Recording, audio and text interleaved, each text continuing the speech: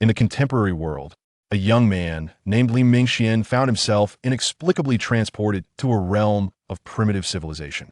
This land is inhabited by a myriad of races, fearsome beasts endowed with terrifying strength, peculiar creatures possessing strange abilities, and beings that are hybrids of human and beast.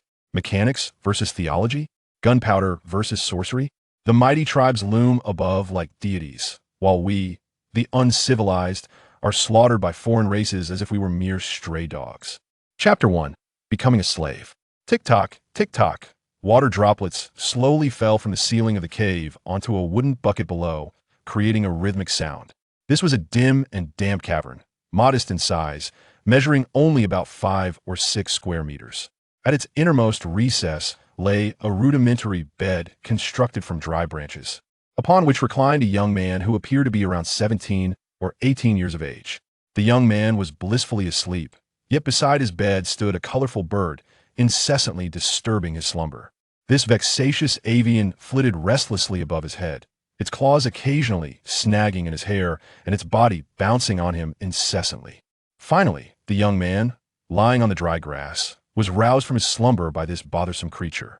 Still dazed from sleep, he was suddenly met with darkness as the colorful bird collided with his face, flapping its wings wildly and chirping melodiously.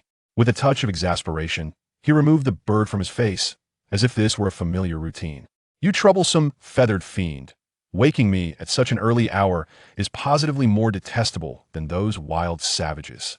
Were it not for you, how could I, Mingxuan, have fallen to such a fate? In critical moments, you prove utterly useless. Why must your awakening necessitate mine? I toil daily, hauling stones as a laborer, while you merely indulge in feasting." As he vented his frustration, the young man, now agitated, crumpled the bird with his hands and tossed it into the corner of the bed. Having awakened, Mingxuan resolved not to return to slumber. Just as he attempted to rise, a pang of soreness coursed through his legs, causing him to wince. Here I am, a paragon of virtue in a new world, reduced to this. What grand beginnings others enjoy in their transitions. I, on the other hand, must labor like a commoner, rising with the sun and resting with its descent. Alas! With a sigh, Mingxuan brushed a few dry blades of grass from his body and stood, preparing to wash up, and on his feet were a pair of unconventional slippers, which were merely wooden planks wrapped with a layer of dried grass. After a cursory rinse of his mouth and a splash of water on his face, he exited the cave. The bird on the bed, witnessing Mingxuan's departure, flapped its wings and followed suit. Outside the cave, the sky was beginning to brighten with the faintest hint of dawn, and the air held a chill. Mingxuan walked along a narrow path, well trodden by many. Perched upon his shoulder was the bird, slightly larger than a pigeon. Mingxuan felt a mix of affection and resentment towards this creature. His resentment stemmed from its penchant for causing trouble, while his affection arose from the fact that it had aided his survival and bestowed upon him an unusual ability. Thus, Mingxuan had affectionately dubbed its scruffy bird. This moniker seemed to evoke no resistance from the dim-witted creature. Perhaps it did not comprehend the unflattering nature of the name. Casually calling out to the scruffy bird, Mingxuan noticed that the once listless bird lifted its head to observe him, but upon finding no further action, it lowered its head. Once more, with a light chuckle, Mingxuan reached up to stroke the scruffy bird and continued his stride. As he advanced, the landscape gradually opened up. In the distance, at the foot of the mountains, a smattering of wooden huts could be seen. Given the early hour, the tribe had yet to stir. Through his observations over the past few days, Mingxuan had gleaned the basic structure of this tribe. It was a small community of approximately 400 to 500 individuals, primarily subsisting on hunting and gathering. Interestingly, adjacent to this tribe was a stone hill, where stones were shaped into tools and weapons for trade with other tribes. This revelation surprised Mingxuan, indicating two significant points. First, that there existed other tribes beyond this one, and second, that a rudimentary trade system had already emerged in this region.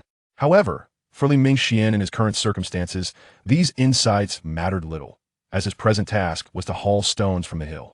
He was joined in this labor by 12 or 13 others, individuals who were either guilty of grave offenses or captives taken during conflicts with other tribes.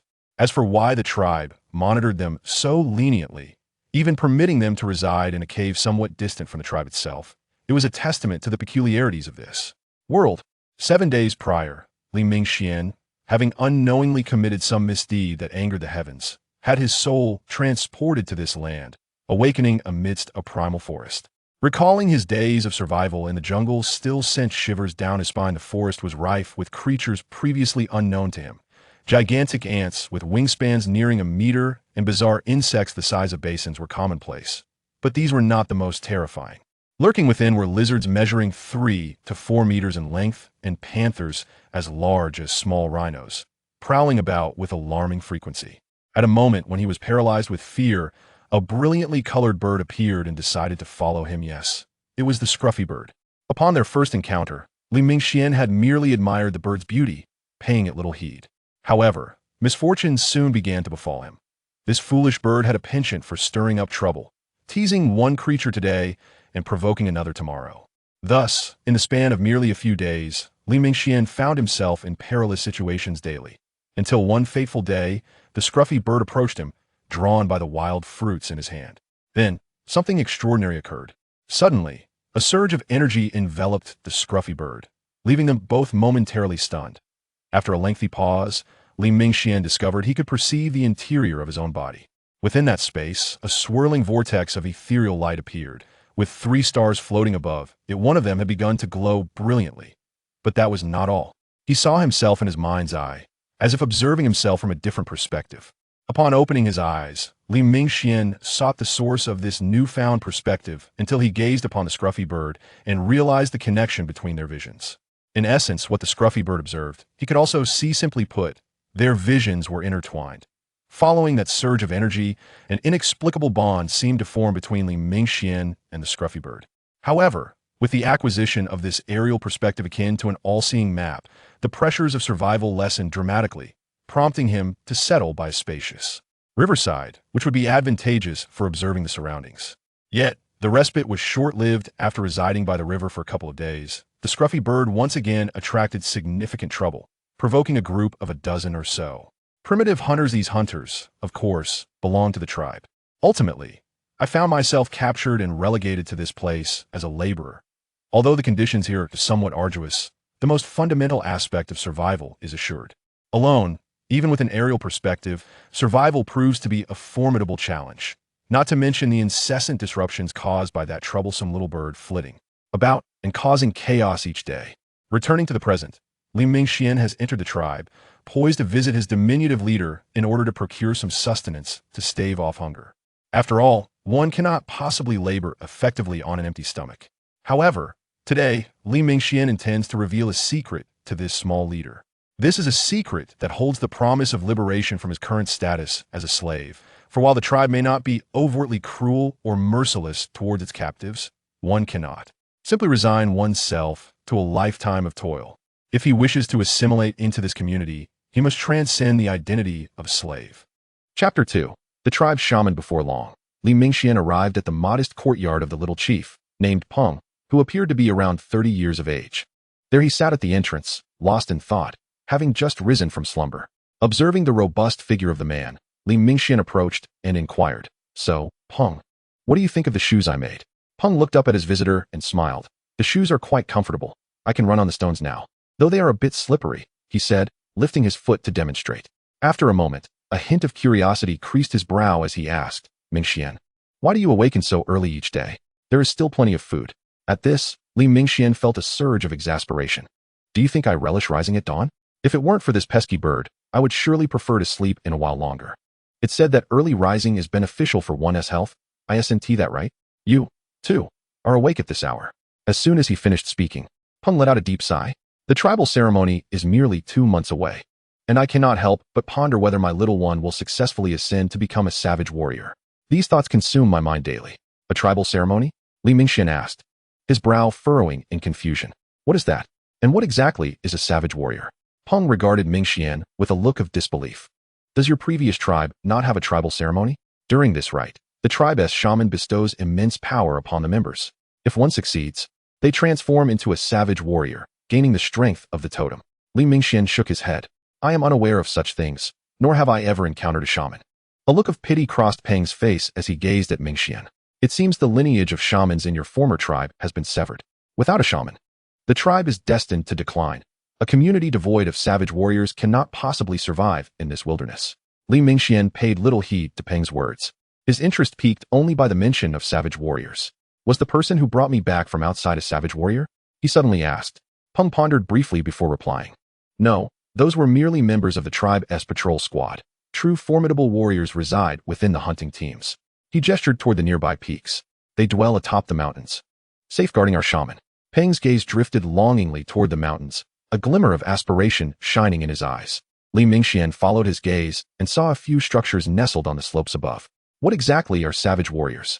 Peng soon returned from his dwelling, bringing with him a handful of wild fruits and a root-like plant, extending them toward Li Mingxian. Here, eat these. I must awaken the other slaves to begin their work. The moment Peng presented the wild fruits, the ragged bird perched on Li Mingxuan's shoulder perked up, diving toward Peng's hand and snatching at the fruit with its claws. While managing to carry one away in its beak, Peng eyed the bird with curiosity and asked Li Mingxian, why not eat it? Bird meat is quite delectable. Li Mingxian accepted the remaining food from Peng, replying, I shall not eat it. There are many ways to procure meat. Do you desire meat, Peng? I know of a place abundant with it. Li Mingxian intended to reveal his secret to Peng, hoping to connect him with the true upper echelons of the tribe. Abundant meat? Peng's eyes widened with excitement. Where's this place? Take me there. Seeing Peng's enthusiasm, Li Mingxian smiled. That location is exceedingly perilous. We cannot acquire the meat alone. I must inform the higher-ups. He gestured toward the mountain peak nearby. This unexpected revelation struck Peng profoundly. In their tribe, individuals received only a meager amount of meat each month, and those who had yet to awaken their savage powers were even less fortunate. Only by becoming a savage warrior could one access plentiful meat, while the lowest tier of slaves often subsisted on mere wild fruits and roots. For the tribe's continuity, it was imperative to allocate the best resources to the savage warriors. Without their protection, ordinary folk would struggle to survive in this jungle. After a moment's contemplation, Peng resolved to escort Li Mingxian up the mountain to meet the chief. If what Li Mingxian claimed were true, he might gain significant rewards. If the shaman were to learn of this, might his child be chosen as the first to awaken during the tribal ceremony? The first to awaken, or first awakening, referred to the warrior who successfully awakened first during the ceremony, historically the one with the highest success rate. With renewed determination, Peng grasped Li Mingxuan's arm, hastily leading him toward the peak, dismissing the notion of slaves working. On the way, Li Mingxian inquired, will we not be stopped if we go up like this? No. Peng reassured him. The chief has instructed that anyone in need may ascend the mountain to seek assistance. You need not worry about that. Before long, Li Mingxian and Peng arrived at the dwelling halfway up the mountain. Most of the structures were constructed from piled stones, with a small courtyard nestled within, guarded by two muscular warriors at the entrance. Peng approached the sentinels with haste, explaining their purpose. The warriors did not impede their passage and allowed them entry. One of the guards led them into the courtyard and instructed, please wait here for a moment. The shaman is currently in discussion with the chief. With that, he turned and resumed his post. Upon hearing that the shaman was present, Peng's excitement was palpable, and he appeared visibly anxious. He turned to Li Mingxian and asked, are you certain your information is correct? If it is false, the shaman will punish us. Peng's reverence for the shaman surpassed even that for the chief. As he had witnessed the shaman perform extraordinary feats, Li Mingxian, observing Peng's distress, remained composed. I saw it with my own eyes. There is indeed an abundance of meat and fruits at that place. If the tribe acquires that meat, they will surely share some with us. Seeing Li Mingxuan's calm demeanor eased Peng's worries, and the two settled into a tranquil silence as they awaited their audience. The sun had been up for some time, casting warm rays upon the courtyard, creating a cozy atmosphere. While waiting, Li Mingxian surveyed his surroundings. The mountain was not particularly high, and the terrain was level. Not far off stood a barren rocky hill, where Li Mingxian often went to gather stones. A small stream flowed between the two peaks, supplying water for the tribe. Surrounding the mountain were towering ancient trees and various unknown plants, so dense that sunlight struggled to penetrate. Creak. The courtyard door swung open, revealing two individuals of remarkable presence. The man on the left was tall and imposing, standing over 2 meters with bronze muscles glistening in the sunlight, giving him an intimidating appearance. The man on the right was an elder, his weathered face draped in a black robe, Li Mingxuan's first glimpse of clothing in this world. As Li Mingxian beheld the two figures, his once steady heart fluttered with intrigue. Is this the shaman? Chapter 3. There is abundant meat. Upon seeing the two men in the courtyard, the robust figure on the left addressed Peng. What has transpired? Is it regarding the slaves? With utmost respect, Peng replied. It is not about the slaves. Rather, Mingxian claims to have discovered a place abundant with meat. This matter is of great significance to our tribe, which is why we have come. He gestured toward Li Mingxian as he spoke. The burly man shifted his gaze toward Li Mingxian, intrigued. Oh, is this true? Feeling the weight of the inquiry, Li Mingxian responded, Chief, I assure you, what I speak is the truth. There is indeed an abundance of meat at that location, as I have witnessed with my own eyes. The weather today is pristine, with an endless expanse of azure skies and remarkable visibility. After slightly orienting himself, Li Mingxian raised his hand to point into the distance. Following the direction of his finger, one could discern a continuous range of mountains at the horizon. Indeed, there it was, a peak adorned with a small island, encircled by water, inhabited by numerous creatures reminiscent of chickens, all grounded and of considerable size, which Li Mingxian illustrated with his hands. This island in the heart of the lake not only boasted flesh, but also an abundance of fruits and various plants of unknown utility, all of which were exceedingly valuable. Upon concluding his remarks, Li Mingxian felt an unsettling apprehension, uncertain whether they would believe him, or if the challenge of procuring food would render his information worthless. However, Li Mingxian evidently underestimated the significance of sustenance for humanity in this era. After hearing Li Mingxuan's account, Peng appeared somewhat astonished. There was a lake at the mountain summit? And an island? The chief, having listened intently, fell silent for a moment before turning to the elder beside him. The elder, furrowing his brow in contemplation, inquired of Li Mingxian, that is the ancient Yuan mountain range, notorious for its ferocious beasts. How did you manage to reach the summit? In response to the elder's query, Li Mingxian replied, It was a bird I raised that informed me. It flew to the peak and witnessed it firsthand. The chief atop the platform was momentarily taken aback. As was Peng. A bird told you? Dare I say, that sounds rather far-fetched. Just as the chief was about to speak further, the shaman intervened. Oh? What kind of bird is this? Might I see it? Li Mingxian felt somewhat awkward. Who knew where that scruffy bird had scampered off to with its fruits? The bird is still eating. I shall bring it to you once it returns. However, I assure you, I speak the truth. The place is indeed a treasure trove, devoid of ferocious beasts, though it is somewhat remote.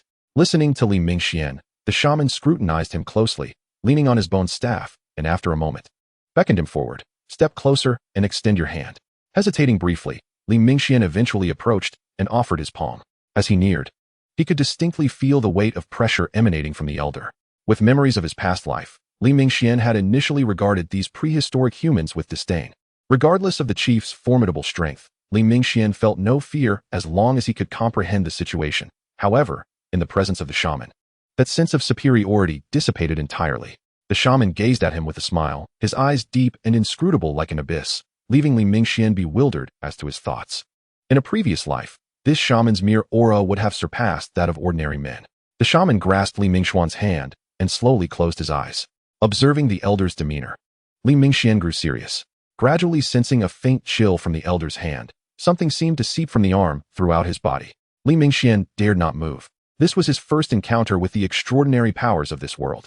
As swiftly as it had come, it departed.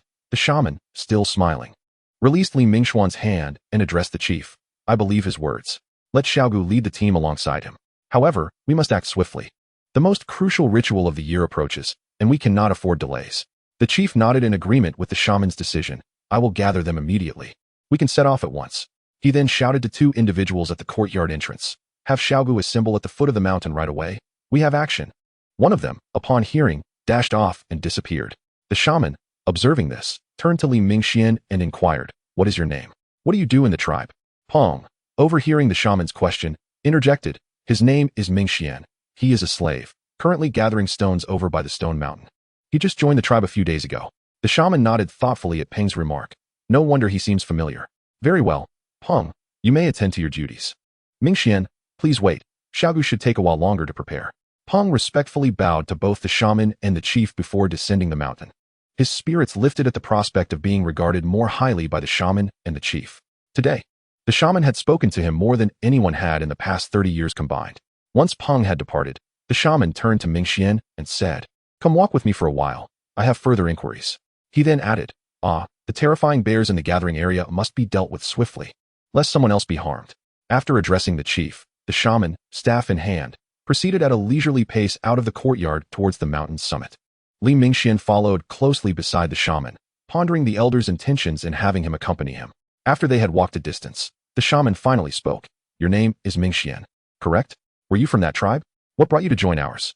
In response to the shaman's inquiries, Mingxian could only answer with a hint of trepidation. My previous tribe consisted of merely a few dozen individuals. Half a year ago, we were attacked by an unknown tribe, and I was the sole survivor, managing to flee here. The shaman regarded Li Mingxian for a moment before responding. Is that so? A non-warrior has survived in this jungle for nearly half a year? Indeed, perhaps I was simply fortunate, Li Mingxian replied, feeling somewhat guilty. I just managed to avoid the dangerous beasts. The shaman chuckled softly and did not pursue the topic further. Instead, shifting the conversation, you mentioned that you witnessed the island atop the mountain. How did that come to be? Li Mingxian had anticipated the shaman's curiosity, and recognizing the elder's possession of some peculiar power, he replied, I can see the world through the eyes of the bird I raised. The shaman paused, contemplating this revelation, and then furrowed his brows, murmuring, to see the world through another creature's eyes? What a curious ability. Does your former tribe have any shamans? No. We have not seen a shaman in my tribe since I was born, Li Mingxian answered. After a brief reflection, the shaman concluded, very well, you may remain here. Xiaogu at the mountain's base should be preparing now. If any difficulties arise during this expedition, retreat promptly. The ancient Yuan mountain range is home to fierce beasts. After bidding farewell to the shaman, Li Mingxian began his descent. Along the way, he pondered the nature of the ferocious beasts the shaman had mentioned and why everyone regarded them with such trepidation. Chapter 4, Departure. As Li Mingxian reached the foot of the mountain, he spotted a group of formidable warriors assembled at the entrance. Each soldier possessed a robust and muscular physique, fit to compete in bodybuilding contests in the modern world. The leader among them was likely Xiaogu, whose appearance bore a striking resemblance to a formidable gorilla, dark and powerful, exuding an aura of strength. As Li Mingxian approached, Xiaogu and several other wild warriors simultaneously fixed their gazes upon him, sending a chill down his spine. Are you the one leading this expedition? Xiaogu's rugged voice resonated in Li Mingxuan's ears. Li Mingxian furrowed his brow slightly at the sound of his voice and replied, I cannot claim to lead, but I will guide us to our destination. We can discuss the particulars along the way. Xiaogu, known for his decisiveness, confirmed this and signaled with his right hand, prompting the entire team to mobilize towards the tribe's entrance. Seeing this, Li Mingxian followed suit, and just then, a sharp cry pierced the air. Glancing upward, he saw the scruffy bird that had been absent all morning soaring towards him. As Li Mingxian observed the scruffy bird's arrival, a twinge of annoyance washed over him. It always seemed to appear at the most critical moments, only to return after indulging in its frivolous escapades. Now, the scruffy bird perched itself upon his shoulder, adopting a rather comfortable position before settling down to rest, which made Li Mingxian grit his teeth in exasperation. Nevertheless, he ultimately allowed it to rest there, for its presence was indispensable for the forthcoming endeavor. The group, led by Xiaogu, had already departed from the tribe, and Li Mingxian noted that many eyes within the tribe were fixed upon them as he hastened to catch up. Among the crowd was Peng, who, observing the departing figures, couldn't help but lament. When will Ling Shi become a formidable warrior of the wilderness and contribute to the tribe? Ling Shi, of course, was Peng's son, a name he had bestowed upon him after requesting an elder of the tribe to name him using a fine stone. Upon leaving the tribe, Li Mingxian and his companions swiftly melded into the dense jungle. Once they entered the thicket, the formation of Xiaogu's team underwent a transformation. The group began to disperse, with the two foremost members darting ahead at an astonishing pace, their figures quickly disappearing from Li Mingxuan's sight. The remaining members formed a protective perimeter around Xiaogu and Li Mingxian, as the entire team navigated the forest with remarkable speed. After crossing a small stream, Xiaogu suddenly inquired, where exactly is the location you mentioned? We are nearing the outskirts of the tribe's usual territory, in the ancient Yuan Mountains. Li Mingxian replied after a moment's contemplation. Once we reach the area, I will be able to locate that peak. In truth, he was uncertain of the precise location of the mountain, but he planned to let the scruffy bird soar into the sky for a better view once they arrived. After all, the place was vividly etched in his memory, teeming with creatures reminiscent of turkeys that had tantalized him during his previous visit. Upon hearing the name of the location, Xiaogu raised his eyebrows in rare surprise, then produced a whistle-like object from his chest and blew into it. A series of insect-like sounds emanated from his mouth, and soon, a similar sound echoed from a short distance ahead, suggesting a form of communication had been established between them. Li Mingxian watched this exchange with keen interest, astonished that these seemingly primitive individuals could utilize such sounds as a means of conveying information. However, his curiosity waned as he soon found himself struggling to keep pace with the team. Upon learning their destination, their speed escalated to a new level. Li Mingxian was already exerting himself to the limit, believing his recent laborious tasks had sufficiently strengthened his body. Yet he discovered that merely keeping up with the group was a monumental challenge. Xiaogu, noticing Li Mingxuan's distress, observed him drenched in sweat and pale, his unsteady gait suggesting he might collapse at any moment. Ja! A sudden sound escaped from Xiao Gu's lips, prompting the nearby warriors to halt in unison, casting puzzled glances in their direction. Seeing the warriors cease their advance, Li Mingxian too came to a stop, only for his legs to buckle beneath him, resulting in an ungainly fall to the ground. In the split second before he collapsed, the scruffy bird sprang into the air, avoiding a simultaneous tumble with him. Initially irked, the scruffy bird soon returned to Li Mingxuan's side to ascertain his condition as he lay there, gasping for breath and offering a wry smile. Have I truly reached my limit? This is rather unfortunate. Xiao Gu's expression shifted to one of impatience as he regarded the exhausted Li Mingxian sprawled in the grass. His original plan had been to hunt a fearsome bear at the gathering site. If all went well, they could have savored some bear paws. Now, however, he found himself tasked with searching for meat atop the mountain, and the presence of such a burden was decidedly irksome. Wu-san, carry him. Do not waste any time. Let us complete this task swiftly. I still intend to hunt that bear, he barked, his preference for the bear over the meat on the mountain evident. Upon hearing Xiao Gu's command, a man on the left, who bore 3 spears slung across his back, approached Li Mingxian while dismantling his weapons and tossing them to a nearby comrade. Time flew, and soon the night descended. In a clearing of the forest, a small team of around 10 encircled a campfire, roasting a recently slain giant serpent. The serpent, measuring over 10 meters in length, had been cut into several segments and was now sizzling over the flames. Beside the fire, Li Mingxian sat on the ground, massaging his weary legs, though his gaze was drawn to the severed serpent's head not far away, which was impaled by a spear, firmly pinned to the earth. What immense strength! I too must become a warrior of the wilderness. With such power, I could stride boldly through life, Li Mingxian murmured to himself. As the serpent meat neared readiness, Li Mingxian mustered the strength to stand, disregarding his fatigue. After all, he was the one tasked with leading them to find meat. What was wrong with indulging in a taste? Since being captured and brought to the tribe as a slave, he had not savored meat. Now, as he eyed the dripping serpent flesh, he cast aside any lingering pride. What was wrong with begging for food? It was certainly better than going hungry. The night passed in silence. At the break of dawn, the team commenced their journey. Li Mingxian, struggling to remain upright, realized his condition had worsened compared to the previous day. Even simple walking felt laborious, making it impossible to keep pace with his companions. Before Xiao Gu could speak, Wu Sen approached, and for the first time, Li Mingxian felt a flicker of fondness for this tribe. Chapter 5. Ascending the Mountain. The ancient Yuan Mountain stood as the most enigmatic presence in the region, rumored to be home to numerous ferocious beasts, the greatest adversaries of humankind. These beasts possessed strength far exceeding that of ordinary predators, along with an array of peculiar abilities. As Li Mingxian and his companions ventured into the mountain range, he could distinctly sense the air grow cooler, with peaks of varying shapes unfolding before him, exuding an ancient and primal aura. After nearly 3 days of relentless travel, they finally arrived at the ancient Yuan Mountains. Observing Wu San, who had borne him on his back for days, Li Mingxian felt a wave of guilt wash over him. Yet he relished the relief of not having to walk. Upon entering the ancient Yuan Mountains, the group began to tighten their formation, some even drawing their spears and stone axes, underscoring their seriousness regarding this terrain. Xiao Gu surveyed their surroundings before turning to Li Mingxian, still on Wu San's back, and inquired, "We have arrived. Where exactly is the mountaintop you spoke of? Our numbers are limited, and should we encounter a ferocious beast, there will be a price to pay for our escape." Li Mingxian, intrigued by Xiao Gu's unflinching demeanor in the face of such danger, grew more curious about these ferocious beasts. If he could tame the scruffy bird, how remarkable it would be to tame a beast of such ferocity. Thoughts swirling in his mind, he did not halt his actions. He urged the scruffy bird to take flight, soaring high above to survey the land below. Activating his ability, an image flashed in Li Mingxuan's mind, akin to possessing the scruffy bird. Observing the ancient Yuan Mountains from above presented a different vista, with several towering peaks standing resolutely at the periphery, and a vast chasm dividing the range into 2 halves. After an extensive search, Li Mingxian finally located his destination, a mountain peak not far from the Great Rift Valley.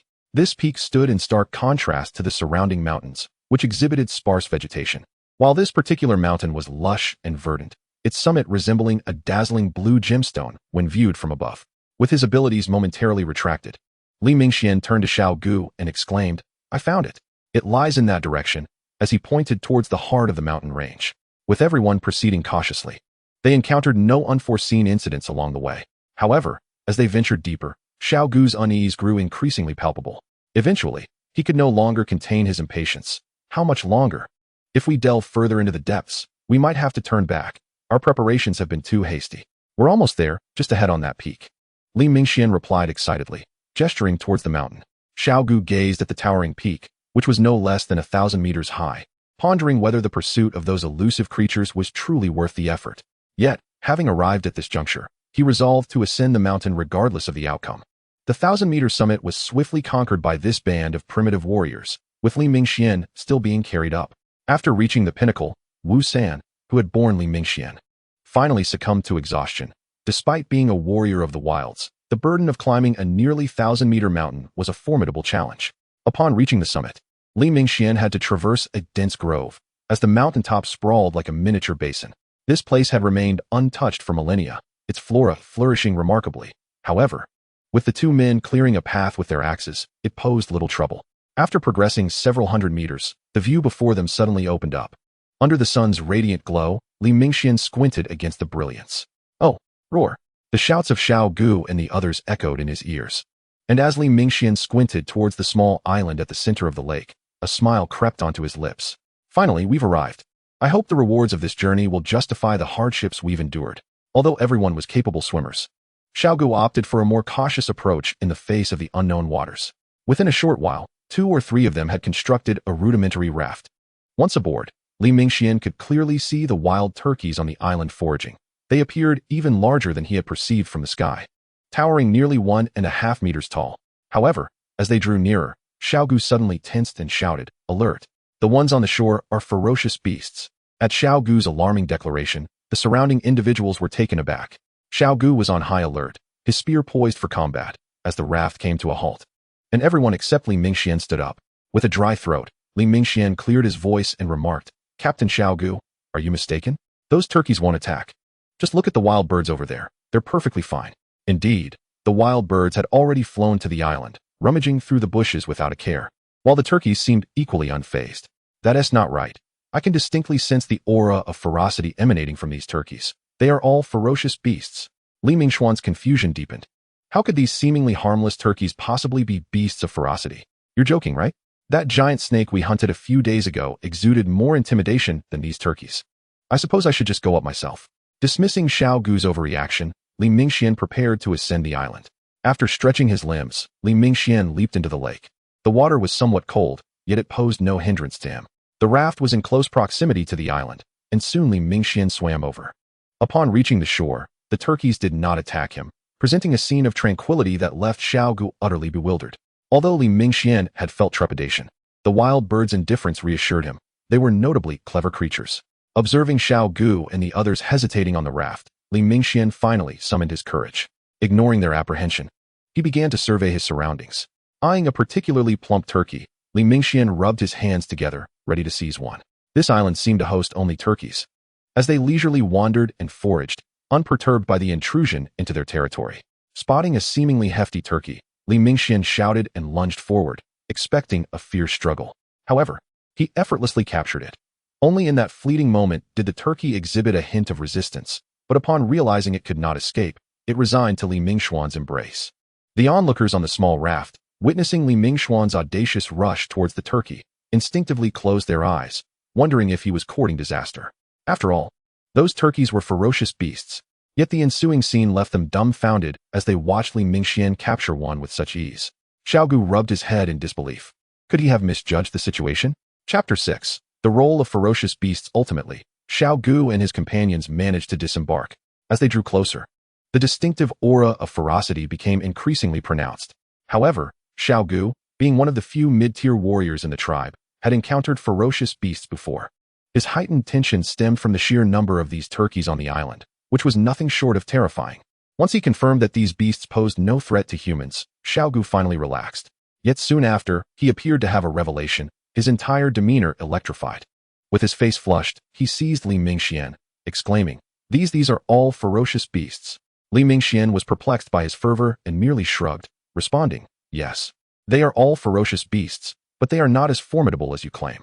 At that moment, Xiao Gu seemed to lose his composure entirely, suddenly dropping to his knees, his hands forming an unusual gesture as he muttered fervently. The other primitive warriors exchanged bewildered glances, questioning Xiao Gu's sudden outburst. Ferocious beasts were the most dangerous species in this world, entities that even powerful warriors of the wild dared not provoke lightly. Once Xiaogu regained his composure, Li Mingxian felt increasingly that something was amiss. After pressing for an explanation, Xiaogu elaborated on the benefits of ferocious beasts. Each creature was a potent entity. Their flesh could enhance one's physical prowess, allowing an ordinary person to sustain themselves for days with just a small morsel. However, the most crucial aspect was the existence of crystal cores within them. Crystal cores? What are those? Do ferocious beasts possess inner elixirs? Li Mingxian questioned, increasingly perplexed. The crystal core is the most valuable part of a ferocious beast, as it can amplify the strength of a warrior of the wild, even enabling one to transcend limitations and achieve greater heights. Xiaogu's face lit up with excitement as he continued, enhancing the strength of a warrior of the wild. Could it allow one to become a warrior of the wild? Finally, Li Mingxian asked the question that had been gnawing at him. Regarding the potential for enhanced strength and transcending limits, he was now more concerned with the prospect of becoming a warrior of the wild. Xiaogu dismissed the notion, stating, "Becoming a warrior of the wild requires a crystal core? What a waste. With a crystal core, I could even break through to become a high-tier warrior. What is a high-tier warrior? Is it a stronger warrior of the wild? Does our tribe have any?" Li Mingxian inquired, bewildered. Xiaogu spoke with a face full of yearning. "Indeed, high-level warriors are simply more formidable savage warriors. As it stands, I am merely a mid-level warrior, while others are even just beginners.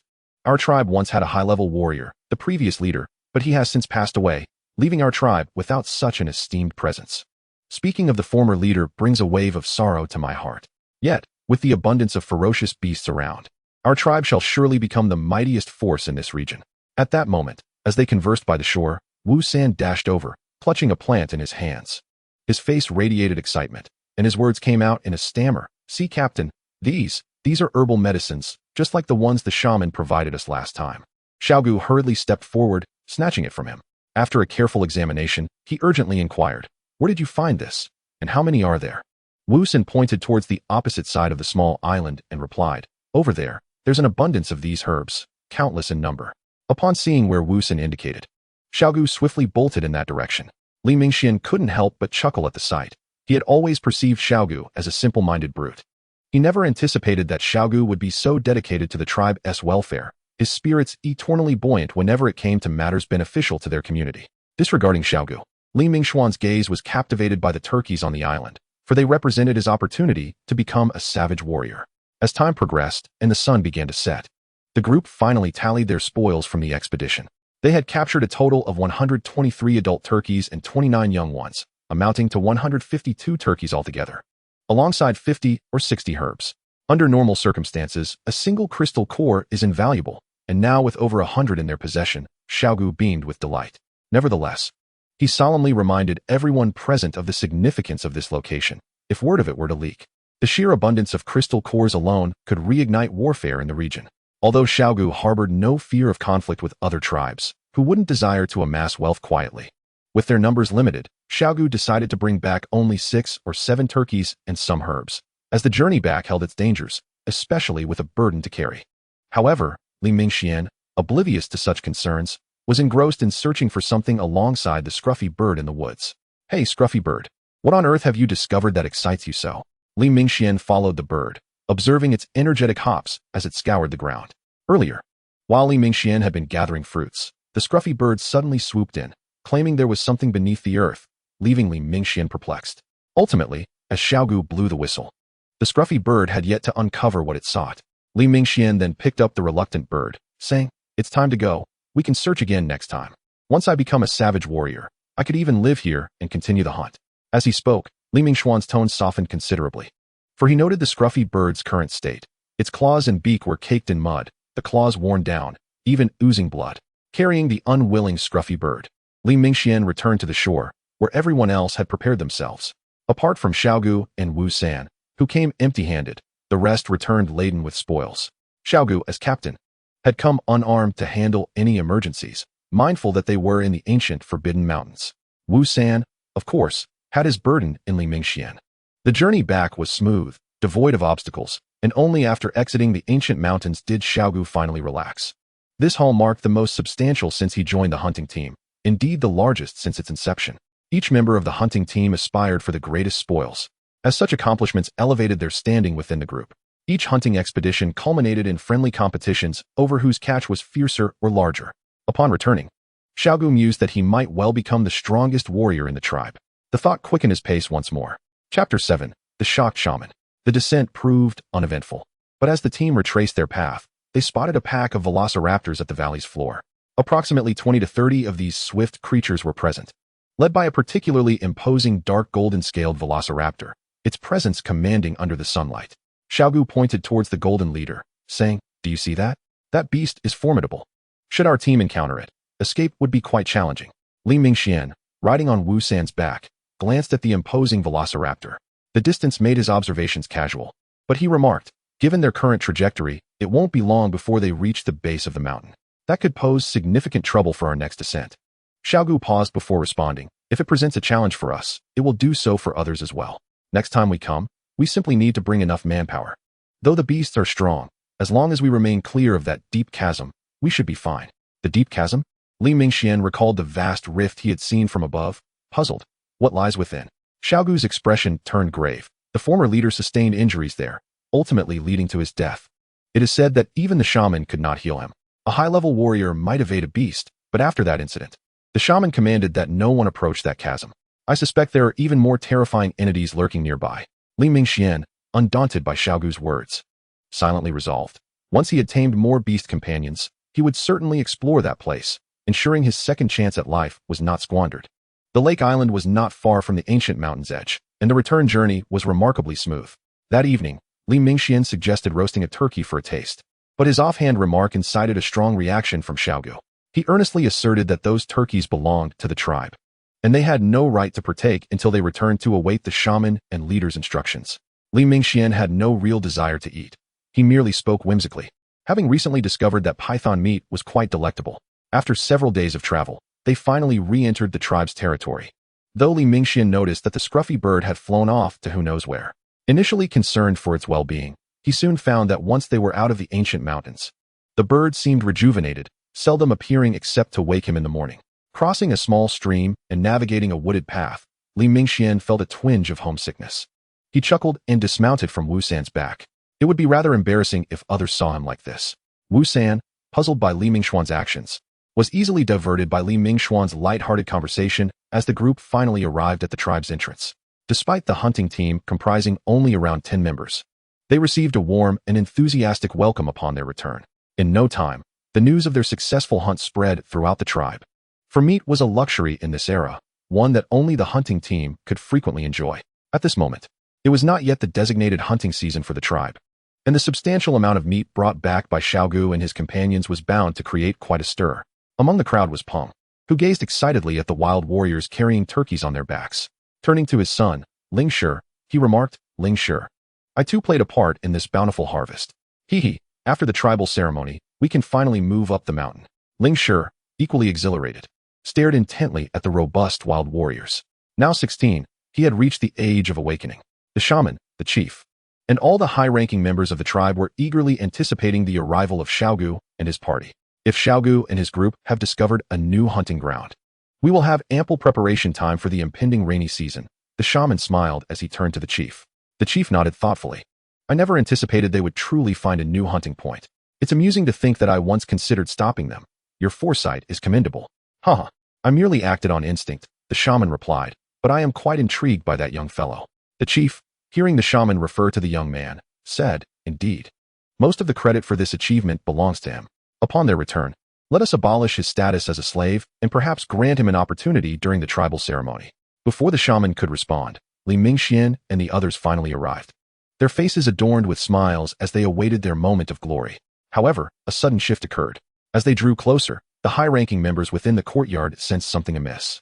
They were all elite members of the tribe, with at least 5 or 6 mid-tier warriors present, in addition to Tong, the strongest individual of the tribe.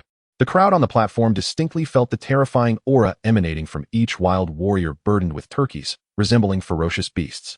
Without warning, Tong stepped forward, positioning himself protectively in front of the shaman, his expression grave as he addressed Xiaogu. Halt. Do not approach. As Tong's voice echoed, the surrounding crowd reacted, their demeanor shifting to one of heightened vigilance, fixating their gazes on Xiaogu and his companions. Li Mingxian, observing their intense behavior, felt perplexed. Did Xiaogu and his group commit some transgression that was uncovered upon their return to the tribe? Upon this thought, Li Mingxian scrutinized Xiaogu's subtle expressions. Noting that Xiaogu appeared equally bewildered, mixed with a hint of trepidation, for every individual before him was of a status equal to his own. The atmosphere in the space grew tense, as Tong and the others' sudden wariness instilled unease in Xiaogu and his companions, who had just returned. Xiaogu, witnessing the crowd's hostile disposition, slowly inquired, "Chief, what is the matter? Have we committed some offense? Why does each of you exude such a formidable aura, particularly those warriors bearing the prey?" Tong, equally grave, pointed towards the warriors behind Xiaogu and Li Mingxian. Upon hearing this, Li Mingxian glanced back, failing to perceive the aura Tong mentioned. However, as his gaze landed on the turkeys strapped to the warriors' backs, realization dawned upon him. With a hint of exasperation, he covered his forehead and muttered, "Not again." He then proceeded to clarify that these turkeys posed no threat. They merely carried an aura reminiscent of ferocious beasts. Tong and the others remained perplexed. Yet the shaman stepped forward, his bone staff trembling in his grasp. With urgency, he addressed those nearby, "Yanlai, seal off the mountainside. No one is to ascend." As the shaman's command resonated, a remarkably robust man beside Tong swiftly departed, appearing even stronger than Xiaogu, armed with an enormous bone club and exuding an intimidating presence. The shaman hurriedly approached Xiaogu and his companions, and Tong, taken aback by the usually inscrutable shaman's uncharacteristic display of agitation, followed closely. Wary of the potential danger posed by the turkeys, upon the shaman's arrival, Xiaogu promptly instructed one of the warriors to release the turkeys. Although it was confirmed that these creatures were harmless, they were still bound by their feet and wings. The massive turkeys, once placed on the ground, showed no resistance. As if resigned to their fate, the shaman squatted before the turkey, extending an aged hand towards its head. The onlookers gasped at the shaman's gesture, the closer they approached. The more palpable the oppressive aura emanating from the turkeys became, mirroring Xiaogu's earlier reaction. Li Mingxian observed the elderly man closely as he bent down. Noticing the shaman's eyes were tightly shut, his expression grave. Suddenly, Li Mingxuan's eyes widened in astonishment. He saw a glimmer of purple light emanating from the shaman's hand, flashing briefly before vanishing into the turkey's body. The turkey, which had appeared as docile as a defeated dog, began to thrash about under the influence of the purple light. Witnessing this, Xiaogu quickly restrained the flailing turkey. Under Xiaogu's immense strength, the turkey soon settled down. Then, the shaman released his grip, slowly opening his previously closed eyes. Now calm, yet betraying a flicker of fervor. Cough, cough. No wonder these giant birds emit the aura of ferocious beasts. They are, in fact, aberrations. The words emerged from the shaman, slightly tremulous. Aberrations? Li Mingxian, unfamiliar with the term, inquired, "What exactly is an aberration, and how does it differ from a ferocious beast?" A ferocious beast is simply that, while an aberration represents an unusual variant among ferocious beasts. During their growth, ferocious beasts may undergo mutations, albeit at an exceedingly rare probability. Some mutations lead to advantageous traits, while others result in detrimental ones. The shaman paused before continuing. For instance, these large birds must have once been ferocious beasts. It is unclear what mutation occurred, but they have entirely lost their capacity to attack. Yet, despite mutating in a weaker direction, they were once still ferocious beasts. Xiaogu, Mingxian, you two have rendered great service to the tribe. Particularly you, Mingxian. Starting tomorrow, you shall no longer be a slave. During the tribal ceremony, you will be the first. Upon the conclusion of these words, excitement surged through everyone, especially Chief Tong, who, despite his usual composure, struggled to contain his elation as he addressed the shaman. "Shaman, if these are indeed ferocious beasts, our tribe will once again witness the emergence of high-ranking warriors." The shaman nodded in agreement. "Indeed, if these aberrations are utilized properly, our tribe shall soon see the return of high-ranking warriors. 7 crystal cores. Who knows how many individuals will ascend to high rank this time?" The shaman mused, gazing at the aberrations. Nearby, Xiaogu, with a sense of pride, remarked, "There are still over 100 atop that mountain, and not only aberrations. We also brought back numerous medicinal herbs, which are significantly larger than those you provided us last time, shaman." As evening descended, Li Mingxian busied himself packing his belongings in the cave he had inhabited for a considerable time. In truth, there was little of value: a wooden basin and 2 fine stones. These stones had been salvaged by Mingxian while he worked at the quarry. Typically, slaves were forbidden from hoarding stones, yet after crafting a pair of simple grass sandals for Peng, he had faced no objections. With the stones placed in the wooden basin, Li Mingxian lifted it and exited the cave that had been his home for quite some time. Earlier in the day, The shaman had publicly absolved Mingxuan of his status as a slave, so he prepared to move down to the tribe at the foot of the mountain. With no dwelling of his own, he would have to stay at Peng's house for the night. The scruffy bird had spent the entire day frolicking and finally returned to Mingxian's side as evening descended. Observing the creature resting on his shoulder, Li Mingxian felt a sense of helplessness. It seemed he needed to devise a way to tame another pet, for this fellow was utterly unreliable, wandering off each day to who knows where. Li Mingxian reminisced about the moment he had tamed the scruffy bird. He distinctly recalled 3 celestial orbs appearing in his consciousness. And upon successfully taming the scruffy bird, one of the orbs illuminated, while the other 2 remained dim. This indicated that he could still tame 2 additional beasts. Having acquired such extraordinary abilities from merely one scruffy bird, he pondered what the remaining orbs might bestow upon him.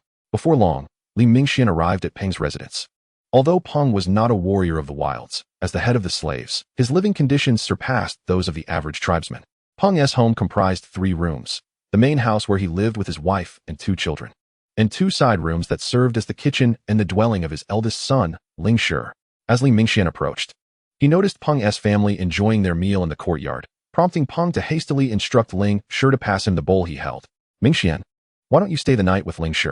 Tomorrow, I will gather the slaves to construct a house for you, Peng said, his spirits particularly high, as his assistance in the hunt had earned him a reward of dried meat and a place for Ling Shi in the hunting preparatory team.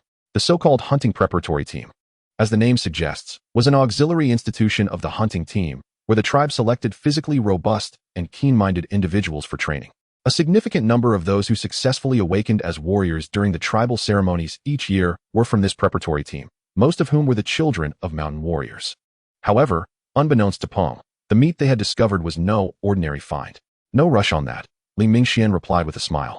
But do you know which stonemason possesses the finest craftsmanship? I wish to forge 2 stone knives. Peng paused momentarily before responding with a grin. That's a trivial matter. After years of hauling stones, I certainly know who among the tribe excels in this skill. Leave it to me. Now, come sit and eat with us. There's meat tonight.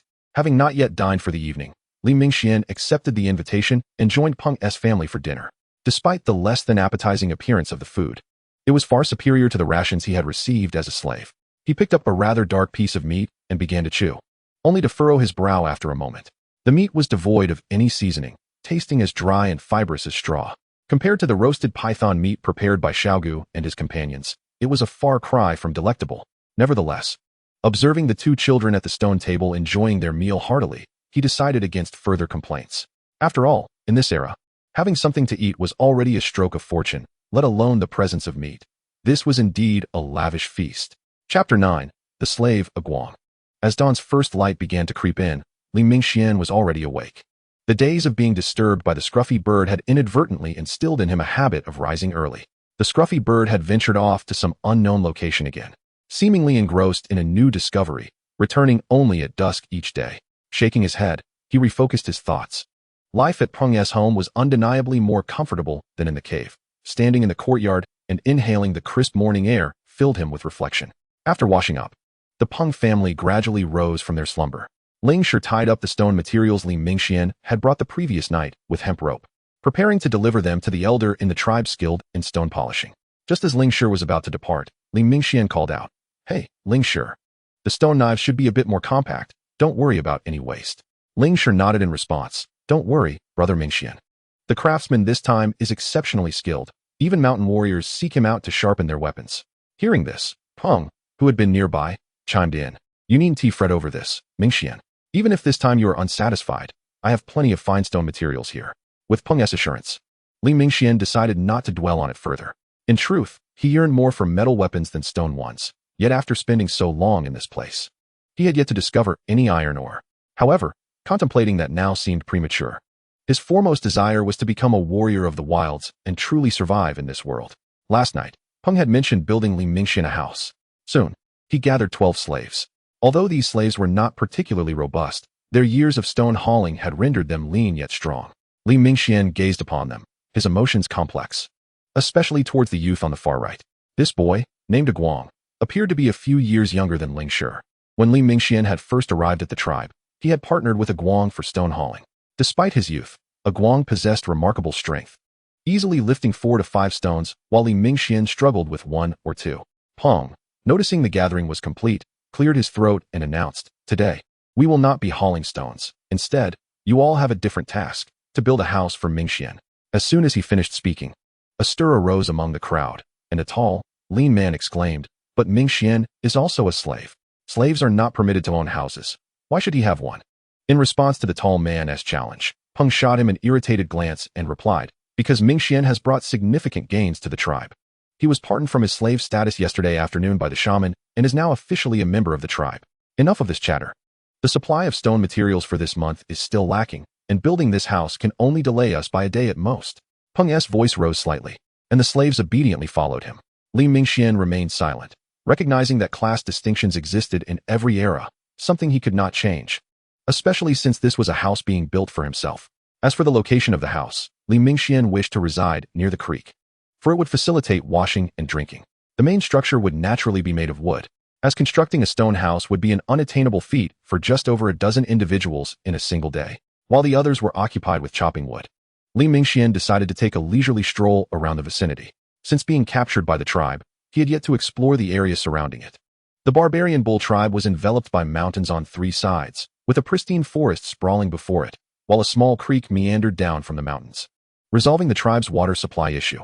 The creek was crystal clear, but its lack of fish left Li Mingxuan somewhat disappointed. However, he could occasionally find crabs beneath the stones. Just as he was wandering by the riverbank, a beautiful bird suddenly soared from the opposite shore, and upon closer inspection, he recognized it as the scruffy bird. Standing on this side of the river, Li Mingxuan watched as the scruffy bird flew out, narrowly dodging 2 wooden spears that shot through the air. Startled, the scruffy bird lost a few feathers, which fluttered like snowflakes in the breeze. Moments later, just as the scruffy bird settled on Li Mingxuan's shoulder, several primitive individuals burst forth from the dense forest. Upon seeing their attire, Li Mingxuan let out a sigh of relief. He turned to the scruffy bird perched on his shoulder with exasperation. "What is this? Being chased again? Ever since I encountered you, my misfortunes have been unending." As soon as Li Mingxuan's words fell, a sudden exclamation pierced the air. "That bird is over there. Don't let it escape. Those who dare to ruin my yin, Li shall suffer a fate worse than death." Observing the fierce demeanor of the members of the Man-Yo tribe, Li Mingxuan realized he was in serious trouble. After Yin Li and his companions crossed the river, they were momentarily taken aback by the sight of the scruffy bird perched on a tribesman's shoulder. Upon seeing Li Mingxuan's attire, they quickly deduced he was a slave. Due to the tribe's long-standing hunting practices, leather goods were abundant, and it was customary for tribe members to don at least 1 or 2 pieces of animal skin clothing, a privilege not afforded to slaves. Yin Li, brandishing his spear, advanced menacingly towards Li Mingxuan, intent on capturing that detestable bird regardless of whether Li Mingxuan was a slave or not. "Hand over that bird. Today, I shall make it clear what the consequences of offending me are." Yin Li snarled, pointing ominously at the scruffy bird. Li Mingxuan understood that the bird had surely angered someone, for if it were merely a matter of hunting for meat, they wouldn't be so aggressive given their shared tribal affiliation. With a respectful bow, he implored, "Great warrior of the wilderness, considering the contributions this scruffy bird has made to the tribe, might you spare it this once?" His demeanor was earnest, his humility palpable. To his surprise, Yin Li took a step back, a hint of bashfulness crossing his face as he repeatedly waved his hands, exclaiming, "I am not yet a warrior of the wilderness, but this year I shall surely become one." Li Mingxuan gazed at his expression, momentarily speechless. Yet, Yin Li soon regained his composure, retracting his spear. "You claim this detestable bird has contributed to the tribe? How can that be? Just yesterday, we set traps for our prey, only for it to fly in from who knows where and scare them all away. It must compensate for this loss." With a knowing smile, Li Mingxuan replied, "I presume you heard that Xiao Gu and the others returned with a bounty of food yesterday. The primary credit for that bounty belongs to the scruffy bird. Thus, it indeed has merit for the tribe. As for compensation, that can be arranged. Xiao Gu has promised to provide me with some meat, which could serve as restitution." Upon hearing this, Yin Li and his companions exchanged glances, their expressions a mixture of disbelief and intrigue. "You are the slave who discovered new prey?" Chapter 10, The Hunting Preparatory Team. "You are the slave who discovered new prey?" Yin Li asked incredulously. Li Mingxuan nodded with a smile. "Yes, to some extent. However, it was that foolish bird that proved to be of immense assistance." He then lifted the scruffy bird from his shoulder and cradled it to his chest. Despite this, Yin Li ultimately chose not to pursue the matter further. Although he was unaware of the exact amount of food Li Mingxuan and his companions had brought back the previous day, he knew that his father, Yin Lai, had displayed their most treasured ceramic jars in celebration. Those jars were invaluable heirlooms passed down from the ancestors of their tribe. Noticing the softening of Yan Li's tone, Li Mingxian seized the opportunity to change the subject. You mentioned you all are hunting, but I heard that only warriors of the wilderness can join the hunting teams? Yan Li scratched his head in response. Our hunting is merely the simple act of tracking ordinary beasts around the tribe. It's not particularly challenging. We are not a hunting team. Rather, we are a hunting preparatory team. Hunting preparatory team? Li Mingxian mused, stroking his chin thoughtfully. It made sense, considering the youthfulness of the members, who looked to be of similar age to Guang and Ling Shi. Just then, a figure approached from a distance, and he recognized Guang running towards them. Upon noticing the individuals beside Li Mingxian, Guang's face briefly reflected a flicker of envy. Nevertheless, he quickly refocused on Li Mingxian, saying, Brother Mingxian, we have gathered the wood. Would you like to come see what the house will look like? Li Mingxian nodded in response and turned to Yan Li and the others, saying, I shall take my leave for now. As for the damages caused by that foolish bird, I assure you I will compensate for them. My name is Mingxian. After dismissing Yan Li and his entourage, Guang could no longer contain his curiosity and asked Li Mingxian, Brother Mingxian, how did you come to know Yan Li and the others? They are among the most promising youths of the tribe, likely to become warriors of the wilderness. Casually glancing around the riverbank, Li Mingxian turned back with a smile. Oh, we are not acquainted. It is merely that this foolish bird has caused some trouble. He then inquired, by the way, Guang, which tribe were you from before you became a slave? Taken aback by the sudden question, Guang paused before responding. I was found and brought back by the warriors of the tribe from the hunting grounds. I do not remember which tribe I belonged to before. Seeing the young man's bewildered expression, Li Mingxian chuckled. I too was found. I cannot recall my previous tribe either. It feels like a distant memory. However, since we are here now, we are family. Li Mingxian wished to keep certain details to himself. He found Guang to be an admirable youth, the first person he desired to befriend in this new world. Unlike other slaves who only concerned themselves with food and sleep, Guang possessed a nascent wisdom reminiscent of a shaman, albeit still in its infancy. Li Mingxian had not wandered far, and their idle chatter soon led them to the site designated for building their house. This location was not far from the riverside, on slightly elevated terrain. Peng had chosen this spot, knowing that even though the stream was currently modest in size, it would swell vigorously during the rainy season. Li Mingxian had no objections to the site. With ample materials available, the construction proceeded swiftly. The main structure of the dwelling was framed with sturdy tree trunks, while branches and straw served as walls. To Li Mingxian, who was accustomed to the aesthetic beauty of modern architecture, the appearance was somewhat hard to bear. As the sun dipped towards the horizon, casting a warm glow, the primitive abode was finally completed. Gazing at the somewhat rudimentary house, Li Mingxian gently stroked the scruffy bird, saying, Do you see this? Foolish bird, we finally have a home. The scruffy bird, disturbed from its slumber in Li Mingxian's embrace, adjusted its position in annoyance and resumed its nap. As everyone prepared to head to Peng's home to collect food, an unexpected figure appeared. Xiaogu, accompanied by two warriors from his team, approached, each carrying provisions. Mingxian, I've been searching for you for ages. If someone hadn't mentioned that Peng was building a house here, I might never have found you, Xiaogu exclaimed, casually tossing a sizable piece of meat onto the courtyard floor. The surrounding slaves could not help but recoil at the sight of such meat, their gazes drawn to the mound of flesh as if it were a mountain. Yet, not a soul dared to lay claim to it. Fully aware of the dire consequences that awaited such audacity, far worse than being expelled from the tribe. Observing the abundance of meat that Xiaogu had brought, Li Mingxian was taken aback, saying, Brother Xiaogu, this is far too much. Didn't you say yesterday that I would only need a little? With a nonchalant demeanor, Xiaogu replied, This is but a trivial matter. Once you become a warrior of the wilderness, I shall let you savor the finest delicacies. After delivering the provisions, Xiaogu took a keen interest in Li Mingxuan's new house, remarking, Why exert effort building a house here when we'll be moving to the mountains in a few months? If you lack a home, there is still a place I used to stay at the foot of the mountain. The slaves present, including Peng, were left astounded by Xiaogu's seemingly fantastical words.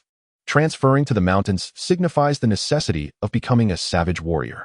Even the offspring of such warriors, if they do not ascend to that status before the age of 18, are relegated to the foot of the mountain. Observing the atmosphere in the arena subtly shift, Li Mingxian had no choice but to concoct a casual excuse to dismiss them. Just as Xiaogu was about to depart, he turned to Li Mingxian and said, By the way, Mingxian, there is still some time before the tribal ceremony. You might as well join the hunting preparatory team to familiarize yourself with the methods of hunting. Although I would love to have you in my squad, your physique leaves much to be desired. Upon hearing Xiaogu's words, Li Mingxian felt his cheeks flush with embarrassment. recalling how he had been carried from head to toe by others on their journey to the Guhua Mountains. Noting Li Mingxuan's silent demeanor, Xiaogu chuckled and patted his shoulder, saying, "All right then, that settles it. Tomorrow, I will send that scoundrel to find you." With that, Xiaogu departed with his two subordinates. Upon returning, Li Mingxian found the people in the small courtyard exchanging glances. Addressing his weary companions, he said, "Prong, could you bring the cooking pot over here? Today, we feast on meat." Chapter 11. Joining. Before long, Peng returned with the largest pot from his home, which resembled a hollow stone more than a traditional cooking vessel. However, this did not deter the others from relishing the impending feast. The sun had set, and at the dimly lit riverside, a vibrant fire illuminated the surroundings. Sated slaves danced around the fire in a manner incomprehensible to Li Mingxian, the only ones remaining still being himself, Peng, and Aguang. Peng maintained his image before the slaves, while Aguang, much like Li Mingxian, could not shake off the burdens of their hearts to join in the revelry. Li Mingxian observed the sizable portion of meat still hanging in the makeshift shelter, and a question arose in his mind. How would they preserve this meat? Turning to Peng, he inquired, "Peng, why isn't this meat spoiled without being dried?" "Dried? Spoiled?" Peng looked puzzled, unsure of what Li Mingxian meant. After a lengthy explanation, Peng finally grasped Li Mingxuan's inquiry. "Oh, you're asking whether the meat will go bad? That's because the shaman has created a white powder that prevents the meat from spoiling for an extended period." Li Mingxian stroked his chin thoughtfully, realizing that this white powder was likely akin to modern preservatives, though he wondered how these shamans had discovered it. Time always seemed to fly when one is enjoying themselves. Upon learning that the tribe's meat was immediately sprinkled with this white powder, Li Mingxian ceased to fret over preservation methods. The following day, as Li Mingxian finished washing by the river, several familiar faces appeared at the entrance of his small courtyard. It was Yin Li and others. Seeing them, Li Mingxian couldn't help but smile. "You've come early to collect your compensation?" Yin Li waved his hand dismissively. "I'm not here for food. Yesterday, Uncle Xiaogu came to us and said you were joining us, so I've come to escort you." Li Mingxian paused, slightly taken aback. "Aren't you all residing within the tribe? This place is merely for lodging. Our hunting preparatory team trains elsewhere. Come on, we need to hurry. I've heard there's a troublesome task today," Yin Li replied. Li Mingxian hastily gathered his things and scooped up the scruffy bird still nibbling on fruit nearby, saying, "Though it's just the hunting preparatory team, my current physical condition leaves much to be desired. Xiaogu should be aware of this bird's secret, right?" Following Yin Li and the others out of the tribe, they traversed through the woods until they reached an open area. This training ground was situated at the foot of a mountain, but from the outside, it appeared to consist of only a few sparse thatched huts. As they approached, Li Mingxian noticed about 20 youths, approximately 14 or 15 years old, practicing spear throwing, while some were engaged in close combat.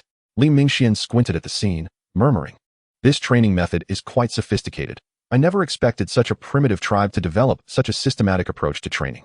Just as he was observing two members of the hunting preparatory team in a fierce spar, a hoarse voice reached his ears. "So you're the one Xiaogu brought in?" Turning slightly, Li Mingxian saw a lean man not far from him. Yet, it was not his appearance that captured Li Mingxian's attention. Rather, it was the two enormous bone blades strapped to his waist, which were not merely ordinary bones, but bore intricate red patterns etched upon their surfaces. These markings deeply fascinated Li Mingxian, even causing the star-like energy within him to resonate with unusual excitement. As if sensing something, the scruffy bird suddenly pecked at Li Mingxuan's hands, jolting him back to reality, though his mind still felt hazy, as if just awakening from slumber. The lean man observed Li Mingxian's unsteady posture and couldn't help but smirk. "I heard from Xiaogu that this beautiful bird of yours can detect danger in advance and has a constitution undeterred by ferocious beasts." Shaking his slightly dazed head, Li Mingxian nodded. "Indeed, this bird possesses remarkable intuition. It can help us identify unknown dangers and the movements of enemies, proving invaluable during our hunts, though it has some limitations in densely wooded areas." "Oh, it seems you've tamed a fine companion, much like my little wolf." The lean man, now somewhat proud, lifted his chin. However, standing beside them, Yin Li displayed an expression of mild alarm. "Uncle Zhuo-san, you haven't managed to kill that wolf yet?" Zhuo-san shot him a glare. "That was merely an unfortunate incident last time. Besides, it only listens to me. Who told you to tease it?" Clearing his throat, Zhuo-san turned to Li Mingxian. "So, you're called Mingxian, right? Since that old stick-in-the-mud Xiaogu recognizes your abilities, you'll join Yin Li's group from today onward. There's a task today to protect the gathering team, but don't wander too far. There's been a bear in the vicinity that hasn't been dealt with yet." Zhuo-san fixed his gaze on Li Mingxian and Yin Li. Yin Li, upon hearing this, grumbled, "Do we really have to gather food with those women? It's so boring." But we can handle that bear if it comes our way. Heh. No, absolutely not. Don't provoke that bear. That matter should be left to the hunting team. It escaped during the last encirclement, and although it was injured, it had the support of savage warriors then, Zhu's son admonished Yanli sternly. Seeing Zhu's son's serious demeanor, Yanli reluctantly conceded, fine. We want to go looking for it. But what if it comes looking for us? Zhu's son glanced at him and replied casually, a weapon blessed by the shaman. Once struck, won't recover in such a short time. Don't entertain any foolish ideas. Yanli's expression turned somewhat sullen upon having his thoughts exposed, while Li Mingxian, who had remained silent, queried, what exactly is a weapon blessed by the shaman? In response to Li Mingxian's question, Zhu's son simply and bluntly unsheathed a curved dagger from his waist, declaring, this is also a weapon blessed by the shaman. What do you think? Zhu's son's expression was tinged with pride. Li Mingxian gazed intently at the bone knife before him, almost entranced as he reached out to touch it. Just as his fingers were about to graze its intricate surface, Zhu's son abruptly withdrew the curved blade. Noticing the puzzled expression on Li Mingxuan's face, Zhu's son explained, it is not that I am unwilling to let you touch it. Rather, this knife, having been blessed, is exceptionally sharp. As an uninitiated warrior, you may be injured by the power it possesses. Although Li Mingxian regretted not being able to further explore how this knife could awaken the star essence within his body, he recognized that opportunities would abound in the future, compelling him to momentarily set aside his curiosity. Chapter 12, a second ability? Currently, the hunting preparatory team comprised 3 squads, one of which was led by Yanli, originally consisting of 11 members. This squad had now expanded to 12 with Li Mingxuan's addition. Yanli observed that Li Mingxian bore no weapon, so he guided him into a nearby hut to select a few training tools. Li Mingxian, feeling no hesitation, opted for a spear and a piece of leather clothing. As his 2 stone knives were still incomplete, he certainly could not participate in the mission unarmed. Inside the hut, various spears, stone axes, and knives lay scattered alongside some tattered garments. Li Mingxian dismissed the crude stone tools, considering them beneath his notice. Moreover, he had no proficiency with short weapons. He felt a greater sense of security wielding a long-handled weapon, adhering to the adage that a weapon's length equates to its strength. After selecting his weapons, Li Mingxian returned with Yan Li and the others to the tribe, awaiting the arrival of the collection team, primarily composed of women from the tribe. In this primitive society, relying solely on men for hunting was evidently insufficient to meet the tribe's consumption needs. Simply put, the fruits and roots distributed to the slaves daily were largely the results of this collection team's efforts. Generally, potential dangers surrounding the tribe would be eradicated. Yet there were always exceptions, such as the injured bear. Hence, each collection mission necessitated a protective detail, and the hunting preparatory team was deemed the most suitable choice after the hunting squad. As time passed, a somewhat bored Li Mingxian noticed a group of women approaching from a distance. The team, consisting of approximately 30 members, was predominantly comprised of older women, each weathered by the rigors of a life steeped in primal essence, leaving little for the eyes to admire. Although no one in the hunting preparatory team was particularly eager to undertake this task, they understood its paramount importance. Food was always the tribe's foremost concern. The 2 teams converged, gradually disappearing into the depths of the jungle beneath the rising sun. The 12-member squad dispersed around the collection team, and Li Mingxian observed that they, too, communicated using peculiar sounds produced by blowing through leaves. As everyone busied themselves, Li Mingxian attempted to shoo a scruffy bird into flight. Initially, the bird sought refuge in his arms to nap, but Li Mingxuan's spear blocked its return. I must find a more reliable companion soon. This scruffy bird can be quite unreliable, he murmured to himself from the rear right of the formation. The journey was uneventful until they reached the collection site, where the women began forming small groups to gather fruits and mushrooms from the forest. Once a location had been sufficiently harvested, they would proceed to the next. This method of collection had been honed over years, ensuring sustainability by avoiding overexploitation of any single site. The primary reason the hunting preparatory team was averse to this task was its inherent tedium. While the women busied themselves foraging for fruits and roots, the men stood watch, awaiting dangers that seemed perpetually elusive. Collection typically lasted around 2 days, and as the sun dipped toward the horizon, Yanli identified a somewhat flat area to set up camp. After a day of traversing the forest, Li Mingxian leaned against a stone, tending to the scruffy bird in his arms as it feasted on fruit. Just as he scanned the ancient world around him, a piece of darkened jerky was offered to him by Yanli, who remarked, "Have a bite. Relying solely on fruits won't provide any strength. Tomorrow, I'll take you to an extraordinary place, one where nothing surpasses the taste of meat." Heh. Turning to face the sturdy figure before him, Li Mingxian accepted the jerky with a smile, replying, "Didn't Zhu's son say not to act recklessly?" Protecting the collection team is of utmost importance. Yinli, maintaining a serious demeanor, countered.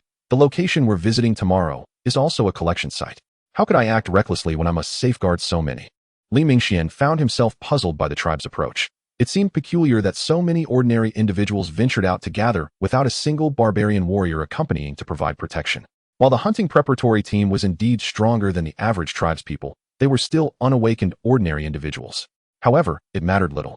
Perhaps the true dangers surrounding the tribe had been entirely eradicated, granting the leadership a sense of unfounded confidence.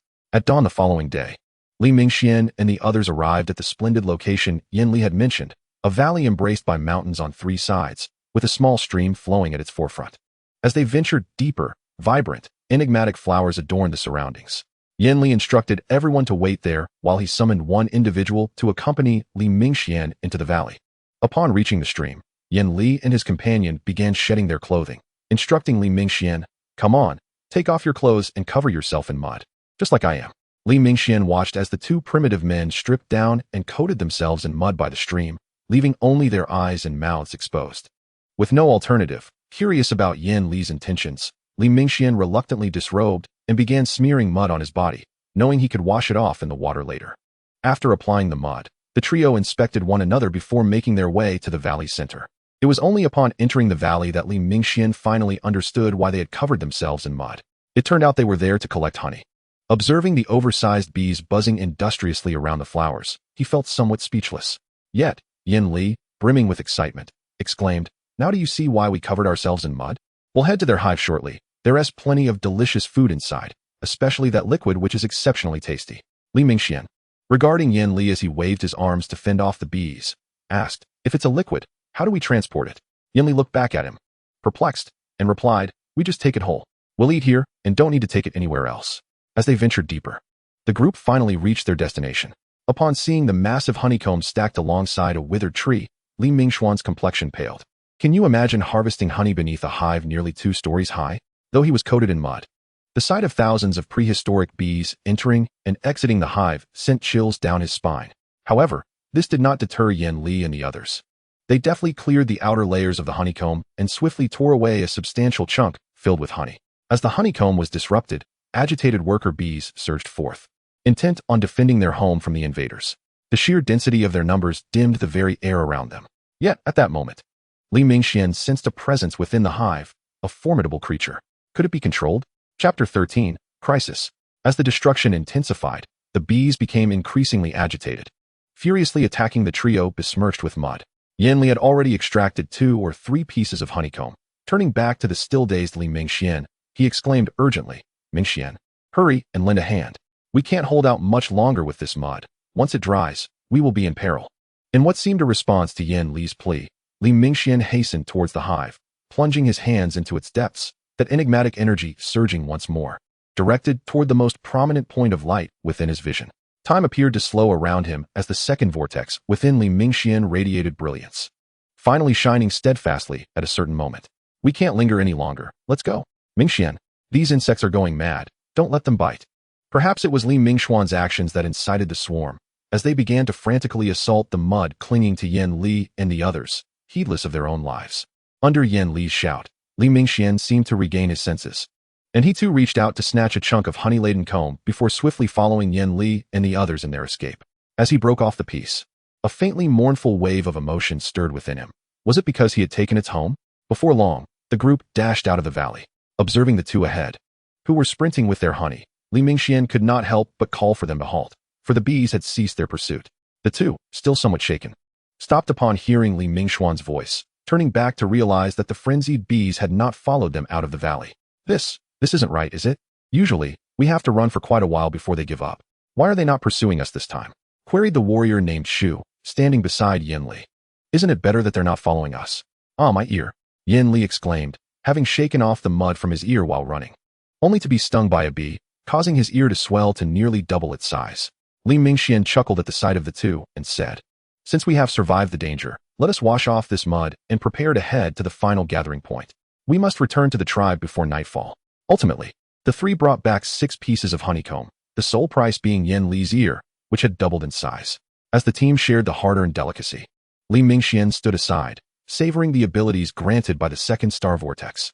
In that unique perspective, he could perceive numerous points of light, sensing everything around him. Even deep within a valley several hundred meters away, the light emanating from Yen Li and the others, the points from the scruffy birds, and other invisible points around them all displayed a spectrum of colors in his mind. Li Mingxian named this ability pheromone perception, as it allowed him to detect the pheromones emitted by animals, enabling him to anticipate and forewarn of nearby dangers. Regrettably, this was yet another auxiliary ability, akin to shared vision. However, the creature he had tamed could not accompany them, as it would lack combat capability without the protection of the swarm. Utilizing pheromone perception over long distances proved quite taxing. Li Mingxian calculated that within a 10-meter radius, awareness was passive and energy efficient. But his range could extend to about 1,000 meters at most, albeit only for brief moments before fatigue set in. Time flew swiftly, and after relishing the honey, the team ventured to the final gathering point, the most distant from their tribe. This area was dotted with puddles and marshlands. Yet it was prized for the existence of fish resembling loaches in the muck. These fish, often burrowing in mud and swamps, had a chewy texture favored by the tribe's elite. While the gathering team rummaged through the mud for fish, an image flashed in Li Mingxuan's mind. The scruffy birds in the sky seemed to have spotted something. Through his second vision, he could see a crowd stirring in the marsh not far from them, only to vanish quietly into the dense jungle. The scruffy bird sight could not pierce through the trees, and Li Mingxian could only vaguely discern anomalies suggesting that someone was slowly approaching. Sensing the impending danger, he swiftly summoned Yen Li and relayed his discovery. Upon hearing this, Yen Li turned to look in the direction Li Mingxian indicated, but before he could do so, a pale hand obstructed his view. "Do not look that way. Quickly gather the team and let us leave. We must not let them know we are aware of their presence." Yen Li, seeing the unprecedented seriousness on Li Mingxuan's face, nodded slightly, understood. Taking leaves from his pocket, he emitted a series of urgent whistles, prompting those still fishing to swiftly come ashore and regroup. Once everyone was on land, Yen Li exchanged a few meaningful glances with several members of the hunting preparatory team, and the larger group began to retreat in an orderly fashion. Not far from their location, a force quietly emerged. They numbered about a dozen, led by a robust man whose skin bore a blackish-gray hue, with a dragon head tattoo faintly visible on his exposed shoulder. He rumbled, "They won't discover us now, will they? Why did they suddenly leave? Tanshi, go and test whether there are any wild warriors among them." The man named Tanshi, leaner in build, narrowed his eyes and replied, "I don't believe so. Let us observe a bit longer. After all, this place is too far from our tribe. A missed opportunity. If these small tribes were to latch on, it would be difficult to escape." "Humph, what is there to fear? Tenshi, you always say this. Wasn't he that tribe just taught a harsh lesson a few days ago?" The leader scoffed, though his posture remained still. In the distance, under the guidance of the hunting preparatory team, the group was methodically withdrawing. Li Mingxian, observing the retreating forces, furrowed his brow, for within his vision, he spotted an unusually large point of light, surrounded by several smaller, yet still brighter points. It seemed unrealistic to safely escape this predicament. Slowly, he approached Yen Li to explain the situation, and upon learning that there were indeed wild warriors present, perhaps more than one, Yen Li's expression darkened. He addressed Li Mingxian. "You lead the others away, but why head towards the valley? We've only just escaped, and those women can hardly defend themselves. It would be too late to gather mud, and besides, how would they disrobe?" Li Mingxian regarded the young warrior, who was a year or two younger than him, and replied earnestly, "As long as we can reach that valley, we will be safe, I promise." Upon hearing this, Yen Li fell silent, and another whistle escaped his lips. Though Li Mingxian did not comprehend its meaning, the expressions of those nearby suggested they were prepared to fight fiercely. Chapter 14. Dance, O Swarm. As Li Mingxian and his companions distanced themselves, the concealed team in the jungle finally reacted. The man with the dragon head tattoo leapt from his hiding spot and charged through the muddy terrain, racing towards the place where Li Mingxian had vanished, his figure resembling that of a beast. Tanshi, realizing they may have fallen into a trap, understood that those youngsters had likely discovered their presence long ago. But what of it? Even unfamiliar with this land, Tanshi and his comrades moved swiftly through the woods, the complex terrain posing no hindrance to their speed. Akin to the hunting team of Xiaogu, each member as swift as lightning. Ahead, Li Mingxian seemed to sense something amiss. Abruptly turning to gaze into the dim depths of the thicket, his breath hastening. "They have arrived, Yen Li. We must survive. You need not worry about my end." After speaking to Yen Li, Li Mingxian urged the crowd to hasten their pace.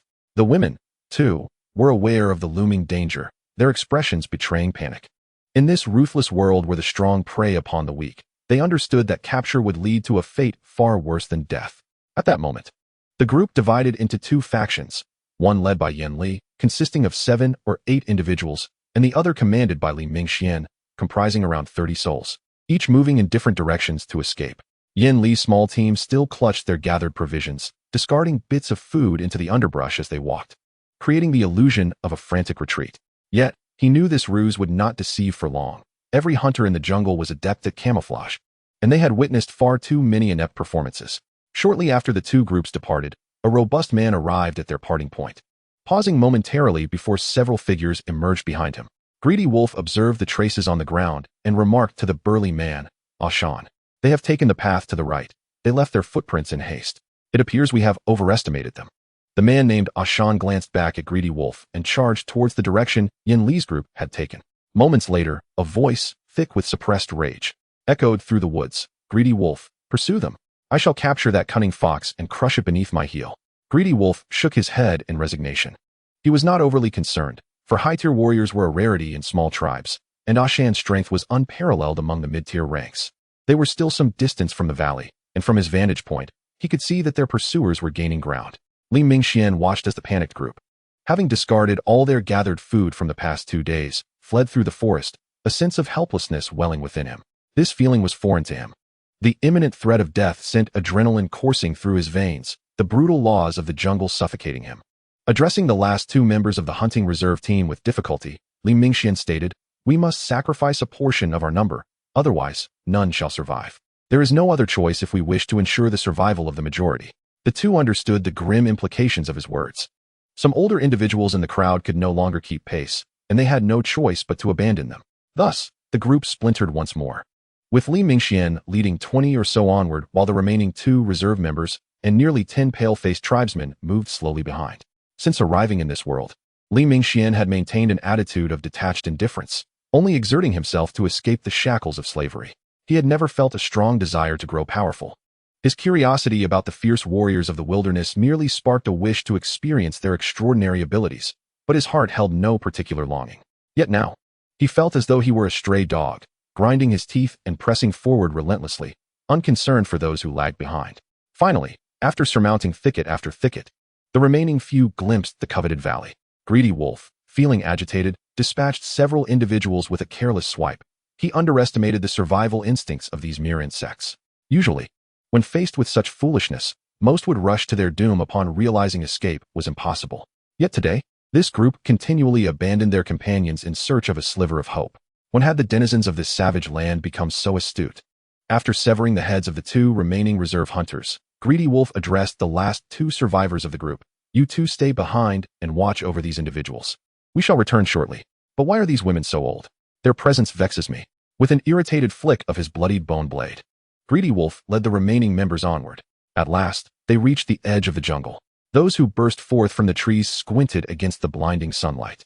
Greedy Wolf raised his bone blade to shield his eyes, gradually acclimating, when suddenly, he beheld a dark cloud surging towards him.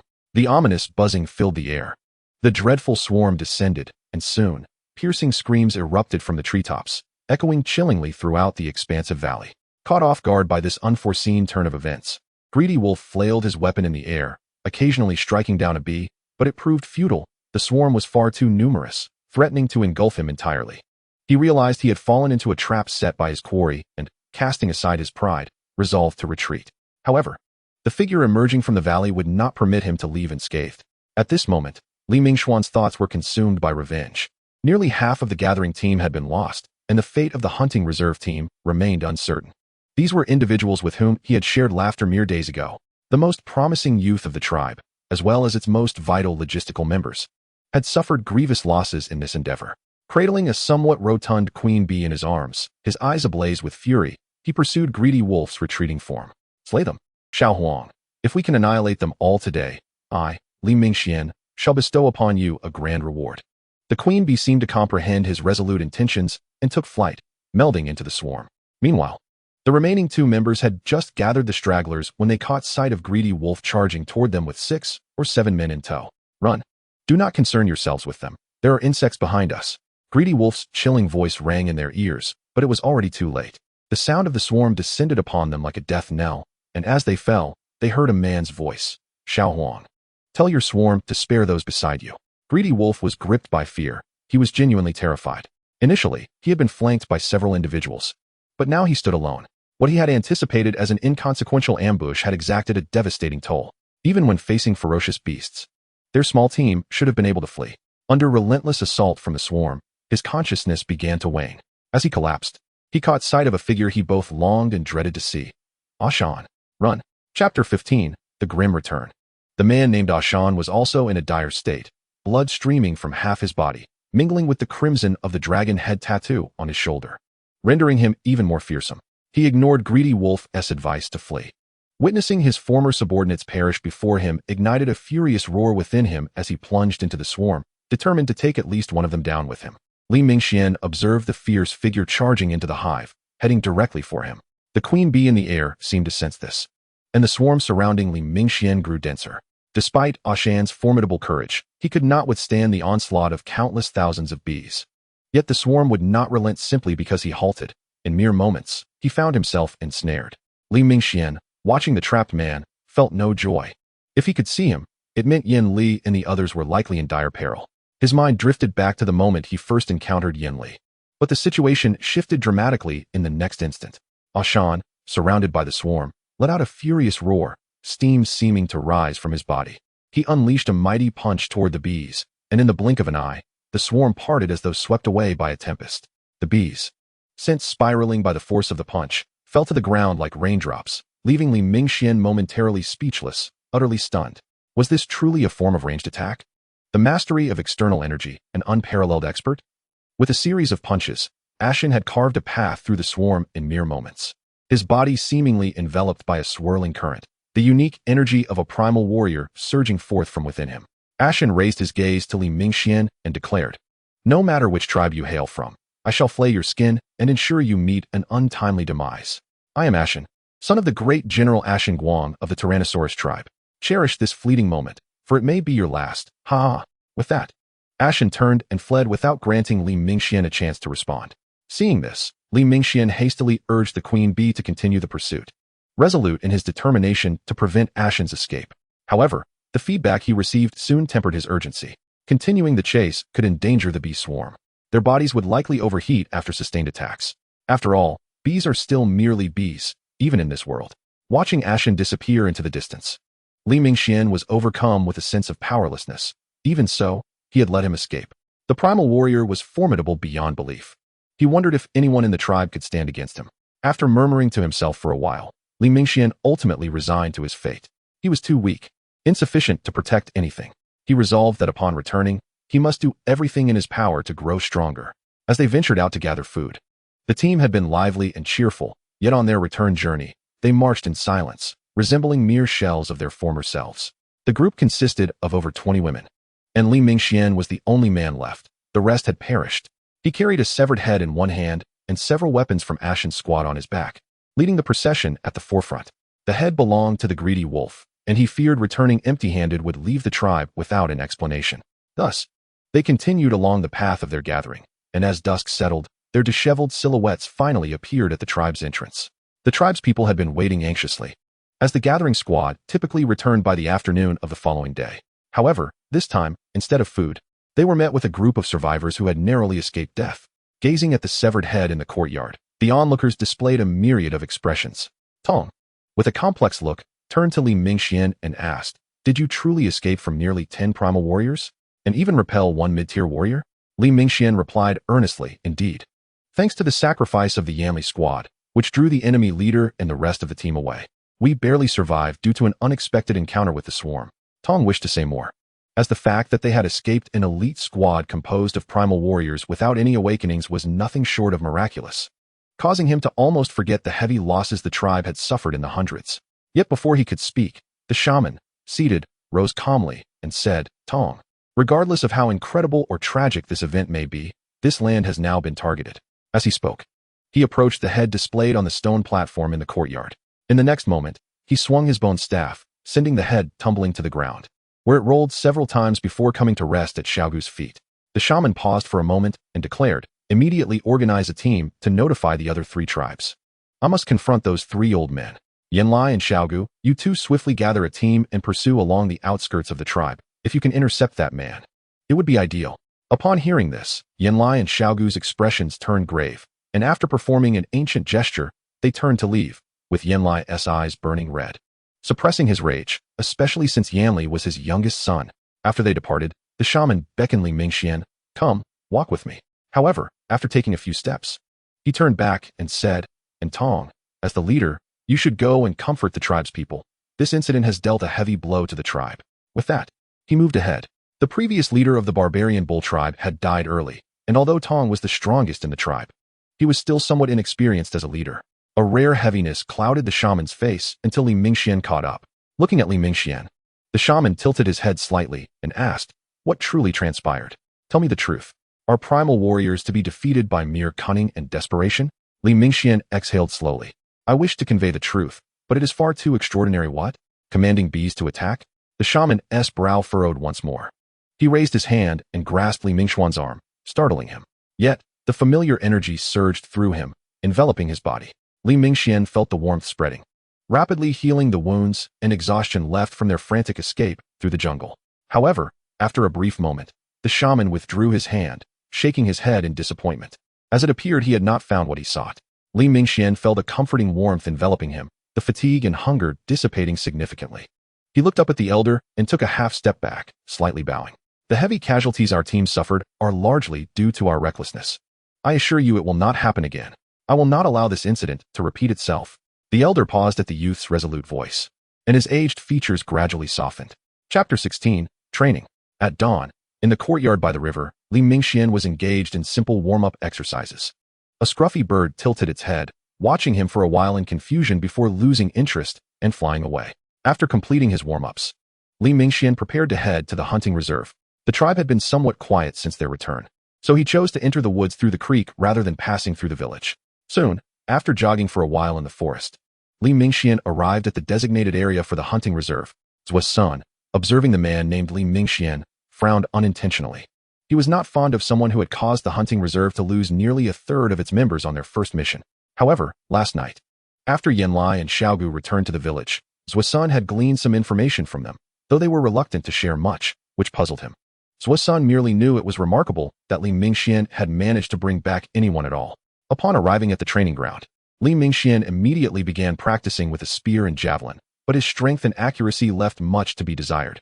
He was still far from real combat readiness. Nearby, Zuo's son watched this clumsy individual, rubbed his forehead, and approached him. "This method of training won't yield results. You clearly do not know how to wield a long weapon. Would you like to learn the blade from me?" Recalling that Xiaogu had asked him to take care of this fellow, Zuo's son had initially been unwilling. But the usually taciturn Yanlai had also urged him to keep an eye on Li Mingxian, which surprised Zuo's senator upon their first meeting. He had sensed that this man lacked combat prowess, merely relying on his taming skills to secure a place in the hunting reserve. Yet now, the strongest individuals in the tribe had requested that he look after Li Mingxian. After expending all his strength to throw his spear, Li Mingxian turned back, panting heavily, and said, "Learn the blade from you? Compared to the spear, I fear I am even more clueless with a knife." Zuo's son cast a fleeting glance at him and remarked, "It matters not. If you can master even a mere 20% of my swordsmanship, it shall suffice for you. Surely, you won't fail to grasp even that minimal portion, will you?" The warm golden sunlight gradually enveloped the earth, and the training grounds began to bustle with activity. In the wake of the assault on the foraging team, the tribe resolved to prevent members of the hunting reserve from undertaking such perilous tasks. The areas designated for gathering resources were once again restricted, and it was mandated that the presence of a barbaric warrior was essential for any expedition to collect supplies. Turning his gaze back to the rear of the training field, two individuals were engaged in a fierce struggle, or rather, one was enduring a one-sided beating. Li Mingxian, with his right hand gripping a stone knife, was nearing the point of numbness from the relentless exchanges. His entire arm and wrist felt powerless, unable to lift even a finger. Beads of sweat cascaded down his forehead as he looked at Zuo's son and lamented, "The disparity in our strengths is far too great. This training method serves no purpose." Zuo's son teased, observing Li Mingxian with a playful glint in his eye. "The finest training method is one that simulates actual combat. I am creating an environment akin to a real battle for you. If you encounter formidable foes in the future, will you simply close your eyes and await your demise? Continue to attack me. Channel all your latent potential and the last vestiges of your strength, and adopt a mindset to vanquish me." Thus, Li Mingxian persisted in wielding his knife, losing himself in the rhythm of the struggle. to the point where he forgot the pain in his body and the passage of time. It was not until he executed a horizontal slash that missed its mark, causing him to lose his balance and crash violently to the ground, that reality struck him. Zuo-sun regarded the exhausted man sprawled on the ground and calmly stated, "Today's simple training concludes here. In the coming days, I shall observe whether you possess the determination to transform into a warrior. Only then will I decide whether to impart my true combat techniques to you." With that, he turned and walked away, leaving Li Mingxian in a state of disarray amidst the gusting wind. For heaven's sake, at least help me up, he thought, feeling as though he was being treated with an unnecessary air of superiority. Thus, for the following days, Li Mingxian was subjected to relentless training by Zuo-sun until he was utterly drained. Subsequently, Zuo-sun began to fulfill his promise, teaching Li Mingxian to wield dual knives. Initially, Li Mingxian was hesitant. He had yet to become accustomed to using a single knife, and now he was expected to master two. Was this not too hasty? However, Zuo-sun's training methodology was never gradual. It was always about speed and intensity. Had Li Mingxuan's original body endured such rigorous exertion, it would have surely faltered. Yet, the physique of these primitive individuals, even among ordinary tribesmen, was remarkably resilient. Illness was a rarity among the tribe's youth. Days passed, and while Zuo-sun imparted his sword techniques to Li Mingxian, astonishing news arrived. Yanli had returned. It was said that he had sustained grave injuries and was on the brink of death, had the patrol team not departed early that day. The second captain of the hunting reserve, Wu Lei, would have been reporting to Zuo-senator upon hearing the news of Yan Li's return. Li Mingxian hurried over, asking, "And then, what happened next?" Wu Lei, feeling the urgency in Li Mingxuan's grip on his arm, quickly replied, "Of course, Yan Li is fine now. It was the shaman himself who intervened to save him. Ah, if only I could be saved by the shaman too, I wouldn't mind suffering such severe injuries." Zuo-sun, observing Wu Lei's naivety, could only shake his head in bemusement. "But it's good that he has returned. That lad is the strongest among your three captains. How could anything have happened to him?" he murmured to himself. Upon learning of Yan Li's return, Li Mingxian lost all interest in continuing his training and immediately set off to the mountain to see him. The guards at the foot of the mountain did not impede his passage, recognizing him as a prominent figure within the barbarian bull tribe after the recent events. Following the shaman's treatment, Yan Li was no longer in critical condition, though he remained somewhat weakened. Given the young man's remarkable recovery abilities, it would not be long before he regained his former vigor. Li Mingxian and Yan Li conversed for quite some time. But when the topic turned to the fate of their team, an awkward silence enveloped the room. After a moment of quiet, Yan Li broke the stillness. "At that time, we set a simple trap, waiting for their arrival, but ultimately, we were met by only one individual, and that person overwhelmed us all." As he spoke, Yan Li produced a dagger from his bosom. "It was this very dagger, inscribed with spiritual runes, that allowed me to wound him. However, the dagger was rendered useless afterward." Li Mingxian took the short dagger from him, and, upon inspecting it, noticed that the bone blade had dulled and was riddled with cracks, as if it might shatter at any moment. "What are spiritual runes? Are they the same as those on Zuo-sen's blade?" he inquired as he returned the dagger. Yan Li scratched his head and replied, "I do not know what spiritual runes are, but only the shaman can inscribe them. Weapons imbued with such runes far surpass ordinary ones. This dagger was a gift from my father. It saved my life." Spiritual weapons? Li Mingxian recalled the first time he beheld Zuo-sun's weapon and the extraordinary reaction it elicited within him, aside from the bond he shared with his tamed creatures. Just as he was deep in thought, a figure approached from outside, addressing him. "Tomorrow, the shaman, Yan Li, and Wu Qing will be heading to the frog tribe to discuss matters. The shaman specifically requested your presence as well." Chapter 17, The Four Great Tribes. The Frog Tribe? Li Mingxian found the name of this peculiar tribe intriguing, yet he was undeniably curious about visiting other tribes. His only encounter with outsiders in this world had been during the harrowing escape just days prior. He wondered what the inhabitants of the Frog Tribe would be like. The man informed Li Mingxian of the departure time before departing himself. After exchanging a few more words with Yan Li, Li Mingxian took his leave of the small cabin. Upon returning to the riverside cabin, Li Mingxian discovered that the scruffy bird had yet to return, prompting him to shake his head. He then began to prepare dinner. He was not overly concerned about food, as provisions were periodically sent down from the mountain. Grabbing the stone knife Ling Shi had gifted him, he sliced a few pieces of beast meat and placed them on a stone slab for grilling. In this era of extreme scarcity, having something to eat was a tremendous blessing, though as a modern individual, consuming unseasoned grilled meat was somewhat challenging. He had initially considered asking Peng for some salt, but the tribe strictly regulated salt usage, and even Peng, the leader among the slaves, received only a meager allowance. He could only hope to discover some flavorful plants during future hunts or adventures. With that thought, he placed the somewhat dry beast meat into his mouth. The next day, at the appointed gathering time, Li Mingxian beheld two elite teams, each composed of approximately 20 individuals, fully equipped and ready for departure. After a brief wait, the shaman appeared, riding a massive bull adorned with enormous horns, descending the mountain amidst the company of Yin Lai and Wu Qing. Although the team consisted solely of barbaric warriors, their pace was unhurried, which inadvertently eased Li Mingxuan's anxiety. Despite the training he had undergone over the past few days, he was acutely aware that he would struggle to keep up if they were to travel at full speed. While he would not find himself in the same dire straits as on his first expedition, he would undoubtedly be a burden to the team. The shaman, draped in a black robe and wielding a bone staff, sat astride the enormous bull with an air of unwavering stability. Drawing the attention of onlookers who could not help but regard him with newfound respect, he was evidently not as frail as he appeared. The team proceeded at a leisurely pace, and after 10 days, they were confronted by a wide river that obstructed their path. The shaman gazed out over the expansive waters and declared, "We have reached the boundary of the frog tribe. Yin Lai, have someone retrieve the boat from our last visit." Each visit to this place is invariably fraught with complications. However, it undeniably serves as a strategic stronghold that is easy to defend yet challenging to assault. The frog tribe is situated in a region replete with intricate waterways, necessitating the use of boats for entry and exit. The waters are often patrolled by massive pythons and ferocious crocodiles, making it exceedingly difficult for those unfamiliar with the terrain to navigate. After an arduous journey that extended into the afternoon of the following day, the group finally arrived at their destination. Upon entering this aquatic realm, Li Mingxian was immediately struck by the sight of numerous colossal frogs, each the size of a grinding stone, instilling a sense of trepidation within him.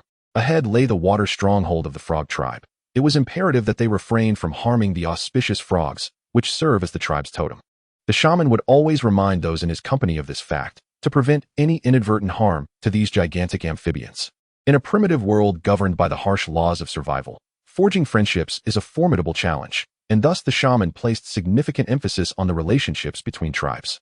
As they approached the water stronghold, Li Mingxian suddenly spotted a few individuals riding upon those gigantic frogs, making their way along the waterway.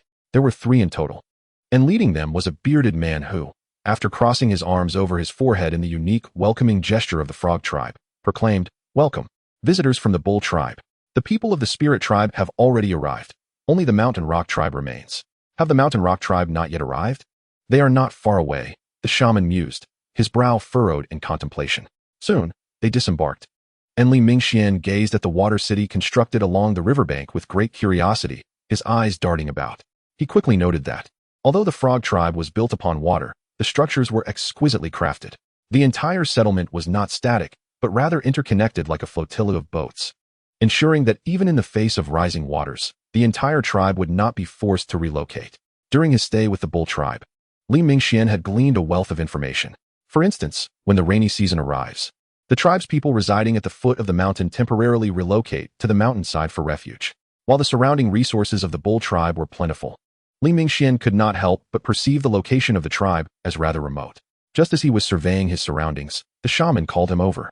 For the mountain rock tribe had also arrived. As the subject of the meeting, he was expected to recount the details of recent events. The gathering took place in the largest chamber of the frog tribe, where representatives from 4 factions convened: the frog tribe, the bull tribe, the spirit tribe, and the mountain rock tribe. "Ahem, esteemed shaman, you have summoned us here. What indeed has transpired? And you, Tung Ju of the mountain rock tribe, what is this about your tribe being besieged by an external force?" The speaker was the eldest shaman of the frog tribe, his long white beard giving him an air of venerable wisdom. "Li Mingxian, please recount your encounter from over a week ago."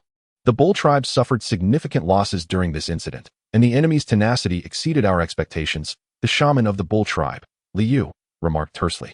Upon hearing this, Li Mingxian rose, casting a sweeping glance around the room before beginning to narrate the events of their harrowing ordeal from over a week prior. He recounted their team's experiences and how they managed to evade capture, omitting only the details regarding the swarm of bees, merely stating that they had lured the attackers into a valley where the swarm had unexpectedly repelled the invaders. As he concluded his tale, a murmur of disbelief rippled through the assembly, particularly from the shaman of the mountain rock tribe, whose expression was one of incredulity. A group of ordinary individuals managed to escape from an elite squad composed of savage warriors? They even managed to repel them, and there were mid-tier fighters among them? Preposterous. Absolutely impossible. The leader was near the high tier, capable of wielding the primal energy that only those at that level can harness. Even with the aid of a swarm, you could not have driven them back, a dark-faced man from the Mountain Rock tribe interjected, his skepticism palpable. Believe it or not, that is your prerogative. I have their weapons here, Li Mingxian retorted, retrieving the weapons from the leather pack behind Yan Lai and displaying them before the assembly. The shaman of the spirit tribe signaled for one weapon to be examined closely, while the shaman of the frog tribe queried, Mountain Rock tribe, why do you harbor such doubt regarding the events recounted by the bull tribe? Is it because? Before the shaman of the frog tribe could finish, the shaman of the Mountain Rock tribe interjected with a wry smile, because our tribe has also encountered this external foe. Chapter 18. Negotiation. As the shaman of the Mountain Rock tribe uttered this statement, a palpable silence descended upon the room, with everyone collectively awaiting his elaboration. The shaman, who appeared to be the youngest among the four, though still over 50, cast a casual glance at Li Mingxian before continuing. The enemy the bull tribe faced is likely the same group we encountered recently. The incident caught us off guard, and we mobilized 3 mid-tier warriors to pursue them. Yet they ultimately escaped, and one of our mid-tier warriors has yet to recover. Thus, I harbor some doubts regarding the claims of this young friend. Following Teng Ju's remarks, the attendees were left momentarily speechless. It was understood that deploying 3 mid-tier warriors was an immense commitment for a small tribe, as such warriors are usually scarce. Whether for hunting or warfare, mid-tier fighters are never all dispatched, with a portion always remaining to defend the home territory against potential attacks. Just days prior, the bull tribe had faced a significant crisis, and the shaman's final decision had only been to send 2 mid-tier warriors to pursue the enemy. Such ferocity. They have already cultivated primal energy. One can only surmise the depth of the tribe behind them, the shaman of the frog tribe remarked, sitting up straighter with a hint of concern. At that moment, the previously silent shaman of the spirit tribe spoke up. To cultivate primal energy, one must harness the cores of ferocious beasts. Mere diligent training will not suffice. Upon the mention of ferocious beast cores, the demeanor of several members of the bull tribe shifted noticeably. Li Yu's previously expressionless face twitched briefly before reverting to its calm state. Nearly half of those present in the room were aware of the existence of ferocious beast cores within the bull tribe. If it were to be revealed that the bull tribe possessed such a valuable resource, they would not need to wait for external foes to seek revenge. The other 3 tribes would likely turn against them in a frenzy. After the shaman of the spirit tribe concluded, Teng Ju sighed. We all understand the difficulty in acquiring ferocious beast cores, as it requires slaying a true ferocious beast. Even with such cores, there is no guarantee of ascending to a higher tier. It all depends on the overall strength of the tribe. We may be facing grave troubles ahead. Following the discussion among the shamans, it became clear to the assembly the gravity of their predicament, resulting in an immediate shift to a somber atmosphere within the chamber. Observing the quiet room, Li Yu suddenly remarked, in truth, there are solutions to this matter. The shamans turned their puzzled gazes toward him. Li Yu planted his bone staff firmly on the ground, straightening slightly.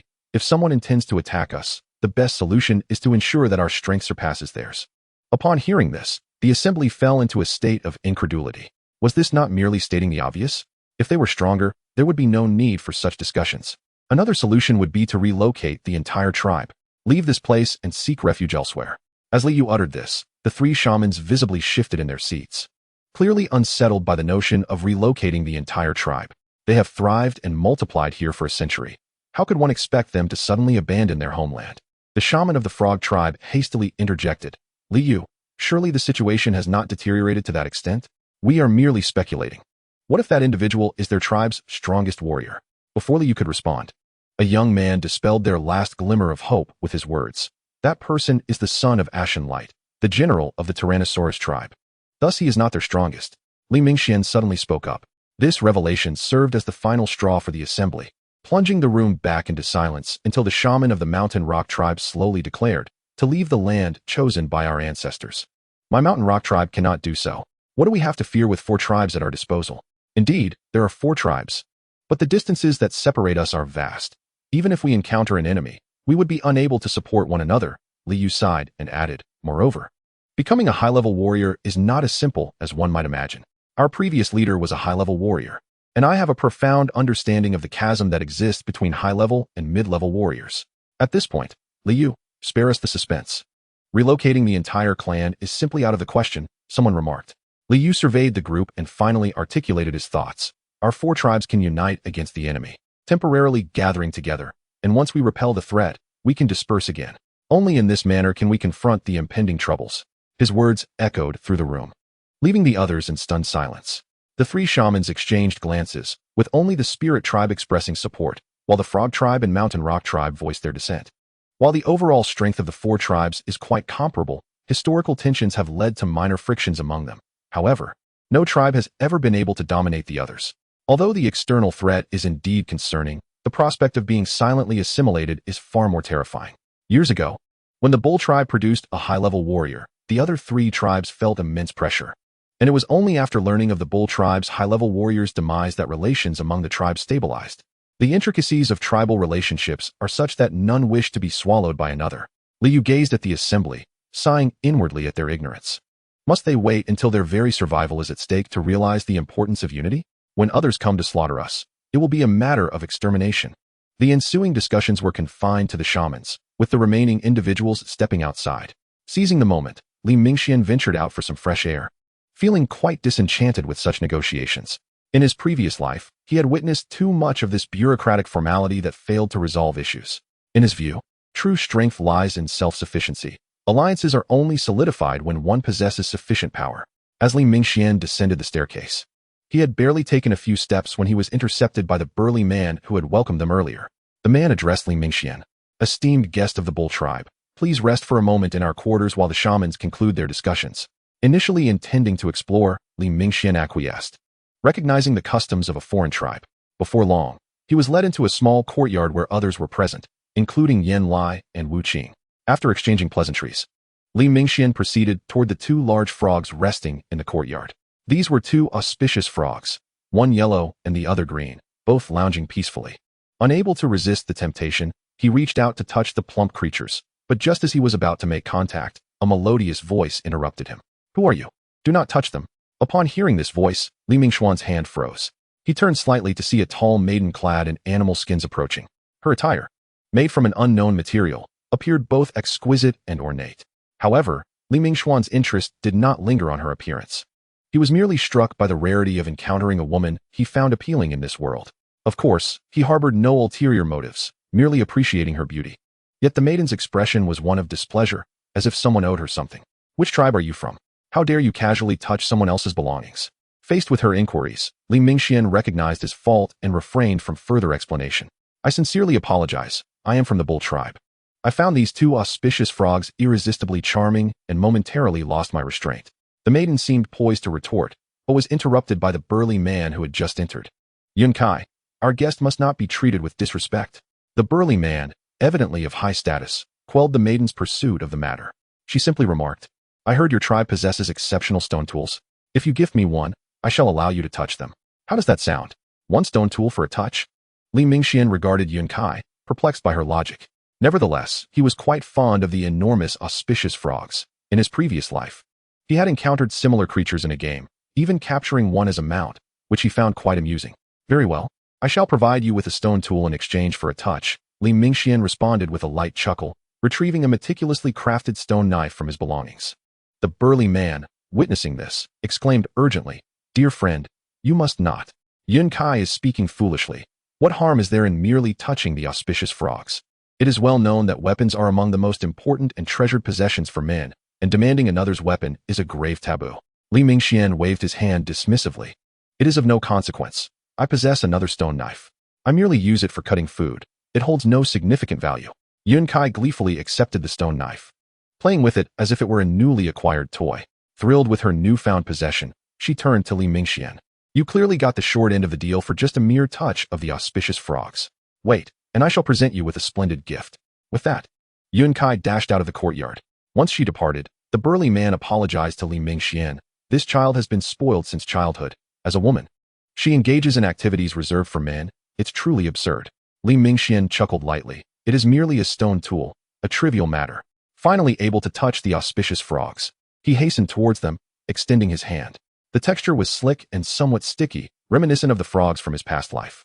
The frogs remained undisturbed in their slumber, when suddenly an idea flashed in Mingxuan's mind. Should he attempt to tame one? However, with only one star crystal remaining within him, he desired a beast companion with combat capabilities. After much internal struggle, he resolved to proceed. He was determined that with the growth of his strength, the star crystal within him would surely reignite. He had longed for a large frog, an unusual energy, surged from Li Mingxuan's hand into the body of the auspicious frog, causing the two still slumbering frogs to awaken. One looked somewhat dazed, while the other's gaze was solely fixed on Li Mingxian, observing the star crystal within him glowing. Li Mingxian felt a surge of joy. Taming a beast companion so effortlessly indicated that this creature's strength was indeed rather ordinary. Nevertheless, he remained unfazed, gently caressing the small green frog's head, disregarding the slick sensation, while the small green frog seemed to express an affectionate demeanor, appearing quite peculiar. The burly man had never witnessed such an expression from an auspicious frog before, and his gaze towards Li Mingxian grew increasingly strange. As time inexorably flows, the final deliberations of the shamans have reached their conclusion. Upon exiting, Liu let out a long sigh, clearly dissatisfied with the outcome of the discussions. As night fell, the members of the four tribes gathered by the riverside to feast and dance. The fish and meat from the frog tribe were particularly delectable, even without any seasoning. Li Mingxian found them far superior to the dried meat of his own tribe. He reminisced about the afternoon when a girl named Yunkai gifted him a beautiful stone. Its surface was smooth, with a slight reddish hue, and at first glance, he merely thought it a pretty rock. However, upon holding it, his expression shifted dramatically. For its weight was unusual. It was significantly heavier than an ordinary stone. Yunkai, noticing his reaction, proudly inquired, "What do you think? Isn't my gift splendid?" After scrutinizing the stone closely, Li Mingxian suppressed his excitement and replied slowly, "Indeed, it is quite remarkable. By the way, where did you find such a stone?" "Where did I find it?" "Oh, just a bit further along the riverbank, where the water is the same beautiful red as this stone." She pointed in a direction that hinted at the location. Gently caressing the stone hidden within his garment, a faint smile crept across Li Mingxuan's lips. He had discovered iron ore here, something he had failed to find around the barbarian bull tribe. Despite the incredible forces present in this world, he felt a surge of confidence that with iron, he could elevate the tribe's strength to greater heights. Just as Li Mingxian was lost in his grand aspirations, he was abruptly interrupted by a newcomer. "Mingxian, aren't you bored just eating? Come on, the frog tribe is playing a game of guessing wooden pieces, and if we win, we can obtain a beautiful garment." The speaker was Yutu, a subordinate of Yanlai, who eagerly dragged Li Mingxian to partake in the game. Reluctantly, Li Mingxian complied. His mind was hardly on games with the looming threat they faced. The shamans were nearly frantic, yet here were these primitive folk indulging in such trivialities. Nevertheless, Yutu's strength was undeniable, and Li Mingxian found himself forcibly taken to the game. Once he grasped the rules, Li Mingxian understood that the game involved several identical wooden pieces, one marked on its face, which players would shuffle and challenge others to guess. After observing a few rounds, he noted the speed of the players. Many failed to guess correctly. However, as he focused intently, the rapid movements seemed to slow in his perception. Could this be my third ability? Li Mingxian pondered. Chapter 20, Dynamic Visual Capture.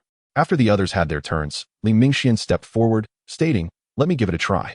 The man holding the wooden pieces, noticing Li Mingxuan's youth, remarked, "Sure. But losing comes with a punishment." "What kind of punishment?" Li Mingxian inquired. The man gestured to the side, indicating several recently defeated players practicing frog jumps by the riverbank. Li Mingxuan's expression darkened as he turned to Yutu, who was grinning foolishly. Was Yutu trying to embarrass him after losing? With a resigned shake of his head, Li Mingxian agreed. "All right, let's begin." The man swiftly shuffled the wooden pieces, and Li Mingxian concentrated, fixating on the marked piece. Time seemed to stretch as the man's movements appeared to unfold in slow motion.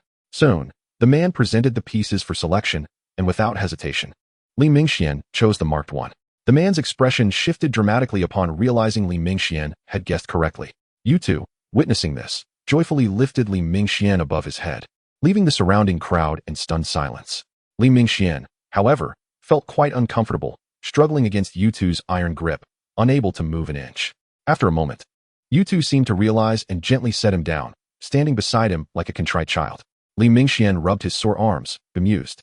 He had exerted all his strength to escape, yet Yutu's instinctual power had rendered him immobile. This stark contrast in strength between the savage warriors and an ordinary person was truly staggering. After receiving the beautiful garment, Yutu finally revealed his intent for approaching Li Mingxian. He desired the animal skin clothing. Li Mingxian, unfazed, casually handed it over. Yutu appeared somewhat taken aback, not expecting Li Mingxian to relinquish what he regarded as a treasure so readily.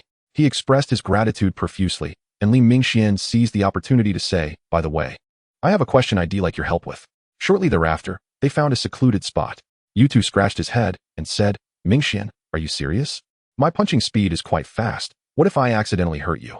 The shamans might blame me for harming a tribesman." Li Mingxian, stretching his limbs, reassured him, "It's fine. Hit me with your fastest speed. I want to see if my skills have improved after training with Suishan." "You've trained with Suishan? He's the strongest in the tribe aside from the mid-tier warriors. None of us can defeat him." Yutu's worries dissipated upon learning of Li Mingxuan's experience. "Here I go," Yutu shouted, launching himself at Li Mingxian. As Yutu's fist drew near, Li Mingxian finally reacted, sidestepping effortlessly. Yutu, realizing he hadn't used his full strength, didn't feel frustrated. After all, Li Mingxian had yet to awaken as a barbarian warrior. Thus, they engaged in earnest sparring, one throwing punches while the other dodged. After exchanging blows for several rounds, Yutu's expression began to reflect surprise, for he had yet to land a hit on Li Mingxian. Like an eel, Li Mingxian weaved around Yutu, perceiving his strikes as if in slow motion. The faster Yutu struck, the clearer everything became. As Yutu grew increasingly frantic, he began to unleash his full strength. Li Mingxian, under this intense barrage, could only hold out for a moment before urging Yutu to cease. While he could see Yutu's movements clearly, his body struggled to keep pace. Had he not trained with Suishan for several days, he might have been struck by that last sweeping punch. Yutu's expression was one of mild disappointment as he halted, feeling he was on the verge of success. Yet he remained unaware of the consequences of landing a full-strength blow on Li Mingxian. Through this game and the sparring with Yutu, Li Mingxian finally grasped the nature of his third ability, dynamic visual capture. As long as an object's speed increases, one's vision becomes correspondingly clearer. What may appear to an outsider as lightning-fast strikes are, in his perception, distinctly comprehensible. However, merely understanding the opponent's movements is insufficient if one's body cannot keep pace. It is imperative to transform into a savage warrior, and this necessity looms large. Currently, the three abilities he possesses are merely auxiliary, without sufficient personal strength. He cannot truly harness them, for the adage "one force can conquer 10" is not mere rhetoric. Had he possessed the prowess of a savage warrior, defeating Yutu, who is also a savage warrior, would have been an effortless task. On the following morning, the Man-Nyo tribe prepared to assemble and depart from the Frog tribe. Just before leaving, Li Mingxian expressed his desire to acquire the green lucky frog from Yunkai, offering superior stone tools in exchange. Unsurprisingly, his request was denied. Had it been any other lucky frog, the outcome might have been different, but those two were exceptionally beautiful, and Yunkai was adamant in refusing to part with them. As Li Mingxian boarded the boat, he couldn't help but glance back, lamenting that despite his remarkable beast-taming skills, he currently had not even a single beast companion by his side. The Zameo bird had been absent for several days, and relocating the bee queen's nest was impractical due to the scarcity of nectar around the Man-Nyo tribe. Furthermore, the lucky frog was not permitted to be taken away. Everything seemed to be going awry. Along the journey, Wu's expression remained grave, causing Yen Lai and Wu Qing to hold their breaths in trepidation. Li Yu, observing Li Mingxuan's fidgeting, called him over and inquired, "Mingxian, the tribal ceremony is about to commence. How prepared are you?" Upon hearing about the tribal ceremony, Li Mingxuan's interest piqued, and he replied, "I have no issues. I am 90% confident of success." He felt assured regarding his current physical capabilities. Apart from savage warriors, no one else posed a significant threat to him. Do not let pride cloud your judgment. I have witnessed many spirited young men falter in the moment before awakening. Should you fail on your first attempt, subsequent successes will become increasingly elusive, Wu cautioned, disapproving of Li Mingxuan's earlier response. Aware of Wu's cautious and steady nature, Li Mingxian refrained from arguing, merely nodding in agreement. "Oh, by the way, Mingxian, have you experienced any unusual changes in your body recently?" Wu suddenly asked. "Unusual? None that I am aware of. Why do you ask?" Li Mingxian replied, somewhat bewildered. Wu nodded slightly, saying, "If there are any changes, you must inform me at the earliest opportunity." Although Li Mingxian did not comprehend the implication of Wu's words, he nonetheless nodded in acknowledgement. Wu let out a deep sigh atop the cow's back, remarking, "A storm is brewing. I can only hope the Man-Nyo tribe navigates this trial safely." Chapter 21. The ceremony after 8 or 9 days. The group returned to the tribe. During the return journey, the two squads remained active, alternating in hunting. By the time they arrived back at the village, nearly everyone had returned with full loads. On the way, Li Mingxian encountered ferocious beasts on more than one occasion, and the squads would circumvent these formidable creatures whenever they appeared. The strength of these beasts was roughly equivalent to that of high-level warriors. Theoretically, a savage squad of 20 should possess some fighting capability. Yet, the outcomes of battles were often unpredictable. Should a beast flee injured or the mortality rate of savage warriors soar, the losses would outweigh any gains. These ferocious beasts exhibited extremely high defense, rendering ordinary weapons ineffective. Only through the use of spirit-patterned weapons could they inflict lethal damage. Upon returning to the tribe, before the ceremony commenced, Li Mingxian continued to practice with Zuo's son in the hunting preparatory team. However, this particular practice left Zuo's son astounded. He found himself unable to land effective attacks on Li Mingxian before exhausting his stamina. Yet, the reprieve was short-lived. Once Zuo's son wielded dual blades. The swiftness of his strikes was such that even Li Mingxian, with his dynamic vision, could not evade them. Although he could discern the movements clearly, his body could not react swiftly enough. Thus, training entered its next phase. Peng had long wished for his son, Ling Shi, to join the hunting preparatory team. Regrettably, Ling Shi's physical constitution failed to meet the team's standards. Lacking any other special skills, he had no choice but to relinquish the idea. With only a few days remaining until the tribal ceremony, even if he were to join now, he would ultimately have to withdraw if he successfully awakened later. Observing Ling Shi's failure to pass the selection, Li Mingxuan's mind suddenly conjured the image of a certain individual, Guang, the slave. When they had previously transported stones together, Li Mingxian had sensed that this young man possessed extraordinary strength and potential. However, after suggesting him to Zuo's son, he had been outright rejected, as slaves in the tribe were forbidden from becoming warriors.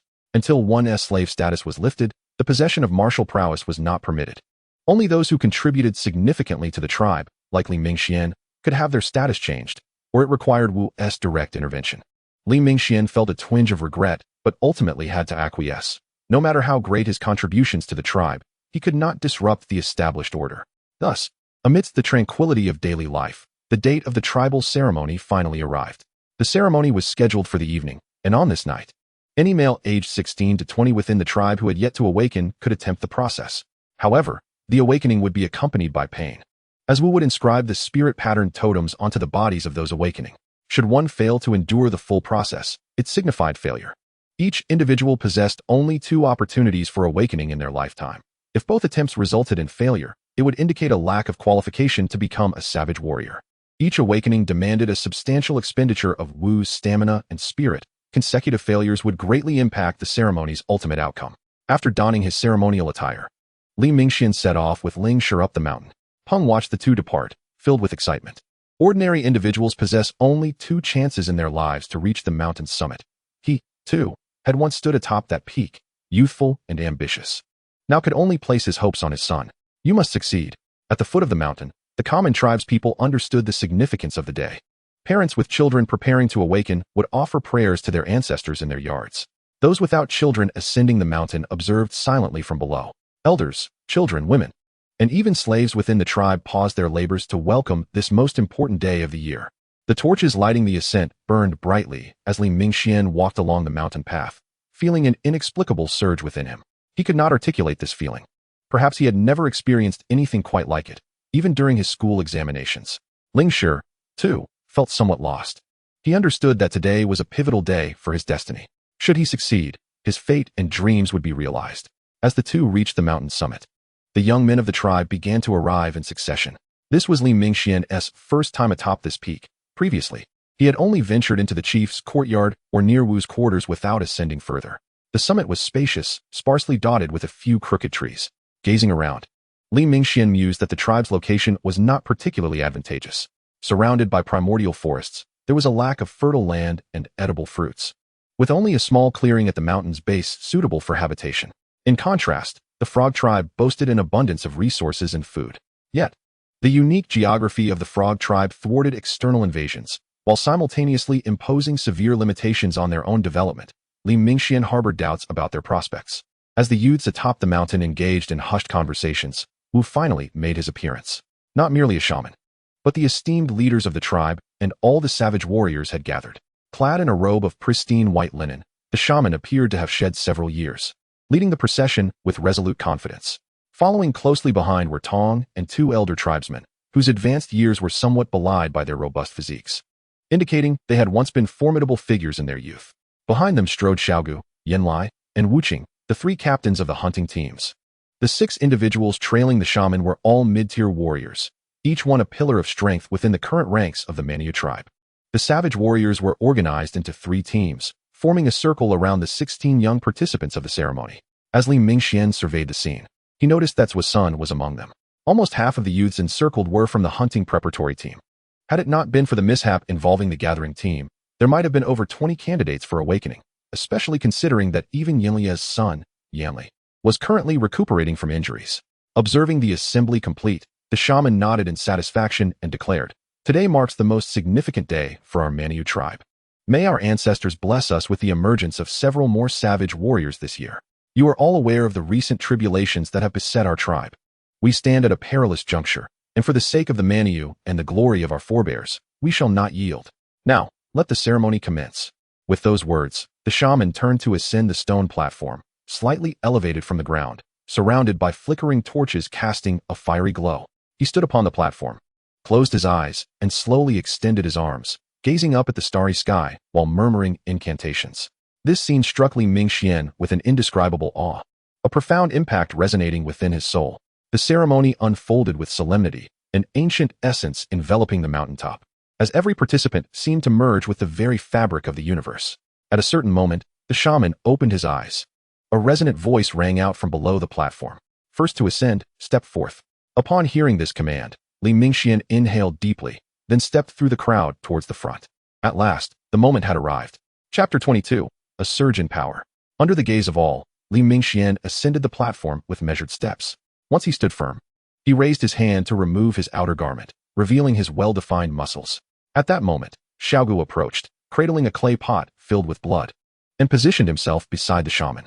The shaman extended his right hand, dipping his index finger into the blood, and solemnly addressed Li Mingxian.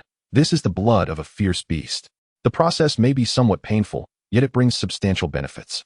It has been a long time since we have utilized the blood of ferocious creatures for awakening." The latter part of the shaman's statement carried a note of nostalgia.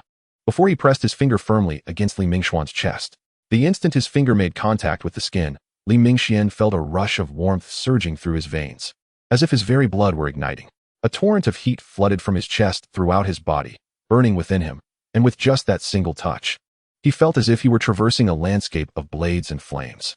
The ritual continued. For the totem of the Manyu tribe required 9 strokes to be fully delineated. Legends spoke of some tribes whose totems were composed of hundreds of strokes. Fewer than 10 strokes constituted a low-level totem, while 11 to 30 strokes represented a mid-tier totem, and 31 to 100 strokes signified a high-level totem. Totems exceeding 100 strokes were classified as super totems, though the Manyu tribe's totem was deemed low-level. It was among the better specimens within that classification.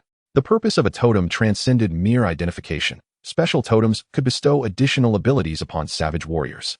For instance, the totem of the Manyu tribe granted extraordinary strength, making its warriors the mightiest among the 4 tribes.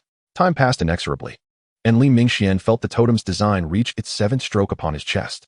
He gritted his teeth, the veins on his forehead bulging as if he were enduring unspeakable torment.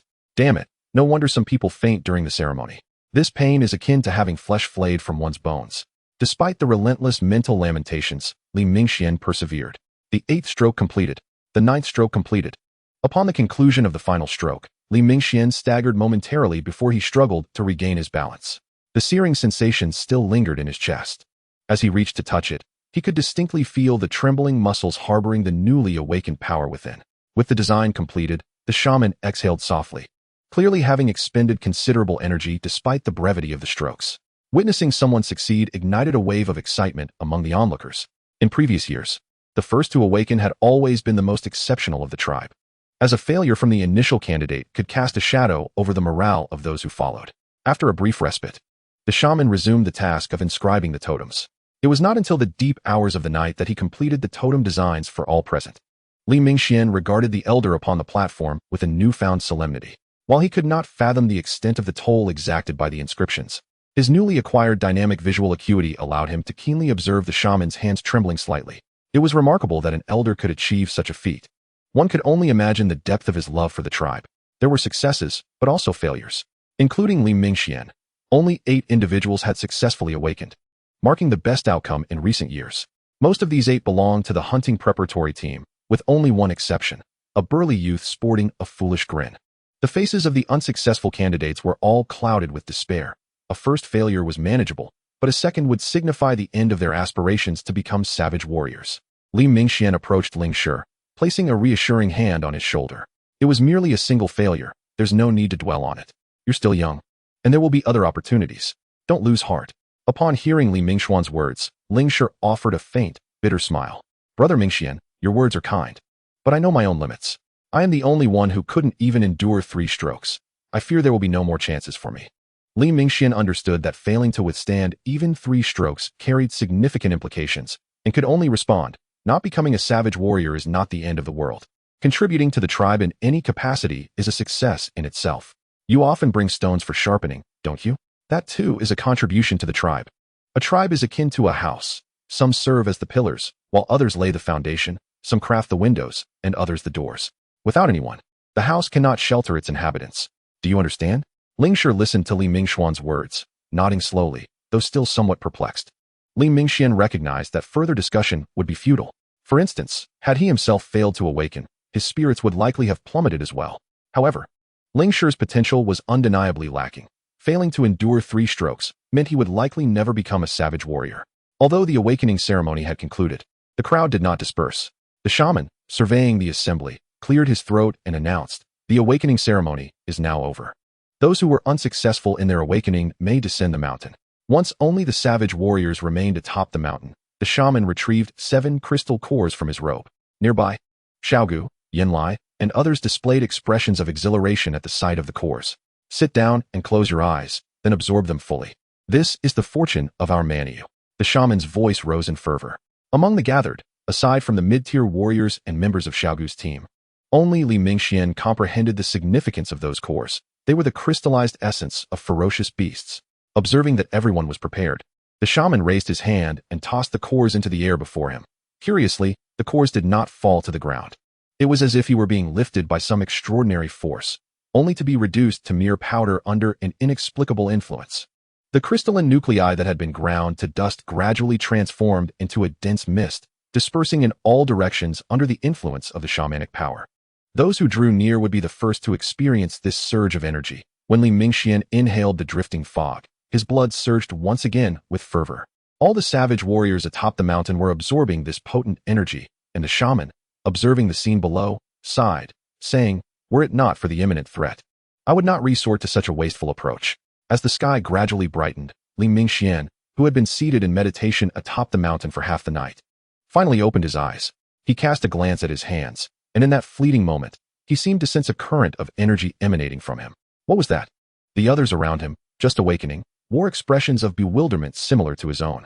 Nevertheless, feeling the surge of newfound strength, a smile crept onto Li Mingxuan's face, and he clenched his fists tightly. At last, he had become a savage warrior. Memories of his initial struggles upon arriving in this world, and the hardships endured as a slave, faded like mist, never to return. Nearby, a few others remained in meditation, and the shaman instructed those who had awakened to depart quietly, so as not to disturb those still in slumber. Thus, the ritual came to a close. Li Mingxian gazed into the distance, where the morning birds were chirping. He had never felt this world to be so vibrant. Chapter 23. Crafting bows and arrows. 3 days had passed since the ritual, bringing joy to some and sorrow to others. The atmosphere at Peng's home was particularly gloomy, as Lingshi had not successfully awakened. When Li Mingxian, now a savage warrior, appeared before Peng, he noticed Peng seemed somewhat apprehensive. Observing the faintly visible totem on Li Mingxuan's chest, Peng stammered, "Ming, savage warrior Mingxian, is there something you need?" Taken aback by Peng's stuttering address, Li Mingxian chuckled, "Peng, given our relationship, there's no need for such formalities. You may simply call me Mingxian." With that, Li Mingxian strode past Peng into the small courtyard, inquiring as he walked, "Where is Lingshi? I have matters to discuss with him today." Peng, contemplating the transformation of the man who had been a slave just last month into an admirable savage warrior, felt a complex mix of emotions. Li Mingxuan's demeanor remained unchanged. Yet Peng understood that their past interactions could never be the same again. Such was the nature of this world. "He has gone to old Ping's house to deliver stones," Peng sighed. "This ritual has dealt him a heavy blow. He has been preoccupied over at the stone mountain every day, and I can only watch." Li Mingxian surveyed the courtyard before sitting at the stone table. He looked up at Peng and smiled. "Even without a successful awakening, I have ways to empower Lingshi to possess strength comparable to a savage warrior." Li Mingxian felt immense gratitude towards Peng. Had it not been for him, he might still be toiling at the stone mountain. Although he had provided invaluable information, Peng's trust in him was equally significant. Therefore, he intended to share some of his ideas with them, alleviating himself of the burden. Upon hearing Li Mingxuan's words, Peng's lips moved in excitement. "Mingxian, while I know your prowess, how could an ordinary person possess the strength of a savage warrior? Peng, please trust me once more. Time will reveal the truth of my words, Li Mingxian replied earnestly, his smile fading. Yet, Peng hesitated, and despite feeling the urge to speak, he ultimately said nothing. Even if Li Mingxian's plans faltered, at least he was trying to assist him. Before long, as the two were engaged in conversation, Ling Shi returned and was somewhat puzzled to see Li Mingxian there. Mingxian has already become a savage warrior and will soon participate in the tribe's hunting day to officially join the hunting team. He must be quite busy these days. Li Mingxian quickly invited Ling Shi to sit, then reached into his bosom to retrieve a finely crafted animal hide, which he spread across the stone table. Peng and his son approached, their eyes drawn to the strange patterns depicted on the hide. What are these? Tools? Ling Shi inquired, having frequently visited old Ping's house and recognizing some resemblance to the tools there. Li Mingxian shook his head. These are not tools, they are weapons. They can significantly enhance our strength. On the parchment, he had not only sketched bows and arrows, but also a rudimentary version of a siege engine. This siege engine, as Li Mingxian described, would serve as a countermeasure against savage warriors, albeit his drawing was quite simplistic, resembling a massive bow laid flat on a cart. After meticulously explaining the usage of these two weapons, both father and son were left speechless. They had never encountered such ranged weaponry. Li Mingxian then elaborated on the best materials for crafting bows, emphasizing that the arrows should have feathers attached to their tails to ensure stability during flight. Although Li Mingxian wished to craft the weapons himself, he acknowledged that his practical skills were not as refined as those of a professional. It would be best to complete the bows before the hunting begins. As for the siege engine, well, you may modify it as you see fit. The greater the power, the better. After hearing Li Mingxian's proposition, both father and son scratched their heads. Perhaps it's best if you oversee the construction. I fear we might ruin it otherwise. Li Mingxian shook his head. To be honest, if I were to make it myself, I doubt I would succeed. Such specialized tasks should be entrusted to those with expertise. Although Li Mingxian understood what bows and siege engines looked like, he feared that if he were to attempt to create them, the result would be subpar. It would be wiser to leave the crafting to the tribe's artisans. With Li Mingxian having articulated his intentions, Peng and his son began to tidy up the animal hide. After a few more casual exchanges, Li Mingxian departed from the courtyard, preparing to head to the hunting preparatory team. Since the ritual concluded, he had not practiced with his son and wondered if he would be displeased. Upon entering the area of the former hunting preparatory team, Li Mingxian noticed a significant reduction in the number of people present. It seemed that those who had become savage warriors no longer frequented this place. As he ventured deeper, he suddenly spotted Zhu's son in a corner, accompanied by a massive wolf. The wolf was as large as a tiger, fierce in appearance, and when it noticed Li Mingxuan's approach, it bared its fangs as if ready to pounce. Even though Li Mingxian had become a savage warrior, the sight of such a beast still sent a shiver down his spine. Zhu's son, upon recognizing Li Mingxian, proudly exclaimed, "What do you think of the little wolf I've tamed?" Just as he finished speaking, the wolf lunged at Li Mingxian. Reacting swiftly, Li Mingxian extended his arms, attempting to pin it down. Despite the wolf's speed, it could not outpace his gaze. However, curiously, it halted midway. Zhu's son swiftly grasped the wolf's tail and dragged it back, inciting the creature's wrath as it snapped at Zhu's son's arm. Wild beasts are wild beasts. They cannot contend with a true savage warrior. The wolf, having failed to bite, was swiftly subdued by Zhu's son, who brought it back under control. Li Mingxian found himself utterly speechless at the scene before him. Is this truly what one would call taming? Although his own beasts seldom returned home, and he was unable to bring them back, none had ever taken the initiative to attack him. After teaching the wolf a lesson, Zhu's son's expression soured slightly. How could a wolf he had raised from a pup be so disobedient? It had nearly bitten Yan Li and the others last time. And in stark contrast to Li Mingxuan's obedient little bird, this creature was utterly inferior. Ahem, Mingxian. You young rascal have successfully awakened as a savage warrior, yet have neglected your swordsmanship practice for 2 consecutive days. Do you fancy that your wings have grown strong enough? Upon hearing Zhu's son's words, Li Mingxian recognized his attempt to divert attention from the earlier awkwardness. Trying to take a jab at him? It would not be so easy. Now that he had become a savage warrior, coupled with his dynamic visual acuity, he could hardly fathom how he might lose to Zhu Sr. Chapter 24, The Establishment of the 4th Hunting Team. Realizing Zhu's son's ulterior motives, Li Mingxian remained remarkably composed and replied with a smile. Isn't it merely that I am still adapting to my recent transformation into a savage warrior? I've spent the last 2 days acclimatizing at home. Humph. Does a savage warrior truly require adaptation? Let me see just how much you have progressed, Zhu's son scoffed. The two sought a larger training area, where a few members were practicing javelin throwing. Upon noticing the two approaching, they promptly vacated the space. It was clear that the two intended to spar, and the onlookers lingered, eager to witness the rare sight of a duel between savage warriors. Zhu's son began to stretch his body, then unsheathed his twin curved blades, casting a somewhat mocking glance at Li Mingxian. Observing Zhuo Sun brandishing those prized blades, Li Mingxuan's eyelids twitched as he remarked, "Those blades are your treasures. If they happen to get damaged, don't come looking for me." Taken aback by Li Mingxuan's words, Zhuo Sun chuckled, "These blades are reinforced with 3 spirit patterns. Your stone knife could never harm them."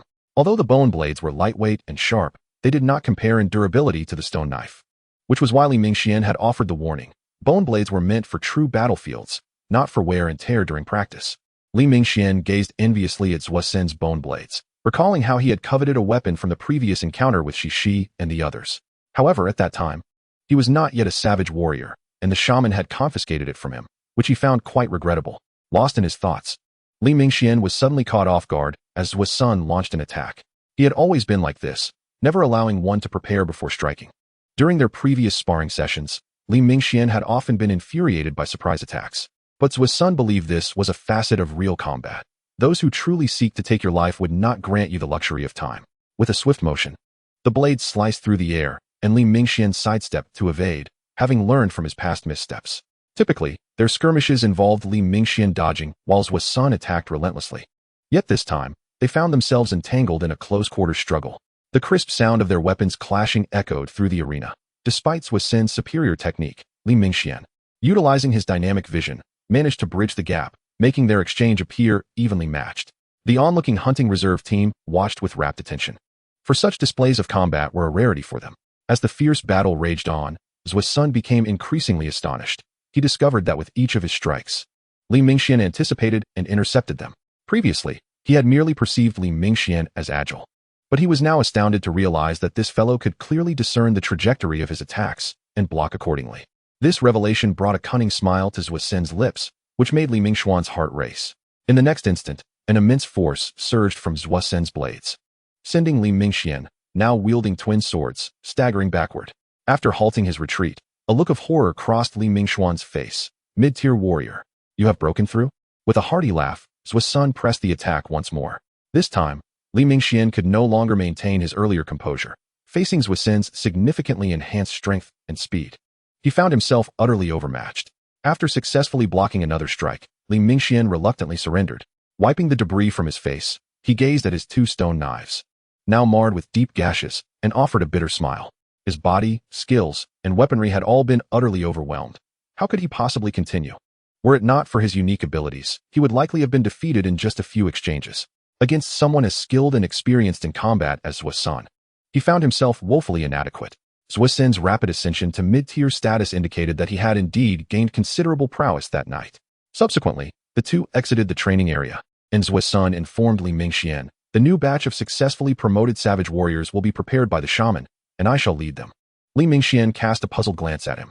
"You see, the shaman intends to form another savage team, and I shall be the captain of this hunting reserve. Would you care to join?" Zhuo Sun smiled. Just as Li Mingxian was about to decline, having already promised Xiao Gu he would join his team, Zhuo Sun added, "Rest assured, Xiao Gu has informed me, but the shaman believes we should extend some care to the newly formed team." Li Mingxian found himself indifferent. Since Xiao Gu had no objections, it mattered little which team he joined. His desire to join Xiao Gu's team was merely out of familiarity. "Since the shaman has said so, I have no objections." Upon hearing Li Mingxuan's response, a smile broke across Zhuo Sun's face. With the 8 awakened individuals alongside Zhuo Sun, the 4th hunting team of the Savage Bull tribe was officially formed. "Mingxian, have you not yet claimed your new weapon? Allow me to take you there," Zhuo Sun casually remarked. Li Mingxian looked at him with curiosity. "I will guide you to claim it. It is situated on the mountain," Zhuo Sun replied. The two then made their way to the weapons depot atop the mountain, ready to select their armaments. The depot was a small stone structure, guarded at the entrance by 2 fully armed savage warriors. Upon entering, Li Mingxian was pleasantly surprised to recognize one of them. You two, seeing Li Mingxian approach, broke into a smile. "Why are you so unenthusiastic about claiming your weapon? I expected to see you yesterday. Isn't today just as good? After all, there are still about 10 days until the hunting day. By the way, why aren't you wearing that lovely outfit?" Li Mingxian teased. "Hey, that's not something one wears casually." You two sheepishly scratched his head. In the midst of their banter, Li Mingxian and Zhuo Sun entered the room. The interior was somewhat dim, barely illuminated by the small window near the door, allowing them to discern the items within. Against the wall stood a table constructed from 2 joined wooden planks, upon which lay an array of neatly arranged weapons. "All these weapons bear spirit patterns?" Are they all spirit weapons? You may select 2. This is the tribe's rule. Each individual who successfully awakens as a savage warrior is entitled to choose 2 weapons here. The younger ones selected theirs yesterday. You are the last remaining, Zhu's son explained. As Li Mingxian listened, he reached out to touch the weapons, only to realize that they were all crafted from bone, with not a single stone weapon in sight. Confused, he inquired, Zhu's son, why are there no weapons made of stone? Why is everything crafted from bone? He was not averse to bone weapons. He was merely curious. However, Zhu's son regarded him with the look typically reserved for someone simple-minded. Have you ever seen a spirit weapon made of stone? The spirit patterns are a manifestation of the witch's abilities, inscribed upon surfaces, yet stones are utterly incapable of bearing such markings, for they are lifeless entities. Left with no alternative, Zhu's son could only manage a resigned smile as Li Mingxian continued to select his weapons. Ultimately, he opted for a 3-foot-long bone blade and a fragment of bone roughly the size of his thumb. Observing Li Mingxuan's choices, Zhu's son found himself perplexed. While he approved of the first weapon, the second left him utterly bewildered. Chapter 25. Preparations before departure. What purpose does this insignificant piece serve? It is a broken remnant. Already shattered, Zhu's son interjected, halting Li Mingxian. Li Mingxian, puzzled, replied, isn't it permitted to select 2 weapons at will? I have indeed chosen 2. Each individual is allowed to select only 2 weapons. By taking this trivial item, are you not squandering your opportunity? Zhu's son remarked, rolling his eyes. Li Mingxian chuckled. Who says I am squandering? On the day of the hunt, I shall reveal something remarkable. Zhu's son retorted with exasperation. Suit yourself. I have already informed you of the rules. With that, the 2 exited the room and parted ways. The reason Li Mingxian chose that fragment was that he intended to fashion it into an arrowhead. This time, he planned to create but a single bow and arrow. For even if he made more, the other members of the savage squad would not utilize them. Having previously dabbled in archery for a few days, he was not a master but could manage to hit a stationary target without much difficulty. Moreover, compared to a spear, the power of a bow and arrow was indeed diminished. Only through crafting a sturdy bow could he hope to rival the might of the savage warriors' thrown spears. Upon returning to the riverside courtyard, Li Mingxian was astonished to find the scruffy feathered bird had inexplicably returned. This foolish creature had become quite reckless, and thus, Li Mingxian treated it as though it were invisible, continuing with his tasks. The scruffy bird seemed to realize something. Attempting to fly into Li Mingxuan's embrace in hopes of reconciliation, a tactic it often employed when seeking forgiveness. However, this time, Li Mingxian was not inclined to forgive. The bird had completely lost its wild instincts, and he was determined to find a companion beast to bring back this time. The scruffy bird made several attempts to approach, only to be evaded by Li Mingxian, resulting in a playful chase within the confined courtyard. Ultimately, the incident concluded with the bird stubbornly burrowing into Li Mingxuan's arms. And as his first beast companion, he opted to forgive it. In the ensuing days, the scruffy bird remained at home, which began to irk Li Mingxian. After 3 days, news of the bow and arrow's creation finally emerged. That day, Lingshi excitedly presented the world's first bow to Li Mingxian. The bow resembled the design he had sketched. Yet in practice, its power seemed somewhat lacking. Li Mingxian observed the fully drawn bowstring, but the arrows only flew 20 or 30 meters before plummeting to the ground, leaving him at a loss for words. This was hardly suitable for weaponry. It would be a challenge even to serve as a child's toy. Did you not test it yourself after last night? Lingshi's smile faltered slightly. Brother Mingxian, is there a problem with this bow? It does shoot, as you said, right? Lingshi inquired cautiously. Li Mingxian lightly tapped his forehead. I overlooked that. After all, this is your first attempt at crafting a bow and arrow. And achieving this result is commendable. In the following 2 to 3 days, Li Mingxian personally visited the elderly man named Ping, participating in the bow-making process. Initially intending to take a back seat, he was swiftly brought back to reality. After experimenting with various materials, Li Mingxian finally discovered a remarkably resilient fiber, which, when intertwined with hemp thread, formed a robust bowstring. Once the bowstring was secured, Li Mingxian grasped the newly crafted bow and drew it back to shoot. Whoosh! The sound of the arrow slicing through the air echoed in the ears of those present as it soared over 100 meters before beginning to lose momentum, ultimately embedding itself in a tree trunk approximately 130 meters away. With keen eyesight, Li Mingxian allowed a smile to break upon his lips. He had finally succeeded. Of course, even a distance of over 100 meters was still far from sufficient for Li Mingxian, who had become a savage warrior. Determined to enhance the bow, he set about remaking it from scratch, utilizing the finest materials and the most robust bowstring. By the following morning, Li Mingxian held an impressively large bow in his hands. Though the arrows crafted from the current materials and techniques were still incapable of reaching beyond 150 meters. Thus, The simplest solution was to create a larger bow and a thicker bowstring. Now, this bow's range extended nearly 300 paces, surpassing 200 meters. Yet its length was quite extraordinary, standing nearly as tall as a person when upright. Li Mingxian hefted the massive bow, a satisfied smile gracing his features. Had he been in his previous life, such strength would have been insufficient to draw it. With less than 5 days remaining until the hunting day, he wondered just how familiar he would become with this bow and arrow in the days to come. Upon acquiring the bow, Li Mingxian commenced his practice, casually handing the inscribed spirit pattern fragment to Old Man Ping, requesting him to craft an arrow for him. The old man's eyes gleamed with envy at the sight of the spirit pattern fragment. In the ensuing days, Li Mingxian dedicated himself to rigorous practice with the bow. And thus, the day of the hunt arrived. On that morning, 2 squads of savage warriors stood fully armed atop a mountain peak. The witch, atop a high platform, waved a bone staff while performing an eccentric dance, seeking the blessings of their ancestors. Among the ranks of the 2 squads, Li Mingxian stood prominently. He bore a massive bow slung across his back, making him particularly conspicuous.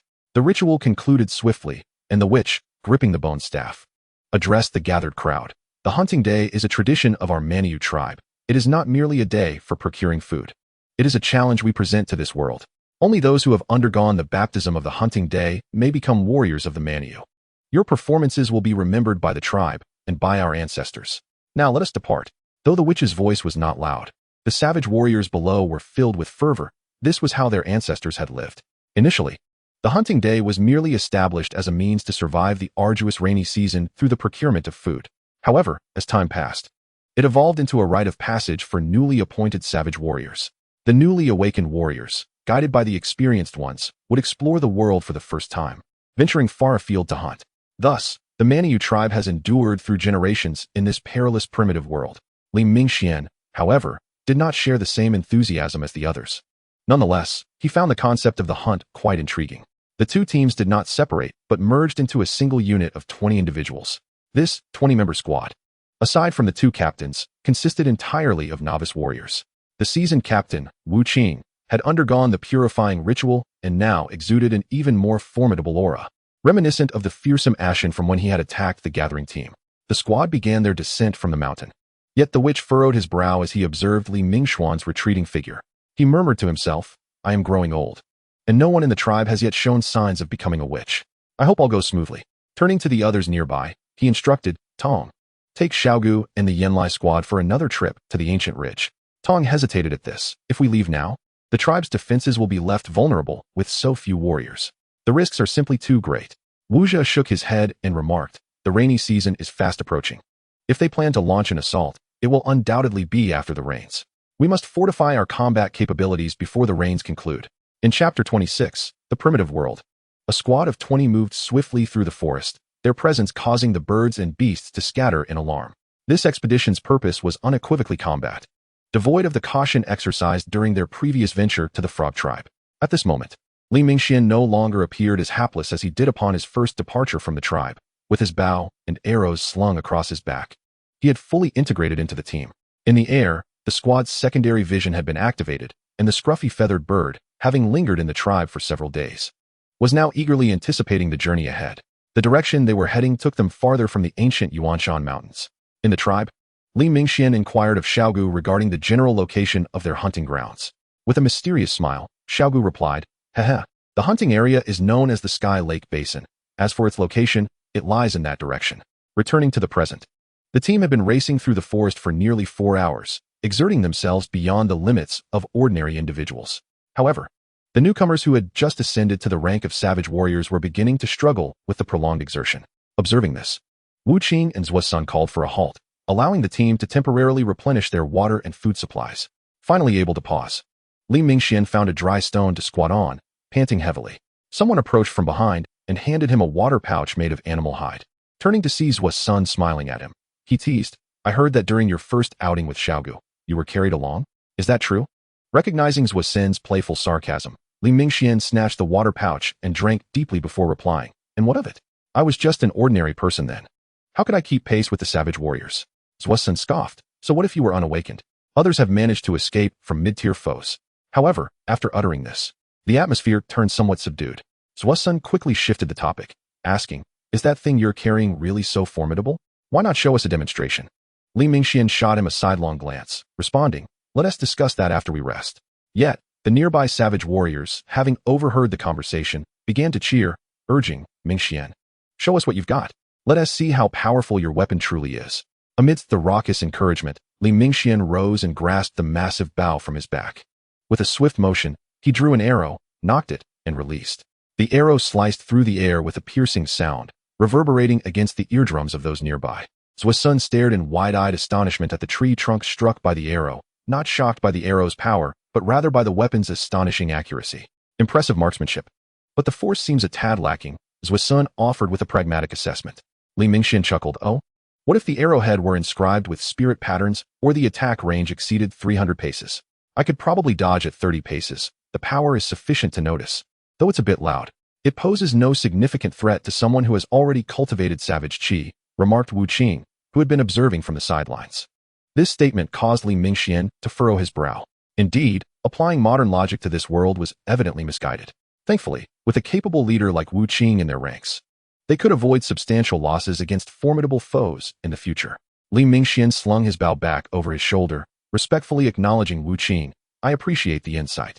I'll make further improvements." After this brief interlude, the group set off once again. Time flew by, and nearly half a month had passed. Throughout this duration, they encountered numerous dangers. However, thanks to the presence of seasoned veterans and Li Mingxian's unique abilities, they arrived at their destination unscathed, the Sky Lake Basin. As they entered a more expansive area, the scruffy feathered birds soared into the sky, like fish returning to the ocean. Typically, the sky harbored few avian creatures, but now, several magnificent beings graced the heavens. Zhuo Sun pointed to a colossal creature with a wingspan exceeding 15 meters, exclaiming, "Do you see that? That's the sky pterosaur, the ruler of the skies. Watch out, or your birds might become its meal." Finding Zhuo Sun's antics somewhat tiresome, Li Mingxian gazed down from the cliff edge. Before him lay vast plains, bordered by an immense, shimmering lake that stretched into the horizon, where several towering beasts, approximately 20 meters tall, bent down to drink. A short distance away, a herd of dragon horses was being pursued by saber-toothed beasts, their slowest members meeting a gruesome fate. Li Mingxian had never witnessed such a scene, and he felt himself merging with nature, becoming ethereal. The world around him radiated vibrant colors, and in this extraordinary state, he sensed the power of the totem within his chest. Yet, in an instant, his shoulder was tapped, jolting him from this trance. "Let us go, Mingxian. Everyone is waiting for you," called Wu Lei, a member of the former hunting preparation team. Emerging from that mystical state left Li Mingxian with a tinge of regret. He had felt a surge of power about to awaken within him, but he dismissed it. Such things would come in due time, and cannot be forced. As the commander of this operation, Wu Qing noted that everyone had gathered and stated, "This is the Sky Lake Basin. Here, even mid-tier warriors face considerable danger. During our collective actions, no one is permitted to provoke the surrounding creatures." Upon hearing this, a sense of unease settled within Li Mingxian. Provoking other creatures was precisely what the scruffy feathered birds relished doing. When he looked up, the birds had already flown off, and the secondary vision in his mind had been interrupted due to the vast distance. Shaking his head, Li Mingxian retrieved his massive bow once again. Their squad's task now was to hunt a terror bear.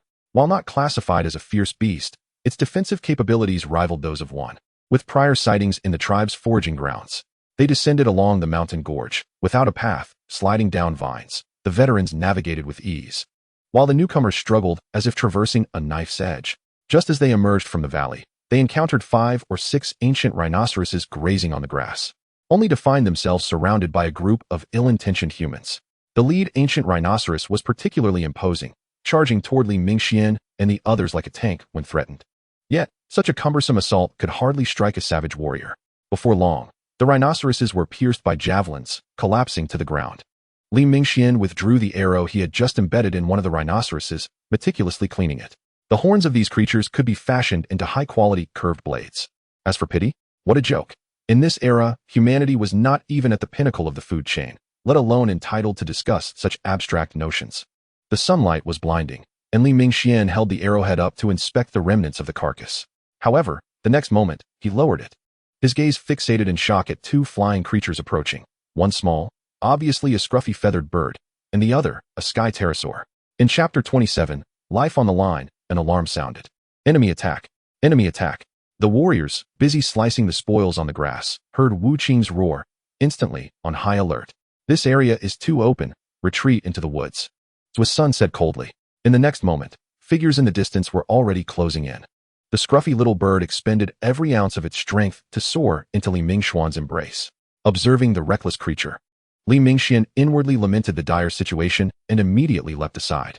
Standing beside him was a wild warrior who seemed to grasp the urgency of the moment. In the next heartbeat, a bone-winged strike cleaved through the air, severing the warrior in two. In his final moments, he barely registered the frantic warning to duck and evade before his consciousness began to fade. The sky dragon, having unleashed its attack, circled above before returning with renewed ferocity. Wu Qing, too late to mourn the recently awakened wild warrior, gripped his spear tightly and hurled it at the charging sky dragon. Whoosh! Just as the spear was about to strike, the dragon altered its flight pattern midair, narrowly evading the projectile. Wu Qing, witnessing this, shouted urgently, "Spread out. Everyone attack with spears. Zuo's son, keep an eye on the newcomer." Although the previous spear had missed its mark, the sky dragon felt a surge of threat as it beheld the diminutive figures below adopting aggressive stances, emitting a sharp cry that seemed to mock their audacity. Li Mingxian, nocking an arrow, gazed sorrowfully at the pool of blood where his kin lay, his throat parched and speechless. He was consumed with rage towards the scruffy bird in his grasp. How many times had this occurred? This calamity was the result of his own indulgence. The scruffy bird, sensing the gravity of the situation reflected in Li Mingxuan's stern visage, clutched the beast hide on his chest with its pale yellow talons. Draw the bow. Release. As the sky dragon evaded the spear in midair, it abruptly faltered when struck by an unconventional small spear at the junction of its wings. Though the spear lacked potency, its placement was particularly cunning, causing the dragon to plummet several meters uncontrollably. Reacting swiftly, the sky dragon folded its wings and executed 2 spins before dislodging the arrowhead. Regaining altitude, the dragon's keen eyes locked onto a human drawing a bow aimed directly at it. Its gaze also fixed on that wretched insect in his arms. Li Mingxian readied another arrow, regretting not having used the one inscribed with spiritual runes.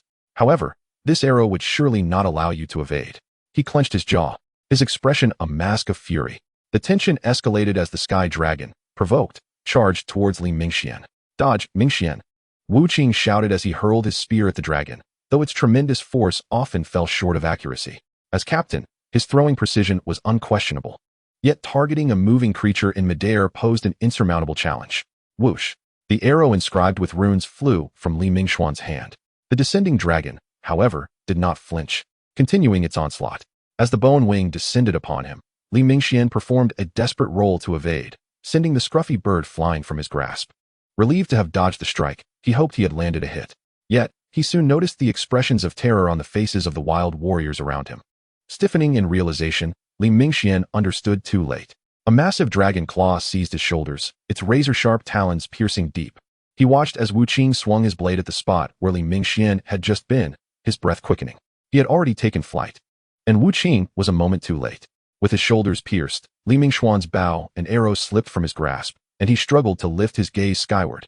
Enormous dragon wings flapped above, and the arrow he had just fired lodged itself deeply into the left flank of the sky dragon, blood cascading down onto Li Mingxuan's face.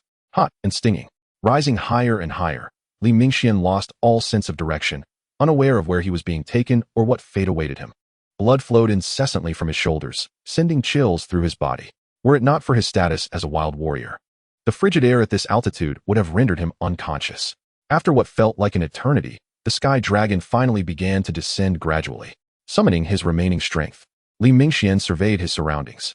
The dragon flew into a gorge surrounded by sheer cliffs, teeming with its kin, some resting in caves while others perched on the cliffs. Their talons embedded deeply, giving an unsettling chill.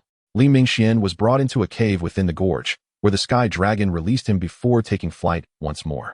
But with his shoulders pierced, he was already on the brink of death, unable to move his arms, resembling a lifeless dog sprawled on the ground. Just as he thought he might be safe, an unusual sensation emanated within the cave. In the darkness, several bright eyes opened. A cacophony of screeches filled the air. Then, as light filtered in from the cave entrance, Li Mingxian beheld 5 crooked figures advancing towards him, their approach revealing them to be juvenile sky dragons. Though labeled juvenile, they stood taller than Li Mingxian, easily exceeding 2 meters. They gazed at him with wild hunger, as if starved for centuries, their yellow beaks dripping with saliva onto the ground. At this moment, Li Mingxian felt utterly trapped. He forced himself to stand despite the pain, staggering toward the cave entrance. Behind him, the The 5 juvenile dragons advanced with a shambling gait. The light at the cave's mouth was tantalizingly close, but the young dragons lunged at him. Li Mingxian turned and kicked one down. Yet this exertion drained him of what little strength remained, causing him to stagger back against the rock wall, gasping for breath. Would he truly be devoured? He couldn't help but chuckle bitterly to himself. If only his hands could still move, if only he still had strength, if only. Everything would be different. He felt an overwhelming sense of injustice. How could he be consumed? How could these beasts treat him as mere sustenance? With a primal roar, Li Mingxian summoned every ounce of energy to lift his arm, striving to draw the bone knife from his waist. The blood within him surged. Unbeknownst to him, the star spheres within his being began to whirl rapidly. Just as he reached for the hilt, the number of star spheres doubled from 3 to 6. 3 remained radiant, while the newly formed stars flickered dimly. Suddenly, a surge of power erupted from his chest, radiating throughout his body. With this unexpected rush, Li Mingxian drew forth the bone blade. Instinctively, he directed the energy toward the wounds on his shoulders, alleviating the excruciating pain. The blood that had flowed from his shoulders finally ceased, and the tide of battle shifted once more. Chapter 28. The Redemption of the Scruffy Bird. With the bone knife drawn, Li Mingxian was determined not to spare those who sought to consume him. The techniques he had practiced under Zhuo Sen's tutelage now manifested with exquisite clarity, resulting in a flurry of lightning-fast strikes. The juvenile dragons were cleaved apart, retreating in a panic, and Li Mingxian relentlessly pursued them, delivering the finishing blows. It was only when the last juvenile dragon lay toppled on the ground, emitting a near-mournful cry, that Li Mingxian hesitated, clutching the blood-soaked bone knife. Subsequently, he endeavored to tame the last of the juvenile dragons, energy swirling around his hands as he attempted to envelop it. Yet, in the next instant, the ritual was abruptly interrupted. The star crystal within him failed to illuminate, signifying a failed taming attempt. Li Mingxian gazed at his hands, his brow furrowing in confusion. Why had he failed? Such an occurrence had never transpired before. Could it be that, recalling the 3 beast companions he had successfully tamed, it seemed none of them were ferocious beasts. Only that scruffy little bird was an unknown breed. However, given the scruffy bird's combat prowess and aura, it was evidently not a fierce creature. It appeared that he was incapable of taming ferocious beasts, a lamentable revelation indeed. Li Mingxian murmured softly. This lament carried dual meanings. Yet he wielded his bone blade with determination. Ferocious beasts could remember the scent of their enemies for years. He would not make such a blunder, especially considering that moments ago, they had sought to devour him. With each strike, Li Mingxian expended the last vestiges of his strength, finding a well-lit spot to lean against the wall, gradually sinking down. Just as he began to relax, shrill cries pierced the air from outside the cave. Those sounds belonged to the sky pterosaurs. Li Mingxuan's heart raced. Had he barely escaped only for an adult sky pterosaur to return? He raised the bone blade defensively to his chest, his complexion paling. The light in the cave dimmed. Something had entered? When he finally discerned the identity of the intruder, he was momentarily taken aback. To his astonishment, the scruffy bird had found its way here, albeit in a pitiful state, with many feathers fallen away, exposing patches of its rosy skin. Seeing this creature, Li Mingxian was consumed by frustration. Both the death of his teammate and his current predicament stemmed from this bird's actions. Nevertheless, he remained vigilant at the cave entrance, fearing that the scruffy bird might inadvertently attract another sky pterosaur. He was genuinely terrified. After waiting in a tense silence, the terrifying aura at the cave entrance finally dissipated. Through his pheromone senses, he realized that the sky pterosaurs had not entered the cave. Such an odd phenomenon might be due to the territorial nature of ferocious beasts, Li Mingxian pondered. After such a fright, he felt much of his fatigue had vanished. He turned to face the approaching scruffy bird, raising his blade to block its path. The man and the bird locked eyes within the cave, but ultimately, Li Mingxian lowered his weapon.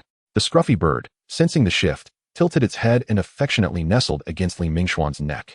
Finding a place to sit down once more, Li Mingxian spoke softly to the scruffy bird in his arms. Do you have any idea what you've done this time? My demise matters little. I am but a solitary soul. But what of the person who was killed? He had just become a wild warrior, stepping out of the tribe under the hopeful gaze of his family. The calmness of his voice echoed within the cave. The scruffy bird's actions this time were unforgivable. Mischief was one thing, but if left unchecked, it could provoke forces beyond their reckoning, leading to calamity for the tribe. Time passed, and Li Mingxian leaned against the rocky wall to rise to his feet. For a fleeting moment, he contemplated severing his bond with the scruffy bird, but ultimately opted against it. After a few stretches, he was surprised to discover that the wounds in his shoulders had almost healed, thanks to the awakening energy. Could this be the power of a shaman? Surely, only a shaman could mend wounds so swiftly within such a short span of time. Observing the 5 corpses lying on the ground, Li Mingxian approached and began to search their bodies for something. After a prolonged search yielded nothing. He had no choice but to abandon his quest. His immediate concern was to find a way out of the cave, for they were still ensnared in peril. Relying on his pheromone senses, he noticed several sky pterosaurs perched on the outer rock walls, wary of entering the cave, instead keeping vigil outside. The intelligence of ferocious beasts was notably high. They could recall events from long ago, displaying remarkable patience. If the true master of this cave returned, all his efforts would be in vain. Li Mingxian furrowed his brow, unable to conceive of any viable solution, even if he managed to escape. The treacherous cliffs outside posed insurmountable challenges. Suddenly, the scruffy bird took flight from Li Mingxuan's side, glancing back at him with a hint of reluctance before boldly darting out of the cave. Li Mingxuan's mouth fell agape, speechless. Moments later, the cries of the sky pterosaurs echoed from outside. The scruffy bird had drawn the attention of all nearby sky pterosaurs, emitting a few sharp calls before swiftly retreating. Li Mingxian, witnessing the entire spectacle from the cave entrance, slammed his hand against the rocky wall in frustration. This creature always acted impulsively, doing as it pleased without allowing him a moment to react. Yet, he understood that unless they diverted the attention of the sky pterosaurs, they would all perish in this cave. Once the parents of the juvenile dragon returned, their chances of survival would be utterly extinguished. Glancing at the precipice beneath him, Li Mingxian realized that survival necessitated descent. He began to scale down the rocky wall, despite his arms having regained much of their strength. The strenuous effort caused him to grit his teeth in pain. Fortunately, the descent went smoothly, but as he neared the ground, his body finally reached its limit, and he fell from the rock face. Fortunately, the vegetation below was lush, cushioning his fall and preventing serious injury. After resting for a moment, Li Mingxian gritted his teeth and rose once more. He could not afford to linger here. If the sky pterosaurs discovered him, he would find himself trapped once again. Grabbing a branch to support himself, Li Mingxian lifted his gaze to the fading light in the distance. Then, with his weary body, continued toward the ravine. Darkness enveloped the land. Far away, in a clearing among the trees, a campfire flickered to life. Several primitive individuals gathered around the fire, preparing food. For humanity in this era, mealtime was typically a source of great joy, yet the atmosphere here felt exceedingly heavy and oppressive. Zuo's son poked the fire with a branch, tossing the stick into the flames before turning to his companion, Wu Qing, who sat beside him. Shall we continue searching tomorrow? Beyond this point, the swamps are uncharted territory for our tribe. Venturing in could lead to disastrous consequences. Wu Qing's expression remained stoic as he cast a glance at Zuo Sr. We shall continue searching tomorrow. We must see the living or the dead. Chapter 29, The Terrifying Vines. We shall continue searching tomorrow. We must see the living or the dead. Upon hearing Wu Qing's words, Zuo Sen's brow furrowed slightly before he replied, Wu, as the leader of our small group of over a dozen people, you must understand that the swamplands ahead have no exploration records from our entire tribe. To charge in recklessly would be disastrous. I am aware, but Mingxian must be found at any cost. Wu Qing's gaze was cold and serious as he locked eyes with Zuo Senator Ha. Zuo's son stood abruptly, a mocking smile on his face. Do you even comprehend what you are saying? You are gambling with the lives of the entire team. Mingxuan's capture pains me as well. He is my protege. So many in the hunting reserve have perished over these past months. What can I do? Zuo Sen's voice rose in agitation. As their voices grew louder, nearby wild warriors, still eating, turned their attention toward them. Zuo's son took a moment to steady his emotions and spoke again. Captain Wu Qing, I cannot allow you to continue searching. In just a single day, we have already lost 3 lives. You are considerably older than I. Surely, you have long since come to terms with life and death? Do not squander the lives of those still living. He paused, then added, I understand that even if I were to be captured, you might choose to abandon the search. But Mingxian is different. The shaman instructed me before his departure, Wu Qing said softly. I am aware of Mingxian's exceptional abilities. He is a warrior of immense potential, Zuo's son replied. He possesses the qualities to become a shaman. Wu Qing's calm voice resonated. But Zuo's son hesitated, momentarily stunned by Wu Qing's words, gazing at him in disbelief, rendered momentarily speechless. Wu Qing glanced at Zuo's son and then towards the distant, shadowy forest. Fatigue evident in his demeanor. The shaman told me that Mingxian is the only hope he has discovered in several decades, and I must protect him at all costs. Zuo's son, I fully comprehend your thoughts. I have navigated this jungle for decades and have long surpassed the age of impulsive fervor. Tomorrow we shall continue our search, employing every means at our disposal. The night is still long. Meanwhile, Li Mingxian, leaning on a wooden staff, was unaware of how far he had wandered. Old wounds had not yet healed and were compounded by new injuries. To mend the puncture wounds on his shoulders, he had exhausted all his shamanic energy. And in his fatigue, he dared not seek out a place to rest within the primordial wilderness. After taking a few more steps, his left foot suddenly found no ground beneath it, and he fell heavily to the ground, the earth damp beneath him. He took a moment to lie there. But the forest's coldness was unbearable. Even as a savage warrior, he could not remain on the ground for long. Why is survival still so arduous even after becoming a savage warrior? He mused bitterly. Humanity in this world, he chuckled to himself in self-deprecation. Suddenly, a distant cry pierced the tranquil night, its resonance traveling far. Startled, Li Mingxian turned to glance behind him, but the dense foliage obscured the moonlight and his vision. I cannot continue like this. I must find a place to rest. Surely, the sky drake will not pursue me here, he thought to himself. He searched for a relatively dry spot to sit, withdrew the bone knife from his waist, and held it close to his chest. His eyes gazing vacantly into the darkness until they slowly closed. At dawn, the early rising birds flitted through the forest, their crisp calls echoing in the air. Sunlight filtered through the dense canopy, casting dappled patterns on the ground. A drop of icy dew fell upon Li Mingxian's face, the morning chill awakening him slightly. He rose and stretched his limbs. After a night's rest, much of his fatigue had dissipated, yet the loss of blood left him somewhat sore. Rubbing his hungry belly, he prepared to search for food nearby, but as he walked, he noticed the ground becoming increasingly damp. Pulling his foot from the mud, he frowned. And in the next moment, his pheromone senses flared to life. In that peculiar vision, he discovered that there were no living creatures around. Every animal bore its own pheromones. Instantly on guard, he scanned his surroundings, swiftly drawing the bone knife from his waist. Yet, the forest was still filled only with the rustling of leaves. Am I merely overthinking? He pondered, about to sheath his knife when his body tensed, and the bone knife swept backward. Swish! He saw two vines approaching from behind, severed by his blade, but before he could comprehend the situation, another vine ensnared his calf. In that critical moment, Li Mingxian channeled the little shamanic energy he had regained into his leg, the surge of power causing the vine to explode into fragments that scattered in all directions. I must escape this place, he exclaimed, turning to flee, but the next instant, vines hidden in the darkness sprang forth, blocking all his routes of retreat. A black vine lunged forward like lightning, piercing through his left side, the pain radiating throughout his entire being. Li Mingxian fell to his knees, overwhelmed by agony. I finally made it here, he thought. With great effort, he stood again, wildly slashing at the surroundings, yet the black vine withdrew from his abdomen. His body had reached its limit. He had lost an unfathomable amount of blood over the past few days. For an ordinary person, he would have surely already succumbed to unconsciousness. After severing one vine, another quickly ensnared him, and at last, Li Mingxian could endure no longer, collapsing to the ground. In his final moments of consciousness, he grasped at an approaching vine, akin to a drowning man clutching a lifeline. The taming process ignited. This was his last hope. Li Mingxian thought, just before losing consciousness. Unknown to him, the fourth star-shaped core within him illuminated at that moment, its patterns transforming into a branch-like form before ceasing to glow. Taming successful. When Li Mingxian awoke, he had no idea how long he had been unconscious. The sky was already nearing dusk. Struggling to sit up from the ground, he winced at the pain in his abdomen. Suddenly, realization struck him, and he instinctively grabbed the bone knife beside him, scanning the area warily. Am I not dead? Where did the vine go? He murmured, again sitting back down. But as soon as he did, he jumped up as if jolted by electricity. Behind him lay a massive crocodile. When he sat down, he had inadvertently brushed against its jaws. Li Mingxian remained on high alert, but the crocodile made no move to attack.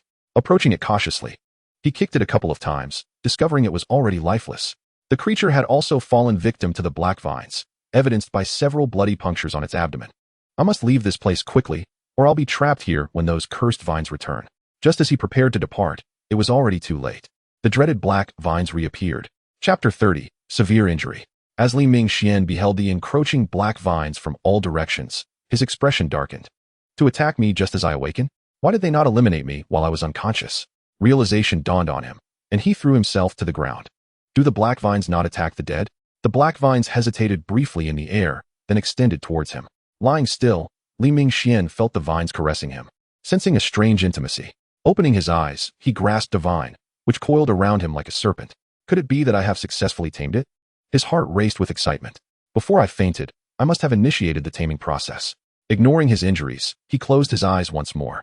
Observing the four glowing star-shaped cores within him, Li Mingxian's face radiated joy, but before he could revel in his triumph, the pain from his abdomen surged anew. He distinctly remembered being pierced through the belly, yet upon awakening, the wound appeared to have healed significantly.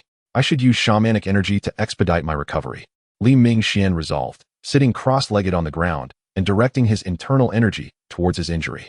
As his shamanic power flowed, the surrounding black vines seemed to recoil slightly. Wary of his burgeoning strength, nightfall once again enveloped the land. Having just tended to his wounds, Li Mingxian felt a pang of hunger. It had been nearly 2 days since he last ate. He cast his gaze around, and his eyes landed upon the crocodile lying on the ground. How could he have forgotten? He had never tasted crocodile meat before. Rubbing his hands together, a long-lost smile graced his face. As if sensing his thoughts, the black vines swiftly pulled the crocodile closer and laid it at his feet. Observing his new beast companion's docile demeanor, Li Mingxian reached out to stroke the black vines. But the next moment left his eyes wide with astonishment. The black vines plunged their tips into the crocodile's body, and Li Mingxian, gripping the vines, felt a surge of warmth coursing through him. This warmth flowed like a restorative elixir, visibly rejuvenating his vitality. What power is this? Could this be the essence of my fourth ability? The life force from within the crocodile streamed through the vines toward him. In just a matter of breaths, the crocodile's massive form shriveled, while Li Mingxuan's complexion bloomed with vitality. Never had he felt so invigorated, his body brimming with energy, even his strength heightened. Is this the blessing that follows a narrow escape from death? However, as calm returned to Li Mingxian, he pondered whether such a direct absorption of life force was too terrifying. Would this extraordinary power be accepted by his kin? Reflecting on how swiftly his abdominal wound had healed, he realized the black vines had secretly mended him while he was unconscious. The more he observed the vines, the more he found them endearing. Once a terrifying foe is subdued, they can become the most reliable ally. Yet, the vines must belong to this region. How could he possibly take them with him? Would he be unable to carry them away? With this thought, a pain began to throb in his head. Besides the scruffy bird, he had 2 other beast companions. The second, the reliable queen bee named Xiao Huang, and a charming little green creature. All unable to be taken for various reasons. What method could he devise to bring the black vines along? After deep contemplation, Li Mingxian rose to his feet. He addressed the black vines with conviction. I know your true form is not here, but I must leave tomorrow. There are many unfulfilled aspirations I must pursue. Will you accompany me from this place? After uttering these words, he awaited a response in silence. Moments later, a nearby ancient tree suddenly trembled. Li Mingxuan's expression brightened as he approached. The tree before him began to split open. Indeed, it was splitting. From the crevice emerged a tender green shoot. And Li Mingxian reached out to touch this green vine. In a swift motion, the vine detached from its origin and wound itself around his waist. So this is how you intend to leave with me? Stretching out his hand, the vine around his waist responded rapidly, growing and spreading. After 8 or 9 days, Li Mingxian finally emerged from the marshlands. Relying on his pheromone perception and Xiaohe, his journey had been perilous but ultimately safe. Although the vine was green, he decided to name it Xiaohe, as the mature vines would indeed turn black, and Xiao Lu had already been given a name. Upon exiting the marsh, he found himself facing the boundless Tian Lake, yet he chose not to walk along its shores. While the lakeside offered a broad view, it was teeming with various creatures and frequently visited by birds of prey, including the occasional sighting of flying pterosaurs. For safety, Li Mingxian opted for a detour, plunging into the adjacent rainforest to continue his journey. That noon, as Li Mingxian savored a piece of roasted deer meat, the star crystal within him suddenly reacted, signifying the presence of the scruffy bird. The glow of the star crystal was notably dim compared to the others, flickering inconsistently. Realizing the scruffy bird was nearby, Li Mingxian abandoned his meal. Guided by the star crystal, he crossed a small stream and finally spotted the silhouette that had troubled him for days.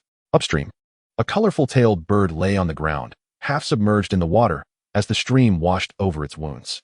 Li Mingxian rushed over, cradling the scruffy bird in his arms, and channeled his mystical energy to envelop it. Under the healing influence of his power, the nearly lifeless scruffy bird awakened, its eyes meeting Li Mingxuan's. Cradling it gently, he spoke softly, "Now we are even. You saved my life, and I have saved yours. However, I have yet to settle the score for your misadventure with the pterosaur. You must not falter now." As mystical energy flowed into the scruffy bird's body like an unyielding tide, Li Mingxian was horrified to discover that it could merely sustain the bird's life, failing to heal it entirely. Taking a moment to steady his breath, he pondered ways to restore the scruffy bird to health. Suddenly, his gaze returned to the bird, Lake Heart Island. Yes, the island has medicinal herbs that could surely heal you. While Wu Qing and the others had brought some herbs, he wondered where he might find them now. The herbs on Lake Heart Island could save the scruffy bird, but the distance was daunting. Even if he hurried, it would likely take him nearly half a month to reach it. What should he do? Just as Li Mingxian anxiously contemplated leaving, a colossal saber-toothed beast appeared at the stream's edge to drink. Their eyes met, and in that instant, they recognized a shared desire within each other. Chapter 31, The Roadblock.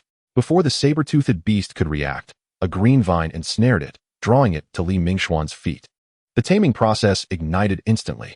The saber-toothed beast, which had been struggling fiercely, gradually calmed under the radiance emanating from Li Mingxian. Unsurprisingly, the fifth star crystal within him illuminated, revealing the image of the saber-toothed beast beneath him. Standing at nearly 2 meters tall and over 4 meters long, the saber-toothed beast was renowned for its elongated fangs, each measuring several inches, and its remarkable speed and endurance, often hunting in packs. With this formidable companion, Li Mingxian felt a weight lift off his shoulders. Although the saber-toothed beast was merely a slightly stronger predator, he no longer felt threatened given his current strength. Nonetheless, to reach Lake Heart Island swiftly, he wouldn't dwell on it further. Li Mingxian bent down to stroke the beast's massive head, saying, "From here on, it's all up to you." 4 days later, at the edge of the ancient Plains mountain range, a large beast burst forth from the forest, carrying a man upon its back. However, the saber-toothed beast came to a halt. Li Mingxian, seated atop, furrowed his brow upon sensing the creature's apprehension. It seemed to fear something. Hesitating at the threshold of the ancient Plains mountain range, in his arms, the scruffy bird was barely clinging to life. Without the support of his mystical energy, it would have certainly perished long ago. Maintaining its life had reached its limits. Li Mingxian reached out to soothe the saber-toothed beast, reassuring it. "There's no need to fear. I am here."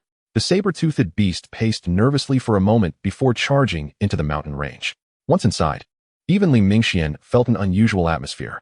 During his first visit, he had been an ordinary person, oblivious to the subtleties. Now, as a savage warrior, he could distinctly sense that this place was indeed different from any other. Soon, Li Mingxian arrived at the foot of the mountain peak where the island in the lake was situated. As he continued onward, he unexpectedly stumbled upon several corpses. These remains were not human, but rather appeared to belong to a carnivorous dinosaur, suggesting they had died not long ago based on the coloration of their bones. After advancing a few more steps, the saber-toothed beast beneath him suddenly halted, emitting a low, rumbling growl. Activating his pheromone perception, Li Mingxian discerned a group of obstructive raptors blocking the path to the mountain summit ahead. He promptly leaped off the saber-toothed beast, gently patted it to signal it to hide nearby, and then agilely ascended a nearby large tree. After surveying several angles, he finally discerned the source of the glimmers. A pack of velociraptors was resting just ahead. If it were merely velociraptors, he would not be overly concerned, as they were slightly weaker than the saber-toothed beast, even in greater numbers. However, the complication arose from the presence of a massive leader among them, a fearsome creature that commanded respect. Li Mingxian observed the dark golden-skinned beast with furrowed brows, realizing this pack of velociraptors must be the same ones he encountered before his departure. To his astonishment, they had congregated at this very spot, obstructing the sole route up the mountain. Had someone ascended recently? Why would this pack of velociraptors choose to block the path here? The thought left Li Mingxian feeling somewhat agitated. If the scruffy bird did not receive treatment today, it would not survive. The significance of his arduous journey would thus be rendered meaningless. Taking a deep breath atop the tree, Li Mingxuan's eyes once again shimmered with resolve. He had emerged from the nest of sky-dwelling pterosaurs. How could he possibly be thwarted by a mere beast? After calming the saber-toothed beast momentarily, he resolutely made his way up the mountain, skirting close to the edge of the cliff, hoping to sneak past unnoticed. As the distance between the two sides diminished, Li Mingxian felt his heart racing, each step bringing him closer. Midway through his advance, the dark golden velociraptor leader finally reacted, raising its head to gaze in Li Mingxuan's direction and unleashing a thunderous roar. The sound resonated like a clap of thunder, awakening the sleeping velociraptors around him. Realizing the precariousness of his situation, Li Mingxian ceased hiding and sprinted forward with all his might. If he successfully crossed this threshold, the rugged mountain path ahead would pose the greatest obstacle for the velociraptors. Sensing the presence of prey, the velociraptors charged at him with frenzied speed, while their leader followed at a more measured pace. The velociraptors were extraordinarily swift, and in mere moments, several had nearly caught up to him. Before Li Mingxian could respond, the verdant aura at his waist surged to life, rapidly transforming into a multitude of vines that lashed out toward the approaching horde of velociraptors. The fastest among them were instantly toppled, and those behind collided with the fallen, creating chaos. Witnessing the prowess of his companion, Li Mingxian felt a surge of joy.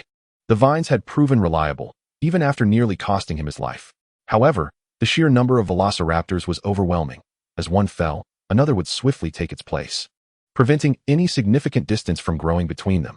At that moment, the dark golden velociraptor leader realized that this strategy posed no real threat to Li Mingxian and began to accelerate.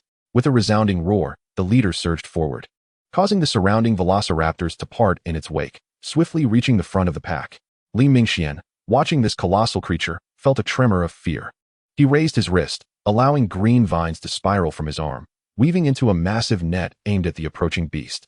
Yet, the once invincible vines were torn to shreds by the leader's metallic claws, scattering debris in all directions. The air bore the marks of its ferocity, and in an instant, the situation grew dire, with death nipping at his heels. At that critical juncture, Li Mingxian spotted a concealed cave ahead, one he and his companions had overlooked previously. With renewed hope, he quickened his pace, not daring to glance back. 50 meters, 40 meters. As he sprinted for his life, he felt the ground tremble beneath him. The velociraptor leader was now mere half a body length away, poised to snap at him. Just as it opened its jaws, a bird's head emerged from Li Mingxuan's shoulder, and in an instant, the leader seemed to freeze in place, its pupils reflecting disbelief as if it had encountered something incomprehensible. Taking advantage of the raptor's momentary distraction, Li Mingxian dashed into the rocky cave. Once inside, he did not pause, continuing deeper into the darkness. The velociraptor leader, regaining its senses, charged toward the narrow entrance, furiously striking the rock walls, sending shards flying in frustration. The meal it had nearly caught had escaped. Chapter 32, Temptation Awaits. The cave was exceedingly small, and after catching his breath for a moment, Li Mingxian pressed onward, praying fervently that this cave was not a dead end. After traversing several meters, the sunlight outside no longer reached this place, and darkness enveloped him. Faced with such obscurity, he found himself at a loss, pausing momentarily before reaching for the green vines at his waist. In the pitch-black environment, Li Mingxian struggled to ignite the vines, using his flint to strike a spark. Due to years of stone gathering, the tribe had an ample supply of flint. At last, the dark cave illuminated under the flickering light, revealing its features, though the moisture within the vines caused a series of crackling sounds as they burned. These vines were merely an extension of his companion, Little Black, and would not harm it, but Little Black was terrified of flames and had coiled around Li Mingxuan's thigh in fear. After advancing a bit further, he noticed sunlight streaming into the cave from above, casting a shadow the size of a person on the ground. The cave's exit was nearly 10 meters high. Previously, Li Mingxian would have needed considerable effort to ascend. Fortunately, with Little Black as his capable ally, this challenge was now trivial. Little Black seemed to understand Li Mingxuan's intentions and swiftly extended its vines. Li Mingxian successfully climbed out of the cave, but there was no path before him.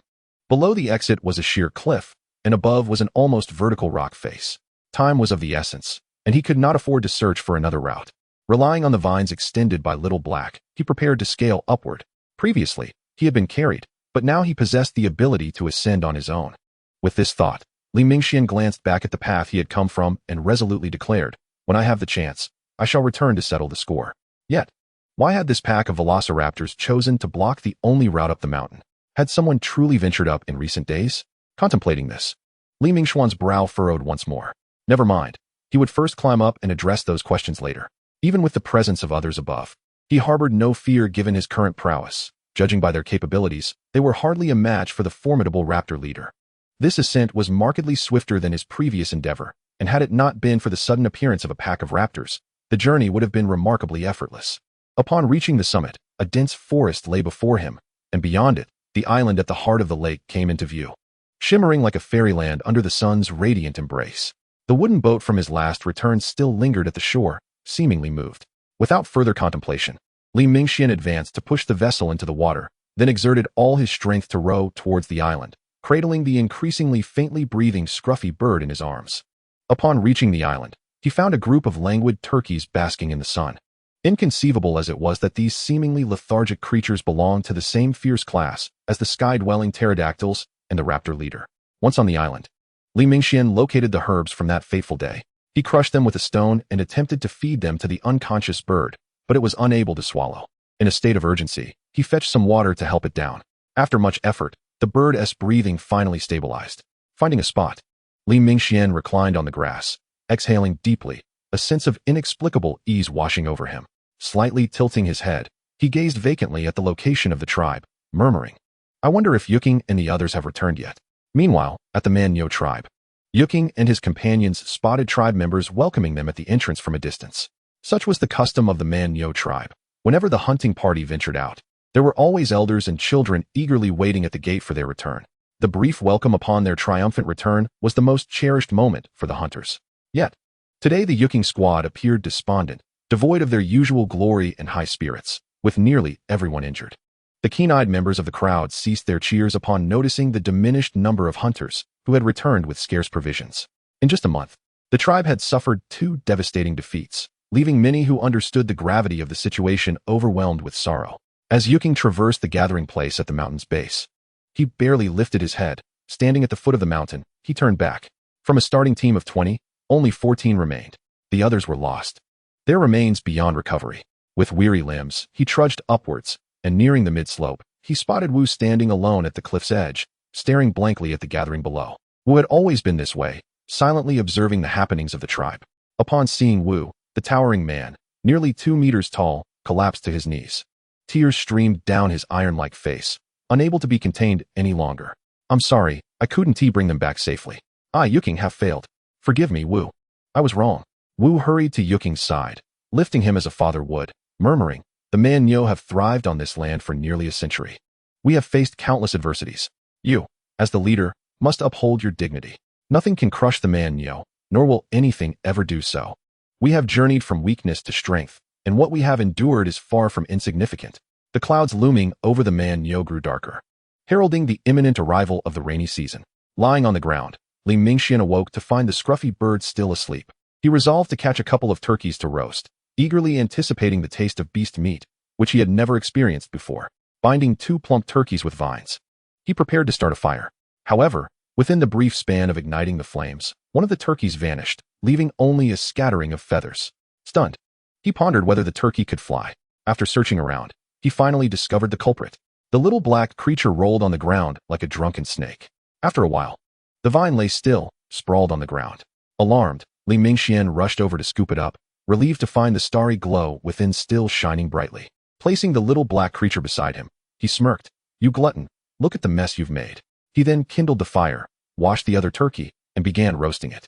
The little black creature had not absorbed the turkey's crystal core, allowing Mingxuan to effortlessly acquire 2 cores. Moments later, the savory aroma of roasted meat wafted through the air, tempting him as he roasted and sampled the meat. In no time, he had devoured nearly half of the turkey. The meat melted in his mouth, and had it not been for the overwhelming sensation of fullness, he might have finished the rest. After sitting for a while, Mingxuan felt increasingly off, his body ablaze with heat. Lowering his head, he was alarmed to see blood streaming from his nose. Panicking, he sought water to wash it away, but as he stood and took a few steps, the world began to spin, and he collapsed to the ground. Just before losing consciousness, he muttered, "You glutton, what a disaster this is." Chapter 33, An Unexpected Surprise. When Mingxuan regained consciousness, the night had descended, obscuring the stars from view. He mused aloud, could it be that the rainy season is truly upon us? Yet, it mattered little. There was nothing pressing demanding his immediate attention. He stood and stretched, suddenly realizing a significant trouble, the fugitive Ashan from last month. Mingxuan remained inherently wary of this individual. Although he had grown considerably in recent days, a confrontation with Ashan still seemed daunting. After moving about, he caught a foul odor, which he traced back to himself. Days of relentless travel without a chance to bathe had left him reeking, compounded by the remnants of the turkey meat he had consumed. The amalgamation of scents was quite overwhelming. Wrinkling his nose, he removed his animal skin cloak, hanging it aside with the intention of bathing in the lake. The water was somewhat frigid at night, yet this did not deter Mingxuan's resolve. With a splash, he dove into the still waters, sending ripples across the surface. After a prolonged wash, he emerged feeling still unclean. In this world, there was no such luxury as soap, and each attempt at cleansing was far from thorough. The tribe members prioritized sustenance above all else, relegating hygiene to a lesser concern. Upon returning to where he had hung his garments, he was pleasantly surprised to find the little black creature had awakened. Under the glow of the firelight, the little black creature appeared drastically transformed. Its once vibrant green hue had deepened, and its physique had grown more robust. As it affectionately coiled around his arm, Mingxuan reached out to stroke it, noticing faint red patterns emerging on its body. "Huh, after devouring turkey meat, you're not going to turn into Little Red, are you?" Clearly, the flesh of fierce beasts not only greatly benefited the wild warriors, but also seemed to yield unexpected advantages for other creatures. Earlier, while bathing in the lake, he had felt a surge of strength after consuming the turkey meat. just as Li Mingxian reveled in the transformation of the little black creature. The previously dormant scruffy bird stirred awake, prompting him to hasten to its side. Under the potent influence of the herbs, the scruffy bird finally regained its vitality. Li Mingxian once again channeled his shamanic power, and within a remarkably brief period, the scruffy bird was restored to its former vigor. Next time, should you provoke others indiscriminately, even if they choose to overlook it, I will not extend my mercy again. Do you understand? Li Mingxian coldly addressed the revived scruffy bird, his expression stern. Upon hearing this, the scruffy bird, sensing the discontent in Li Mingxuan's demeanor, hesitated to take flight and instead appeared rather dejected. Disregarding the two of them, Li Mingxian proceeded to clean the animal hide. He intended to descend the mountain at dawn to return to the tribe. Having never experienced the rainy season in this world, he felt it was best to return to the familiar as soon as possible. Should any unforeseen circumstances arise along the way, it would be challenging to return to the tribe. In the early morning, a slight chill lingered in the air. Noticing the dwindling supply of firewood beside him, Li Mingxian resolved to chop some more. His clothes remained somewhat damp and required further drying. He skewered the leftover turkey from the previous night once more. However, this time he dared not indulge excessively and only cut a small portion. The little black creature, having feasted yesterday, showed little interest now. Yet the scruffy bird flapped its wings, indicating its hunger. Li Mingxian, however, shooed it away, saying, "Aren't you fond of fruits? Look, there are fruits on that tree over there." Yet, the scruffy bird paid no heed, persistently nudging against him. After observing for a while, Li Mingxian realized it sought the contents of his pocket. He reached in and retrieved 2 fiery red crystal cores. Upon sighting the cores, the scruffy bird's eyes brightened, and it hurried over, eager to seize one. Li Mingxian swiftly withdrew his hand, declaring, "You wish to consume everything, but you cannot eat this. These cores will aid us in facing the impending challenges. Next time, I will procure the core from that gigantic creature down the mountain for you, all right?" At that moment, Li Mingxuan's expression resembled that of a parent attempting to placate a child, yet the scruffy bird remained unconvinced, fluttering anxiously while casting pleading glances at him. Unable to withstand its fervent desire, Li Mingxian contemplated for a moment before placing one of the crystal cores before the scruffy bird. "You may have only one. Do not even think about the other." Before the core had a chance to linger on the ground for even a second, the scruffy bird had swallowed it whole. After finishing, it gazed longingly at Li Mingxuan's remaining core. Li Mingxian felt a headache coming on. If others were to discover that he had been feeding a bird with the cores of ferocious beasts, he feared he would be met with ire. Although there were numerous turkeys atop the mountain, during a previous high-level meeting within the tribe, it had been clearly stated by the shaman that they could not be entirely hunted. Only a few could be taken at a time as needed, for the future's sake. As long as the Maniou tribe could coexist and flourish alongside these turkeys, the tribe would continue to prosper. At least, thus far, he had not heard of any tribe capable of taming ferocious beasts, not even the larger tribes. Sometimes, Li Mingxian couldn't help but marvel at the shaman's foresight, which seemed to surpass his own, leaving him feeling somewhat embarrassed as a time traveler. After consuming the crystal core, the scruffy bird flew off into the woods in search of fruits, and Li Mingxian paid it no further mind. He intended to hunt another turkey to bring back. The turkeys were darting about in the forest, and even Li Mingxian had not noticed that a few were missing from the mountain. After binding one turkey with vines, Li Mingxian glanced at the sky and remarked, "It is time to head back." After checking his supplies, he realized the scruffy bird had yet to return, and he felt a twinge of irritation at its playful antics. After searching the woods a bit more, he finally spotted the scruffy bird among the bushes. However, it appeared to be unconscious. Alarmed, Li Mingxian rushed over and scooped it up. Could it be that this creature's injuries had not healed, and he had wrongfully accused it? Using his shamanic power to envelop it, Li Mingxian suddenly discovered that the scruffy bird bore no injuries, but instead exhibited an unusual abundance of vitality. Its internal star core remained bright, showing no signs of distress. This left Li Mingxian utterly perplexed. He glanced at the spot where the scruffy bird had been lying. Noticing a small hole in the ground that had been dug out by the bird, its claws slightly worn, it seemed that the scruffy bird had previously excavated something here. But at that time, the group had to leave and had paid it no mind. Was there some secret hidden within? Li Mingxian pondered aloud, stroking his chin. Setting the scruffy bird down, he unsheathed the bone blade from his waist, intending to investigate what lay beneath. He enlarged the small hole the scruffy bird had dug several times over, yet found nothing. Digging deeper yielded no results either. Just as Li Mingxian was about to give up, he unearthed an object that resembled a bone. He stared at it, lost in thought, until the next moment. He resumed digging, this time with renewed urgency. After expanding the pit several times, a red crystal core was finally revealed. Upon seeing the vibrant core, Li Mingxuan's heart skipped a beat. He had struck gold. What a windfall. Scruffy bird, how dare you keep all this to yourself? Chapter 34, The Return. This unexpected delight drove Li Mingxian into a frenzy. How had he not considered that these turkeys would leave behind corpses upon their demise? If the crystal cores were not absorbed for their energy, they could retain their power for an extended period. Sitting up again, Li Mingxian felt invigorated. Filled with an overwhelming sense of strength, he yearned to excavate every last core beneath him. When humans engage in endeavors that pique their interest, they seldom feel fatigued. He dug from dawn until dusk, excitement flooding his face with each core he unearthed. Crack. However, the bone blade in his hand finally succumbed to the intense labor, the tip breaking off slightly. Glancing at the broken piece, Li Mingxian raised an eyebrow, pondering, even spirit-patterned weapons can break? Surely, this cannot be real. Gazing at the massive pit he had created, he had no choice but to wipe the blade clean and return it to his waist. Even a spirit-patterned weapon could not withstand such strenuous use. Nevertheless, considering the bounty, exchanging a weapon with merely 2 spirit patterns for 30 crystal cores was no small fortune. It was akin to striking gold.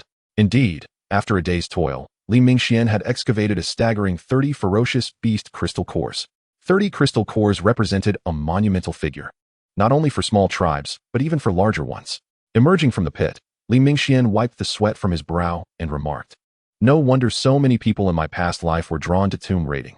The thrill of unearthing treasures is simply exhilarating. This time, whether bathing or dining." Li Mingxian kept the excavated crystal cores close at hand to prevent the scruffy bird from pilfering them.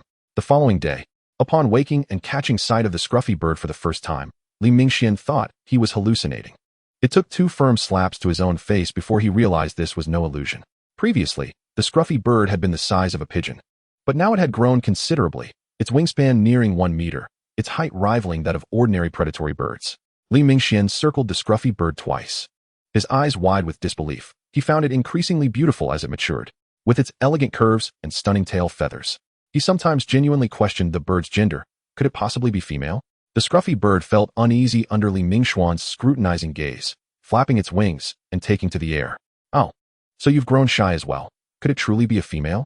Having awakened, Li Mingxian decided to depart from this place early, reassembling his belongings and collecting some herbs.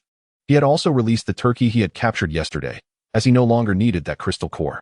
Skimming across the small lake, he stood atop the mountain, facing the morning breeze, gazing at the canyon nestled within the ancient Yuan Mountains, while reminiscing about the scenery he had traversed. In a fleeting moment, his thoughts surged. Having spent nearly 3 months in this world, he finally felt equipped to survive here.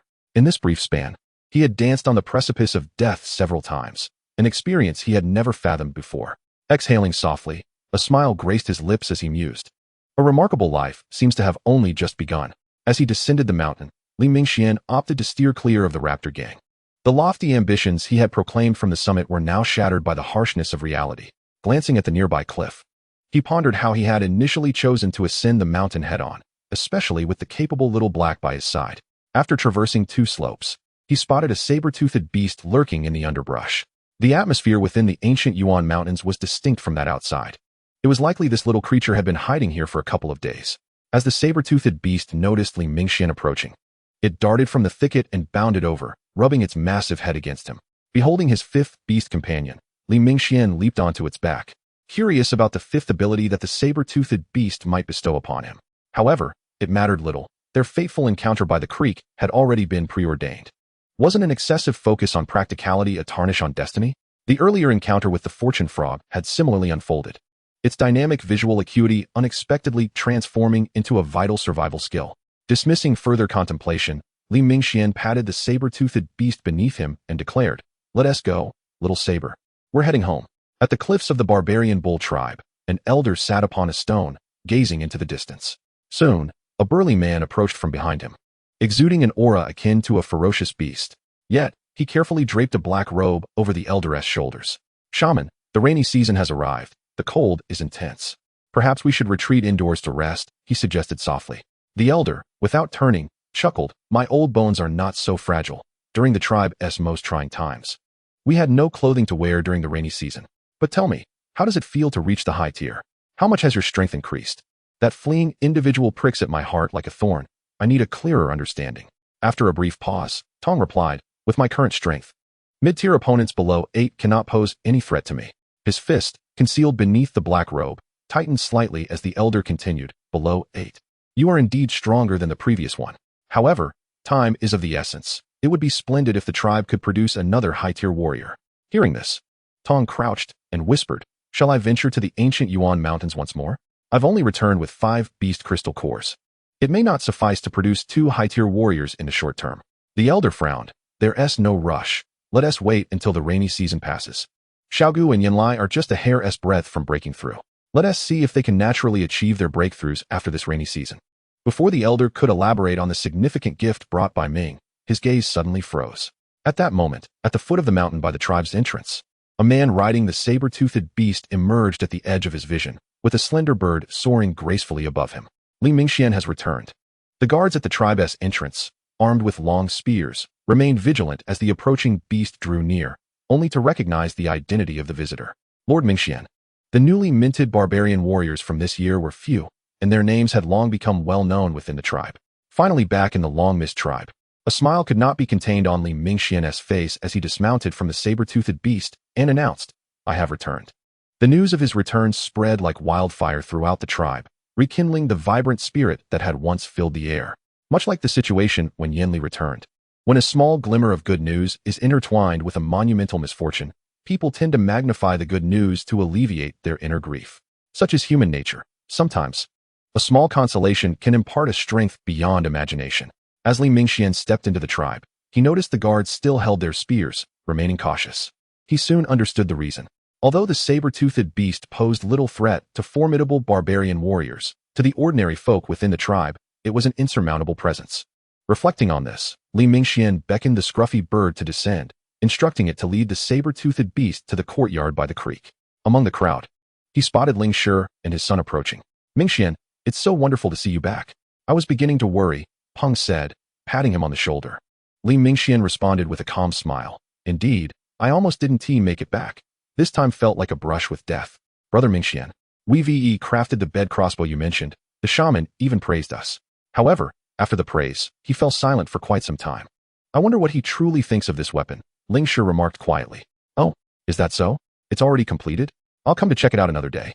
For now, I must visit the shaman. I won't keep you any longer, Li Mingxian replied, giving him a gentle pat before heading up the mountain.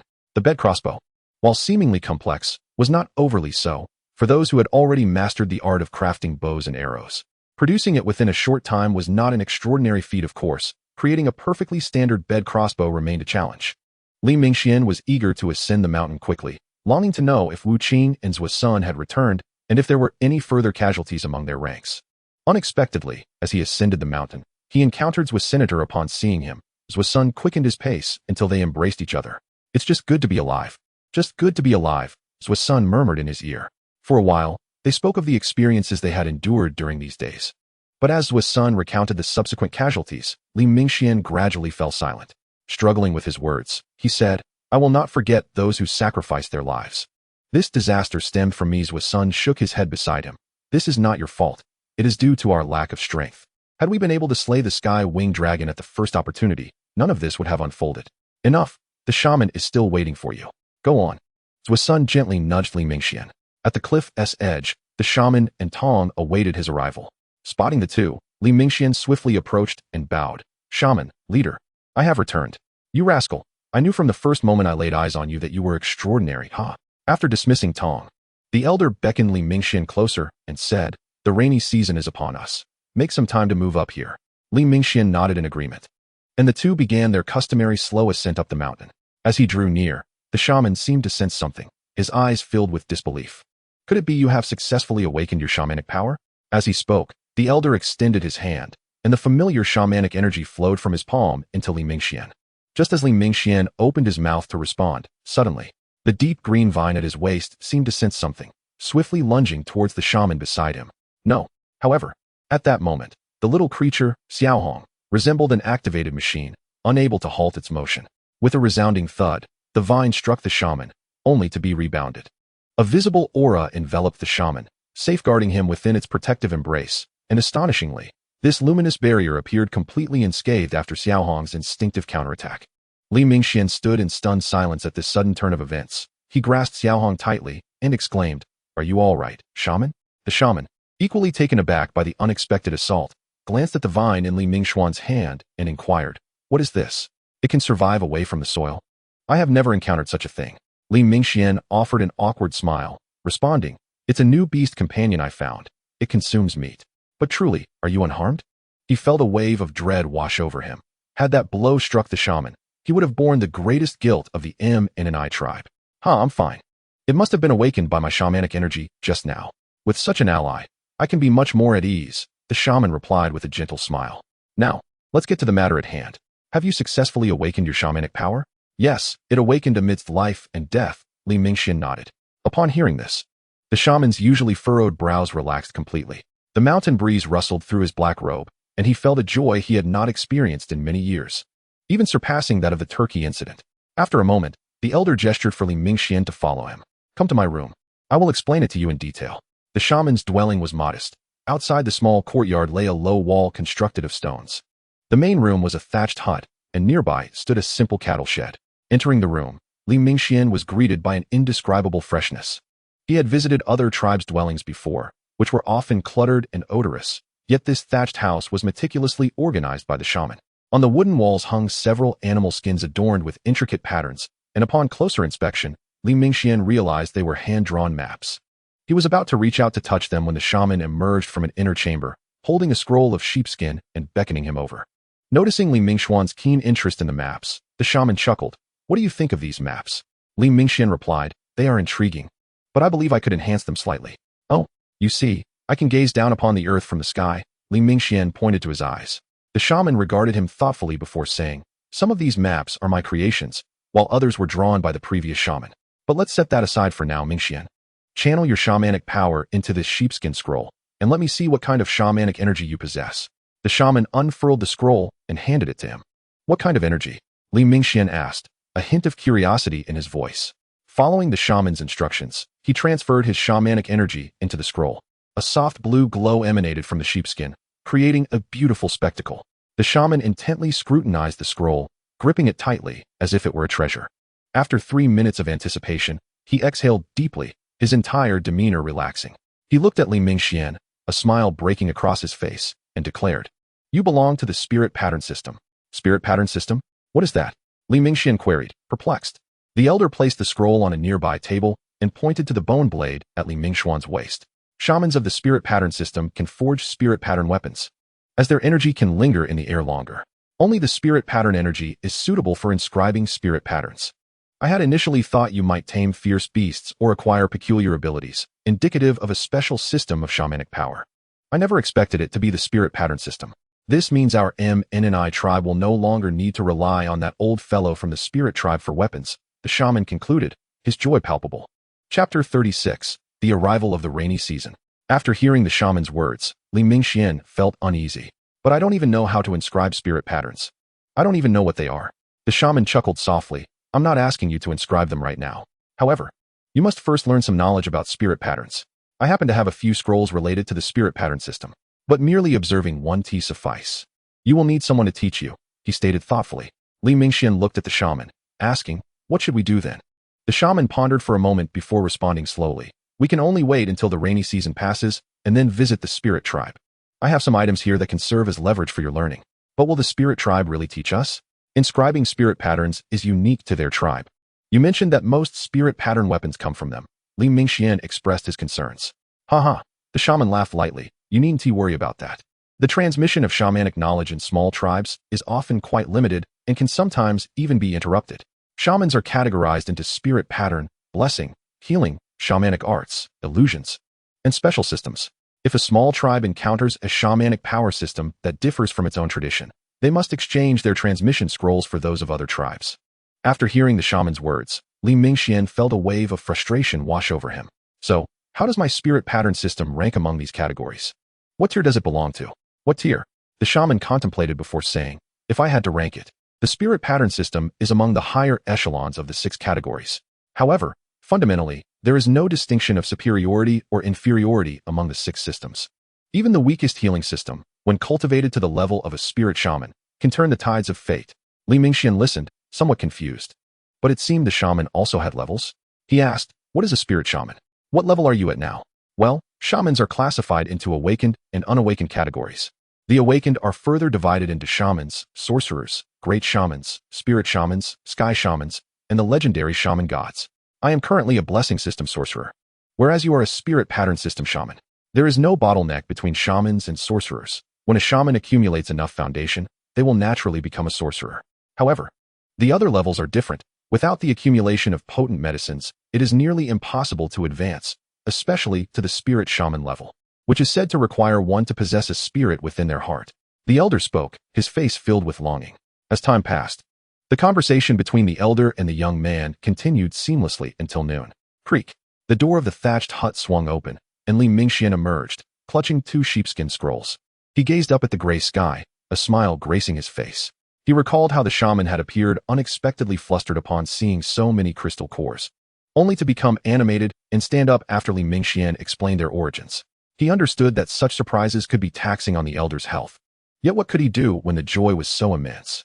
In the end, he handed 20 of the 30 crystal cores to the shaman, keeping 10 for himself.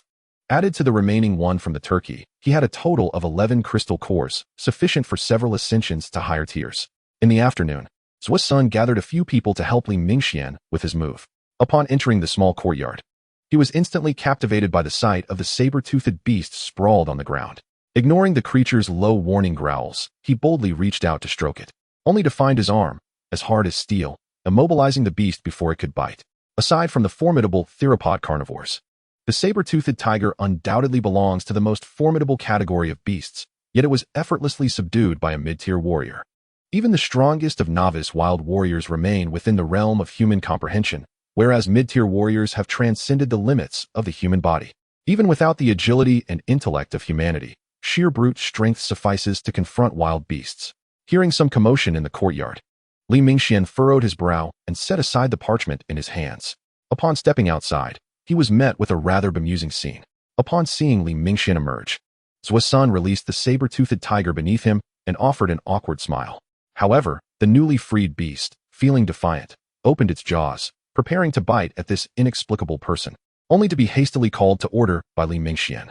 The saber-toothed tiger shook its head and obediently approached Li Mingxian, then lay down. Zuo's son was astonished by this spectacle, as if witnessing a miracle. With his mouth agape, he asked, "Mingxian, how on earth did you accomplish that? My tamed wolf even bites me." Li Mingxian, somewhat critical of Zuo's son's earlier actions, replied, "You pressed someone else's beast down as soon as you entered. Then expect me to divulge my methods of taming wild animals? Besides, my techniques are not something others can replicate." A hint of apology crossed Zuo's son's face. He had intended to inquire what Li Mingxian believed he could not learn, but thought better of it and refrained from asking further. Following this brief interlude, upon learning of Zuo's son and his companion's intentions, Li Mingxian set aside the parchment the shaman had given him and joined them in their relocation. During the moving process, the saber-toothed tiger assisted in carrying items, a sight that left Zuo's son starry-eyed.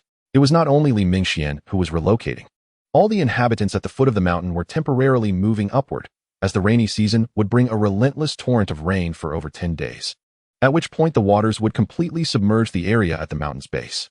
There were no additional stone houses on the mountain, and Li Mingxian had no interest in such matters, opting instead to construct a simple thatched hut for temporary shelter. Compared to the mountain, he preferred residing in the quaint courtyard by the riverside. On the second day after the tribe's relocation, the long-awaited rain finally fell. Gazing at the torrential downpour cascading from the heavens, Li Mingxian felt a sense of awe. He had never witnessed such a deluge. Reminiscent of the time when Inwa mended the sky, perhaps forgetting this particular expanse. With the rain pouring outside and having little else to occupy his time, Li Mingxian immersed himself in the parchment, at times even using a stick to draw the spiritual patterns depicted on it. Thus, 10 days passed in the blink of an eye. Throughout these 10 days, the newly constructed thatched house, aside from the first day when it leaked, seemed to function like a sieve, with the incessant rain outside translating to a steady drip within. It was not until today, when the rain had lessened slightly, that Li Mingxian donned a rain slicker and prepared to make repairs to the roof. The moment he stepped outside, he was awestruck by the magnificent scene before him. The houses at the foot of the mountain were entirely submerged. What was once a gentle stream had morphed into an expansive ocean. Indeed, what now lay before Li Mingxian was nothing short of a vast sea, with the ancient titanic trees of the jungle revealing merely the tips of their crowns. Although Li Mingxian had heard tales of the ferocity of the rainy season, he was nonetheless stunned by this sight, murmuring to himself, "I always said this place is uninhabitable. How could the ancestors of this tribe choose such land for settlement? The truth was, only here could the tribe endure. The visitor was none other than Xiao Gu, who, clad in a rain slicker and carrying a sizable piece of meat, spoke softly to Li Mingxian.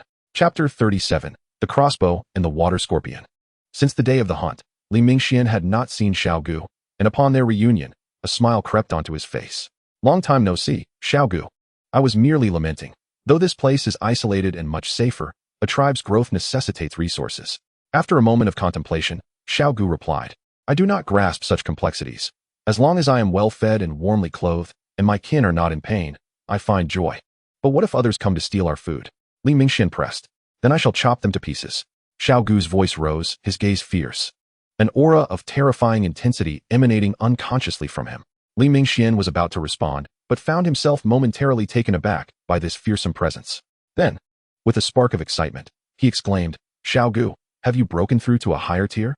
To this, Xiao Gu grinned. The day before the rain, the shaman bestowed upon me another piece of that substance, and I only broke through 2 days ago. However, after a moment's thought, Xiao Gu's expression turned serious as he remarked, Mingxian, I understand your concerns. Is it merely about a mouse that has scurried away? When it returns, shall I present you its head? I am not solely worried about that individual, Li Mingxian admitted, though I do harbor some unease. That person is but a stumbling block on our path. My concern lies in the likelihood of such occurrences multiplying. If we eliminate one Ashan, another will inevitably arise. We cannot remain complacent. We must venture forth, seek opportunities, and strive to flourish. Li Mingxian articulated his plans to Xiao Gu. Xiao Gu, nonchalantly, replied, If one Ashan is dead, how could another possibly appear? Enough of this. I have left the meat with you. I've noticed your speech has become as incomprehensible as the shaman's. After receiving the meat from Xiao Gu, Li Mingxian intended to invite him inside, but suddenly recalled his purpose for coming out, leaving him momentarily speechless.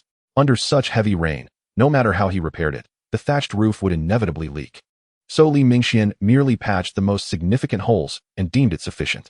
Fortunately, the rain began to lessen, and by the 3rd day, it had entirely ceased. On the day the rain stopped, Lingshi unexpectedly visited, stating that during the past 10 days, they had completed another crossbow, and wished for Li Mingxian to examine it. Upon entering the elderly Ping's new abode, Li Mingxian felt a surge of joy at the sight before him.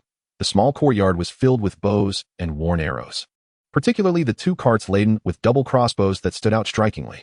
A temporary thatched roof had been erected over the courtyard to shield against the rain, indicating they had not rested even for a day. As Li Mingxian arrived, the dozen or so individuals in the courtyard set aside their tasks. These included apprentices of the elderly Ping and former stone-hauling slaves, with even Peng present. With the rainy season upon them, work on the stone mountain had naturally come to a halt, and the slaves were now assisting here daily.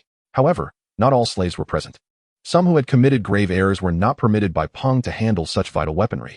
Mingxian, come see how we've fared. Are there any improvements needed? The elderly Ping hurried over, his face beaming with delight. In truth, Li Mingxian was not particularly knowledgeable about these mechanical constructs.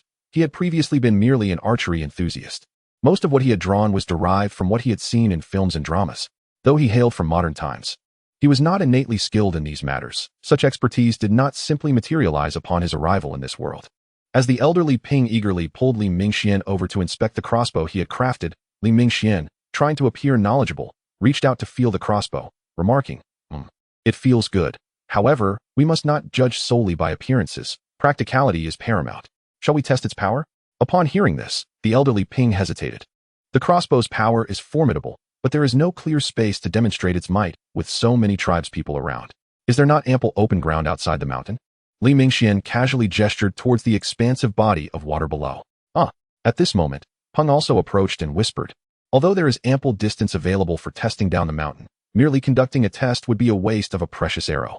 Isn't that somewhat imprudent? Moreover, the arrowhead on the crossbow was provided by the shaman. Our actions may incur their wrath. We could simply tie a rope to the shaft of the arrow. This way, once shot, the arrow can be retrieved without being lost. Li Mingxian was taken aback, who articulated what he intended to say. Everyone turned to see a youth sitting in the corner, his gaze sharp and penetrating. A few warriors stationed by the water's edge spotted several figures descending the narrow path, among whom 4 were shouldering a peculiar object.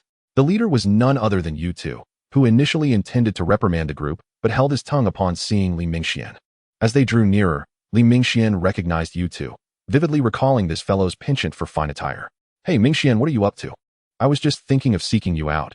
Yet here you are, descending the mountain. Yutu chuckled amiably. Seizing the opportunity while Ling Shi and the others were still preparing for their shooting practice, Li Mingxian replied, "We are about to test our newly crafted weapons. By the way, what are you and your companions doing loitering here?" Upon hearing Li Mingxuan's words, Yutu's smile faded as he explained, "With the rainy season over, the creatures in the water will crawl ashore in search of food. This has happened before. Hence, someone must guard the shore during the rainy season to prevent ordinary folk from approaching." "Oh," Li Mingxian suddenly understood. "We shall head up shortly." Just then, Ling Shi's preparations were nearly complete, and Yutu, intrigued by this bizarre contraption, stepped closer, eager to witness its power. With the combined efforts of the three, the bowstring was finally secured on the crossbow. Ling Shi, the designated marksman, stood behind the crossbow, slightly adjusting his breath before leaning forward, gripping the trigger mechanism. The youth felt a surge of excitement. After all, he was surrounded by fierce warriors. In the next instant, a resounding thud echoed. The arrow shot forth like a javelin hurled by a barbaric warrior, striking fear into the hearts of onlookers. The hemp string tied to the arrow also flew into the air, forming a gray line as it soared. The string continued to unravel until it was entirely released, even pulling down the wooden stake that had anchored it. Had it not been for the quick reflexes of those nearby, the stake itself might have been dragged into the water. Yutu stared, dumbfounded, as the arrow traveled approximately 200 paces. One must understand that the arrow, once released, weighed nearly as much as a javelin. This distance surpassed the maximum throwing range of an initial stage barbarian warrior. Li Mingxian, brimming with pride, patted Yutu on the shoulder, saying, "What do you think?" Turning back, Yutu wore a face full of flattery and asked, "Could you possibly lend me one of these weapons?" I would be willing to trade my beast hide clothing for it." Li Mingxian looked at him speechlessly. Who would desire his clothing? Even if offered for free, he would still ponder the matter. However, in the next moment, his gaze shifted toward the water's surface, his expression turning grave. Activating his pheromone perception, he discerned a terrifying multitude of luminous points swimming toward them from beneath the water. He shoved Yutu aside and bellowed to the few individuals pulling the rope on the shore. "Something is approaching from beneath the water. Forget the rope, come back quickly." No sooner had Li Mingxian finished speaking than a black scorpion, measuring nearly 1.5 meters in length, emerged at the water's edge. Chapter 38. Poison. With the appearance of the first scorpion, a chain reaction seemed to unfold along the shore, followed closely by a second, then a third. Yutu, witnessing the black scorpions crawling from the water, urgently shouted, "Those are water scorpions. Be careful not to get stung. They possess deadly venom." The archers by the shore were so frightened by the sight of the water scorpions that they turned to flee, while only the old man remained, foolishly attempting to carry away the crossbow, which was his labor of love. Seeing the old man still tugging at the rope, Ling Shi assumed he had been paralyzed by fear and hurriedly rushed forward to pull him away. Li Mingxian, observing the advancing water scorpions, calmly addressed Yutu and the others, who had already drawn their weapons, saying, "You all should retreat. This predicament was brought about by us, so I will handle it." Yutu glanced at Li Mingxian but remained silent, gripping his stone axe as he charged toward the frenzied swarm of scorpions. "I am a warrior guarding the shore. If they wish to ascend the mountain to harm others, they must first tread over my corpse." As soon as the words left his mouth, several other warriors surged forward alongside Yutu. Li Mingxian watched the valiant figures charging ahead, his gaze lowered. The pain of the gathering place. He wished not to endure a second time. These individuals were truly Na'vi. In the next instant, Li Mingxian lifted his eyes, revealing a glimmer of determination. The deep green hue at his waist seemed to come alive at that moment, as the group rushed to confront the water scorpions. Just as Yutu was splitting a water scorpion in two, he suddenly noticed countless vines surging toward him. The sight startled him, causing him to retreat a few steps. However, seeing Li Mingxian unfazed beside the vines, skillfully wielding his bone blade against the scorpions, he thought, "What are those things? Why are they assisting us in attacking the water scorpions?" A nearby warrior, filled with dread, questioned Yutu. Yutu shook his head, unsure. "It appears to be something Mingxian conjured. He is always so extraordinary. Enough talk, let us continue fighting." Although the water scorpions were numerous, their individual combat prowess was feeble. The few wielding spirit-marked weapons sustained minimal injuries. Yet, they could not withstand the relentless tide of water scorpions, all while remaining vigilant against being stung by the scorpions' tails. Otherwise, even barbarian warriors would succumb to such potent venom. The battle raged on. In stark contrast to the cautious barbarian warriors, Little Black showcased formidable prowess. It extended numerous tendrils, thrusting wildly at the water scorpions on the ground, instantly killing a multitude, even if the vines were severed or struck. As long as the core of Little Black remained unharmed, their efforts were in vain. As time passed, reinforcements finally arrived from the mountain. Thus, the chaos ignited by the experiment gradually subsided. The army of scorpions, witnessing the significant losses among their ranks without advancing, began to withdraw slowly. Crack! Li Mingxuan's bone blade became lodged in the scorpion's carapace. As he forcefully extracted it, the blade that had accompanied him through thick and thin finally succumbed, snapping in two. Looking at the remaining piece of the spirit-marked weapon, Li Mingxian chuckled bitterly to himself. Once I possessed 2 spirit-marked weapons. Now, I am left with none. He pondered whether the shattered piece had dislodged from the sky dragon during the ordeal. He recalled having shot it quite deep. Surveying his surroundings, he noted that no one had been injured, and his tense demeanor relaxed slightly. He then sheathed the remaining half of the bone blade at his waist. This incident, was it truly triggered by the test of the crossbow arrows? If the water scorpions were drawn by the test, and casualties ensued, the situation would become exceedingly difficult to manage. The shore was littered with the carcasses of water scorpions, and some were still barely alive, being dispatched by several warriors with long spears. Zuo-sun also arrived, observing the ongoing cleanup, and shouted to the team before moving the bodies. Stab them with a spear first. If any of you get stung by these creatures, no one can save you. As he patrolled the shoreline, he noticed Li Mingxian with a large tangle of vines wrapped around his hand, causing his pace to quicken unconsciously. What is that thing in your hand? It looked quite powerful just now. As Zuo-sun approached, a look of confusion on his face. Li Mingxian was currently bent over, scrutinizing the white liquid seeping from the tail of a water scorpion. Upon hearing Left Sen's words, he turned around and chuckled. During those few days when the team went missing, I encountered one of these creatures and nearly lost my life to it.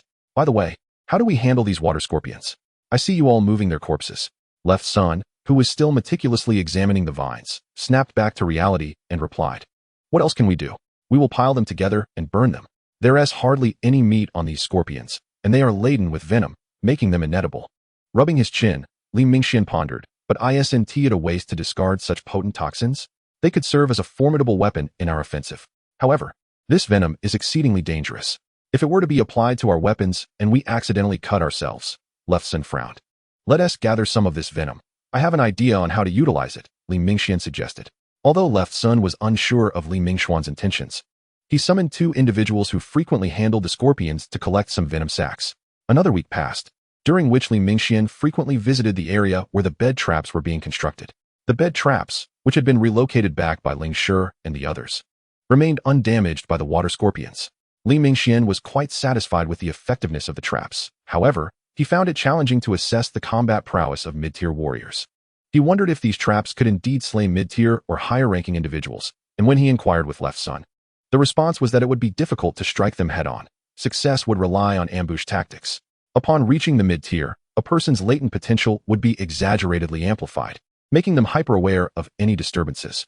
At present, Li Mingxian had to temper his expectations from killing to merely injuring, as he had yet to learn the art of spiritual rune engraving, which would enhance the power or speed of the arrows. The only means at his disposal was to apply poison, and he was left wondering if arrows inscribed with runes would pose a threat to mid-tier barbarian warriors. As Li Mingxian contemplated these matters, his gaze drifted to the land below the mountain. The water had receded, leaving the ground muddy, and the air was saturated with the scent of decay and earth. In just 2 days, we shall head to the spirit tribe, he mused. And there's also the matter of the iron mine and the flint. Lost in thought, Li Mingxian felt an inexplicable sense of agitation. The tribe had many tasks to undertake and numerous methods to strengthen itself, yet they had to remain vigilant against imminent attacks. Time was the one resource the tribe desperately lacked. Chapter 39, Journey to the Spirit Tribe. Another fortnight slipped by, during which Li Mingxian devoted each day to absorbing energy from the crystal cores and meticulously studying the contents of the parchment scrolls. The shaman had not provided him with a scroll of spiritual runes, but rather 2 types of spiritual rune patterns. After days of diligent study, Li Mingxian had come to grasp the functions of these runes. One was a spiral explosion, and the other was a solid barrier. Both were not basic runes, but rather advanced ones. The foundational runes were the 2 inscribed on Li Mingxuan's broken sword, which merely enhanced the blade's sharpness and durability. In contrast, the spiral explosion and solid barrier were composed of several foundational runes combined, 5 for the solid barrier, and even 8 for the spiral explosion. Should other tribes' rune masters witness someone incapable of inscribing basic runes delving into such complexities, they would undoubtedly scoff. It was akin to a child who could barely walk attempting to learn how to complete a 110-meter hurdle in 15 seconds. Yet, what could be done? The inheritance scrolls were not easily obtained. These 2 parchment pieces had fortuitously come into the tribe's possession. Setting down the scroll, Li Mingxian had now committed both designs to memory. Even without the scroll, he could reproduce them in a remarkably short time. Though the drawings depicted inanimate objects, familiarity was still beneficial, was it not? Stepping out of the room, Li Mingxian squinted against the sun's glare. The rainy season had nearly come to an end, with only occasional light showers. The forest remained somewhat muddy, yet it posed little hindrance to hunting, and with a stroke of luck, one could discover an abundance of fish and shrimp hidden among the trees. The once boisterous scruffy bird that had lingered in the room for over 10 days finally ventured outside for some fresh air. Whether it was due to the bird's growth or some other reason, it now seldom flitted into Li Mingxuan's embrace or caused mischief around the house, opting instead for a quiet companionship. This realization left Li Mingxian with a tinge of melancholy. Even the most mischievous of children must eventually grow up. Once outside, Li Mingxian paid a visit to the shaman, and the two began discussing their plans to promptly journey to the spirit tribe to avoid any delays. How about we set off early tomorrow? The spirit tribe is relatively close, and we should reach it in 6 or 7 days. The shaman nodded in agreement. Li Mingxian concurred, but just as he was about to leave, he suddenly turned back to the shaman and said, "Shaman, I wish to discuss a matter with you." "Oh, what is it?" the shaman inquired with a smile. Li Mingxian hesitated for a moment before speaking. "I was thinking, should we consider granting amnesty to some of the slaves in the tribe? There are a few individuals with great potential. It seems a waste to have them merely hauling stones." The shaman's smile faded as he adjusted the position of his bone staff for comfort. After a moment of contemplation, he gazed at Li Mingxian with a complex expression and replied, "The management of slaves was established by our ancestors. I do not oppose your thoughts, but you must earn the tribe's recognition. For instance, by becoming a shaman." Upon uttering his words, Li Mingxian noticed a change in the shaman's expression, fearing he had touched upon a taboo. However, the latter's subsequent words eased his concern. "I have awakened my shamanic powers. I am already a shaman." Li Mingxian smiled. "Huh. I do not mean that kind of shaman. I mean, to become a shaman of the barbarian bulls." The shaman's eyes twinkled with mirth. But I still do not understand why I must become a shaman in order to grant amnesty to those slaves." "You are also a shaman of the tribe?" Li Mingxian queried, perplexed. "Because if I were to free them, they would submit to me, whereas if you were to free them, they would pledge allegiance to you. You are not a native of the barbarian bulls. If I were to no longer be here, you would need a loyal following. This truth is harsh, but I must share it with you. In a smaller tribe, this might not matter, but as the tribe grows, relying solely on relationships will not suffice." After imparting these words, the shaman's expression bore a hint of fatigue, prompting Li Mingxian to take his leave. As he descended the mountain, Li Mingxian continued to contemplate the shaman's words. Indeed, the harsh realities of life were inescapable. The tribe was bound to expand, and as it did, the ambitions of some individuals would likely grow insatiable. Even if he himself were content, he could not control the desires of future generations.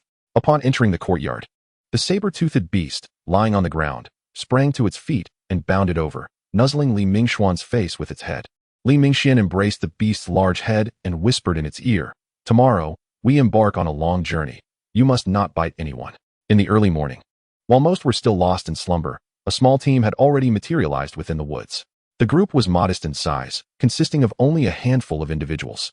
The shaman gazed at Li Mingxuan's saber-toothed beast and chuckled. "I never imagined that the ferocious saber-toothed beast could exhibit such docility."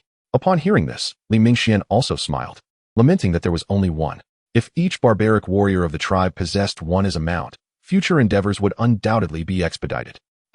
That's indeed a splendid notion, though this creature's combat prowess is rather lacking. I could dispatch it with a mere strike, Xiaogu chuckled. With Xiaogu, the terminator of topics, joining the conversation, there was no longer any need to continue the discussion. Furthermore, considering that saber-toothed beasts require meat, a small tribe struggling to meet its basic needs would hardly entertain such a thought. 6 days later, a small team of merely 5 members ventured into the territory of the spirit tribe. The spirit tribe is predominantly situated atop a lofty hill, encircled by sturdy wooden walls. As they ascended the slope, a contingent approached them. Each member was clad in armor and wielded a spear, collectively adopting a defensive posture as they advanced toward the group. The leader, a towering figure, held a massive bone staff intricately engraved with dense spiritual patterns that left Li Mingxian feeling dizzy. Left Sen's dual blades were among the finest weapons of the barbarian bull tribe, with merely 3 spiritual patterns etched on each blade. Yet, the weapon held by the spirit tribe's patrolling man bore at least 4 spiritual patterns. Upon noticing the black robe draped over Wu's shoulders, The man's previously imposing demeanor softened slightly. After all, only those who donned such attire were either the weavers of it or those of high standing. He sheathed the bone staff on his back and inquired solemnly, "Are you from the barbarian bull tribe?"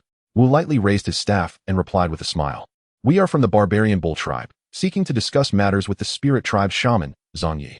Please relay our presence." Zhang Yi was indeed the name of the shaman of the spirit tribe, the very individual Li Mingxian and his companions were in search of. Chapter 40, Zhang Yi. Upon hearing this, the man with the bone staff's expression shifted immediately, and he respectfully said, "Esteemed shaman, please wait at the tribe's entrance for a moment. I shall report this at once." Li Mingxian nodded slightly, choosing not to speak further. In truth, the relationship between the barbarian bull tribe and the spirit tribe was relatively amicable. The barbarian bull tribe gathered polished stone weapons from the stone mountain, with the spirit tribe purchasing a significant portion from them. Many individuals from both tribes were familiar with one another through trade. However, the current visitors were predominantly high-ranking members from the barbarian bull tribe, making their faces somewhat unfamiliar. Li Mingxian, burdened with the enormous bow he had once lost when seized by the sky-winged dragon, had recently received it back from Left Senior. After a brief wait outside the wooden enclosure, the man with the bone staff returned to escort them inside. Upon entering, Li Mingxian noted that the architectural style of the spirit tribe paralleled that of the barbarian bull tribe, encapsulated in 4 words, too painful to behold. The ordinary citizens of the spirit tribe halted their tasks to observe the arrival of outsiders. Some children, upon seeing the saber-toothed beast beneath Li Mingxian, cautiously hid behind their parents, peeking out with a mixture of fear and excitement. The residence of the spirit tribe shaman was located at the pinnacle of the hill, where brown vines flourished abundantly. The armor worn by the spirit tribe's warriors was predominantly woven from these remarkably resilient vines. As they navigated through the vines, a small courtyard came into view. Approaching the courtyard, Li Mingxian dismounted from the ox. He adjusted his robe slightly before stepping into the courtyard, with Xiao Gu and Li Mingxian trailing quietly behind him. On the elevated ground beside the courtyard stood a stone platform, where the shaman of the spirit tribe sat, engrossed in carving something with a small bone chisel. Upon noticing Li Mingxuan's arrival, he paused his work and rose to offer a welcome. "What brings you here in person? It cannot be regarding that group before the rainy season, can it?"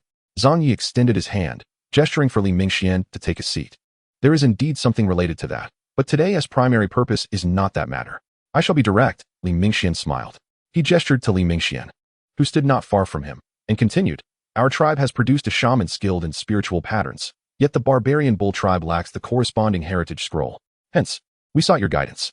Of course, I am aware of the customs, and my heritage scroll will also be presented."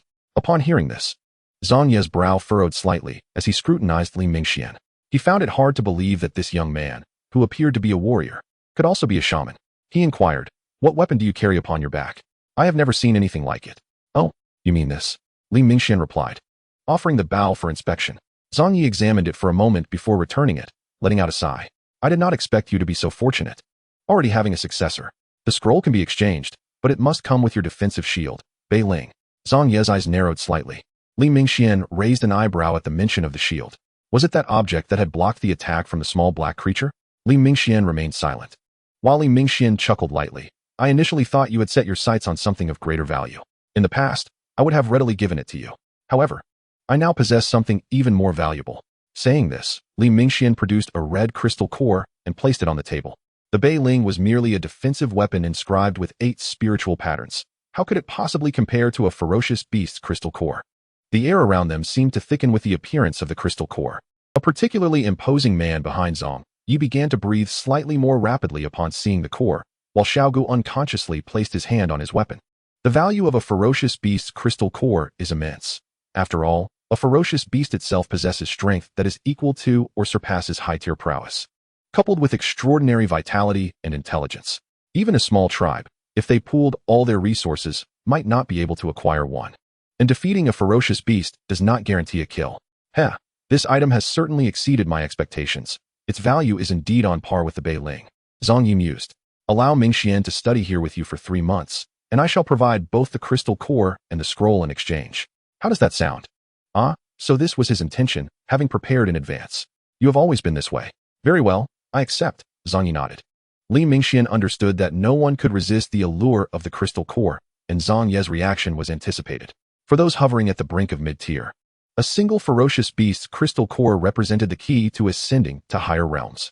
The extravagant practices of the barbarian bull tribe were merely a display of wealth. Placing the crystal core and the copied parchment scroll on the table, Li Mingxian stood and said, "Everything is settled. I shall take my leave now. Please ensure that a copy of the scroll is given to Mingxian at the appropriate time." Zhang Yi was momentarily taken aback. How could it be so quick? Is the situation truly that dire? A thorn in my throat. The short-sighted individuals from the Frog tribe and the Rock tribe could never comprehend my concerns. A misstep in the current situation could lead to irreparable consequences. Those people do not regard us as humans. Instead, they see us as prey. If you were to be bitten by what you considered to be the prey during a hunt, what would you do? At the time of the negotiations between the 4 tribes and the Frog tribe, only the shaman of the Spirit tribe agreed with Li Mingxuan's proposal. Afterward, Li Mingxian imparted a few final words to Li Mingxian before departing the courtyard with Xiaogu. How many years has it been? Still so relentless and decisive. The barbarian bull tribe is indeed fortunate, Zhang Yi murmured, watching the 2 figures recede into the distance. He turned to Li Mingxian beside him and smiled. The shaman of your tribe is quite remarkable. Initially, among the 4 tribes, the wild cattle were the weakest, yet they have now grown to such an extent. Li Mingxian, upon hearing this, merely chuckled foolishly without responding. I too hold great respect for the shaman. He has been very kind to us. All right, let us gather our things. I shall not keep them hidden. Let us commence your instruction, Zhang Yi said as he settled down by the stone platform. Once both were seated, Zhang Yi began. What are your thoughts on the spirit pattern system? Li Mingxian pondered for a moment. I only know that the spirit pattern system can engrave spirit patterns on weapons. Beyond that, I know nothing. Zhang Yi, upon hearing this, expressed his skepticism. The spirit patterns on our weapons can hardly be deemed as true spirit patterns. They are merely dead patterns. Genuine spirit pattern weapons possess life. Our duty as spirit pattern shamans is to bestow life upon weapons. An initial level spirit pattern shaman can only inscribe dead patterns on weapons, even if one were to engrave 100 such patterns. It would not compare to a true living artifact. Chapter 41, The Young Girl. A living artifact? Li Mingxian found this increasingly enigmatic. He contemplated and asked, "Isn't a living artifact the item you just requested from our shamans?" Zhang Yi scoffed at this. A weapon inscribed with only 8 spirit patterns hardly qualifies as a living artifact. A true living artifact requires at least 10 spirit patterns. Moreover, the spirit patterns on a living artifact can interweave and form a cycle. Thus, even if the patterns are inscribed on inanimate objects like stones or clay pots, they can still function. This statement prompted Li Mingxian to recall Zhuo Sen's remark. How could spirit pattern weapons possibly be inscribed on inanimate objects? He now began to understand why the Spirit tribe, despite possessing so many spirit pattern weapons, still needed to procure a significant number of stone weapons from the wild cattle. Realizing this, a hint of incredulity appeared in Li Mingxuan's eyes as he cautiously remarked, "Could it be that you are capable of inscribing living artifacts?" Upon hearing this, Zhang Yi cleared his throat. "Of course, I can create living artifacts. However, currently, my shamanic power is insufficient. Once I reach the great shaman level, crafting living artifacts will be a mere trifle." He noticed Li Mingxuan's expression and added, "What is that look? Do not aim too high. If within 3 months you can inscribe a weapon with 5 spirit patterns, that would be a remarkable achievement. For now, I merely wish to impart to you the objectives of our spirit pattern system, so you do not end up like those of mediocre skill, inscribing worthless patterns without awareness." Next, the elder placed a clean piece of bone on the stone platform and began a live demonstration for Li Mingxian. Having never witnessed the inscribing of spirit patterns on a weapon, Li Mingxuan's eyes widened, fearing he might miss some crucial detail. Zhang Yi held the engraving knife, concentrating his shamanic power at its tip, and gently traced the bone. A faint, somewhat jarring sound emerged, and before Li Mingxian could comprehend, Zhang Yi had already set down the engraving knife. There lay a piece of bone inscribed with 3 spirit patterns. Hiss! Li Mingxian stared at the bone, dumbfounded. What did it mean to have a weapon with 3 spirit patterns? Those without any standing in the wild cattle tribe would never even come close to such a thing. Yet this old man treated it as mere instructional scrap. Seeing Li Mingxian's astonished expression, Zhang Yi straightened his posture. "From today onwards, your task will be to engrave spirit patterns here every day.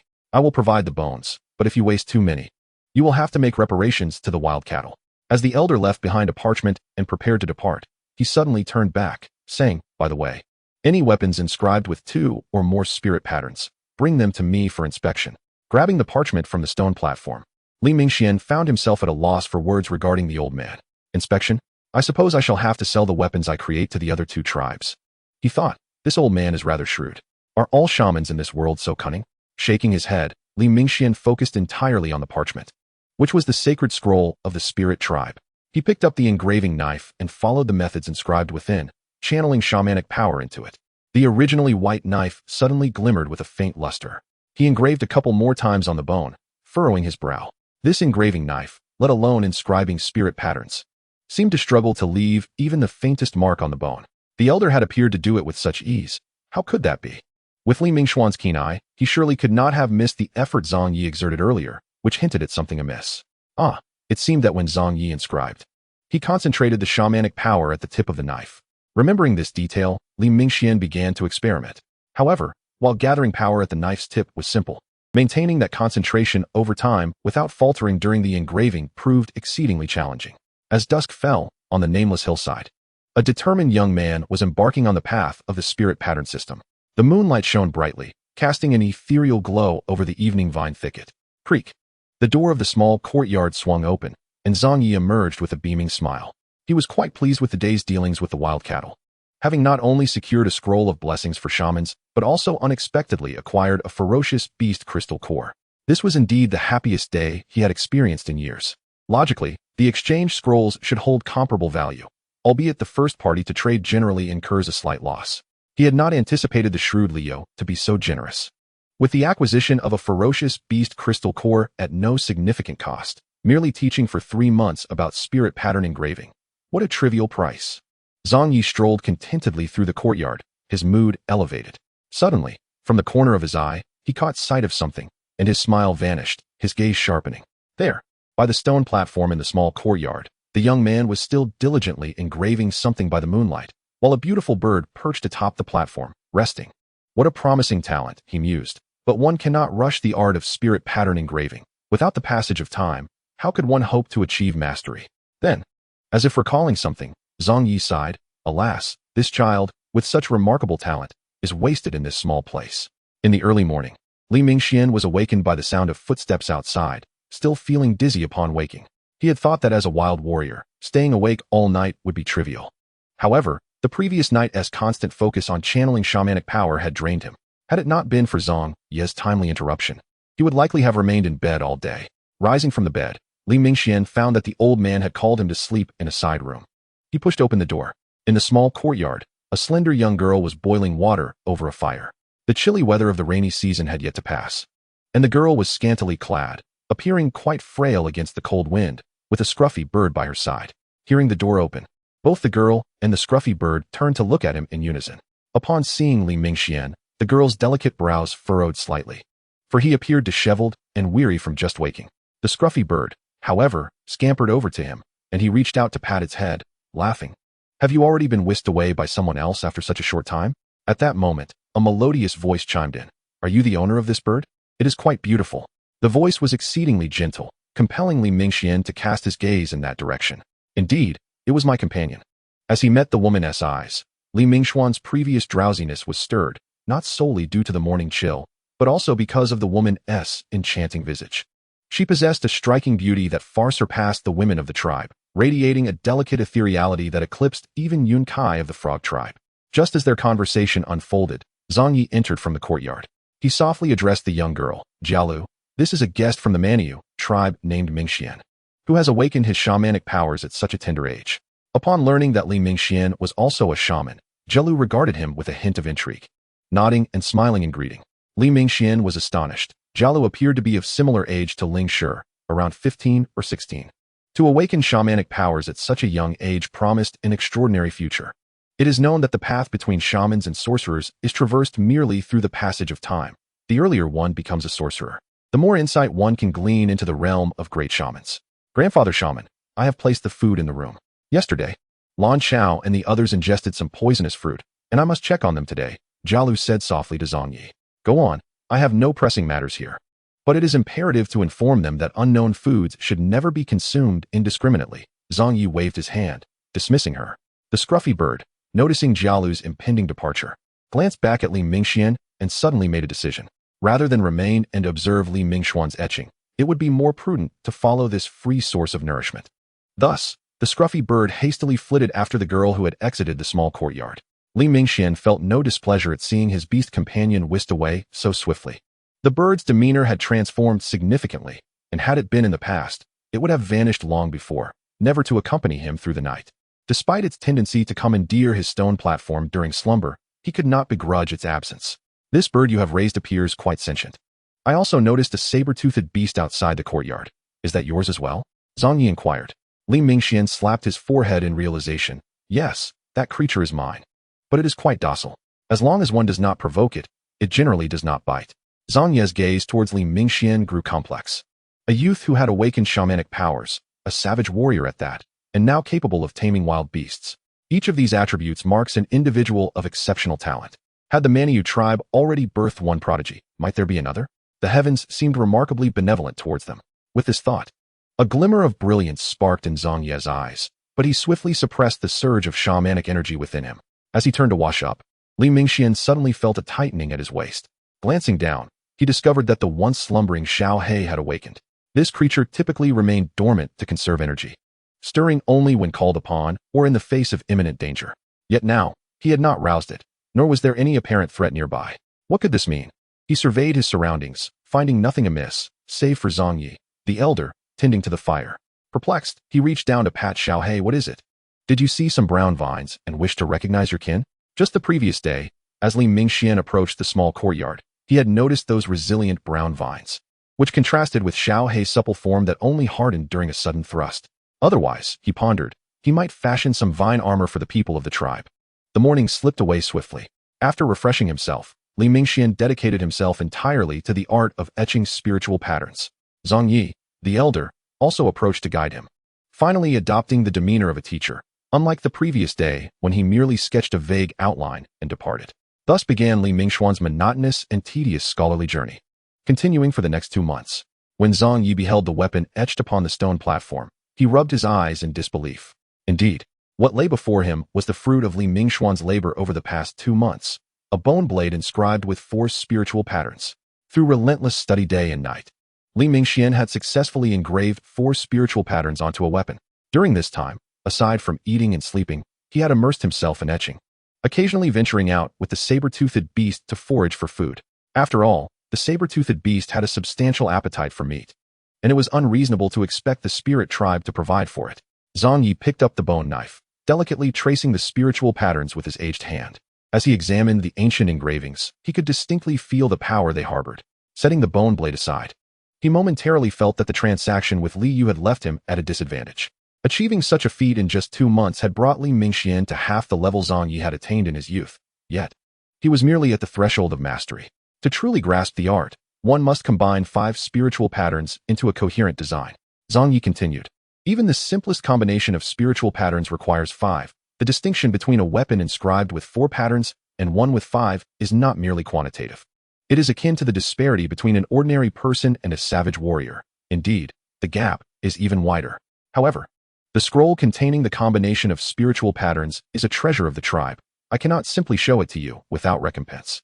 It is not that I do not wish to teach you. Oh, Li Mingxian glanced at his possessions, inquiring, I have nothing of value on me. Perhaps I could etch a few more weapons with 4 spiritual patterns for you? Zhang Yi scoffed. What use have I for your trifles? Anything below 5 spiritual patterns is merely clutter to me. Rolling his eyes at Zhang Yi's response, Li Mingxian retorted. Yet you have taken the weapons I crafted with 2 spiritual patterns for your examination.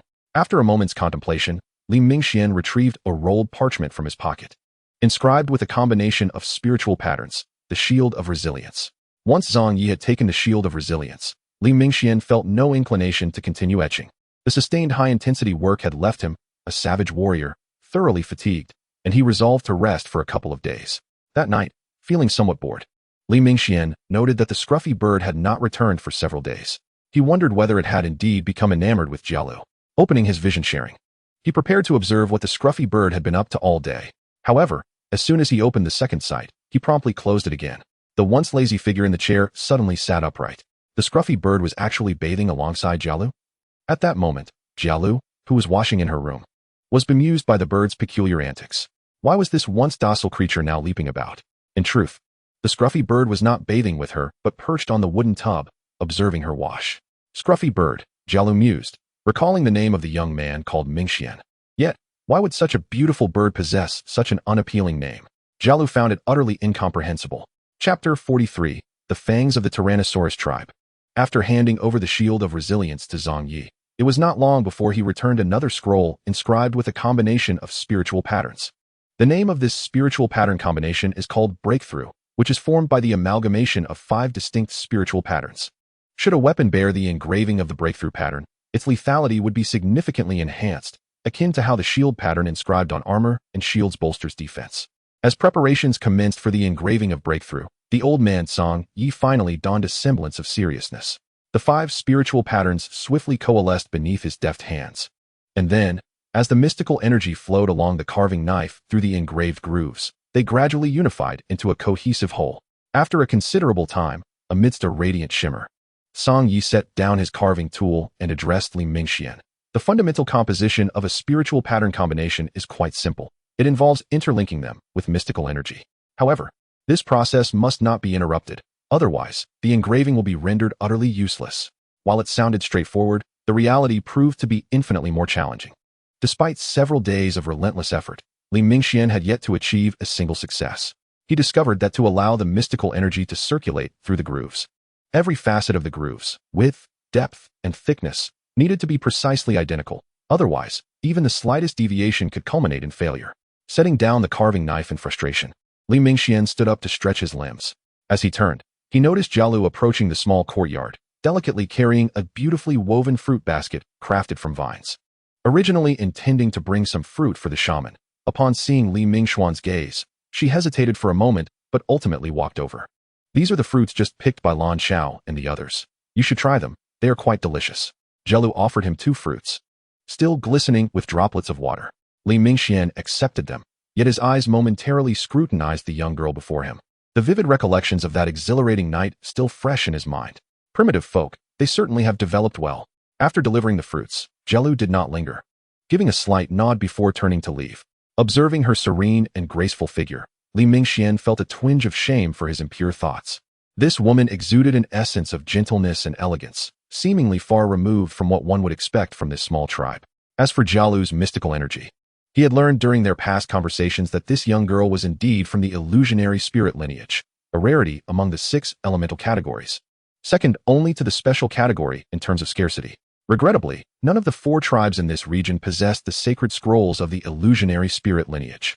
Consequently, Li Mingxian could only express his sorrow, lamenting the loss of her remarkable talent. As time progressed, another half-month slipped by, leaving only a few days until the promised 3-month mark. Yet, Li Mingxian found himself utterly incapable of engraving the first spiritual pattern combination. Gazing up at the resplendent moonlight in the night sky, his agitation intensified. At that moment, he noticed a throng of torch-bearing individuals hurrying toward the tribe from beyond the walls. Their numbers were considerable, and soon they arrived at the gates of the spirit tribe. A cacophony of voices rising from below. Furrowing his brow, Li Mingxian discerned that this commotion did not suggest an ambush from rival tribes. After all, it would be foolish to raid another tribe while brandishing torches. Yet, who could possibly be visiting the spirit tribe at such a late hour? His heart tightened with apprehension. Could it be? Just then, hurried footsteps echoed outside the courtyard as the sentinels rushed to report to the shaman. Li Mingxian quickly moved closer to listen. As Song Yi opened the door, a man urgently exclaimed, "Shaman, we are under siege.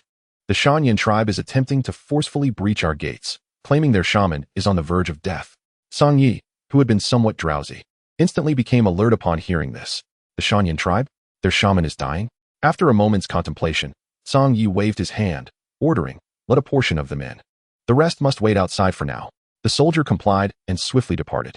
Li Mingxian, relieved that his fears were unfounded, exhaled deeply and remarked to Song Yi, "The Shanyan tribe's arrival at such an hour suggests significant trouble. Let us wait and see. Tung Ju is only 50 years old this year. How could this be happening?" Song Yi murmured, his brow furrowed as he stared at the courtyard gate. Before long, the commotion at the gate grew louder. A torch-bearing warrior appeared first, followed closely by 4 or 5 others. These individuals hurriedly carried a makeshift stretcher toward them. Upon seeing Li Mingxian and Song Yi, the torchbearer fell to his knees, pleading, "Great shaman of the spirit tribe, I beseech you, please save our shaman."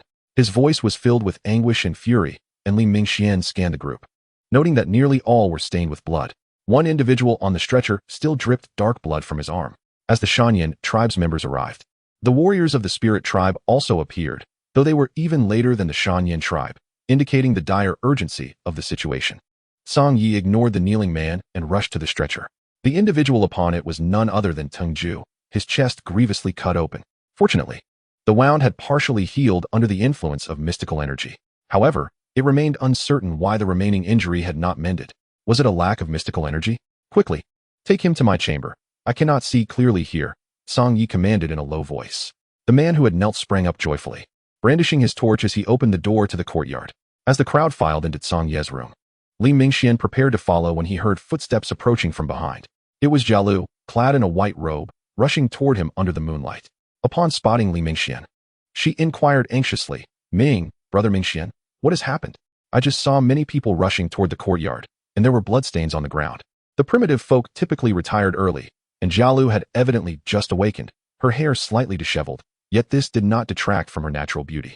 The shaman of the Shanyan tribe has sustained severe injuries. The shaman is currently treating him. You should come in as well. Everyone is inside. Once they entered the room, Jialu wrinkled her nose. Within moments, the air was thick with the scent of blood.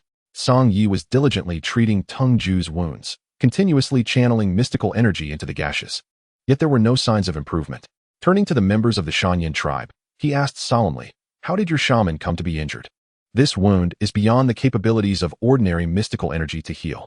The dark-skinned man who had held the torch gritted his teeth, recounting, a few days ago, our tribe was suddenly attacked. The assailants were extraordinarily powerful, with even higher-tier individuals among them. We of the Shanyan tribe fought tooth and nail to escape, but our shaman was injured during the skirmish. The totems of those attackers are the same as those who assaulted us before the rainy season. Despite having mentally prepared himself, Li Mingxian felt a suffocating sensation in his chest upon hearing these words. The Tyrannosaurus tribe had indeed returned. Song Ye's expression grew exceedingly grim upon hearing this. He had harbored similar concerns. Otherwise, he would not have considered requesting support from the Wawa tribe.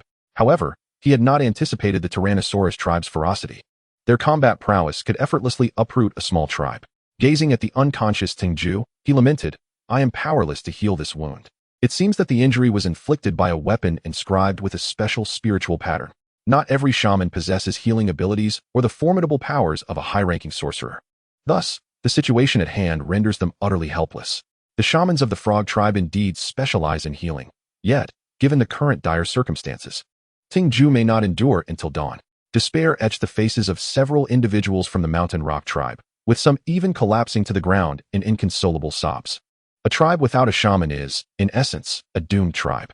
Amidst this oppressive atmosphere, a male voice resonated. Though softly spoken, it was distinctly audible to all present.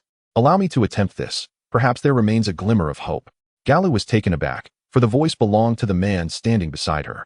Li Mingxian navigated through the crowd to the bedside, carefully retrieving a small bamboo tube from his garments and gently opening it. Observing this, Zhang Yi interjected, is that medicinal herbs? However, commonplace herbs typically have little effect against the damage inflicted by such a specialized spirit-patterned weapon. Let us try. After all, this is our last hope, is it not? As he spoke, Li Mingxian sprinkled a small amount of the white powder from the bamboo tube onto Tengju's wound. Then, he extended his hand, channeling his shamanic power into Tengju's body. In mere moments, the previously unresponsive Tengju suddenly expelled a considerable amount of black blood. This sight elicited gasps of shock from everyone present, prompting the dark-faced man to reach out in an attempt to halt Li Mingxuan's healing. What are you doing? Remove your hands from our shaman. At this critical juncture, Li Mingxian had no choice but to sidestep the outstretched hand. The dark-faced man, undeterred, lunged again, only to be evaded once more by Li Mingxian. In this cramped space, dodging twice was no small feat. And just as the dark-faced man prepared to unleash a third attempt, a commanding voice boomed from behind. Tai Shi, what are you doing? Are you obstructing the treatment of our shaman? Hearing this, the man named Tai Shi halted his advance, responding, Brother, he has caused the shaman to vomit blood. Get out now, quickly. The command was sharp, cutting off Tai Shi's protest before he could finish. Once Tai Shi exited, an eerie silence enveloped the room once more. Li Mingxian felt a surge of frustration. The herbs he had brought from Lake Hard Island were limited, and every bit used diminished his supply. Had Tai Shi indeed launched a third assault, Li Mingxian would have been compelled to cease his treatment of Tengju immediately. Zhang Yi, who was closest, observed Li Mingxuan's calm demeanor with a complex expression. Tai Shi was a mid-level warrior, and to evade his strikes, while simultaneously performing healing in such confined quarters, spoke volumes of Li Mingxuan's exceptional abilities. This fellow, Li Mingxian, is truly enviable, Zhang Yi mused. As time passed, the bed beneath Tengju became increasingly soaked with black blood, creating a chilling scene. At that moment, Li Mingxian withdrew his shamanic power, gently wiping the sweat from his brow. The wound had stabilized, yet the loss of blood had been excessive, leaving him uncertain if Tengju would awaken again. With that thought, he maneuvered through the crowd and exited the room. Excessive blood loss can lead to death. Although he understood the principles of blood transfusion, he dared not experiment recklessly. The cold wind outside sent a shiver down his spine. Were it not for the diligent practice of controlling his shamanic power over the past 3 months, he doubted he would have been able to complete the treatment just now. Taking a seat by the familiar stone platform, Li Mingxian felt an unsettling weight in his heart regarding the events of the night. What if the Tyrannosaurus tribe had attacked the Bull tribe instead of the Mountain Rock tribe? What if upon returning to the Bull tribe, he discovered that everyone had perished? In just half a year, Li Mingxian realized his heart had become entwined with that small tribe at the foot of the mountain. Memories unfurled in his mind like a canvas, and with a soft chuckle, he rose. He gazed at the uncarved bone blade on the stone platform and grasped the carving knife beside it. As shamanic power surged within him, intricate spirit patterns emerged on the bone. 5 spirit patterns were inscribed in one fluid motion. When Zhang Yi stepped outside, he only witnessed a fleeting glimmer of light emanating from the stone platform. 3 months. After 3 months of effort, Li Mingxian had finally inscribed a genuine spirit-patterned weapon. Observing the man affectionately caressing the weapon he had meticulously crafted, Zhang Yi approached. When he had begun his own journey in spirit pattern inscription, how long had it taken him to engrave even a single spirit pattern? 3 years, or perhaps 5. The memory was hazy. Just when you were in the limelight. You've now managed to inscribe a weapon with 5 spirit patterns. Quite impressive, Zhang Yi remarked with a smile.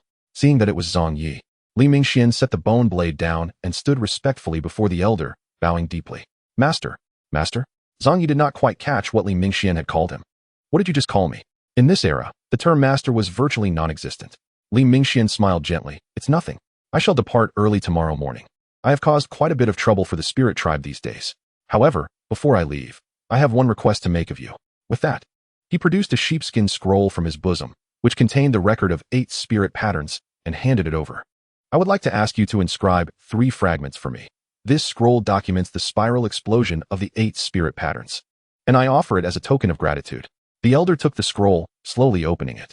Having inscribed spirit patterns for a lifetime, he understood the preciousness of this sheepskin scroll all too well. Yet, despite his usual greed, he placed the scroll down, causing Li Mingxian to pause momentarily in surprise. I understand your intentions, but I do not wish for this scroll. I will assist you in inscribing the spirit-patterned weapon, the elder stated before turning to leave. How could this shaman, known for his avarice, suddenly exhibit such nobility? Having spent 3 months in the spirit tribe, Li Mingxian had become well acquainted with the elder's character. Seeing Zhang Yi stroll away, he hurried after him. Can you inscribe the spiral explosion onto such a small arrowhead? Is it within your capabilities? Humph. After just a few days of learning, you dare to question my abilities? 8 patterns are trivial. If I were a high-ranking shaman, inscribing 7 or 8 spirit weapons in a single night would be a mere trifle. From afar, their banter carried on the wind.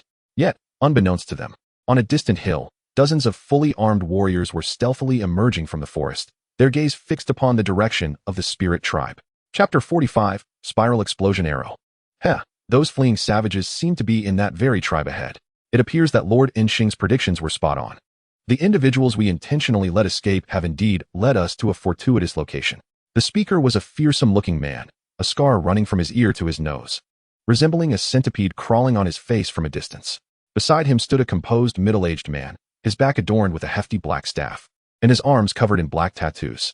The middle-aged man turned to the scar-faced man, speaking in a low, serious tone. It seems this is merely a small tribe.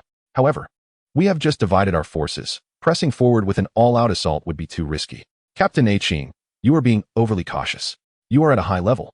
While I have already cultivated the savage energy, destroying a small tribe is no different than squashing an ant. The scar-faced man retorted dismissively. Tuhu. While that may be true, did not Ashan's squad also suffer devastating losses at the hands of a small tribe? Let us pause for a day. Tomorrow, as the sun sets, we shall commence our actions. Everyone has already followed for several days. It is prudent to take a brief respite.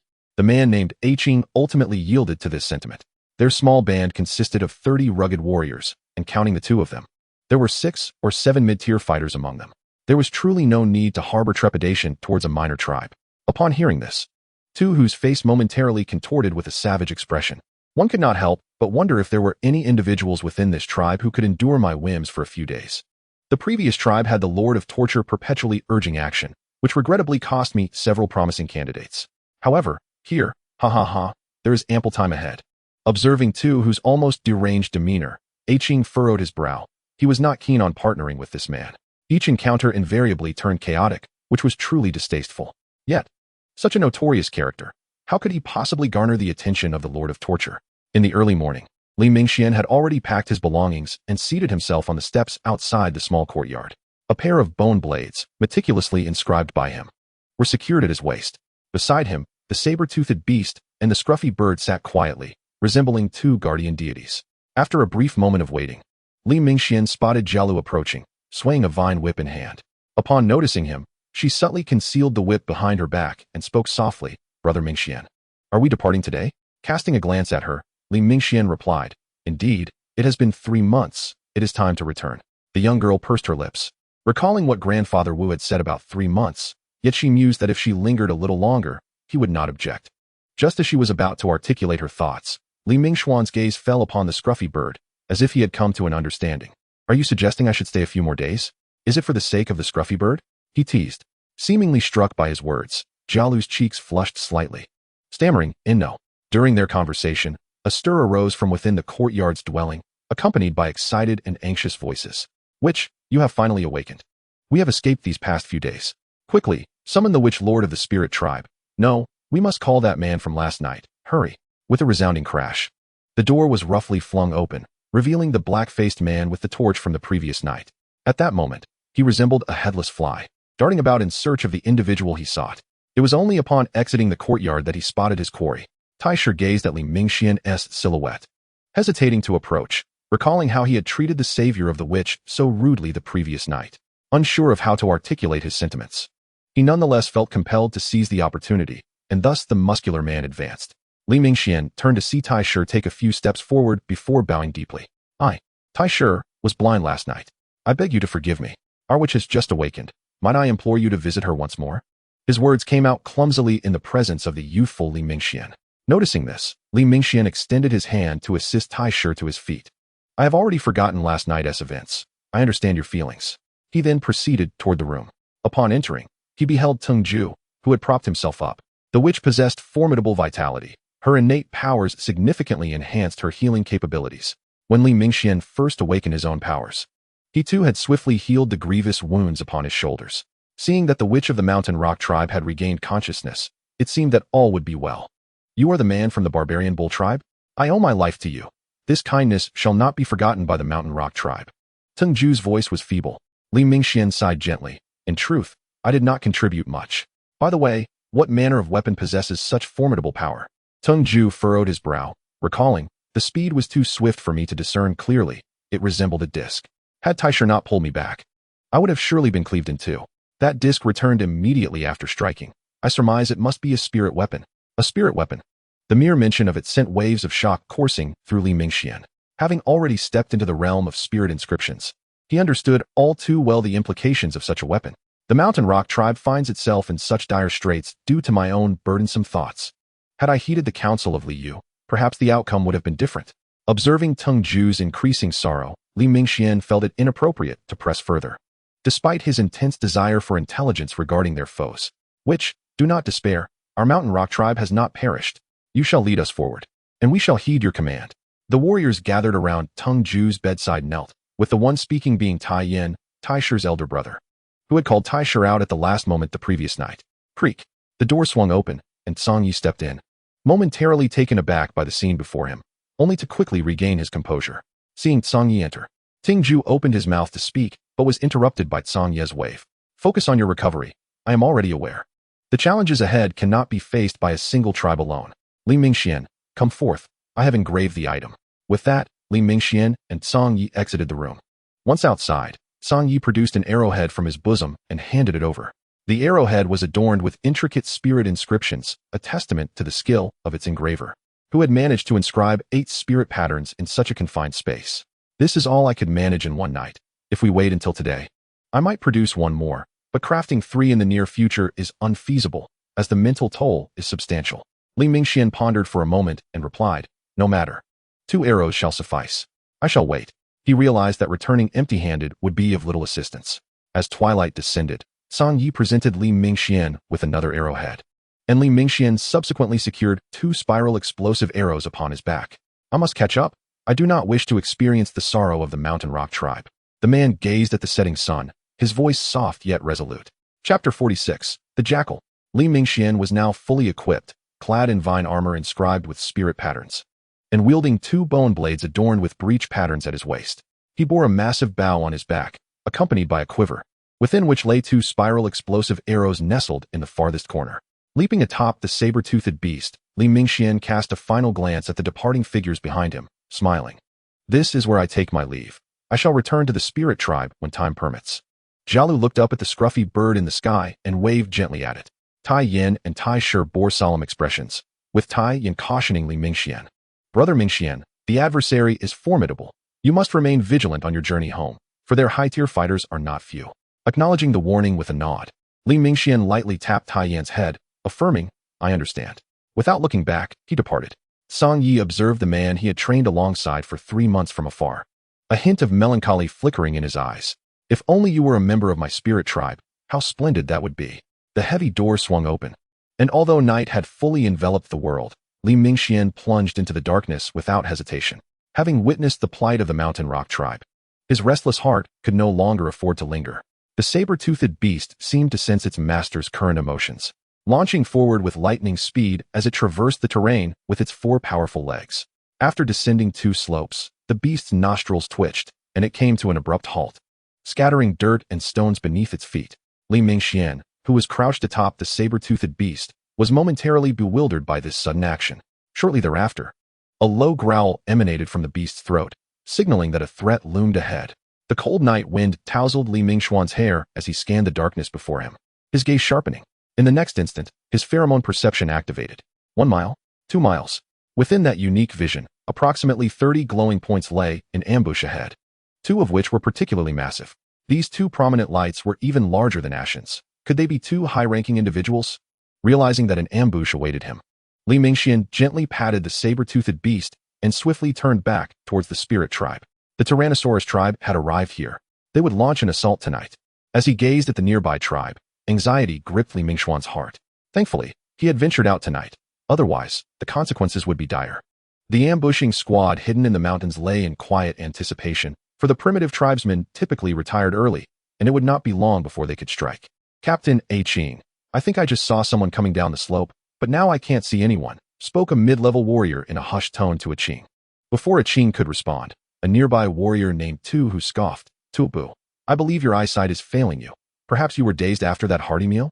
Who would be out here at this hour? At Tu Hu's remark, Tuobu's face flushed with embarrassment, yet he suppressed his indignation due to the other's status. After all, Tu Hu was closely related to one of the 5 generals of the Tyrannosaurus tribe, and given his formidable strength, few dared to provoke him within the tribe, save for the high-ranking or influential individuals. A Qing, listening to Tu Hu, felt displeased. All right, Tu Hu, let us refrain from further comments, regardless of whether anyone is present. We will be launching an attack shortly. Having made that decision, a Qing remained resolute. Small fluctuations would not sway his intent. He lightly tapped on the tree trunk, signaling the concealed warriors to begin their slow advance. Nearby, on the wooden wall beside the entrance of the spirit tribe, patrolling warriors spotted Li Mingxian returning on the saber-toothed beast once more. Had he forgotten something? The heavy wooden door swung open again, and Li Mingxian burst in, exclaiming, Enemy attack! The Tyrannosaurus tribe is upon us. Enemy attack! The 2 guards at the gate were taken aback. Was there to be an assault on the spirit tribe? It had been years since this small tribe had witnessed warfare, and they appeared somewhat unprepared at this moment. What did you say? Enemies are approaching to attack the tribe? Zhang Yi immediately stood up, his expression grave. Li Mingxuan's face mirrored his seriousness. I would never jest about such matters. Lives are at stake. I understand. It seems the spirit tribe may not find peace tonight. Huh. I had hoped to endure a few more days until the frog tribe arrived. Zhang Yi's expression darkened. In the next moment, he shouted towards the door, Song, assemble all the wild warriors and prepare for battle. Wake everyone. Those without combat capability should retreat to the rear mountains. Every man must take up arms and fight. The spirit tribe may lack many things, but we are not deficient in weapons.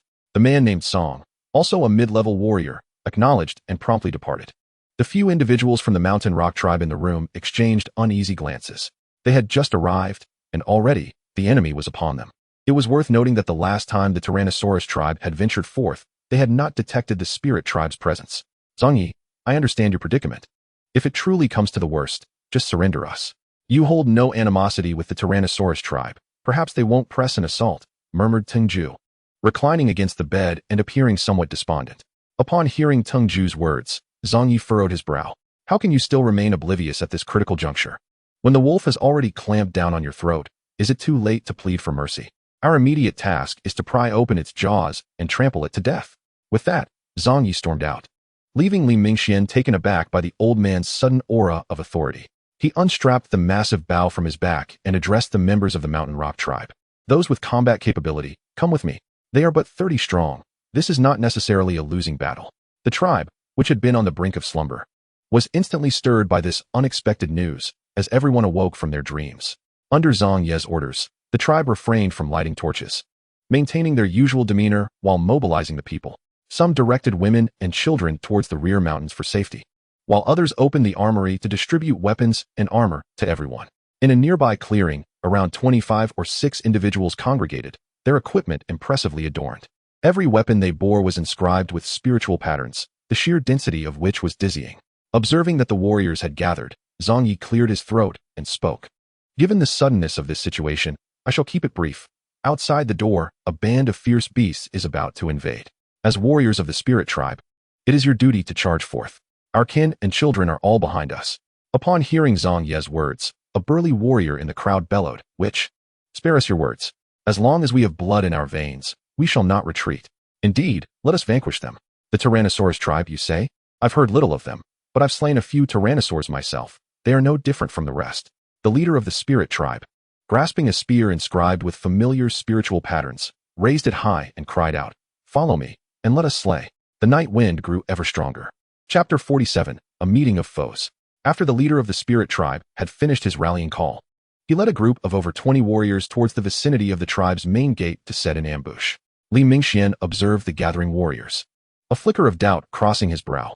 He turned to Zhang Yi and asked, you do have a backup plan, don't you? Are there other wild warriors? Lost in thought, Zhang Yi was interrupted by Li Mingxuan's inquiry. He glanced at Li Mingxian with annoyance and replied, with a knife to my throat, what backup plan could I possibly maintain? Do you think our numbers are sparse? It seems Li Yu has not informed you. The success rate of blessing-type shamans awakening wild warriors far surpasses that of other types. It is no wonder that a tribe possessing a blessing-type shaman would yield wild warriors double that of other tribes. Upon hearing Zhang Ye's explanation, Li Mingxian sheepishly scratched his head, realizing he had misjudged the situation. Had it not been for the devastating blow to the hunting reserve of the Bull tribe and the subsequent series of events, the number of wild warriors in the Bull tribe might have exceeded 40 by now, which explained his surprise at the spirit tribe's numbers. It appeared that the blessing type was indeed a factor. It seemed the shaman had been correct. There was no hierarchy in shamanic power. Just as Li Mingxian was coming to terms with this and preparing to set out, 7 or 8 individuals descended from the hillside behind them, revealing themselves to be members of the Mountain Rock tribe. Leading them was Tai Yin, wielding a large blade, hastening towards Zhang Yi and Li Mingxian. The Mountain Rock tribe will join the fight. We seek vengeance. Zhang Yi gazed at the few individuals before him, their wounds still not fully healed, and felt compelled to utter something, yet ultimately refrained. He nodded gently, signaling his understanding. The members of the Mountain Rock tribe, witnessing this, smiled in response. And then Li Mingxian turned to them, saying, let us proceed. Beneath the starry sky, the surroundings of the spirit tribe appeared eerily quiet. At that moment, a stealthy contingent of 30 from the Tyrannosaurus tribe had silently advanced, their movements suggesting a practiced familiarity with such operations. Mere meters away from the wooden walls encircling the spirit tribe, a Qing slightly raised himself from the ground. He had just listened intently to the earth beneath him, sensing an unsettling stillness from this small tribe. Could it be that their vigilance was so lacking? Dismissing further thoughts, a Qing retrieved the black staff from behind him and thrust it forcefully into the ground. Suddenly, from the seemingly deserted thicket, dozens of figures erupted forth, sprinting with all their might toward the wooden wall. The swiftest among them reached the wall and interlocked their hands before them, allowing the subsequent individuals to leap upon their palms. Those airborne figures grasped the ledge of the wooden wall and propelled themselves into the interior of the spirit tribe with remarkable agility. The entire operation flowed seamlessly, the 4 to 5 meter wooden barrier proving utterly inadequate to impede them even for a moment. One by one, Individuals descended, followed by the third, the fourth. Qing leaped down from the wall and surveyed the unknown tribe, his instincts warning him that something was amiss. Why was there no patrol during the night? The final individual on the wall, having assessed that no further assistance was needed from him, prepared to jump down as well. Tonight, he resolved to claim several more heads, believing it would significantly elevate his status within the team. As he thought this, a sinister smile crept upon his lips. Just as he leaped into the air, a distant spear whistled through the air towards him. Thud! Bang! The spear struck the man squarely in the abdomen, the force obliterating his insides, pinning him firmly against the wooden wall. Ultimately, the last member of the Tyrannosaurus tribe could not set foot upon the territory of the spirit tribe. The cold wind swept through, leaving all present from the Tyrannosaurus tribe momentarily stunned. Qing lifted his gaze, and in the darkness ahead, he discerned a gathering of figures, one of whom was striking a throwing pose, none other than the leader of the spirit tribe. The leader flashed a chilling smile at Qing and lightly blew upon his palm, a clear provocation. You dare to seek death? I shall skin you alive. Qing, unfazed by this taunt, noticed that Tu Hu had become completely enraged. He cared little for the fate of his teammate. However, the audacity of such provocation was utterly unforgivable. To be taunted by prey was the utmost humiliation. As he watched Tu Hu charge forward, Qing commanded the others to launch their assault. They had been discovered. But in the face of absolute power, it merely meant paying a steeper price. Throw your spears. Prevent them from advancing. The clash was imminent. In mere moments, the two sides collided. In this era, battles among tribes lacked any semblance of order, relying solely on brute strength. Even the warriors of the spirit tribe, despite their geographical advantage, found themselves being pushed back by the overwhelming might of the Tyrannosaurus tribe. Tu Hu dodged two incoming spears and surged to the front, where he met the spirit tribe's warriors with blades raised. Crack! In a mere exchange, the warrior from the spirit tribe was sent flying. His chest caved in from the impact. Witnessing such ferocity, the leader of the spirit tribe readied his weapon to intervene, but was halted by a voice. Leader, let us handle this fellow. I remember him. He is the one who killed my family. Tai Yin stepped forward, gritting his teeth. Nearby, several from the mountain rock tribe regarded Tu Hu with eyes brimming with madness and hatred. The leader of the spirit tribe nodded in acknowledgement. Among that group, the individual wielding the black staff was his true target. He had acquired a beast crystal core 3 months prior and had recently begun cultivating the primal energy. Yet he was still a ways from reaching high rank. The one with the black staff was evidently the leader of these individuals, likely possessing formidable abilities as well. He must intercept that person. Be cautious, this one does not seem simple. With that, the leader turned to confront Qing. Tu Hu, seeing the provocateur neglect to engage him, felt his anger escalate further. Insects will always be insects. Just wait, I will cleave your woman before your very eyes. He taunted, directing his ire at the leader of the spirit tribe. You will not live to see that opportunity, for you shall perish shortly, declared the brothers Tai Yin and Tai Shi, brandishing their blades before Tu Hu. Tu Hu regarded the two with a comical expression, remarking, I've seen you two before. Is your shaman still alive? Or has he already? The brothers gritted their teeth, refusing to waste words, and charged at Tu Hu from either side. The three became entangled in a fierce struggle, and faced with the relentless onslaught of Tai Yin and Tai Shi, Tu Hu found himself merely defending for the moment. The view shifted to the skies. Within the walls of the spirit tribe, countless such battle circles unfolded. There was no strategy, no tactics, only the brutal clash of flesh and blood. Chapter 48. The Might of an Arrow. Tai Shi, now wielding his blades with all his might, struck at Tu Hu. Yet this man seemed to maneuver with ease, effortlessly deflecting his attacks. Tai Shi swung again, but this time Tu Hu sidestepped, causing Tai Shi to lose his balance and be sent flying several meters by a kick from Tu Hu. Seizing upon this opening, a wicked grin spread across Tu Hu's face, while Tai Yin sensed impending doom. Just as Tu Hu prepared to crush the two of them, an arrow suddenly shot toward his head from the side at that critical moment.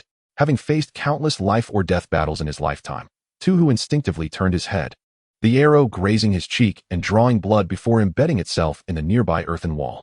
A cold sweat broke out over Tu Hu. Had he not reacted instinctively, the consequences could have been dire. He glared furiously in the direction from whence the arrow had come, where Mingxuan stood with his bow drawn. What a pity. I thought I could succeed in a sneak attack while the mid-tier warrior was distracted, but it seems their vigilance is far higher than I anticipated, Mingxuan sighed, a look of disappointment crossing his face. Following Wu Qing's suggestion, Mingxuan had inscribed spiritual patterns upon the ordinary arrowheads, significantly reducing noise upon release. Yet, even with this enhancement, striking a foe who had cultivated primal energy proved exceedingly difficult. Tu Hu was now utterly enraged. He had nearly met his end. And death would mean losing everything. Such a horrifying thought. With that realization, Tu Hu disregarded Tai Yin and Tai Shi and charged toward Li Mingxuan's position. You damned creature. You nearly killed me. Do you have any idea what that means? As he ran, the totem upon Tu Hu's arm gradually turned blood red, mirroring the transformation of his eyes. He had activated his berserk state. The berserk state was a totem skill of the Tyrannosaurus tribe, bestowed only upon totem warriors of intermediate rank or higher, empowering them with various totem abilities. Unlike the inferior totems that can only passively enhance the prowess of the savage warriors. The brothers Tai Yin and Tai Shi were alarmed to see Tu Hu charging towards Li Mingxian. Although Li Mingxian had adeptly evaded Tai Shi's capture that fateful night, it was evident by day that he was merely a novice warrior. Mingxian, flee quickly. You cannot defeat him. This fellow has already cultivated the aura of the wild. Tai Yin shouted as he ran, urging Li Mingxian to escape. Yet, Li Mingxian stood his ground, his expression devoid of emotion as he regarded the onrushing Tu Hu. With a swift motion, he retrieved a spiral explosive arrow from the corner of his quiver. The distance between them was not considerable, and Tu Hu, astonished that this detestable foe had not fled but was instead aiming his bow once more, thought to himself, if I couldn't hit him with a sneak attack, how could I possibly hit him head-on? Doubt crept into Tu Hu's mind regarding the sanity of his adversary. Nonetheless, this was advantageous for him, conserving his energy. Though his thoughts were somewhat dulled by the frenzy, Tu Hu felt a thrill at the prospect of severing Li Mingxuan's head. Whoosh! The spiral explosive arrow was released. Its spinning shaft gathered power as it soared through the air, reaching Tu Hu in the blink of an eye. Tu Hu attempted to evade by sidestepping. But it was far too late. The arrow's speed was simply too swift. Even a direct shot left no time for his body to react. Bang! Boom! The spiral explosive arrow struck Tu Hu squarely in the chest, propelling him 20 meters away until he crashed heavily against the earthen wall, where he finally came to a halt. Yet, this was not the end. At the moment of impact with the wall, the arrowhead unleashed all the potential energy it had amassed. The wall behind Tu Hu shattered into fragments, and in tandem, so too did his upper body. The resounding noise drew the attention of everyone present. A Qing, having swept aside the leader of the Ling tribe with a powerful strike, also turned his gaze towards this unfolding spectacle. Beneath the moonlight, Tu Hu struggled to sit up, intending to speak, but as he opened his mouth, nothing emerged. Blood mixed with some internal organs spewed forth, and upon looking down, he realized his chest was hollow. Li Mingxian was equally stunned by the sheer force of the moment. He had initially aimed to shoot Tu Hu directly, but he had not anticipated that the speed of the spiral explosive arrow would be too rapid for even a mid-tier warrior to evade. He had set up Xiao Hei nearby to thwart Tu Hu's actions, but he never imagined the arrows would be so terrifying. Perhaps even the creator of the spiral explosive arrow could not fathom that compressing the spiral pattern to such a small size would yield such colossal power. Heh, that fellow met a truly miserable end. You appear rather displeased, don't you? The leader of the Ling tribe jeered, wiping the blood from the corner of his mouth. It was his first encounter in battle against a higher-tier opponent. He had believed that cultivating the aura of the wild would significantly enhance his strength. Yet he found himself continuously shaken by the immense force transmitted through a Qing's black staff during their brief clash.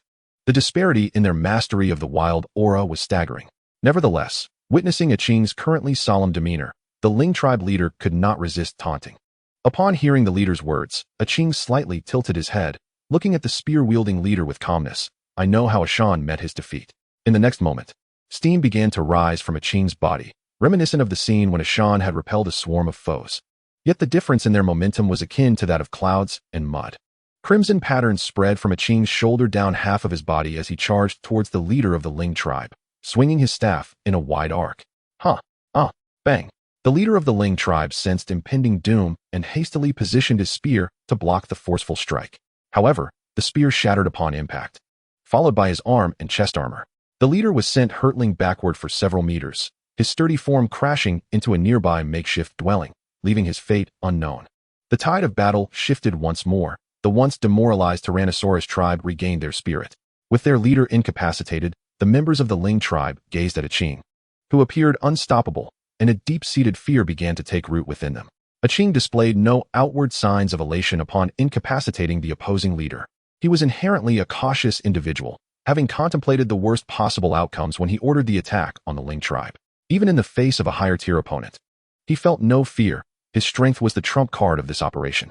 The steam swirling around a Qing dissipated, and at that moment, he stood enshrouded in steam like a war god. Chapter 49, Overwhelmed. Li Mingxian scoured the ruins for what felt like an eternity until he finally located the spiral explosive arrow lying next to Tu Hu's corpse. He examined the minute cracks that had formed on the arrowhead and furrowed his brow. It seemed that after no more than 3 shots, this arrowhead would be rendered useless. Crafted from the hardest bones and reinforced with numerous spiritual patterns, even this arrowhead could not withstand such tremendous kinetic energy. It was a weapon inscribed with 8 spiritual patterns, and yet it was rendered inoperative after merely 3 uses, causing Li Mingxian a pang of regret. After returning the arrow to his quiver, he turned his gaze towards Qing, who was also looking in his direction. Their eyes met, each recognizing the other as a target to be eliminated. Qing made the first move, rapidly advancing towards Li Mingxian. While Ling tribe warriors attempted to obstruct his path, none stood a chance against him. As Qing drew nearer, Li Mingxian felt an acute sense of pressure emanating from him. He once again nocked an arrow, aiming it at Qing. It was yet another spiral explosive arrow. Li Mingxian wished to test whether a higher-tier warrior could indeed evade such an outrageous speed. Upon seeing the weapon that had just caused such a tremendous disturbance aimed at him, Qing felt a tightness in his chest. However, the distance between them was already minimal. He refused to back down and barreled forward. Whoosh! Just as the arrow was released, Qing had already darted behind a nearby building. Boom! The room struck by the spiral explosive arrow instantly transformed into a cloud of debris. Li Mingxian turned his head to evade the flying rubble, but as he looked up, he suddenly spotted a figure amidst the airborne fragments. Wielding a staff and descending towards him, he hastily retreated several steps to avoid the tremendous blow. The black staff crashed down where Li Mingxian had just stood, shattering the stone floor beneath him. Qing, realizing he had missed his strike, quickly adjusted his stance and continued pursuing Li Mingxian. This detestable foe could not be allowed to escape, had it not been for the brief obstruction provided by the building. Even he might have found it challenging to evade that near-unnatural speed. Yet, even so, the aftershock struck his shoulder. Li Mingxian did not linger in place. Instead, he sprinted forward, a look of terror crossing his face as he beheld Qing closing in. Not far away, the brothers Taiyin and Taisha rushed forward, brandishing their blades in an attempt to halt Qing's advance. If you wish to pass, you must first step over our corpses, Taisha bellowed, slashing his sword at Qing.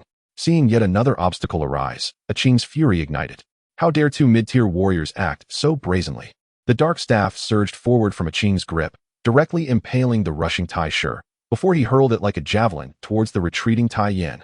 Taiyin, noticing the staff flying towards him, hastily tilted his head to evade it, but in the next moment, Qing had already closed the distance, crashing into him and pinning him against the earthen wall. In an instant, he had dispatched both foes, extracting the staff lodged in the wall and continuing his relentless pursuit towards Li Mingxuan's position. These 2 mid-tier warriors, capable of engaging with Tu Hu for an extended duration, were swiftly overwhelmed by Qing, revealing the stark disparity in their strength.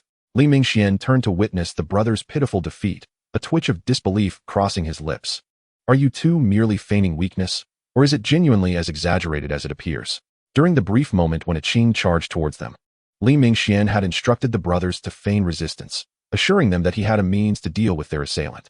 As Qing closed in, Li Mingxian loosed several arrows, the first momentarily startling Qing. However, the speed of these arrows was woefully inadequate for Qing, who could not even muster a basic defense against them. As the gap between them narrowed, Qing felt assured of victory. Yet, in an instant, a multitude of vines emerged from the shadows beside him, launching an assault. Xiao He had long set this elaborate trap, although his intended prey had been prematurely dispatched. Faced with the sudden onslaught of vines, Qing initially panicked but quickly regained his composure. Nevertheless, the aura of invincibility he had possessed began to wane. What other secrets lay hidden within this seemingly inconsequential tribe? In the midst of the fray, Qing wielded his staff with unparalleled finesse. Yet the resilience of Xiao He's vines against such blunt force was formidable.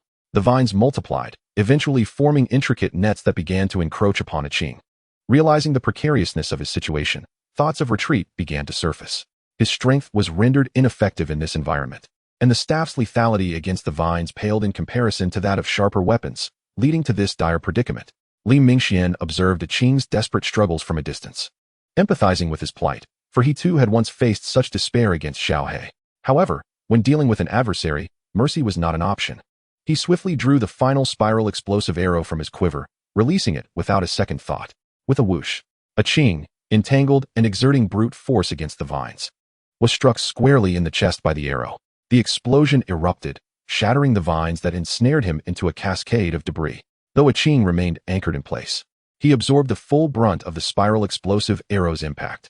The inner armor at his chest was completely obliterated, and as his consciousness began to fade post-explosion, he gazed at the falling fragments of vines, murmuring, "How could I possibly be defeated? This is merely a small tribe. They are clearly weak and vulnerable." After standing for a moment before collapsing onto his back, Qing fell still. Li Mingxian, raising his bow and arrow, called out to the remaining combatants. "The leader of the Tyrannosaurus tribe has been slain by me. They are defeated." The battle above had concluded, the most fearsome foe vanquished, and the spirits of the Ling tribe and the Mountain Rock tribe surged with renewed vigor. At this moment, Song shouted, "All men of the Ling tribe, follow me to slay them, annihilate these invaders." In response to his rallying cry, the battlefield, previously inhabited solely by warriors, now swelled with around 100 additional men. These unawakened men of the Ling tribe wielded spirit-patterned weapons, forming groups armed with spears and broadswords, targeting the savage warriors of the Tyrannosaurus tribe. Though fierce, the initial-tier savage warriors were not invincible against clusters of ordinary men wielding spirit-patterned weapons. Observing the tide of battle turn in their favor, Li Mingxian took a moment to rest upon the stone steps. Though he had sustained only a minor injury from a flying rock, the strain of facing two adversaries cultivated in savage energy, one of whom was of a higher tier, had drained him both physically and mentally. It seemed these foes were not made of iron. Why were they so brutal? Could they not pursue peaceful coexistence? Sitting on the stone steps, he murmured to himself. And no one could have imagined that this young man, not yet 20, had just dispatched a high-tier warrior. Chapter 50, Unrelenting Pursuit. With the ordinary men joining the fray, the already demoralized Tyrannosaurus tribe was thrown into disarray. Their two strongest members had perished, and the one who had slain them remained a looming threat. Under the weight of such compounded psychological pressure, the morale of the Tyrannosaurus tribe teetered on the brink of collapse. Tubu, bloodied and weary, beheld the approaching tide of warriors with rising despair. Swinging his blade to deflect the spears of the Ling tribe, he shouted to a group near the wooden wall. "A few of you must escape and spread the word. Lord Xing will avenge us. I will hold them off." Seizing the moment of Tubu's distraction, a warrior from the Ling tribe plunged a spear into his abdomen, glaring fiercely as he remarked, "Hold? I wonder what you intend to use for that." The individuals by the wooden wall exchanged glances, realizing the grim reality. One man acted as a springboard, while others hastily scrambled over him towards the wall's summit. The surrounding members of the Ling tribe, witnessing this, urgently hurled their spears. A few were intercepted, but ultimately, some managed to scale the wall. As one individual prepared to flee, the Ling tribe members felt a surge of anxiety. In that critical moment, a spectral light pierced through the throat of the man atop the wall. Li Mingxian had regained his footing, standing not far away with bow in hand. His gaze cold as he watched the falling figure. "Do not presume I will make the same mistake twice." With Li Mingxuan's precise long-range shots, the pace of the battle accelerated dramatically. Moments later, when the last member of the Tyrannosaurus tribe was impaled by a throng of ordinary men from the Ling tribe, the battle finally reached its conclusion. The Tyrannosaurus tribe was utterly obliterated, with no survivors. Despite achieving victory, Li Mingxian remained vigilant, meticulously scanning the perimeter to ensure there were no sentinels from the Tyrannosaurus tribe lurking beyond the walls before finally allowing himself to relax. While they had triumphed, the Ling tribe had suffered grievous losses, with around 10 warriors slain, including some of mid-tier status. Ordinary individuals had also fallen victim to the desperate counterattacks of the savage warriors. Their leader was gravely injured, and upon finding him, Li Mingxian discovered he was barely clinging to life. Were it not for the spirit-patterned armor shielding him from much of the damage, he would likely have perished. Li Mingxian channeled his power to see if he could save him, and fortunately, when Zhang Yi and Jialu arrived on the scene, he had stabilized the leader's condition. Upon Jialu's arrival, she was met with a gruesome sight of blood and the harrowing aftermath of battle, covering her mouth in shock as her chest heaved with emotion. Though she had witnessed bloodshed during hunts in the tribe, she had never encountered the ravages of war, and the sights before her left her momentarily numb with fear. Zhang Yi observed Li Mingxian striding toward him, exclaiming, "Had it not been for you tonight, my Ling tribe would surely have suffered grievously." The elder's words were abruptly interrupted by Li Mingxian, who replied, "Enough, enough. If it weren't for those 2 arrows you crafted, the situation might not have unfolded so favorably. Let us focus on saving lives. There is no need for pleasantries between us." In the ensuing hours, the 3 shamans tirelessly attended to the gravely injured until the late hours of the night, when Li Mingxian could no longer bear the strain on his body. He found a corner, closed his eyes, and prepared for a brief respite. However, scarcely had he begun to doze when he sensed someone approaching. With a swift motion, he drew the bone blade from his waist, its jagged patterns gleaming ominously. "Jialu, holding a white robe, was taken aback by this sudden action and staggered back a few steps in alarm. Upon recognizing that the newcomer posed no threat, Li Mingxian hastily lowered his weapon and, looking at Jialu, offered an apology. I am sorry. I thought an enemy was attempting to ambush us. I hope I did not frighten you. No, not at all. I merely noticed you asleep here. An elder shaman instructed me to bring you this robe, Jialu replied, her voice growing softer as she spoke. Li Mingxian accepted the robe. Draping it over himself, its soft fabric exuded a faint, pleasant fragrance, prompting him to reflect on Zhang Yi's thoughtful nature. The morning sun warmed his face. And after several hours of rest, Li Mingxian stretched languidly. The battlefield had been largely cleared, and he made his way up the mountain. Upon entering the courtyard, he discovered an array of weapons belonging to the Tyrannosaurus tribe. Spotting Zhang Yi, Li Mingxian said with a hint of lethargy, "Oh, I just came to inform you that I am about to depart." Zhang Yi set down the sheepskin scroll he held and pondered. After such a fierce battle last night, you should take a day to rest. In a day or two, the frog tribe should arrive, and it would be wiser to strike together. Li Mingxian shook his head. I have my saber-toothed beast. I can return swiftly. Moreover, I fear alone. Very well, the elder sighed. Wait here. With that, Zhang Yi turned and retreated into his chamber, soon emerging with 3 items in hand. He presented them to Li Mingxian, saying, These are the possessions of the 2 men you slew yesterday. The staff and weapons can be collected later if you wish. Curious, Li Mingxian accepted the 3 items, a sheepskin scroll, a copper medal, and half a ferocious beast's crystal core. Initially reluctant to take the core, he reconsidered, realizing that as a warrior of the wild, relinquishing it too easily might raise suspicion. After bowing in gratitude, Li Mingxian turned and departed, swiftly mounting his saber-toothed beast and racing toward the next battlefield. Zhang Yi stood on the hillside, watching Li Mingxuan's receding figure, murmuring a silent hope for his safety. A day later, approximately 10 miles from the barbarian bull tribe, a large contingent of warriors appeared. At the forefront was a man mounted on a black panther, clad in bronze armor, appearing to be around 30 years of age. His chiseled features were framed by unruly black hair, and his eyes held a hint of profound depth. Yet, he remained silent, gazing intently into the forest ahead. Shortly thereafter, a man bearing a large sword emerged from the trees, kneeling before him. Lord Nuxing, our scouts have detected signs of activity ahead. We shall certainly locate that cursed tribe by tomorrow morning. Tomorrow morning? A voice devoid of emotion emanated from the armored figure. The sword-bearing man felt a bead of sweat trickle down his forehead, suppressing his unease as he cautiously replied, Lord Nuxing, the terrain of the mountain forest is complex, and we lack sufficient manpower. We should be able to pinpoint their location before dawn. The area fell silent for a moment. And just as the tension peaked for the sword-bearing man, another voice broke the stillness. Lord Nuxing, since we have come this far, there is no need to rush. Let them witness the light of tomorrow's sun. This is the mercy of our Tyrannosaurus tribe.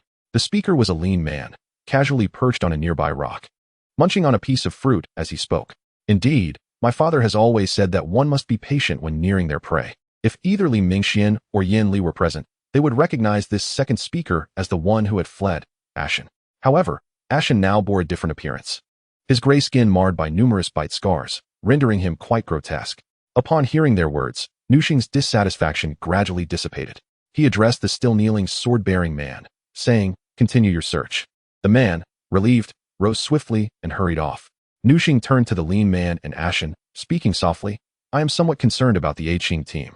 We cannot afford to waste too much time here. Qing? Ashen, taken aback by Nuxing's words, pondered briefly. But Qing is so powerful. How could anything happen to him? The stern figure atop the Black Panther shook his head, replying, The decision made then was somewhat hasty. I am aware of Qing's capabilities, but this world is vast, and we must remain wary of the unknown. The probability of encountering such threats increases in more secluded tribes. Ashen, reflecting on this, traced his fingers over the myriad scars on his skin, falling into a contemplative silence. The following morning, as Nuxing crouched down to feed his Black Panther, the sword-bearing man returned, his face alight with elation. My lord, we have found it. We have located the tribe's whereabouts, just a short distance ahead to the left. Suppressing his excitement, the sword-bearing man spoke in a hushed tone. Nuxing glanced up briefly before resuming his task, and then, with a calm voice, he instructed, Gather everyone. I wish to be seated at their tribe by noon to dine. In mere minutes, a gathering of approximately 60 warriors coalesced in the jungle, setting forth toward the barbarian bull tribe's location. Meanwhile, 100 miles away, another man, bearing a bow and arrows and riding a saber-toothed beast, raced desperately toward the same destination. Near the barbarian bull tribe, Ashen surged to the forefront of the group. recalling the severe reprimand he had received from his father upon his last return. His arrogance and reckless ambition had once been his greatest flaws. Yet after the harrowing experience from months prior, he had seemingly matured considerably. However, as the moment to confront that individual drew near, an involuntary tremor coursed through his body, not from fear, but from the exhilarating anticipation of finally obtaining what he desired. At last, he would annihilate that man's entire clan. Emerging from the forest, the sunlight compelled him to squint, revealing before him the small tribe that had thrived for nearly a century. Suddenly, figures began to emerge from the trees, culminating in Nushing riding forth on his black panther. In that moment, all eyes turned toward him as he silently regarded the opposing tribe, then slowly lifted his right hand, giving it a slight flick forward, as though shaking off dust. This seemingly insignificant act instantly ignited something, causing the 60-strong troop to surge towards the barbarian bull tribe like a pack of wolves. Ashan charged forward, kicking open the crude gate of the barbarian bull tribe, brandishing his sword as he stormed inside. He sprinted along the main path of the tribe, but soon sensed something amiss. Approaching several wooden huts, he slashed at them with his blade, demolishing their structures, yet found no one within. The members of the Tyrannosaurus tribe, following closely behind, also kicked open doors to inspect, but still encountered emptiness. Frustrated by the absence of any inhabitants, Ashan felt a surge of anger. He had intended to vent his wrath on a few ordinary people, but now it felt as though he had struck a blow into a pile of cotton, leaving him with a painful tightness in his chest. Tuashur, did you lead us astray? There isn't a soul in sight. How did you track them? Tuashur was the same man with the sword on his back from earlier. Observing the deserted tribe, a cold sweat broke out on his back as he swallowed hard and cautiously replied, My lord Ashan, based on the trajectory we followed, this tribe is undoubtedly the one you seek. Moreover, I just checked the huts. They have been inhabited in recent days, but I am uncertain where they have gone now. A lean man also approached with a blade in hand, addressing Ashan. Indeed, it seems there were recent occupants. Could it be that they fled in fear? Upon hearing this, Ashan fell silent, lifting his gaze towards the mountain, where, indeed, there appeared to be structures. With a spark of realization, he turned back, exclaiming, I know where they are. They are on the mountain. The surrounding individuals gathered around, also looking up to see the faint outlines of stone houses. However, before they could reach the foot of the mountain, a multitude of figures suddenly erupted from the underbrush halfway up the slope. Xiaogu coldly observed the approaching crowd and shouted, Fire the arrows. In the next moment, a torrential rain of arrows descended upon Ashan and his men, with several particularly large projectiles. Those were launched from the bed crossbows. Whoosh, whoosh. Ashan, still contemplating the ascent, was momentarily stunned by the scene before him. Arrows whizzed past his ears, mercilessly claiming the lives of the warriors from the Tyrannosaurus tribe. The novice warriors could not evade these arrows, some slain on the spot, while the intermediate warriors might dodge most, but still suffered wounds from the few that slipped through. It turned out the barbarian bull tribe had not fled. They had been lying in ambush all along. Why had they repeatedly suffered setbacks against this small tribe? Ashan's eyes reddened. I will kill you all. The burning spirit of the wilderness surged within him as he charged forward against the arrows. On the riverbank, Lu Xing observed the unfolding chaos. His throat constricted as if choked by an unseen force, a sensation he had never experienced before. Chapter 52, The Dual Flying Wheels. The barrage of arrows from the mountain had finally ceased, and within that brief span, nearly all the arrows produced by Old Ping and his team over the past few months had been expended. During the 3 months that Li Mingxian spent learning spirit pattern engraving at the spirit tribe, the barbarian bull tribe had not halted their advance. Old Ping's small workshop had produced more than 5 bed crossbows alone, not to mention the bows and arrows. Initially, the people of the barbarian bull tribe struggled to wield these bows, but as they practiced, they realized these weapons outperformed javelins in terms of firing speed and could shoot multiple times. Aside from being slightly less powerful, they were nearly flawless in every other aspect. Though some elders, accustomed to their previous combat methods, could not adapt to the bows, virtually all the youth had adopted this new weapon, including both warriors and commoners.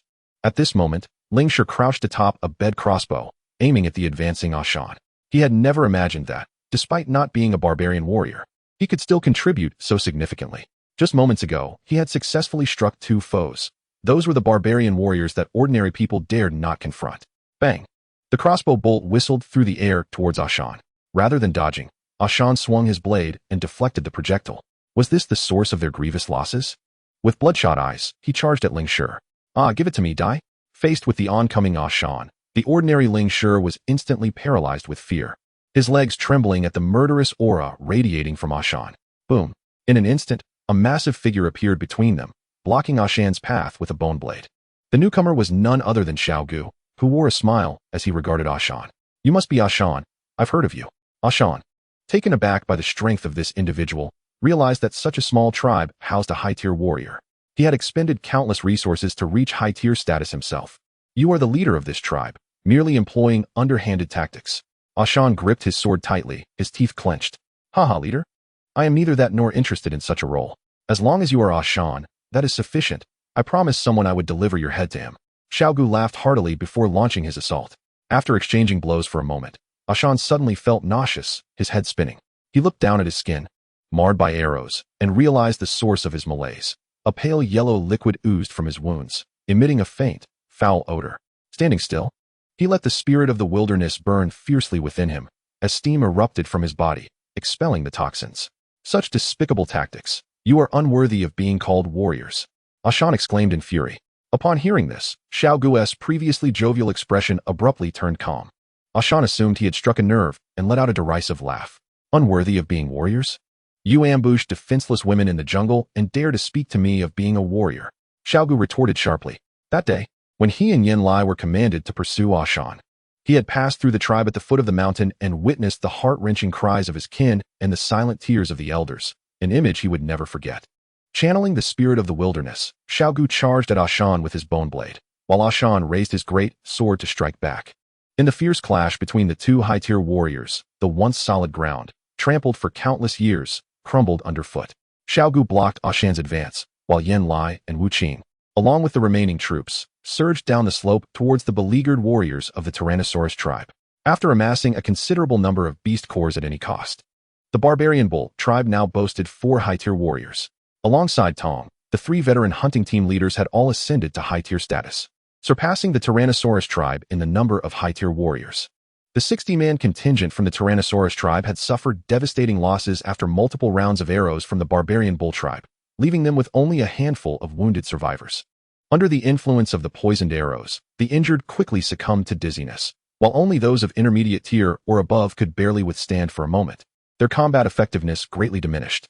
The outcome of the battle was evident. Under the relentless assault of 2 high-tier warriors, the remaining fighters resembled fragile boats on a tumultuous sea, perilously close to capsizing. At that moment, Lu Xing arrived on the battlefield mounted on a black panther, surveying the one-sided situation before him, his teeth gritted in frustration. With a swift leap from the back of a leopard, Xing drew the long sword from his waist and charged towards the battlefield. The blade shimmered a vivid crimson, adorned with an astonishing 9 spiritual patterns. Wu Qing was still engaged in combat with the lean man from the Tyrannosaurus tribe.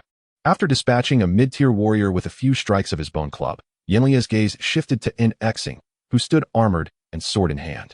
With a clash, the bone club met the long sword, the sound of bones colliding echoing in the air. In an instant, a sharp crack resonated as Yanlia's club was severed in 2. Seizing the opportunity, Xing flicked his sword, grazing Yanlia's chest and drawing forth a streak of blood. Disarmed, Yanlai was forced to retreat under Xing's relentless assault, soon sustaining multiple wounds. The cuts inflicted by the sword caused excruciating pain, and the muscles around the lacerations began to spasm. Seeing Yanlai on the verge of defeat, another figure surged forth from the direction of the bull tribe, a man who was none other than the tribe's leader, Tong. He brandished a large blade and brought it crashing down towards Xing. In a hurry, Xing raised his sword in defense. Yet the force of the blow still drove him backward several paces. "Are you all right?" Tong inquired, glancing at Yanlai. "Xiaogu Wunti let me assist, and I arrived a bit late." "I'm fine, but beware of the sword in his hand. It bears some peculiarities," Yanlai replied, gasping for breath. Xing, taken aback by the arrival of another high-tier warrior, felt astonished. How could this remote little tribe possibly harbor for such formidable beings? Though the number of high-tier warriors puzzled him, he remained resolute. "Regardless of your numbers, you are destined for defeat." With that, Xing sheathed his sword, his expression reverting to the usual icy demeanor. He then produced a flying wheel from his waist, casting a glance at Yanlai and Tong, who exchanged cold smirks. "I presume you have never encountered a spiritual artifact such as this? Well, today, you shall witness its prowess." The flying wheel was modest in size, roughly the span of 2 palms. Xing tossed it lightly into the air, where it began to spin rapidly. "What is this contraption?" The 2 men had never seen such an extraordinary weapon, their expressions filled with astonishment. Swiftly, Xing shouted, and the flying wheel hurtled towards them. its speed so swift it left afterimages in its wake. Tong, concentrating all his energy on the wheel, narrowly evaded the attack. Yet, before he could relax his taut stance, Yenlia's voice erupted from behind him. "Watch your back."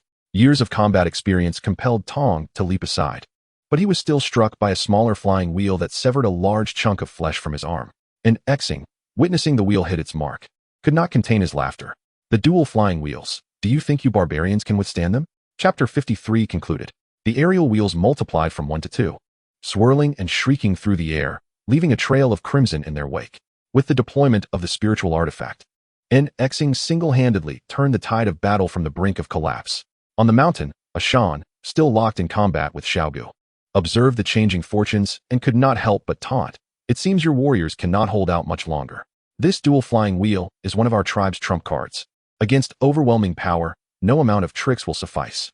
Xiaogu, pushing Ashan back a few paces with a swift motion of his blade, retorted with a scoff. "You should be more concerned about your own situation. Your strength seems to be waning. Is your resolve faltering?" Ashan's expression shifted at Xiaogu's words. He had activated both the frenzy and the secret technique, the blaze technique, simultaneously. This combination could unleash remarkable combat prowess in a short burst, but should the battle stagnate, the effects would wear off, leaving him fatigued. Having only recently entered the high tier, he was still unaccustomed to wielding both techniques simultaneously, and the poison he had just suffered compounded his plight. "Humph," Ashan snorted, silencing further conversation as he raised his large blade to strike at Xiaogu once more. Xiaogu, with a blade held firm, revealed a hint of mockery at the corner of his mouth. With a swift flick of his wrist, Xiaogu directed the blade towards Ashan's throat. The strike pierced through one side of Ashan's trachea, causing him to stagger backward, clutching at the spurting blood. He attempted to speak, but only incoherent sounds escaped his lips as blood poured forth. Xiaogu, regarding his pitiful opponent with indifference, hesitated no longer and charged forward, eliciting a look of terror from Ashan at the sight of the raised blade. He reached out, desperate to communicate something to Xiaogu, but the blade showed no sign of mercy, cleaving both hand and body in one decisive stroke.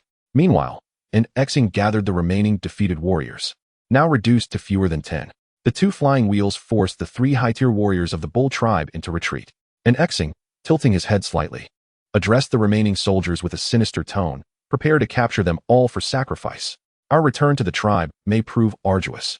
Despite the overwhelming odds, Xing's words dripped with unshakable confidence. As he spoke, he turned back to fully control the flying wheels, unaware that a figure had taken aim at him from a distance. With a whoosh, a spiraling explosive arrow shot towards Xing from behind.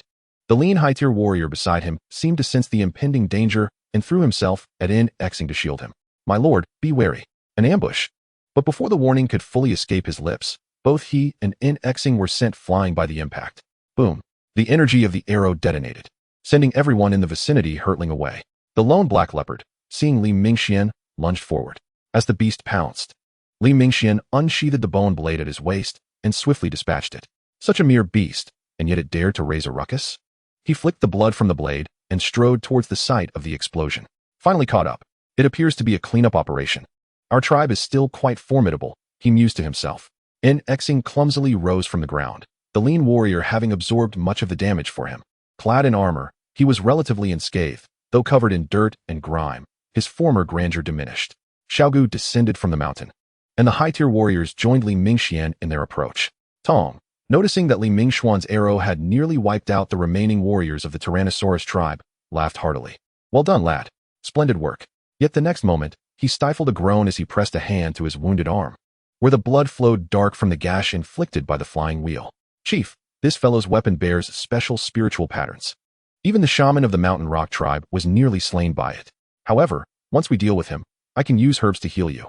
Tong nodded in agreement, but Xing overheard their exchange and could not help but cackle. "Deal with me? Just the two of you?" Li Mingxian turned to him, replying coolly. "The ones pursuing the Mountain Rock tribe were with you, weren't they? I'm afraid they have all been eliminated by me." Xing's smile froze upon hearing this, and he gazed at Li Mingxian. "You must be the one who defeated Ashan's team. Shall we call it a day? Ashan has perished, and your vendetta has been avenged. Continuing this conflict will yield no favorable outcome for any of us. High-tier warriors are exceedingly precious. Before I meet my demise, none of you present will survive." Before Li Mingxian could utter a word, Xiaogu spoke sharply. "Then let us see. Who shall meet their end first, you or us?" Xing did not regard him, but instead fixed his gaze upon Li Mingxuan's eyes. Without a hint of hesitation, Li Mingxian shook his head and articulated each word deliberately. If you do not die, I cannot find peace. Then let us all perish together. And Xing, upon hearing this, felt his sanity teetering on the brink of collapse, and he propelled 2 flying wheels at Li Mingxian with full force. Mingxian, evade. A gasp echoed through the crowd as Li Mingxian, poised to strike down the flying wheels, was suddenly enveloped by a radiant light descending from above. Was that light from the scruffy bird? The 2 flying wheels, illuminated by the radiance, instantaneously seemed to lose their momentum and plummeted to the ground before him. The abruptness of the situation left everyone, including Li Mingxian, momentarily stunned. What kind of ability does this scruffy bird possess that I have never witnessed before? My dual flying wheels. And Xing, seeing the wheels fall at Li Mingxuan's feet, charged toward the crowd. However, before he could reach them, Li Mingxian bent down to retrieve the 2 wheels and retreated behind the throng. Yours? No, mine. Witnessing Xing's loss of his greatest asset, everyone surged forward, confronted with simultaneous attacks from 4 high-tier warriors and several mid-tier ones. Even someone as formidable as Xing could only succumb in bitterness. The threat he posed to the Manyo tribe was too great. No one wished for him to survive, even harboring no thoughts of capturing him alive.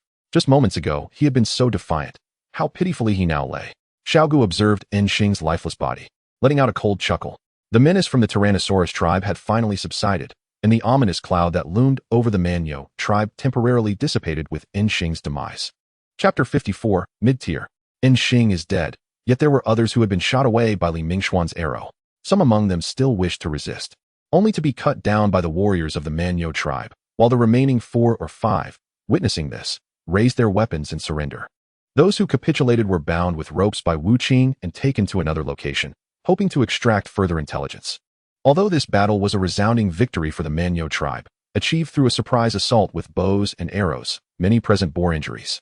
Li Mingxian stowed away the flying wheels and began tending to the wounded on the ground, thanks to the herbs brought from Lake Heart Island. Even wounds inflicted by the flying wheels could be swiftly treated, stopping the flow of dark blood.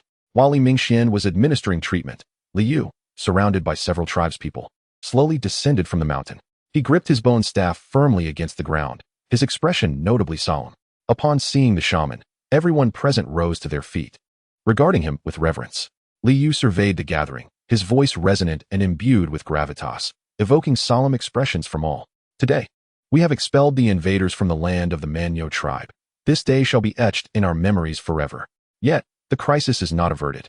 The enemy still lurks, eyeing our homeland, and more brutal foes await us in the future. However, today marks the dawn of the Manyo's resurgence, and from this day forth, let it be celebrated annually as our tribe's day of ascendance. Roar, roar. At that moment, everyone on the mountain and in the valley raised their weapons, pouring forth their voices in exuberant celebration. They had triumphed. They had vanquished the enemy. Li Mingxian, witnessing the scene before him, felt an overwhelming surge of emotion. In that instant, he fully immersed himself in this small tribe, joining in the raucous cries. In the aftermath of the battle, as the battlefield was cleared and casualties tallied, the Manyo tribe had only suffered a handful of deaths in this conflict. Had it not been for the unexpected turn of events involving the dual flying wheels, the casualties might have been even fewer. Li Yu's gaze swept the battlefield, and he exhaled softly. Despite having done everything possible, the final counterattack from the leader had still left him with a racing heart. Had it not been for Mingxuan's seemingly divine arrow, the outcome could have been uncertain. Even in victory, it would likely have been a Pyrrhic one. The elder scanned the area, seeking the person he wished to find, ultimately spotting him beneath a large tree at the edge of the battlefield. At this moment, the utterly exhausted Li Mingxian had collapsed against the tree. His head tilted and arms sprawled out, completely relinquishing all defenses. In the 2 days since leaving the spirit tribe for the Manyo tribe, Li Mingxian had not slept. His last slumber had been a brief interlude after defeating Qing in the spirit tribe. Observing Li Mingxuan's fatigue, Li Yu approached gently and draped his black robe, emblematic of his shamanic status, over him. The elder gazed fondly at Mingxuan's face, a warm smile gracing his features, akin to a grandfather's affection for his grandchildren. When Li Mingxian awoke again, the sky had turned to dusk. He sat up, stretching, feeling a slight numbness in his waist from his awkward sleeping position. Turning his head, he noticed the shaman seated upon a nearby stone, now resembling the other elders of the tribe without his black robe. Yet, when one looked into the shaman's eyes, the unique aura surrounding him was unmistakable. Their gazes met, and they both smiled in unison. After a moment, Li Yu chuckled softly. How have the days been in the spirit tribe? That fellow Zhang Yi can be rather shrewd at times, yet overall, he is quite an interesting person. Li Mingxian nodded gently in response. 3 months have yielded some results. Zhongyi has treated me well. By the way, as you anticipated, the Mountain Rock tribe has. Li Yu listened intently as Li Mingxian recounted all the events that transpired after he left the spirit tribe. Upon hearing that only a few dozen from the Mountain Rock tribe had escaped, and that merely 7 or 8 barbarian warriors had been slain, he let out a long sigh. The shaman of the Mountain Rock tribe, much like himself, belonged to the blessing lineage. This indicated that the entire tribe had been utterly obliterated. Such is the nature of this world, where the weak are devoured by the strong, devoid of any rationale. Those capable of unleashing slaughter upon others in their tribe harbor no benevolence. Li Yu remarked softly. By the way, what are your thoughts moving forward? Suddenly, Li Yu turned to Li Mingxian and inquired. Upon hearing this, Li Mingxian gazed into the distance, determination etched upon his features. We must venture forth. We must grow stronger. Strong enough that even when our gathering team encounters other tribes, they dare not overstep. Thus, the elder and the youth sat beneath the tree, deliberating the future of the Manyo tribe. Pass the shaman's mantle to me. I have no desire for it. I have yet to fully explore this world. Upon hearing that Li Yu wished to pass the shamanic role to him, Li Mingxian shook his head vigorously, as if he were a rattle drum. What a jest! He was still so young. How could he assume the role of a shaman? He had yet to experience the wonders of this world. Without mentioning the distant canyons in the ancient original mountain range, he had longed to see them. If he became a shaman, such opportunities would be lost. For shamans seldom ventured out, unlike warriors who roamed freely in search of adventure. Li Yu, observing Li Mingxuan's complete refusal, found himself momentarily at a loss for words. Having once dreamed of becoming a shaman himself, have you not always wished to abolish the status of slaves within the tribe? By becoming a shaman, you would possess the authority to make that decision at any time. Li Yu pondered for a moment, realizing that this was the only temptation he could offer Li Mingxian. Li Mingxian, upon hearing this, felt a twinge of conflict within himself. He was indeed eager to liberate the slaves. Just as he wrestled with his indecision, Li Yu sighed softly. Very well, since you harbor other aspirations, I shall remain a shaman for a few more years. I will ensure that the matter of the slaves is resolved for you. Hearing the witch's words, Li Mingxian let out a long sigh of relief. After exchanging a few casual remarks, he took his leave. However, upon reaching the thatched cottage, he felt an uncomfortable pressure enveloping his entire body and hurried back to his room to utilize the witch's power to examine himself. Yet nothing seemed amiss. After a while, Li Mingxian sensed an energy gradually dissipating from his body. Once the energy had fully dispersed, he discovered that he felt significantly lighter. Stretching his shoulders, he felt as though he could vanquish a bull. No, many bulls. It took him a moment to realize that he had indeed broken through to the intermediate level. The transition from a savage warrior to an intermediate level had occurred in just a few months, an astonishingly rapid progression. It is worth noting that the youngest intermediate level warrior in the bull tribe was over 30 years old, such as Zhuasan, of course. This was greatly influenced by Li Mingxuan's ample supply of fierce beast crystal cores. Finally, he had achieved the intermediate level. This newfound power was truly extraordinary. Li Mingxian threw a punch forward, a smile gracing his lips. Chapter 55. The Grand Elder and the Migration. The following morning, upon awakening, Li Mingxian encountered Xiaogu, who approached him with an air of mystery, brandishing an object. He, Mingxian, allow me to show you something extraordinary. After saying this, Xiaogu handed the item to him. Li Mingxian opened it, only to snap it shut immediately. Damn it, what a bad omen to see first thing in the morning. He was utterly speechless, as Xiaogu had indeed gifted him a severed head. As a man of the modern age, encountering a head upon waking was rather distasteful. However, due to Xiaogu's enthusiasm, he could only force a smile and dismiss him. Standing in the small courtyard, Li Mingxian touched his neck and retrieved the dual flying wheels he had acquired the previous day. Crafted entirely from copper, the wheels consisted of a larger and a smaller one, seamlessly fitted together. The edges of the wheels were inscribed with dense spiritual patterns, and as Li Mingxian brushed his hand across them, he felt sharp pangs of pain.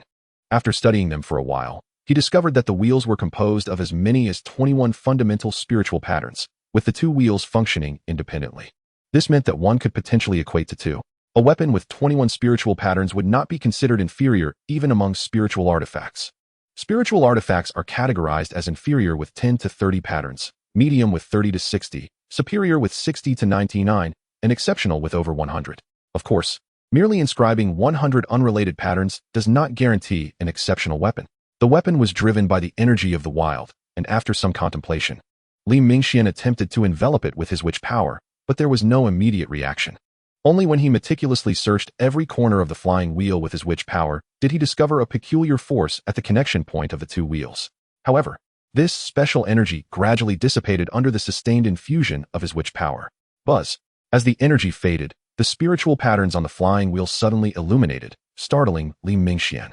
Although he was also a witch of the spiritual pattern type, it was his first encounter with a spiritual artifact. He gently tossed the flying wheel into the air and attempted to control it with his witch power to make it spin.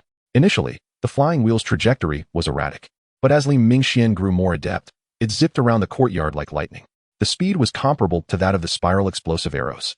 Even with his full dynamic visual acuity, he could only discern its general location. However, if it were to attack him, even if he could see it, his body would struggle to react in time. As Li Mingxian became increasingly skilled at controlling the flying wheel, he decided to try separating it. With a loud shout, the flying wheel silently transformed into two. By noon, someone arrived at the small courtyard where Li Mingxian resided, informing him that the witch sought to discuss matters with him. Upon arriving at the chief's courtyard, Li Mingxian noticed that everyone was already seated. The assembly comprised mostly of the tribe's high-ranking members. Only those of intermediate rank or above were permitted entry. Among them were 4 high-level warriors and an astonishing 9 intermediate-level warriors.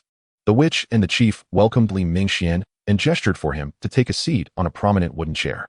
Then, the witch removed a small shell from around his neck and placed it around Li Mingxuan's. He then turned to present a brand new black robe into Li Mingxuan's hands. Throughout this entire process, Li Mingxian was utterly bewildered. He could not comprehend the witch's intentions. Hadn't they agreed the previous day that he need not rush to take over? Noticing the confusion etched on Li Mingxuan's face, the witch chuckled. Following unanimous agreement and your contributions to the tribe, from this day forth, you are the inaugural Grand Elder of the Bull Tribe. I concur, Xiaogu called out, raising his arm enthusiastically. Grand Elder, Grand Elder, Grand Elder? Li Mingxian cautiously touched the shell at his chest, whispering to the witch, this must be the spirit shell, right? It holds great significance for you. I cannot accept it. As he spoke, he attempted to return the spirit shell to the witch, but the elder raised a hand to stop him, saying, this is merely a symbolic gesture. Our bull tribe has never had 2 witches coexisting. Henceforth, this spirit shell will symbolize your position as Grand Elder. But the protective power of the spirit shell is so formidable, it would be better if you kept it, Li Mingxian insisted. The elder shook his head with a smile. Unless something significant occurs, I shall remain within the tribe's vicinity. If high-level warriors cannot protect me, what can a mere spirit shell do? Moreover, keeping it with me would only cause it to gather dust. Accompanying you will allow it to fulfill its true purpose once more. After the Grand Elder's inauguration ceremony, the witch and Tong elaborated on the tribe's future development. When they mentioned that the tribe would soon be relocating, the expressions of some elders grew subtly complex. Yet, they understood that the land here was barren, and for the sake of future generations, they had no choice but to set aside their sentiments and reluctance. Just as the tribe's ancestors had traversed mountains and rivers to find this place. After the brief meeting concluded, Tong presented Li Mingxian with a crimson longsword. Grand Elder, we are all unskilled in swordsmanship. This should be yours. Hearing Tong address him as Grand Elder made Li Mingxuan's face flush. He was still unaccustomed to the title. He reached out to accept the crimson sword, feeling its weight, crafted from an unknown bone, and realized it had a certain heft to it, especially now that he had reached the intermediate level. As the two drew closer, Tong gazed at Li Mingxian with astonishment. You, Grand Elder, when did you become intermediate level? Me? I just reached the intermediate level last night. To be honest, I'm still somewhat bewildered, Li Mingxian chuckled while scratching his head. Hiss. Tong's gaze resembled that of someone witnessing a marvel as he circled around Li Mingxian twice before retrieving something from his pocket. It was a piece of beast hide. When Li Mingxian took it, he discovered it contained a scroll of secret techniques named the Burning Qi technique. Tong explained, this was found on the armored figure. The witch mentioned it is a secret technique that only those who have cultivated the wild energy can utilize. I intended to wait until you reached the intermediate level to give you a copy, but I didn't expect you to progress so quickly. After accepting the longsword and the Burning Qi technique, Li Mingxian took his leave. However, upon returning to the thatched cottage, he was met with the sight of 2 savage warriors standing at his door. He initially believed there was some important matter at hand, but only after inquiring did he uncover the truth. His status as the Grand Elder had fundamentally changed his identity. Glancing at the black robe draped over him, Li Mingxian felt a sense of resignation. How much more comfortable it would be to interact as they had before. Chapter 56. Farewell. The following morning, after feeding the saber-toothed beast, Li Mingxian stepped outside, grasping 2 bone blades etched with the breaking pattern. He intended to present these blades to Zhuasun, who having acquired a crimson longsword, would naturally find little appeal in weapons bearing only 5 spirit patterns. As he exited, the gatekeeper, a wild warrior, attempted to accompany him, but was firmly dissuaded. What a jest it would be! A shaman often undertook solitary ventures, and bringing 2 individuals along would be excessively ostentatious. Upon encountering Zhuo, Li Mingxian noticed him feeding his small wolf, gently patting its large head as he did so. However, the wolf seemed to perceive Zhuo as a threat to its food, growling softly as it ate, which elicited a chuckle from Li Mingxian. Upon noticing Li Mingxuan's arrival, Zhuo stood up, but suddenly appeared to realize something, his smile fading slightly as he asked, "Grand Elder, what brings you here today?" Li Mingxian discerned that Zhuo was not merely feigning ignorance. He genuinely regarded the Grand Elder title with some trepidation.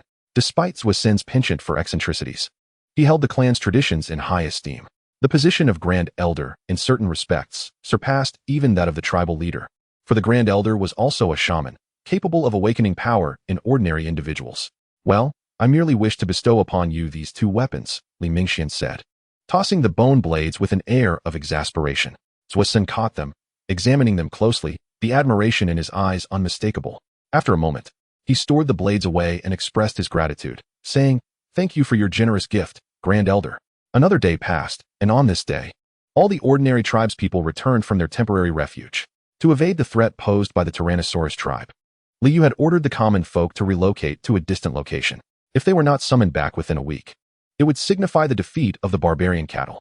Upon their return, the villagers discovered that the houses at the foot of the mountain had been utterly destroyed, rendering them uninhabitable.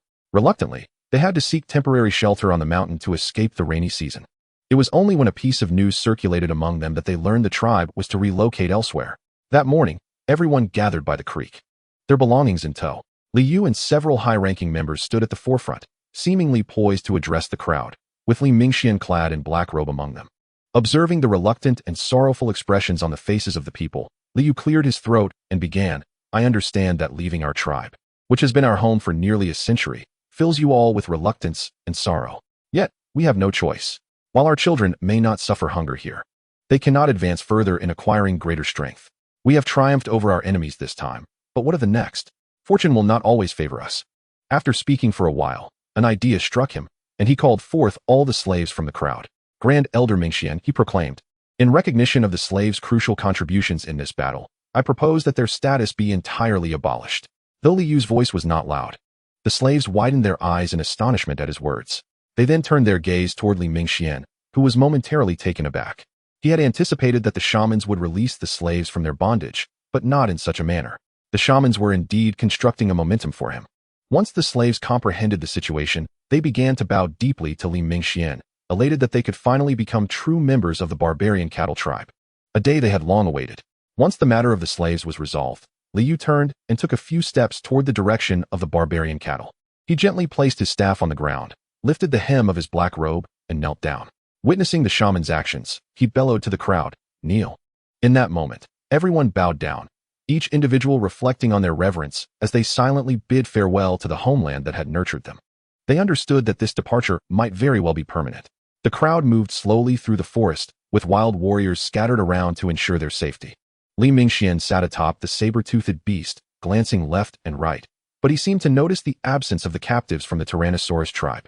Turning to the shaman for clarification, he received a soft response. "Mingxian, you must always remember, during conflicts with other tribes, everyone can be spared. Even the shamans may choose not to kill. However, the warriors cannot be left alive. All wild warriors must perish." The elder's tone became stern as he concluded. Li Mingxian acknowledged this with a slight nod, indicating his understanding. The shaman continued, "Nevertheless, before their demise, Wu Qing managed to extract some information." The shaman quietly relayed all the information he had gathered over these days to Li Mingxian. After hearing this, any sense of relaxation Li Mingxian had felt after defeating the Tyrannosaurus tribe was swiftly replaced by tension.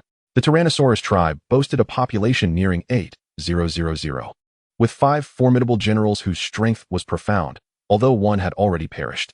Such a number approached the threshold of a large tribe of 10,000, but more critically, it was rumored that their leader had attained the special tier. Upon hearing special tier, Li Mingxian realized this was the first time he had encountered a level beyond the high tier. The elder then explained the classification of warriors, beginning from the initial tier, moving to intermediate, advanced, special, and finally, super tier, 5 tiers in total. As for whether there were levels beyond the super tier, he was uncertain. If the high tier was already so formidable, what manner of entity would the special tier be? And what of the even stronger super tier? After absorbing this information, Li Mingxian felt that the world was far more expansive than he had ever imagined. As the procession passed a gathering area, he suddenly recalled a matter and temporarily separated from the main group. Since they were departing, how could he leave Xiao Huang, a beast, behind? The roughly 500-strong party progressed slowly, and after more than half a month, they finally arrived at their destination, the Spirit Tribe. However, they did not settle there immediately. Instead, they planned to rest for a few days in the vicinity. Li Mingxian also shared his thoughts with Li Yu regarding the new site for the tribe, suggesting an area near an iron mine. As for the scale of this iron mine, he could not ascertain. He had not conducted an on-site investigation since acquiring the iron ore from the Cloudy Tribe's Wuhua, even if they ultimately could not locate a large-scale iron deposit. The water systems in that region were considerably more developed, with natural resources far surpassing those of the barbarian cattle's former dwelling. Chapter 57. The Four Tribes Reunited. Yet everything has changed. As the barbarian cattle tribe ascended the hillside, they could already see figures standing at the entrance of the Spirit Tribe to welcome them. Among them were the shamans from the Mountain Rock Tribe, the Spirit Tribe, and the Frog Tribe. The reason for this reception was that individuals from the barbarian cattle had previously informed the Spirit Tribe of their approach. Otherwise, the sudden arrival of so many would surely have caused alarm.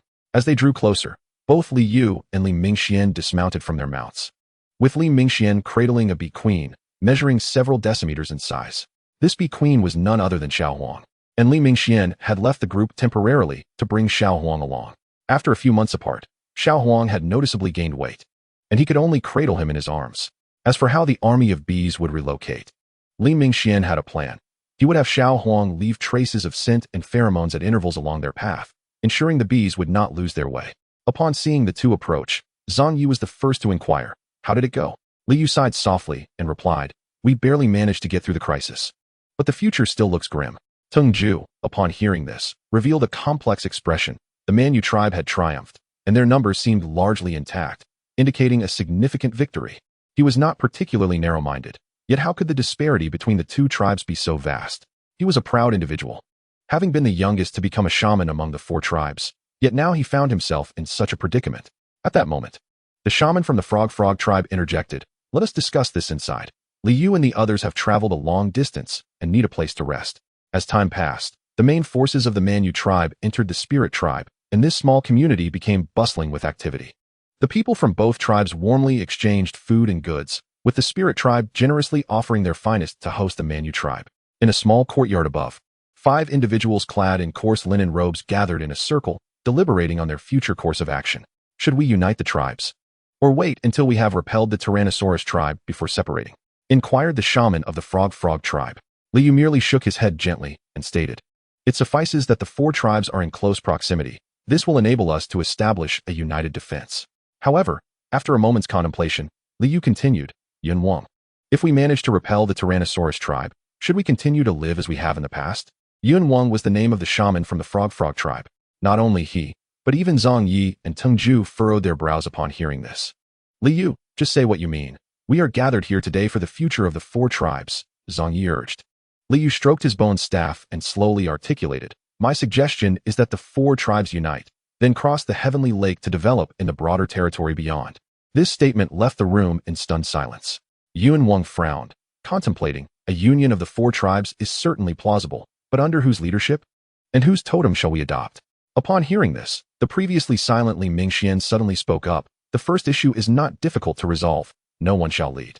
We can establish a council, similar to our current discussion, where everyone can voice their opinions, select the optimal solutions, and ultimately, the minority shall obey the majority. As for the second issue, to put it bluntly, our 4 tribes' totems are of a lower grade, providing minimal strength to our warriors. Why not opt for a more powerful totem?" Everyone present was astute. While rituals and traditions held importance, living in dire circumstances was unsustainable. Clinging to the remnants of the past would only cause these small tribes to fade into obscurity, leaving no memory of their existence on this land. When Li Mingxian concluded his remarks, the 4 shamans stood in stunned silence, unable to fathom such wisdom emanating from one still under 20. Although everyone recognized the genius of the Manyu tribe, it was only then that they realized how they had underestimated Li Mingxian. Li Yu looked at Li Mingxian with pride gleaming in his eyes, while the remaining 3 shamans felt a twinge of envy towards the Manyu tribe. Why was Li Mingxian not from their tribe? Zhang Yi lowered his head in contemplation for a moment before raising it to say, I agree with this idea. Rather than lingering here, it is better to venture forth. I too concur with this notion, Teng Ju added. The Shanyan tribe now numbered fewer than 20. Remaining here would surely lead to their demise. Finally, all eyes turned to Yun Wang, who gazed back at them. This elder was over 100 years old. While shamans typically lived long lives, reaching such an age was quite rare. Perhaps only those of the healing sect could achieve it. Let me ponder for another couple of days. I am old, and it takes time to grasp such matters, Yun Wang murmured softly. After the brief meeting, Li Mingxian gathered a small group, preparing to set out immediately in search of temporary shelter for the tribe. He had no time to await the final verdict from the Frog tribe shaman. Time was of the essence, and he had much to accomplish. Once assembled, the team comprised merely 10 individuals, led by Li Mingxian, accompanied by Yan Lai and 8 other savage warriors. For this expedition, Li Mingxian had prepared several blank sheepskin scrolls. Though the location they sought was only a temporary one, he still wished to map the surrounding area. Even if these maps were not immediately useful, they would serve future generations, allowing them to discover regions previously unknown to them. On this outing, Li Mingxian did not ride a saber-toothed beast. Yan Lai and the others were on foot, as they could not keep up over long distances otherwise. Fortunately, the location was not far. Following the direction indicated by the clouds that day, the iron mine lay near the boundary between the two tribes. After nearly 2 days of travel, Li Mingxian and his party finally arrived at their desired destination. This place was desolate, surrounded by towering mountains and teeming with wild beasts and venomous insects. Yet, nestled between 2 mountains flowed a great river. Unlike any other, the waters here exhibited a faint red hue. To Li Mingxian, it seemed that this color was a result of the river washing over the iron ore. Hematite was considered one of the higher quality iron ores. If they could refine this iron, it would significantly enhance the tribe's combat capabilities. Even the bronze armor worn by the likes of Enxing offered better protection than the vine armor inscribed with sturdy spirit patterns, let alone the harder iron. Chapter 58, The Rending Earth Violent Bear. The team descended the mountain and followed the riverbank upstream. As they walked, Li Mingxian noticed numerous red stones along the riverbank. These stones had been smoothed by years of erosion from the river, and after collecting 2 or 3, he became even more convinced that an iron mine lay upstream. At this moment, Yan Lai, carrying the black staff that once belonged to a Qin, approached Li Mingxian and said, Elder, should we take a moment to rest? You haven't eaten anything since morning. Still surveying the surroundings, Li Mingxian smiled at Yan Lai and replied, Let us wait until we find what we seek. We should be close. Just as they conversed, they spotted a natural cave aligned perpendicularly to the river. The water here flowed clear upstream, but downstream. It turned a pale red. The entrance of this natural cave was partially submerged in the river, with the water flowing out tinted pink. Li Mingxian assessed the situation and stroked his chin, saying, It seems we can only construct a simple raft to enter. I had hoped the temporary site for the tribe could be near here, but it appears this area is unsuitable for many to reside. Upon hearing this, Yan Lai quickly instructed the surrounding savage warriors to chop down trees and construct a raft. He, puzzled by Li Mingxuan's latter statement, asked, What shall we do then? Elder, did you not say that the new tribe should be as close to this location as possible? It is certainly ideal to be closer, yet even from a distance. There are viable methods to achieve our goals. We can merely process the finished products here and then transport them along the river, which is indeed a feasible approach. Li Mingxian chuckled lightly. Given that there is a great river nearby, his intention is to scout downstream for a suitable habitation site. As for the smelting of iron ore, he plans to establish a rudimentary processing location here, allowing any surplus or to be transported by boat to the tribe along the river. During their casual conversation, several barbaric warriors constructed a rudimentary raft, albeit one that could only accommodate 4 or 5 individuals. Ultimately, Li Mingxian instructed the others to stand guard outside while he, Yan Lai, and 2 barbarian warriors, 4 in total, ventured into the cave for inspection. Once deep within the cave, Yan Lai ignited a pre-prepared torch, its flames illuminating the nearby rock walls, which exhibited a striking crimson hue. It was evident that this location indeed harbored a natural deposit of iron ore. Li Mingxian thought of the barbarian bull tribe's ancestral trade and couldn't help but smile. The small raft glided further into the depths until they reached a point where the waterway ceased. Upon disembarking, Li Mingxian was suddenly struck by a foul odor, and in an instant, his pheromone perception activated. To his astonishment, he discerned the presence of other creatures deep within the cave through that unique vision. Judging by the size and luminosity of the glowing spots, he surmised that one of them was a ferocious beast. Realizing this, Li Mingxian whispered to his companions, Yan Lai, There is a large creature ahead. It is likely a fearsome beast. The others gasped in surprise, and Yan Lai decisively withdrew the black staff from his back, stating gravely, "Elder, our numbers are limited. Should we not wait until more of us are present to explore further?" No sooner had he spoken than a bear-like roar echoed from the depths of the cave, indicating that the beast had already detected their presence. Yan Lai stepped forward, positioning himself protectively in front of the group, urging, "You too, escort the elder to safety. I will hold it off here." In the blink of an eye, the colossal creature had appeared before them, and aided by the torchlight, Yan Lai discerned its form with horror. "Run! It's a ground-rending violent bear." Without delay, he thrust the torch into a crevice in the rock and charged at the beast. The ground-rending violent bear is known for its extreme ferocity among beasts, and during his time in this world, Li Mingxian had come across numerous records of such creatures in the shaman's quarters. As Yan Lai charged forward, the two nearby barbarian warriors urged, "Elder, we must flee." Yet Li Mingxian remained steadfast, not moving an inch. He chuckled softly, saying, "There's no need for concern. A mere beast poses no threat to me now." Ahead, Yan Lai was already engaged in a fierce battle with the ground-rending violent bear, which stood nearly 5 meters tall, almost brushing against the cave ceiling. The bear swung a massive paw towards Yan Lai, who met the attack with all his might, wielding his black staff with fierce determination. The clash echoed through the cave, seemingly an even match, though only Yan Lai knew the extent of his exertion. At that moment, a flying disc struck the bear's shoulder, causing a substantial spurt of blood. The bear, unaccustomed to such severe injury, let out a howl of rage. This roar pained Li Mingxuan's ears, prompting him to cover one ear. Yan Lai, seeing that Li Mingxian had yet to retreat, was about to speak when suddenly, a gigantic paw descended from above. Yan Lai raised his staff to block, but the anticipated attack never landed. Instead, the bear's paw was cleaved apart by a flying disc. As it attacked with all its might, another disc emerged from the darkness, aimed at its throat. Caught between the two flying discs, the bear's immense form crashed to the ground, causing tremors even for Li Mingxian, who stood some distance away. In the air, the two discs circled momentarily before merging with a metallic clang. They then gently descended into Li Mingxuan's hands, the surface devoid of blood, only the ethereal patterns along the blade glimmering softly. The others swallowed hard at the sight of the disc in Li Mingxuan's grasp, astonished by its formidable power. Particularly Yan Lai, who now comprehended why the Star Tamer had displayed such confidence even in dire circumstances. The disc was indeed terrifyingly powerful. Having successfully vanquished the ground-rending violent bear, Li Mingxian and his companions thoroughly examined the cave, finding nothing else of note before they began their return. On the raft, Li Mingxian regarded a crystal core for a moment before tucking it away. This venture proved fruitful, yielding not only iron ore but also an unexpected beast core. As for the bear's meat and hide, they were equally precious commodities. With an abundance of bear meat, Li Mingxian only took 4 bear paws to carry away, planning to return with a larger raft to transport the valuable beast meat. Once outside, the group gathered by the riverbank to kindle a fire.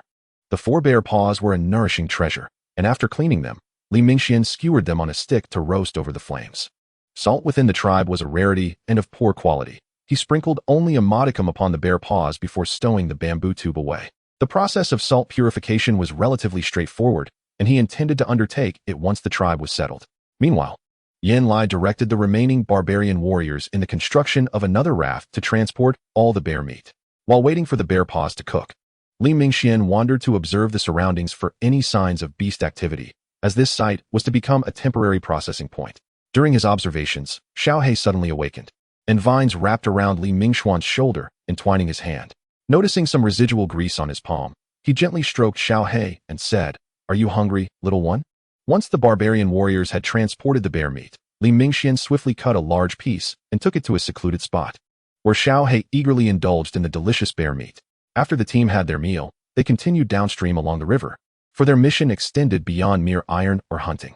As he walked, Li Mingxian sketched on the worn beast skin in his hand with a feather. Having activated his secondary vision high above, the Zameo bird circled overhead like a reconnaissance aircraft, proving invaluable for mapping. As for the radiant glow emitted by the Zameo bird last time, Li Mingxian later discerned its purpose. Any ethereal weapon illuminated by the bird's light would temporarily lose its potency. Realizing this, Li Mingxian could hardly contain his joy. Did this not imply that with the Zameo bird's aid, any opponent wielding ethereal weapons could be rendered defenseless? What an extraordinary advantage. However, regarding such fortunate circumstances, Li Mingxian thought, the more, the merrier. 2 days later, Li Mingxian and his companions finally completed their exploration of the nearby terrain. Gazing at the valley before him, Li Mingxian chuckled, Let us designate this spot as our temporary tribal site. Its elevated position by the riverbank will shield us from mountain floods. Having settled on the final location, the group promptly returned. Upon arriving at the Ling tribe, Li Mingxian received delightful news. The Frog tribe had consented to join the alliance. Li Mingxian was not surprised by this decision, as the Rock tribe had become virtually defunct, and both the Ling tribe and the Barbarian Bull tribe were preparing to depart. Should he remain the sole tribe in this area, survival would be an arduous endeavor. With merely a few hundred individuals in a small tribe, without intermarriage with other tribes, extinction would be inevitable. Learning of Li Mingxuan's chosen site, the other tribes dispatched numerous individuals to assist. Among them, the entire Rock tribe arrived, as Tengju had never forgotten Li Mingxuan's life-saving grace. Moreover, residing continuously in the Ling tribe was not a sustainable arrangement. With the impending alliance, it would be prudent to relocate to the Barbarian Bull tribe sooner rather than later. After some deliberation, the name for the alliance was tentatively agreed upon as the Heavenly Lake Alliance, with the final naming to await the establishment of a new tribal totem. As for Li Mingxuan's proposal to create a supreme governing body for the alliance, he termed it the Elder Council. Initially, the council would consist of 5 seats, with the Barbarian Bull tribe holding 2 and the other tribes 1 each. This proposal met with unanimous approval, as although Jia Lu had awakened shamanistic powers, he had yet to receive the inheritance of the illusionist lineage. Furthermore, Li Mingxuan's exceptional performance in the recent battle was beyond reproach. After discussion, it was decided that the Elder Council would ultimately expand to a maximum of 8 seats. No one wished to dilute their own power. Additionally, any future members joining the council would require the consent of all existing members. Even a single dissenting voice would preclude their admission. In the ensuing days, Li Mingxian found himself exceedingly busy. Within his temporary residence, animal skins and sheepskin scrolls adorned with intricate designs and copious writings were scattered about. Some depicted the basic layout of the tribe's temporary encampment and rough sketches of the surrounding terrain, while others outlined the new regulations and centralized distribution of tribal resources for the alliance. Li Mingxian had never anticipated engaging in such responsibilities, though physically exhausting. The sense of accomplishment derived from this work was an experience he had never known in either of his lives. One day, he convened those skilled in crafting bows, crossbows, and quarrying stones, forming a collective he named the Engineering Department. The elderly Ping was appointed as its inaugural minister, with Peng serving as the deputy minister. This proposal was ultimately submitted to the Elder Council and duly recorded on sheepskin scrolls after unanimous agreement. As Peng observed Li Mingxian eloquently addressing the assembly, a complex expression crossed his face. In less than a year, this man had transformed from a mere slave to one of the highest authorities in the new alliance. He had never encountered anyone so extraordinary. Had this been in the past, he might not have even qualified to stand here. Charcoal is produced through this method. Do not fear making mistakes the first time. Be bold in your attempts. Furthermore, during the rainy season, charcoal must never be used in enclosed spaces. Ping, you must personally oversee the storage and usage of the charcoal. Ping, the elderly man, listened intently, taking notes. He had never envisioned that at nearly 60, he could still shine and contribute. Once merely a faceless stone worker in the tribe, he had now become the leader of such an important institution, a testament to his late-blooming achievements. Having just explained the method for producing charcoal and the principles of the blast furnace to the senior members of the engineering department, Li Mingxian provided them with precautions and basic sketches. Hematite was considered a relatively high-quality iron ore, and Li Mingxian intended to use charcoal and the blast furnace to refine the ore's quality. He aspired to produce steel through traditional methods. As for more advanced alloys and other materials, he was not an expert in those fields. The subsequent developments would rely on the innovation and exploratory capabilities of the engineering department. One morning, while observing the construction at the tribal site, Li Mingxian encountered a familiar face, Yunkai, the one who had provided him with iron ore. Upon seeing him, Yunkai joyfully waved. Mingxian, it has been so long. Just as Li Mingxian was about to respond, a sharp reprimand rang out from behind him. Presumptuous! How dare you address an elder by name? Upon hearing this reprimand, both Yunkai and Li Mingxian were momentarily taken aback. Regaining his composure, Li Mingxian sent the barbarian warrior accompanying him to assist elsewhere. This warrior had previously belonged to the Ling tribe, and after the formation of the alliance, the Elder Council had mixed the barbarian warriors into new combat units. No need to mind that. Let us continue to address each other as friends in private. Li Mingxian smiled at Yunkai. In truth, Yunkai had informed her kin about the alliance's power structure. However, in the excitement of encountering a familiar person, she had momentarily forgotten. Seeing Li Mingxuan's warm smile, Yunkai smiled back, saying, I didn't expect that in such a short time, you would attain such a high position. What high position? You jest, Yunkai. Suddenly, Li Mingxian inquired. By the way, how is Xiaolu doing lately? Yunkai paused in surprise, and after Li Mingxian explained who Xiaolu was, she slowly responded, I don't know why, but ever since you left, the green toad has been rather gloomy. Is that so? Li Mingxian furrowed his brow in contemplation for a moment before continuing. Yunkai, would you be willing to part with that green toad? I will grant you any request within my power. The young woman quickly waved her hands, responding, You are now an elder of the Alliance and serve as the Grand Elder. You have the authority to decide on all the toads. Fair is fair, yet you have made significant contributions to the Alliance. Please, feel free to express your desires. Li Mingxian chuckled. Significant contributions? Yunkai found this somewhat bewildering. But since Li Mingxian had said as much, she no longer hesitated and resolutely declared, I wish to join the engineering department. I can sew clothes, build houses, and even construct ships. The young woman enumerated her skills with enthusiasm. Li Mingxian nodded with a smile, very well. The engineering department is currently overseen by myself and Elder Tsong. I will inform him, but the work is quite arduous, and as a woman. Before Li Mingxian could finish, Yunkai raised her right hand and declared, I will not be a hindrance. A few days later, the majority of the frog tribe relocated to the riverside at the foot of the mountain. The frog tribe's dwellings were remarkably unique. As long as there was a river, their tribe could move at any time. On a day when Li Mingxian visited the riverbank, he finally encountered his third beast companion, Xiaolu. With this, he had successfully gathered all 5 celestial beasts he had tamed. The temporary encampment of the tribe had been nearly completed in just a few days, and the engineering department had commenced mining iron ore from the cave upstream.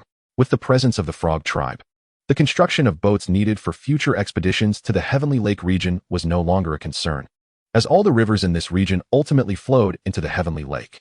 When the time comes for them to relocate, they can simply board the vessel of the frog tribe, navigating effortlessly to all corners surrounding the Heavenly Lake. The fundamental guidelines and developmental framework have taken shape, and what remains is the execution and the passage of time. 3 months have swiftly elapsed. On this day, Li Mingxian meticulously gathered all his equipment and made his way to the location of the Elder Council.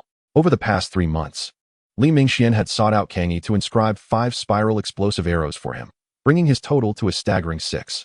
Although the spiral explosive arrow is inscribed with merely 8 spiritual runes, its power far exceeds its intrinsic value. Apart from a limited number of uses, it is nothing short of perfect.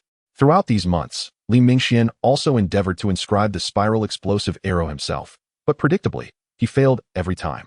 He struggled even to inscribe them on a small arrowhead, let alone on a spear. It would require his mystical power to reach the level of a sorcerer before he could hope to succeed. You intend to venture into the abyss of the ancient original mountains? Mingxian, you currently hold a position in the Elder Council of the Alliance. Even high-ranking warriors face peril in that chasm. Please reconsider, Li Yu remarked, his brow furrowed upon hearing Li Mingxuan's intentions. The former leader of the bull tribe had perished after venturing to that very place, and he had been a high-ranking warrior. That incident nearly shattered the bull tribe. And producing a high-ranking warrior within a small tribe is no simple feat. Li Mingxian raised his head slightly.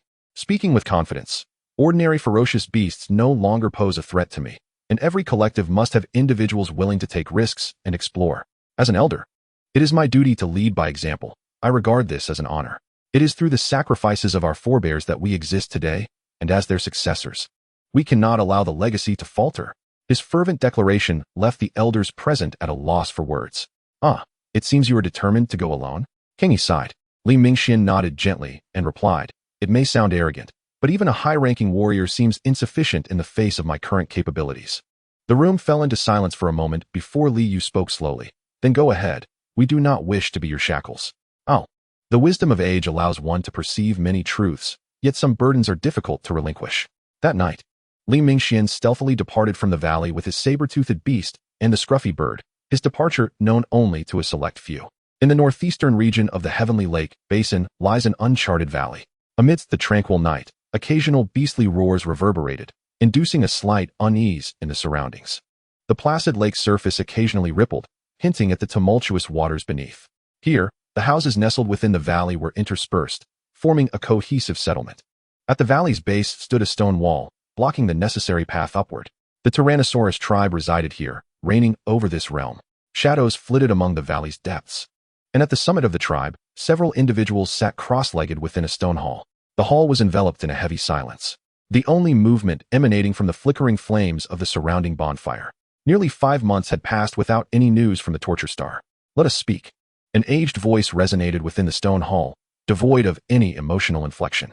After a prolonged pause, the leader at the lower end spoke. I have no idea where my second brother might be.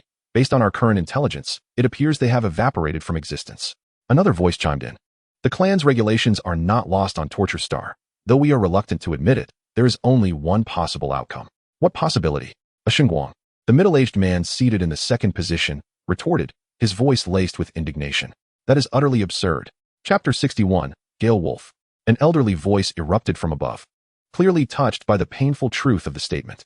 A Xinguang, resembling a Shan but possessing a calm demeanor absent in a Shan, remained silent for a moment before solemnly responding. Sometimes strength and weakness are interchangeable. Being strong does not guarantee invulnerability. On the surface, they appear to be in the shadows. Another moment of silence enveloped the hall before the first speaker resumed. Our Tyrannosaurus tribe is merely a step away from becoming a large tribe. This minor obstacle will not hinder our advancement. Once I have consumed the entirety of the Heavenly Lake Basin, I will personally make the journey. The elder in the stone chair regarded him with a piercing gaze. Enju, we must hasten our pace. An unprecedented upheaval is imminent. We, the Tyrannosaurus, must seize our rightful place among the great tribes. Near the ancient original mountains, Li Mingxian took his time, meandering until he finally arrived at his destination after several days. On this, his third foray into the ancient original mountains, his emotions were markedly different from the previous visits. The first time he had entered, he was merely a novice in this world. By the second visit, he had acquired some measure of self-defense. Upon his third arrival, he could smile, leisurely seated atop the saber-toothed beast, engaging in light-hearted banter. As he approached the mountain peak of the Lake Heart Island, Li Mingxian had initially intended to teach that dark golden velociraptor a lesson, but ultimately chose to forego the confrontation. After all, having a ferocious beast as a sentinel seemed rather prestigious. This thought ignited a sense of accomplishment within him. He pondered whether, upon reaching a high rank, he would be able to tame ferocious beasts. The ancient original mountains were teeming with ferocious beasts, and Li Mingxuan's purpose for this journey was not only to explore the Great Chasm, but also to activate the sixth star within him. Even with the four tribes united, their total numbers hovered around 1,800, insufficient to match the 3,000 of a medium tribe, while the Tyrannosaurus tribe boasted a staggering 8,000. To contend with the Tyrannosaurus tribe, he would have to rely on his own beast mastery skills for the time being. However, he had little interest in ordinary ferocious beasts. Only those at the Lord level would be worthy of his consideration for taming. As he drew ever closer to the chasm, the saber-toothed beast beneath him grew increasingly restless. Yet it valiantly overcame its instinctual fear and continued to race forward. Li Mingxian sensed the unease of the saber-toothed beast and gently stroked its back, contemplating how to enhance the abilities of his three relatively weaker companions. While he did not regret taming them, he yearned for them to keep pace with his own growth. Little Black could absorb the essence of ferocious beasts to evolve, while the scruffy bird species remained a mystery. Despite scouring the records of all four tribes, he had yet to uncover the true nature of the scruffy bird. Li Mingxian had tried feeding the saber-toothed beast ferocious beast cores and flesh, which yielded results. But the saber-toothed beast still failed to undergo a qualitative transformation. Legends spoke of the spirit of flora and fauna as a means to elevate beasts to the level of ferocious beasts, but such entities were rare and, even if found, most would not offer them to creatures deemed worthless. Before entering the chasm, Li Mingxian encountered a silverback gorilla, another ferocious beast, yet he opted to temporarily avoid it. He did not wish to expend any combat power or stamina before entering the Great Chasm. He would deal with it upon his return. At the precipice of the chasm, Li Mingxian gazed downward, feeling a slight dizziness enveloping his mind. This abyss was unfathomably deep. The longer he stared, the more it seemed as though he might be swallowed whole by its vastness. He instructed the saber-toothed beast to seek refuge in the nearby woods, awaiting his return, and placed a piece of dried bear meat on the ground. Although the flesh of such a ferocious creature provided little sustenance for the saber-toothed beast, it would sustain ordinary wildlife for an extended period without the need to forage for food. Given the myriad of ferocious beasts in the ancient plain mountain range, Li Mingxian worried about the saber-toothed beast encountering unforeseen dangers while in search of sustenance. Once he had settled the saber-toothed beast, Li Mingxian activated the small black device at his waist and slowly descended into the depths of the chasm, following the vines. He could only wonder how the previous chief of the Maniou tribe had managed the descent, without the aid of the small black device. Even as a mid-level warrior, Li Mingxian would have found the task exceedingly challenging. The chasm's walls were devoid of any handholds, presenting only barren rock faces. After an indeterminate time sliding downward, Li Mingxian found himself enveloped in complete darkness. Nearby, the scruffy feathered bird flitted about, seemingly at ease, evoking a sense of envy in Li Mingxian. If he had successfully tamed the sky dragon back then, would he now possess a mount in the skies? After 2 more hours, as Li Mingxian's arms began to ache from exertion, he suddenly spotted a glimmer of light at the bottom of the abyss. When he was just 10 meters away, he released the small black device and leaped down. The ground was somewhat damp, but it posed no significant issue. He looked up at the pitch-black expanse above, increasingly admiring the former chief of the Manu tribe. Just as he intended to ignite a torch, he was captivated by the sight before him. The light he had seen from above emanated from the flora at the chasm's floor. These plants, deprived of sunlight for eons, had evolved to emit their own luminescence. All around him were these glowing, unknown plants. After a moment's contemplation, he promptly activated his pheromone perception. Within that unique vision, Li Mingxian discerned the presence of 2 luminous points. However, he did not let his guard down. It was well known that the small black device had previously evaded his pheromone detection. The creatures of this world were bizarre and unpredictable, and he could not afford to place his life entirely in jeopardy. Withdrawing his crimson longsword, he allowed the small black device to coil around his arm for protection. He cautiously approached the 2 glowing points, and as he drew near, he realized they were 2 gale wolves. Upon glimpsing the gale wolves, Li Mingxuan's gaze shifted to the fruit tree behind them. He beheld 5 fruits adorning the tree, each radiating a different hue, a sight most enchanting. His breath quickened at the sight of these fruits. Could they possibly be the legendary spirits of flora? Chapter 62, Demonic Aura. A howl from one of the wolves abruptly snapped Li Mingxuan's exhilaration back to reality. The 2 gale wolves beneath the tree glared at him with fierce intent and charged forward. As they leaped through the air, Li Mingxian extended his left hand, and vines surged forth from his arm, lashing towards the 2 gale wolves. Facing 2 ferocious beasts for the first time, Li Mingxuan's expression grew serious. Just as the vines were about to strike the gale wolves, both creatures opened their mouths simultaneously, unleashing azure blades of wind from their maws. With a swift motion, the vines were severed mid-air, yet more vines ensnared them in return. The 2 wolves exhibited exceptional coordination, causing the small black device to struggle in getting close. Observing this, Li Mingxian contemplated retrieving his dual flying wheel, but opted instead to conserve his magical energy and drew his bow. He knocked 2 spiral explosive arrows onto the bowstring, concentrating as he aimed at the wolves entangled with the small black device. Whoosh, whoosh. The arrows soared forth, striking the gale wolves still grappling with the small black device. Boom, boom. The forceful explosions sent the 2 wolves hurtling into the air before crashing heavily to the ground.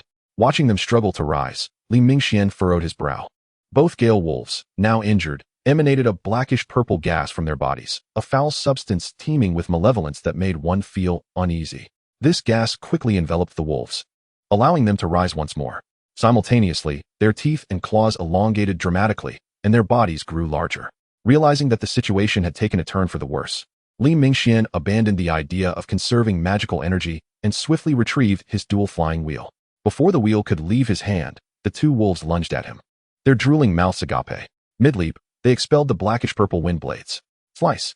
The wind blades carved deep gorges into the ground where Li Mingxian had just stood, stretching far into the distance. Moreover, the remnants of that blackish-purple gas lingered ominously over the scarred earth. Seizing the opportunity, the small black device pounced, while Li Mingxian commanded the flying wheel toward the 2 gale wolves. Clang, clang. The flying wheel clashed against the wolves' claws, producing a metallic resonance. Influenced by the blackish-purple gas, the wolves managed to swat the flying wheel away.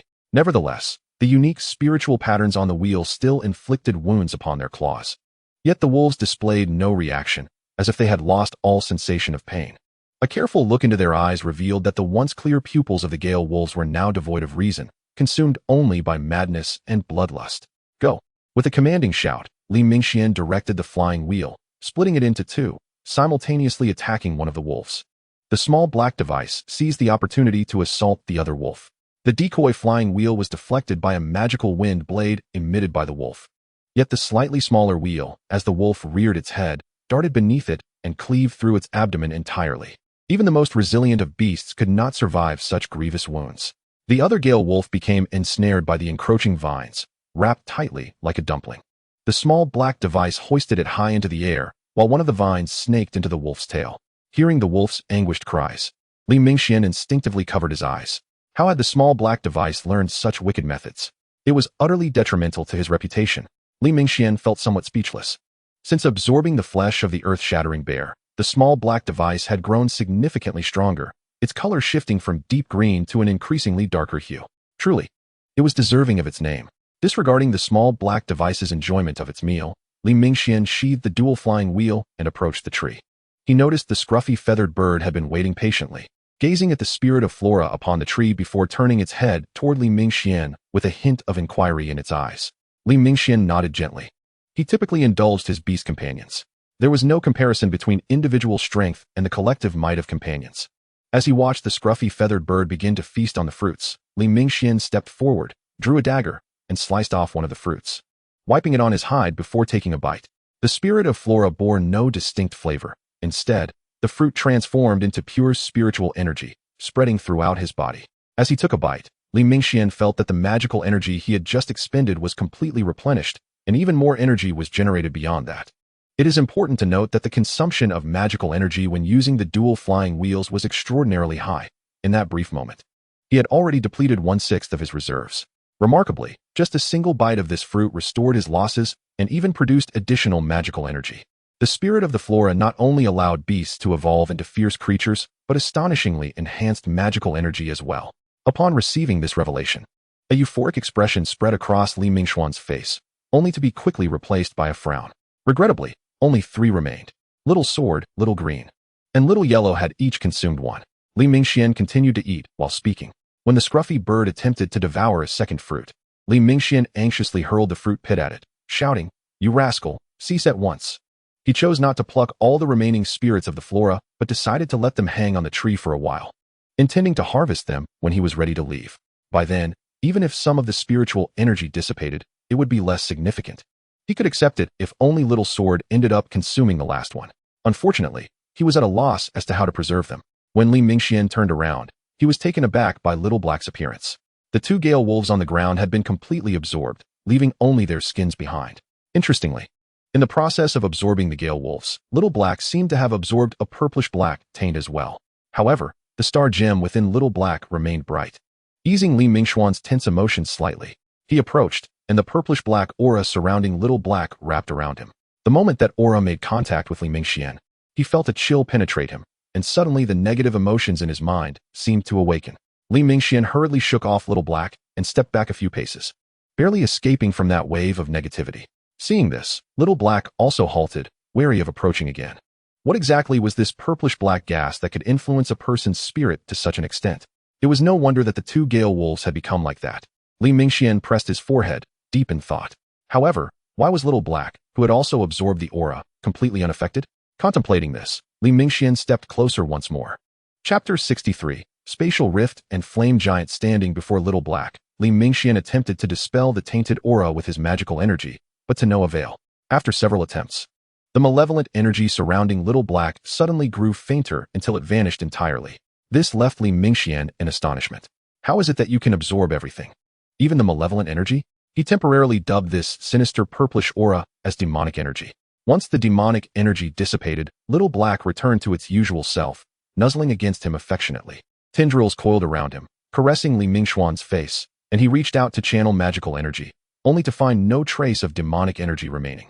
After resting for a brief while, Li Mingxian instructed Little Black to stay behind and continued onward with the scruffy bird toward the depths of the chasm. Upon reaching the end of the gorge, he had yet to find any other spirits of the flora. He meticulously searched the surrounding area using his pheromones, but the result was still empty. Just as Li Mingxian was about to leave, a sudden gust of strong wind erupted from a crack in the rocks ahead. The force of the wind was so intense that Li Mingxian could barely open his eyes. Minutes later, the wind ceased. As he opened his eyes to survey the surroundings, he saw that the once towering plants had been blown askew by the gust. Drawing his sword, he approached the fissure.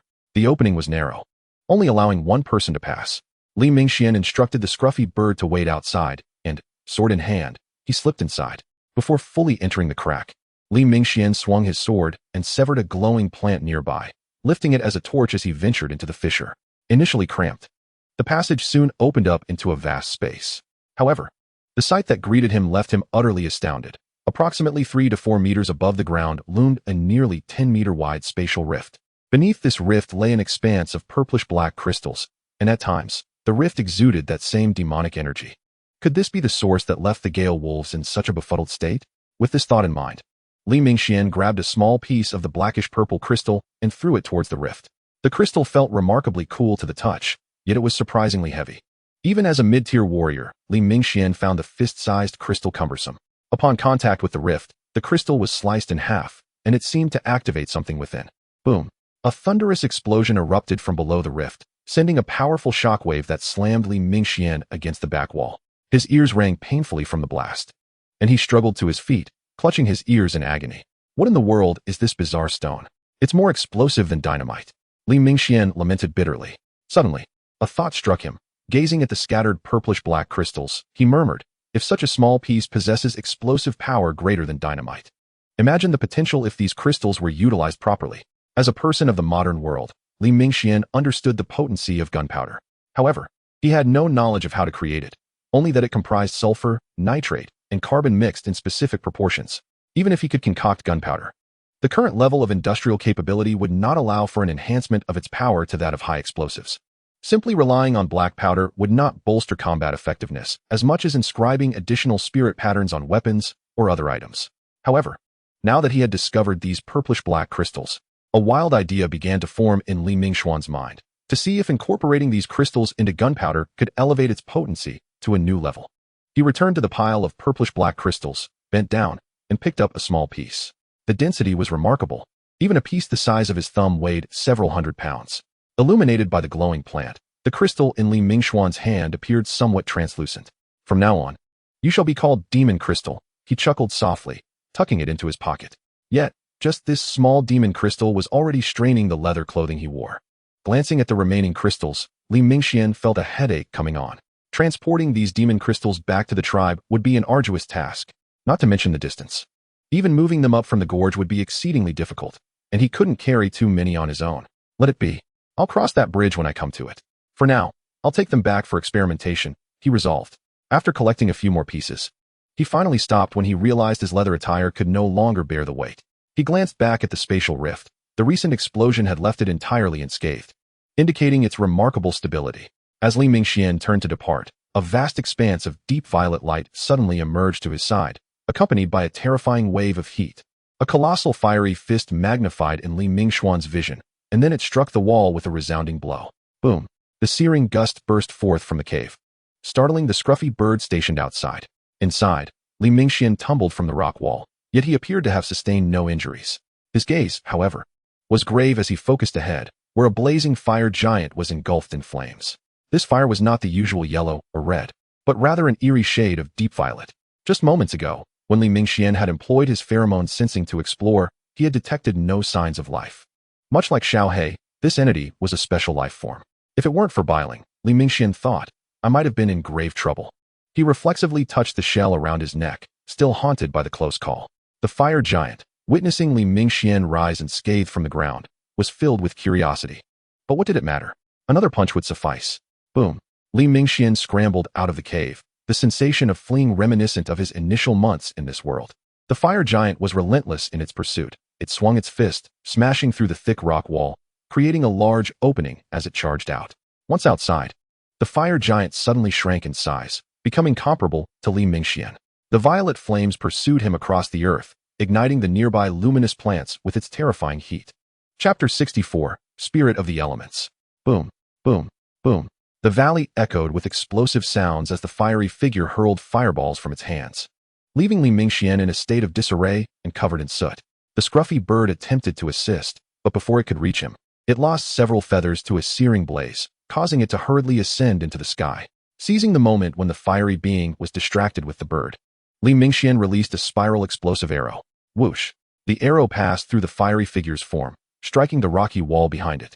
The ensuing violent explosion caused the flames enveloping the figure to flicker chaotically. Li Mingxian was taken aback, exclaiming in astonishment, no physical form? Could it be an elemental life form? Elemental life forms are akin to the spirits of flora. One is the spirit of vegetation, while the other embodies elemental essence. If it lacks a physical entity, then the flying wheel should prove ineffective. With this thought, Li Mingxian drew 3 spiral explosive arrows, placing them on his bowstring. He aimed at a protruding rock above the violet fire being and released the arrows. Boom, boom. The tremendous noise captured the attention of the purple fire entity, which looked up just in time to see the massive rock being blasted free. With another deafening crash, the purple fire being was crushed beneath the weight of the rock, which weighed tens of thousands of tons. Dust from the shattered stone quickly enveloped half the canyon. Standing at a distance, Li Mingxian gazed at his handiwork, his expression tense. He was uncertain if this boulder would inflict any damage on the elemental life form. After waiting for a while, as the smoke dissipated, the elemental life form remained motionless. Could it be that I have vanquished it so easily? Li Mingxian mused, and then resolved to leave the depths of the abyss. The elemental life form was incredibly powerful. Subduing it would be exceedingly challenging with his current abilities. He planned to return once he had grown stronger or discovered a means to contend with elemental beings. However, just as Li Mingxian turned away, the scruffy bird in the sky issued a warning call. He glanced back to see the violet flames beneath the rock stirring back to life. The rock creaked ominously as a crack spread from its base to the top. And then the deep violet flames erupted skyward in a fearsome column. Witnessing the rebirth of the violet flames, Li Mingxian hesitated no longer and fled. If such a magnitude of attack could not harm this elemental life form, then his current capabilities would be utterly insufficient to inflict any damage. The violet flames transformed once again, returning to the form of the enormous fire giant. If Li Mingxian had been closer at that moment, he could have heard the giant emitting a growling sound, filled with rage. The fiery eyes fixated on the scruffy bird in the sky, and then it extended its fiery hand, effortlessly pushing aside the half-buried rock. The intensely burning flames morphed yet again. When Li Mingxian felt the heat radiating from above, he looked up in disbelief. The purple fire giant had astonishingly transformed into a larger-than-life version of the scruffy bird. How absurd. At this moment, Li Mingxuan's perspective shifted profoundly.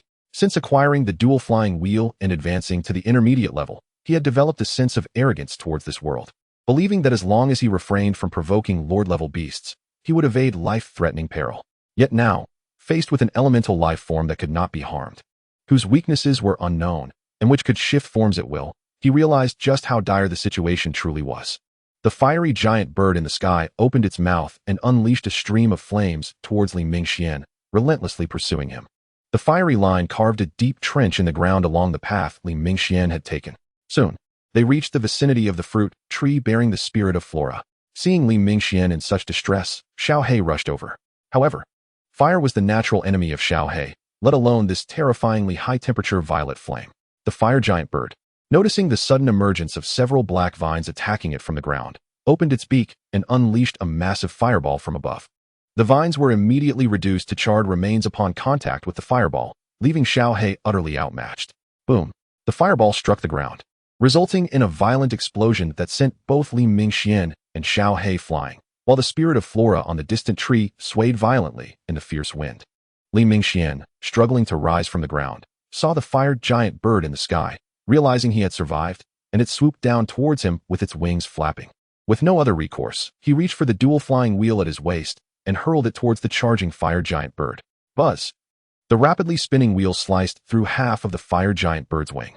Observing the effectiveness of his attack, Li Mingxian couldn't help but smile. Yet, in the next moment, his smile froze on his face as he witnessed the fiery giant bird once again transforming, this time into a massive fire wheel. The fiery wheel deftly evaded the attack from the dual flying wheel and charged directly toward Li Mingxian. Just then, Xiao He surged from the side, weaving together a shield of vines above Li Mingxian. The vines ignited upon contact with the fiery wheel, crackling ominously. The shield held for a brief moment before being cleaved in two by the fire wheel. In a bid to save Li Mingxian, Xiao He, usually cautious around flames, disregarded its own safety and desperately extended its vines to ensnare the rapidly spinning fire wheel. Xiao He's desperate assault finally captured the attention of the fire vine, which transformed once more, twisting into fiery tendrils that entwined with Xiao He. Two tendrils struck the ground from the air, each intent on ensnaring the other to death. However, being a plant, Xiao He, the tighter the struggle, the greater the damage it sustained. Li Mingxian observed as the fiery tendrils descended to the earth and stealthily approached. Moments later, Xiao He became still. Its extending vines had been completely consumed by flames, and even its main body lay severely injured on the ground, motionless.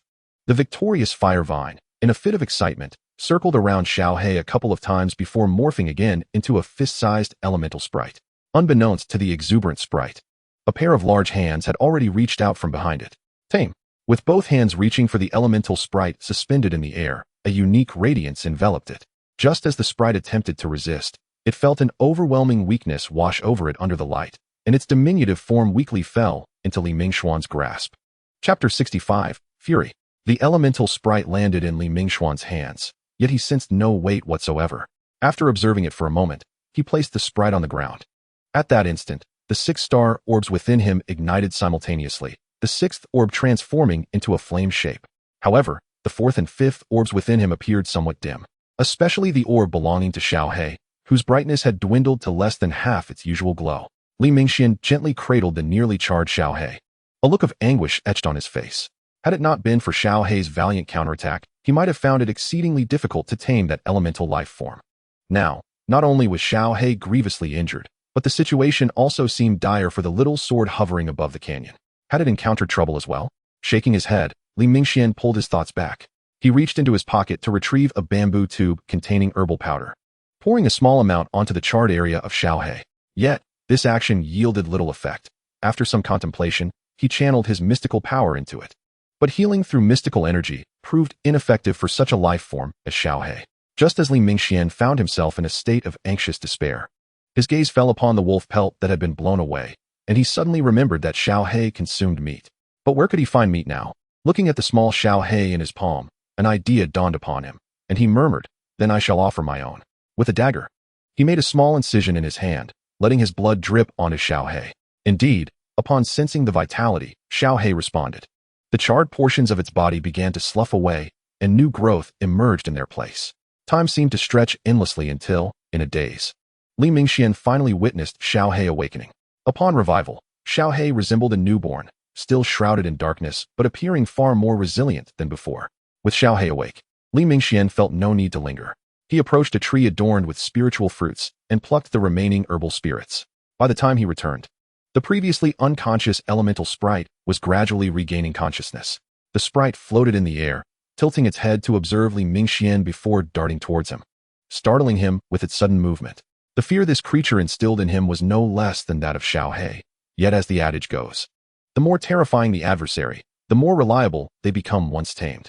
Li Mingxian looked up towards the dark abyss of the canyon above. Scaling it in his current state would prove exceedingly challenging. However, recalling how the former chief of the barbarian bull tribe had also sustained severe injuries yet managed to climb out of the canyon, a flicker of determination ignited within him. He glanced at the elemental sprite in his hand, a smile gracing his lips. "You are purple. Henceforth, you shall be known as Xiaozi." Upon hearing Li Mingxuan's words, the purple elemental sprite emitted a series of soft coos, reminiscent of an infant.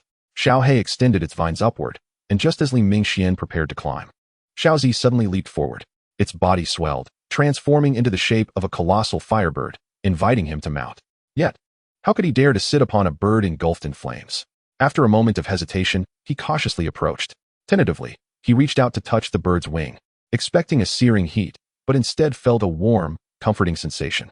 In the next instant, he placed his hand upon it, marveling at the blazing purple flames enveloping his hand.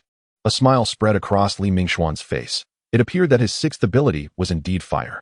The ancient Yuanyuan mountains appeared somewhat desolate at dusk. The injured saber-toothed beast lay there, licking its wounds. In less than half a day since Li Mingxian entered the canyon, the saber-toothed beast, still hiding and enjoying its meal, was discovered by a nearby silverback gorilla. The silverback's sense of smell surpassed that of other ferocious beasts. Upon locating the saber-toothed beast, it surprisingly refrained from immediately killing it. Instead, it dragged the creature back to its lair, intending to use it as a training target for its young. Although referred to as a youngling, this silverback gorilla was nearing adulthood. The little silverback, upon encountering the saber-toothed beast, treated it as a new toy, relentlessly toying with the creature, only pausing to rest before continuing its antics.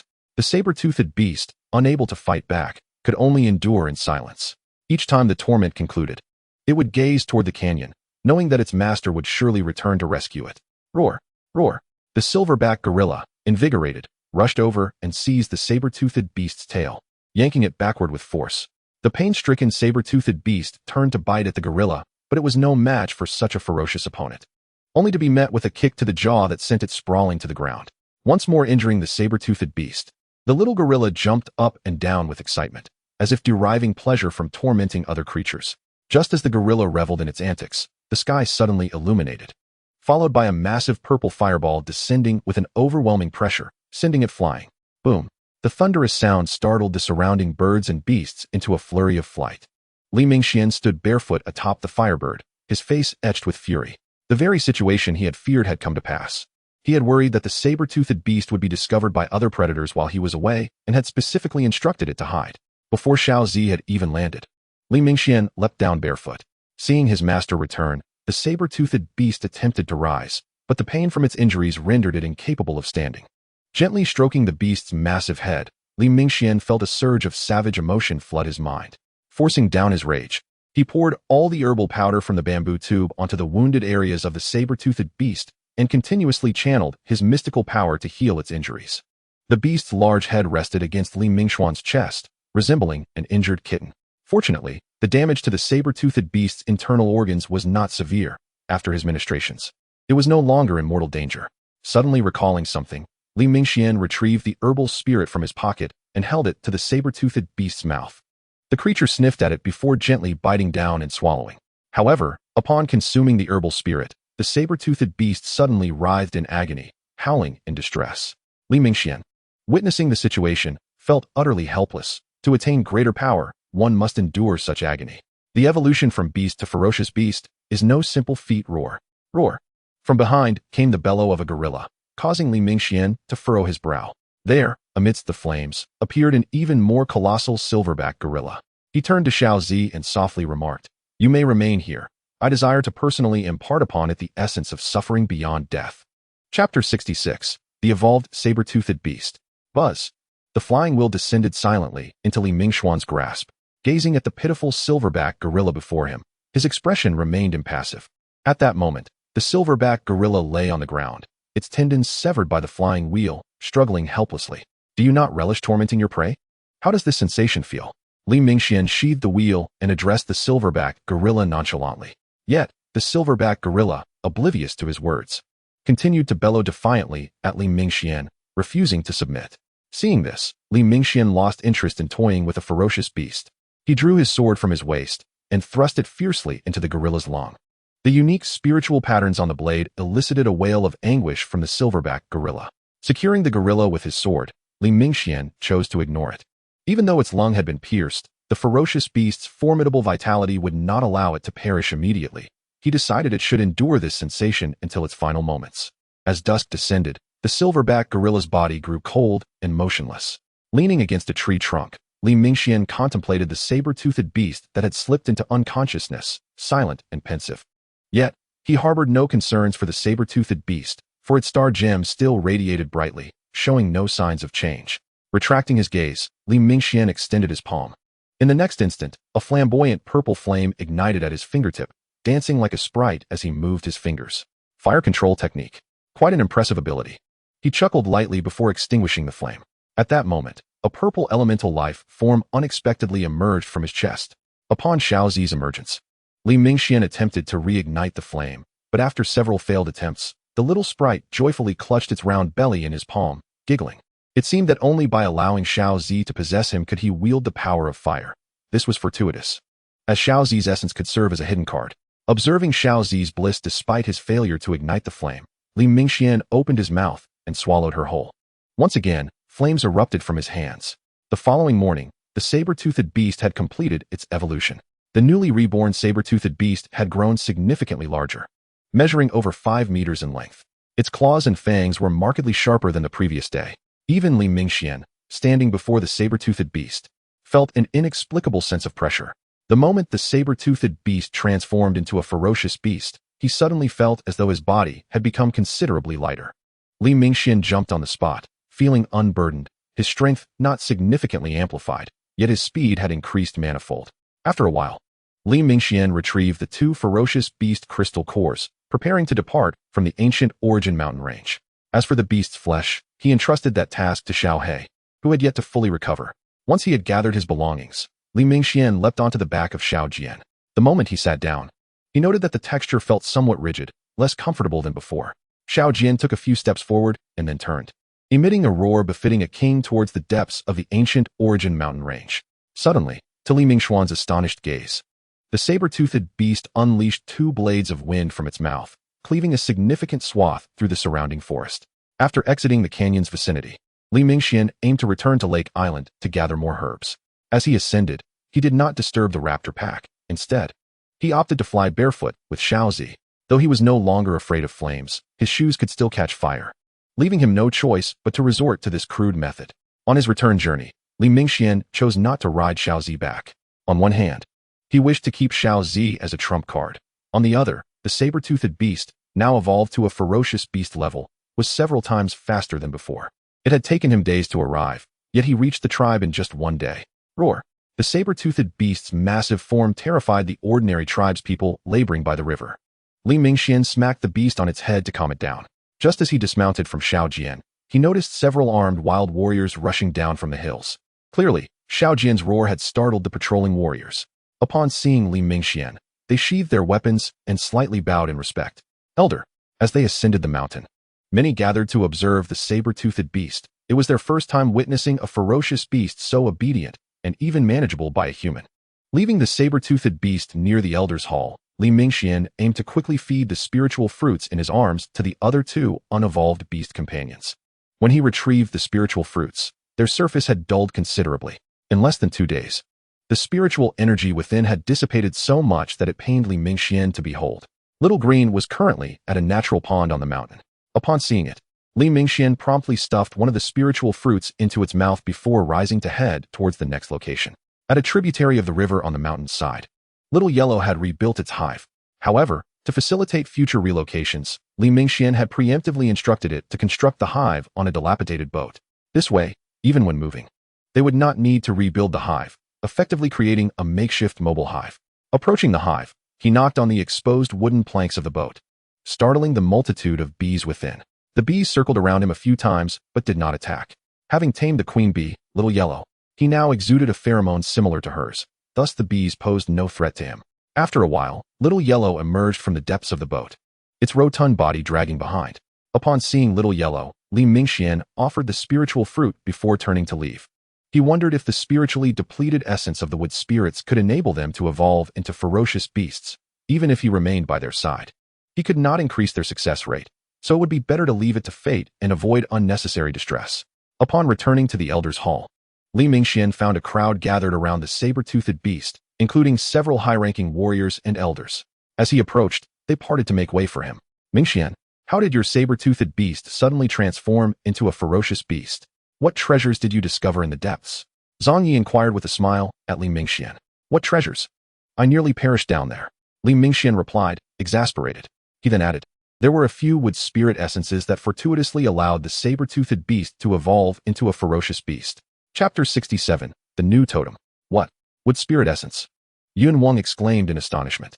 While not as potent as a grand elixir capable of allowing a shaman to transcend ranks, the wood spirit essence could indeed lessen the difficulty for a great shaman to break through to the spiritual shaman level.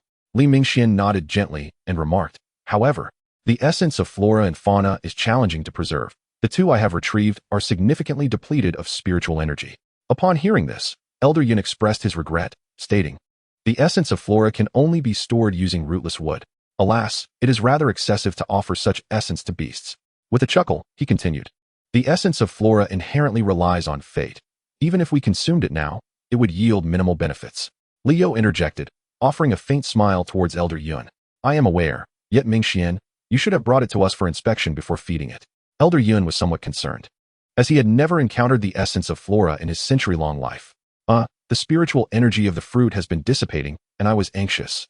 Li Mingxian replied with a sheepish grin. He then inquired, Elder Yun, what exactly is this rootless wood you mentioned? If we were to acquire it, we could avoid such wastefulness when we encounter the essence of flora again. Rootless wood is timber untouched by causality. The essence of flora typically arises from the spirits of plants, yet there exists a tree capable of producing the essence. Its wood is indeed rootless. Elder Yun elaborated enthusiastically. He went on to describe another type of rootless wood, rumored to coexist with the heavens and earth.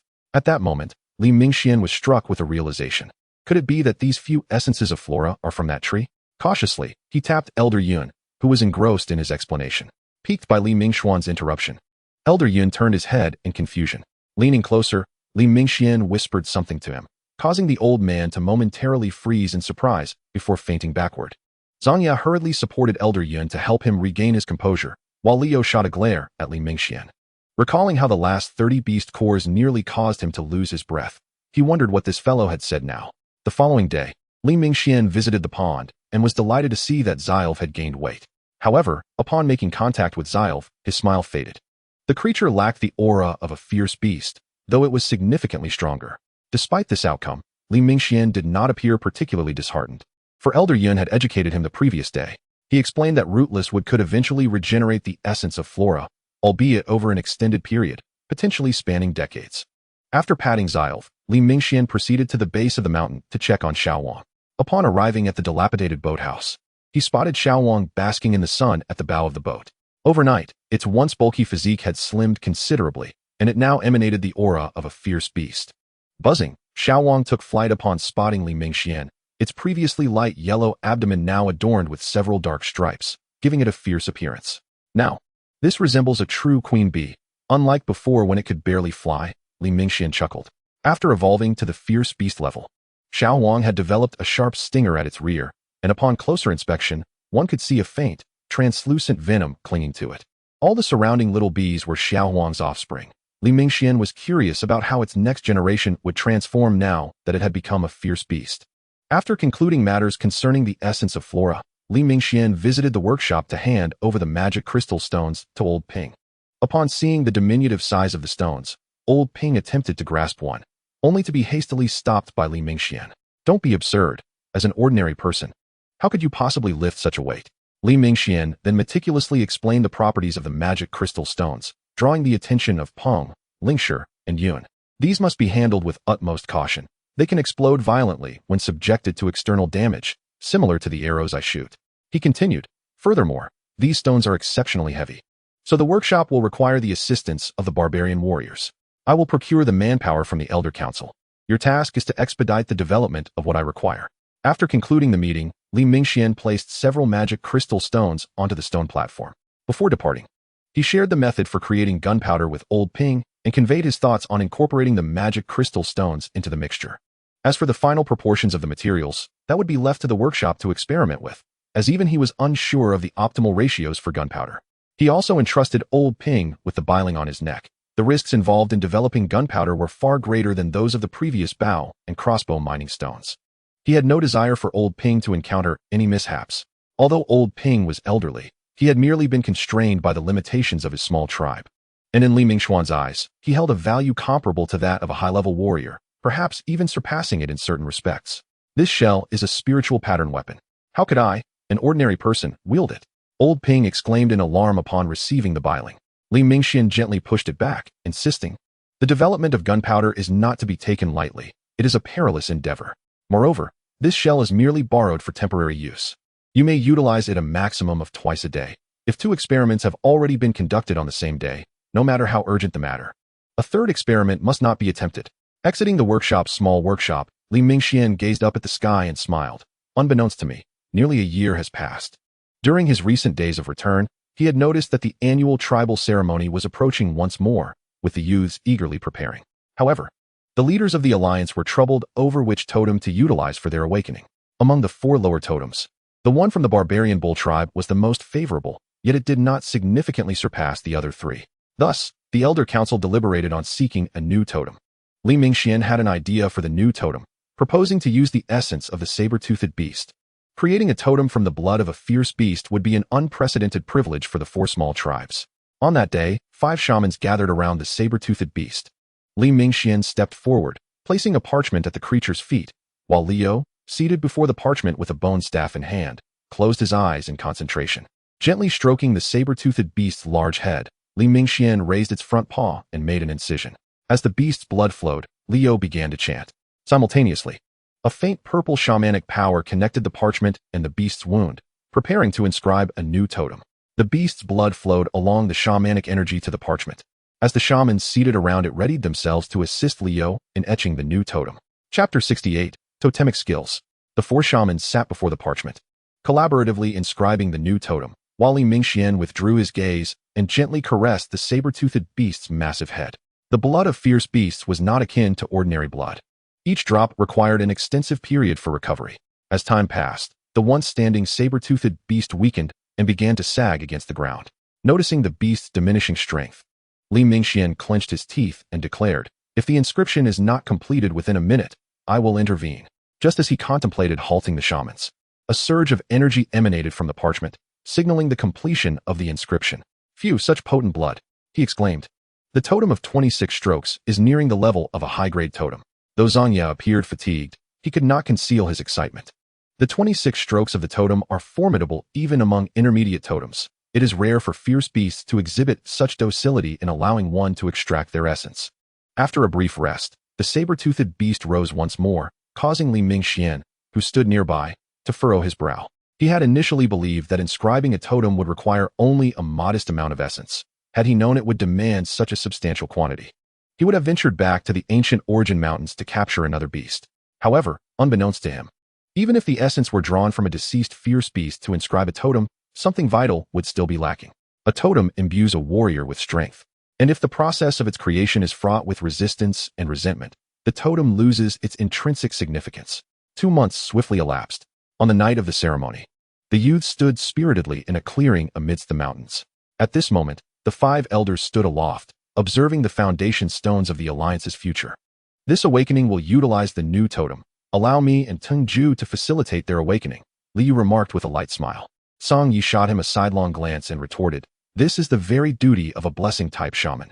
Do not be so quick to embellish your own contributions. Let us begin. This night annually marks the peak of shamanic energy. We must not squander it, Yunwing chimed in cheerfully. Among the 5, only Li Mingxian and Teng Ju wore serious expressions. Teng Ju was pained by the reality that all the eligible youths of the tribe had been slain this year, while Li Mingxian, standing alongside individuals who could easily be his grandfathers, felt that he must conduct himself with decorum in this formal setting, despite the informality they shared privately. Upon hearing Yunwang declare the commencement, Song Yi remarked, I wonder who will be the first to emerge this year? The first to emerge is quite unexpected. Liu replied, casting a glance at Li Mingxian. The first to emerge is named Guang, who recently shed his status as a slave.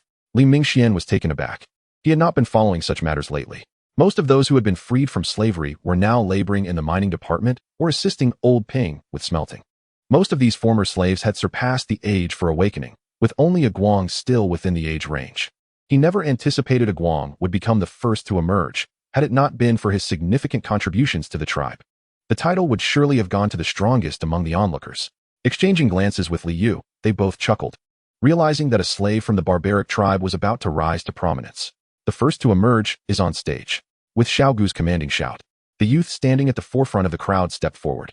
This youth was Guang, clad in animal skins, his exposed skin marred by numerous bruises and scars that had yet to heal. To attain the position of the first to emerge, and to avoid bringing shame to those who had granted him freedom, he had exerted nearly every ounce of his strength over the past few months. In their youthful fervor, if one could not conquer all, they would not secure the title of the first to emerge. As Guang took the stage, he smiled at Li Mingxian, who returned the gesture with a nod. During their time as slaves, Guang had assisted him on numerous occasions. Guang was significantly stronger, and whenever they teamed up, it was invariably Guang who bore the brunt of the hardship. Li Mingxuan's relentless pursuit of abolishing the slave status within the tribe was largely motivated by his desire to uplift Guang. Liu gazed at Guang as he shed his garments, revealing his scarred chest, and frowned slightly, whispering, your physical condition is quite detrimental to the awakening. Guang, upon hearing this, adopted a serious demeanor and replied earnestly, I fear not the pain. I wish to protect this place, just like Elder Mingxian. Nodding gently, Liu returned to Guang's gaze with a smile. Mingxuan's exploits as a novice warrior in battles against the Spirit Tribe and the Barbaric Bull Tribe had spread throughout the Alliance. Although the circumstances were somewhat fortuitous, the exaggerated accounts of his achievements ignited the fervor of these youths, especially considering Li Mingxian was only a few years their senior. The ceremony commenced in earnest. With the bonfire roaring around them, the youth on stage clenched his teeth, preparing to embrace the Alliance's very first brand new totem. The atmosphere grew solemn as all eyes focused intently on the youth. The elders, too, stifled their smiles, holding their breath, for their pressure was no less than that of the others. Yanli gazed at the youth on stage, who stood with his back to him, his eyes reflecting a hint of admiration. He regretted missing the ceremony the previous year due to unfortunate events. Yet he had the audacity to ambush the mid-level warrior A Shan with a spiritual weapon before awakening. Thus, his pride remained unyielding. However, upon meeting A Guang's gaze, he grasped the meaning of purity. 25 strokes complete. 26 strokes complete. The colossal saber teeth of the saber-toothed beast were now inscribed, and at that moment, a Guang's totem appeared on his chest, resembling a saber-toothed beast in mid-roar. Having successfully awakened, a Guang felt his bones crackle and pop. Taking a deep breath, the totem on his chest began to spread across his upper body. Once the totemic skill was activated, his body felt significantly lighter, though his strength did not seem to increase markedly. A Guang bowed to Li Yu, the joy evident in his countenance. Li Yu nodded in acknowledgement as they descended from the stage. The intricate carving of the intermediate totem was an immense drain on one's mental faculties, and only a high-ranking shaman could sustain such continuous engraving. Though they had exited, the ceremony continued unabated. Tung Ju promptly took the stage, and upon witnessing this, Yanli adjusted his breathing and stepped forward. A Guang remained stationary for a moment, as the totem on his chest gradually contracted, the previous lightness dissipating alongside it. Observing this, Li Yu hastily inquired, "What is the sensation like after the totem's disappearance? Has it imposed any additional burdens on your body?" The totemic skill of the Tyrant Dragon tribe causes a temporary weakness post-activation, which significantly impacts the savage warriors during combat. Therefore, the Alliance's upper echelons must thoroughly comprehend the side effects of totemic skills to implement appropriate countermeasures.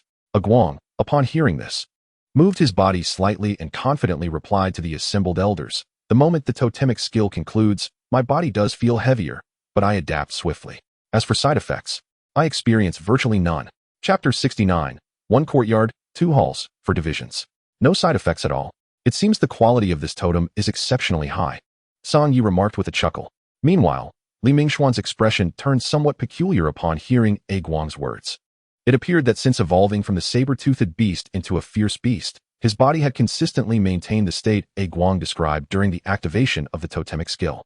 The ceremony proceeded smoothly, and the successful awakening of the first to emerge served as an invigorating tonic for the youths below. Yan Li ultimately succeeded in his awakening as well, and when the final stroke was inscribed, he felt utterly spent. Yan Lai observed his son awaken successfully as a savage warrior, his hands, previously clasped behind him, gradually relaxing. Of course, where there was success, there was also failure. Even with 2 blessing-type shamans alternating their efforts, the ultimate success rate remained a mere 30%. The ceremony persisted throughout the night, and by the dawn of the following day, a total of 36 savage warriors had successfully awakened. Once the ceremony concluded, all the savage warriors gathered around. At this moment, not only were the newly awakened warriors present, but nearly all the savage warriors of the Alliance had converged here. The 5 elders, draped in black robes, stood upon the high platform, while below them gathered approximately 120 rugged warriors, their eyes gleaming with a hint of excitement. For today the Alliance was set to announce a significant matter. Li Yu stepped forward, clutching a sheepskin scroll, advancing to the forefront. Despite being over 70 years of age, he felt a surge of exhilaration in this moment.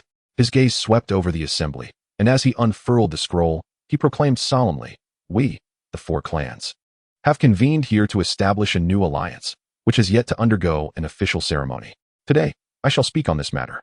After thorough deliberation, our alliance shall be named the Heavenly Lake Alliance.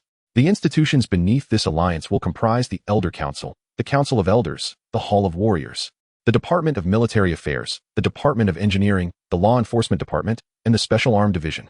The names of the members of these institutions will soon be affixed to the entrance of the Elder Council. Since we have formed this new alliance, our goals will not merely revolve around survival and sustenance. The Tyrannosaurus clan is seeking our annihilation. Shall we allow them to exterminate us? Absolutely not. From this day forth, our primary target as the Heavenly Lake Alliance is the Tyrannosaurus clan. We will engage them in a relentless battle to the death." As he concluded, Li Yu raised the sheepskin scroll high, exerting all his strength to shout hoarsely. A moment of silence enveloped the arena. Then all warriors raised their weapons and roared in unison, "Let us vanquish them. Avenge the fallen. Revenge. Revenge." The morning breeze rustled the black robes of Li Mingxian as he gazed at the warm golden sunlight on the horizon, and a bold idea blossomed in his mind. The appointments for the various institutions were already displayed at the entrance of the Elder Council. The Elder Council retained 5 seats. The Council of Elders consisted of 2 members, the Grand Elder, Li Mingxian, and the Elder, Jielu. The Hall of Warriors included 3 warriors, Tong, the former leader of the Bull tribe, Kuei, the former leader of the Spirit tribe, and Yuntian, the former leader of the Frog tribe. The Minister of Military Affairs was Xiaogu, with Song as the Deputy Minister. The Department of Engineering was led by the Old Man Ping, with Peng as the Deputy Minister. The Law Enforcement Department was headed by the bearded man from the Frog tribe, named Li He, with Zhui's son as the Deputy Minister. The Special Arm Division was a new institution proposed by Li Mingxian, for which he temporarily took on the role of minister, with 2 deputy ministers, Taiyin and Taishu. Having experienced the battle against the Spirit Tribe, Li Mingxian realized he had a good rapport with these 2 individuals. As for Yan Lai and Wu Qing, the Elder Council had initially intended for Wu Qing to assume the position of law enforcement minister, but he declined, citing his advanced age.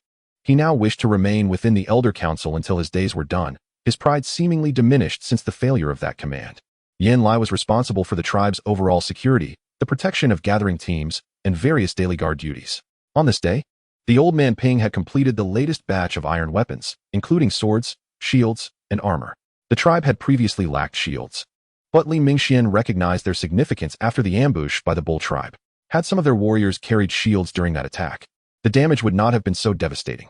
Naturally, the quantity of shields and armor was limited, as the consumption of iron ore was quite substantial.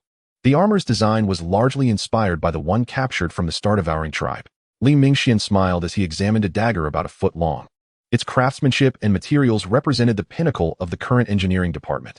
The grip was made of resilient ebony, a primary material for crafting bows and arrows. The dagger itself was forged from materials that had undergone 100 refinements and 100 hammerings. It would not be an exaggeration to call it a fine steel dagger. Zhang Yi looked at the dagger in Li Mingxuan's hand, took it, and examined it for a while before frowning and commenting. The hardness and sharpness of this weapon indeed surpassed those of bone and stone knives.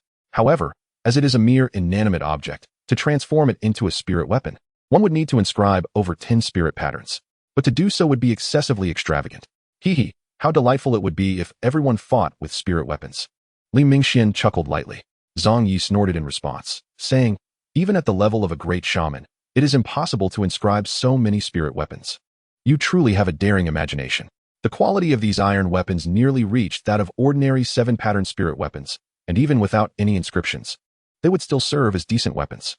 Moreover, who said that iron weapons must inherently be inferior to spirit weapons? If that material can indeed be developed, I would hardly regard ordinary spirit weapons. Li Mingxian asserted with conviction. The elders were momentarily taken aback by Li Mingxuan's confidence. Then Li Yu spoke up. That material? Is it the explosive substance you mentioned earlier? Indeed, it is gunpowder.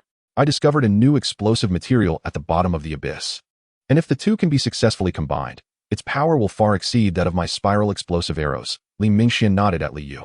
However, Zhang Yi scoffed, saying, do not be deceived by that flying wheel and arrowhead in your hand. Those are merely inferior spirit weapons and spirit-patterned weapons. It would be wise to hold your tongue until you have encountered superior or exquisite spirit weapons. Upon hearing Zhang Ye's words, Li Mingxian smiled slightly and replied softly, but the future gunpowder weapons will be usable by ordinary people. Chapter 70. I want to go to the other side of the lake. Upon hearing Li Mingxuan's statement, the others fell into a contemplative silence. Indeed, to wield a spirit weapon, one must at least cultivate the barbaric chi to unleash its full potential. It is not merely a matter of ordinary people wielding spirit weapons. Even a mid-tier warrior who has not cultivated the barbaric chi would be unable to harness its complete power. Since you are so confident, then go ahead and pursue it. By the way, doesn't the engineering department need personnel? How many? Li Yu paused before softly inquiring. Not many are needed, just 4 or 5 will suffice. Li Mingxian thought for a moment and casually suggested a number. That won't do. The engineering department is of such importance. How can it be guarded by only 4 or 5 individuals? Yin Weng remarked, frowning in a serious tone. Ultimately, after some discussion, it was decided to allocate 10 rugged warriors to the engineering department temporarily, including a Guang, Taiyin, and Taishu. After all, the Special Arm Division had not yet been fully established. Li Mingxuan's plan was to equip the personnel of the Special Arm Division with more powerful weapons, training them as an elite force, utilizing items such as spiral explosive arrows and the gunpowder weapons currently in development. He aspired to mold the Special Arm Division into a spearhead unit. As for Zhang Ye's concerns about encountering superior and exquisite spirit weapons in the future, he was completely untroubled. With the presence of the feathered beast, what was there to fear about spirit weapons? Even if exquisite spirit weapons were formidable, if their power were temporarily sealed, they would be no different from ordinary weapons. Let us disperse if there is nothing else. Oh, we must also identify the optimal water route to Heavenly Lake. I shall assign this task to Yan Lai. Li Yu intended to conclude, but then recalled something and casually mentioned it. The elders nodded in agreement, while Li Mingxian remained silent, seemingly pondering something. Observing this, Li Yu inquired, Mingxian, do you have any questions? Interrupted in his thoughts, Li Mingxian appeared somewhat bewildered. He glanced at Li Yu and smiled, saying, I have nothing pressing, so I shall proceed as you suggest. However, I have an idea I wish to discuss with you. After a moment's hesitation, Li Mingxian continued, Oh, the situation is such that our intelligence regarding the Tyrannosaurus tribe remains exceedingly scant. To engage effectively in battle, one must understand both oneself and the adversary. Thus, I propose we venture to the other side of the lake. Upon uttering these words, a profound silence enveloped the room. The sound of a pin dropping could be discerned. Soon after, the resolute voices of the elders resounded, No, absolutely not. Yet, after persistent persuasion from Li Mingxian, the last few elders ultimately relented. Very well.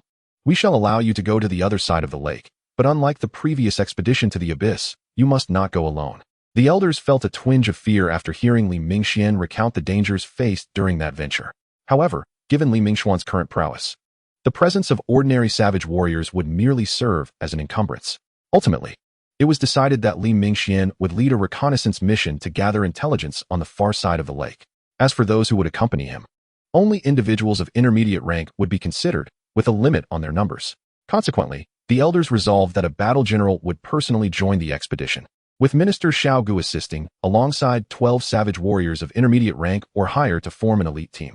After reflecting on the arrangement, Li Mingxian slowly nodded, stating, This is acceptable. Establishing a foothold there in advance is prudent. While the enemy remains unaware of our intentions, we must strive to amplify this advantage. Moreover, given the Tyrannosaurus tribe's modus operandi, it is unlikely they are without other foes. Indeed, Li Mingxuan's motives for crossing were not solely to gather detailed intelligence on the Tyrannosaurus tribe. He also aspired to ally with the smaller tribes on that side and augment their population. For a tribe to flourish, a substantial population base is indispensable. Just as the present Tianhu alliance appears to awaken 36 individuals in a year, which seems considerable, it is primarily due to the absence of blessing-type shamans in other tribes previously. If no new members join next year, the number of successful awakenings among the current population is unlikely to exceed double digits. The following day, all personnel had gathered. The first batch of weaponry from the Ministry of Works was naturally prioritized for them. The battle general arriving at the Hall of Warriors was someone Li Mingxian recognized. It was Kuei, the former leader of the Ling tribe. Following the Great Battle, Kuei had fortuitously ascended to a higher tier. He did not wield iron offensive weaponry but, like Xiao Gu, opted for his former arms. Both men donned iron armor, exuding an imposing presence. Several intermediate warriors hailed from the Frog tribe, essential for traversing Tianhu, for they were familiar with the houseboats. Elders, upon seeing Li Mingxian approach, everyone paused their tasks and slightly bowed to him. On this day, Li Mingxian was not clad in a black robe, but wore garments fashioned from the hides of fierce beasts. In truth, he still possessed iron armor. However, he had chosen instead to don the vine armor inscribed with fortifications. Though the defensive capability of vine armor pales in comparison to that of iron, his primary method of attack was long range, making the iron armor somewhat cumbersome. As for the fierce beast hide attire, it was crafted by the high-tier warriors of the Alliance who had slain such beasts in recent months. Li Yu had already shared the secret of the turkey, and apart from the original members of the barbarian bull tribe, only 5 elders were privy to this information. Initially, Li Mingxian wished to keep this secret for a while longer, but Li Yu gently declined, asserting that the council was the foundation of this new alliance, and eventually, everyone would need to know. It would be better to disclose it from the outset rather than create rifts later. Gazing at the 2 rather new houseboats on the riverbank, Li Mingxian reached out to touch them, in preparation for all members to relocate to the other side of Tianhu. The craftsmen from the Frog tribe had been diligently constructing new houseboats over the past few months, allowing Li Mingxian and his group to benefit early from their efforts. Now, the artisans from various tribes primarily belonged to the Ministry of Works, hence the newly constructed houseboats featured beds at both the bow and stern. The arrows at the beds were forged from steel. Upon learning that Li Mingxian intended to scout for the tribe, the elder had previously prepared all iron arrows and newly crafted bows. However, unbeknownst to him, Li Mingxuan's purpose was not simply to scout. They aimed to land on the opposite shore of the lake. As the supplies were gradually loaded onto the boats, Li Mingxian and Xiao Gu Kuei sat together in one of the houseboats, ready to set forth. Although the 2 boats carried fewer than 20 individuals, their combined combat prowess represented nearly half of the alliance's strength. A warrior untied the rope securing the houseboat and used an oar to push it to the center of the river.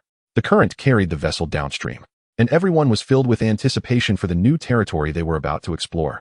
Chapter 71, The Sailboat. After sitting on the boat for a while, Xiao Gu noticed a few individuals folding something and inquired of Li Mingxian, Elder Mingxian, "What is this? Why do we need so many beast skins?" Turning to glance at what Xiaogu referenced, Li Mingxian chuckled softly. You shall understand once we arrive at Tianhu. By the way, have the course straight branches I requested been prepared? All set, Elder, Kuei replied, who had been observing nearby. Although Tianhu bore the name of a lake, its vastness resembled that of an ocean. According to the records of the 4 tribes, it seemed that few of their ancestors had crossed this body of water. However, on a certain day, Zanya had provided him with a sheepskin scroll detailing the precise dimensions of Tianhu. Indeed, this scroll was carried by a Qing.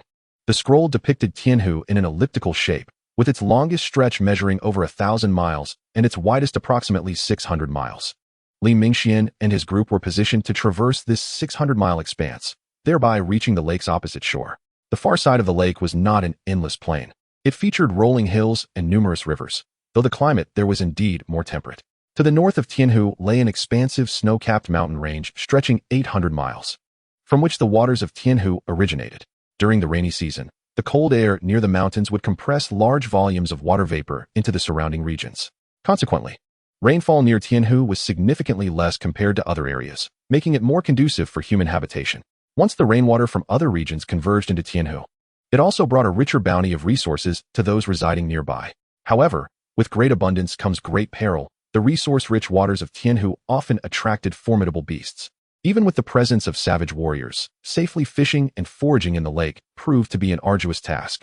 Before departing, Li Mingxian had gathered numerous beast skins and instructed the Ministry of Works to stitch them together overnight. He intended to fashion a sail for the houseboats, thereby enhancing their speed across the lake's surface and minimizing the time spent on the water to reduce the likelihood of encountering fierce beasts. The 2 houseboats drifted down the Great River for 4 to 5 days. During this time, they had navigated 2 confluences, transitioning from the Great River to the larger river. Li Mingxian stood at the bow of the vessel, gazing at the terrifying river that seemed to stretch endlessly. Pondering, this tributary must surely be one of the main arteries leading to Tianhu. He chuckled to himself. We have successfully unfurled the beast skins. At that moment, Xiaogu was atop the houseboat, tugging at the ropes while laughing heartily at Li Mingxian. Turning back, Li Mingxian observed the 2 towering masts.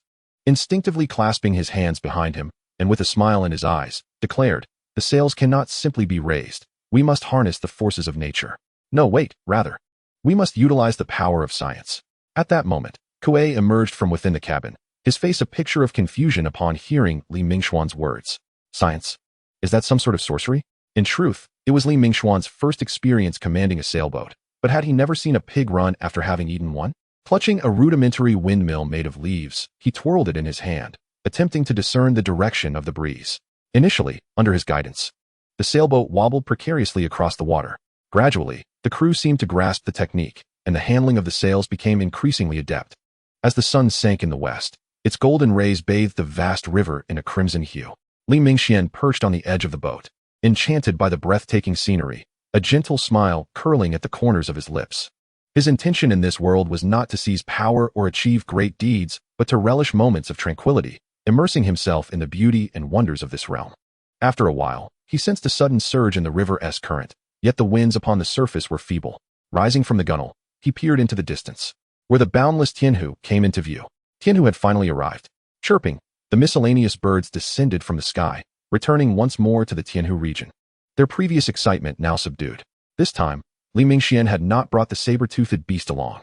Though its current strength rivaled that of high-ranking warriors, perhaps even surpassing that of ordinary high-ranking fighters, it had lost too much of its vitality. Despite the tribe having fed it most of the beast meat they had hunted, it had not yet fully recovered after merely 2 months. As they entered the lake's surface, the vessel jolted unexpectedly. Perhaps the winds were strong upon the lake, or it could be the minor waves created by the convergence of 2 water bodies. Regardless, the crew paid little mind to it.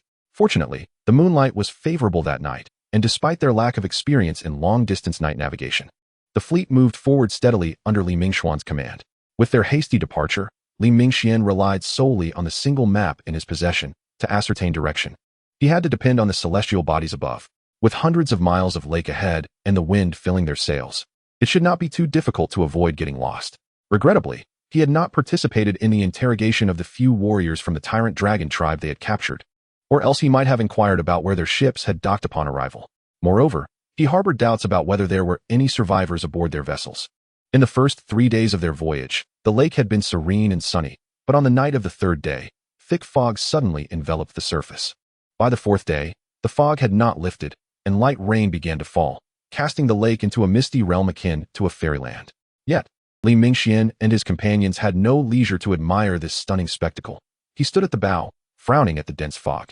Although Tianhu spanned 600 miles in width, they should not be lost. However, continuing blindly forward could lead them astray from their intended landing point.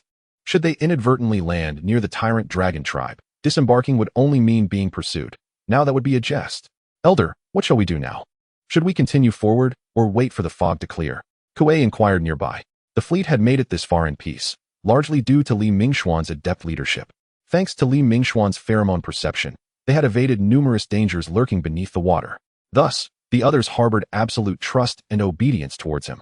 After a moment's contemplation, he gradually spoke, "The longer we linger on the lake, the greater our peril. Therefore, we shall continue onward." Chapter 72, The Forest of Ancient Trees. The fleet advanced based on previously recorded coordinates, and by the afternoon of the 5th day, the sky finally cleared.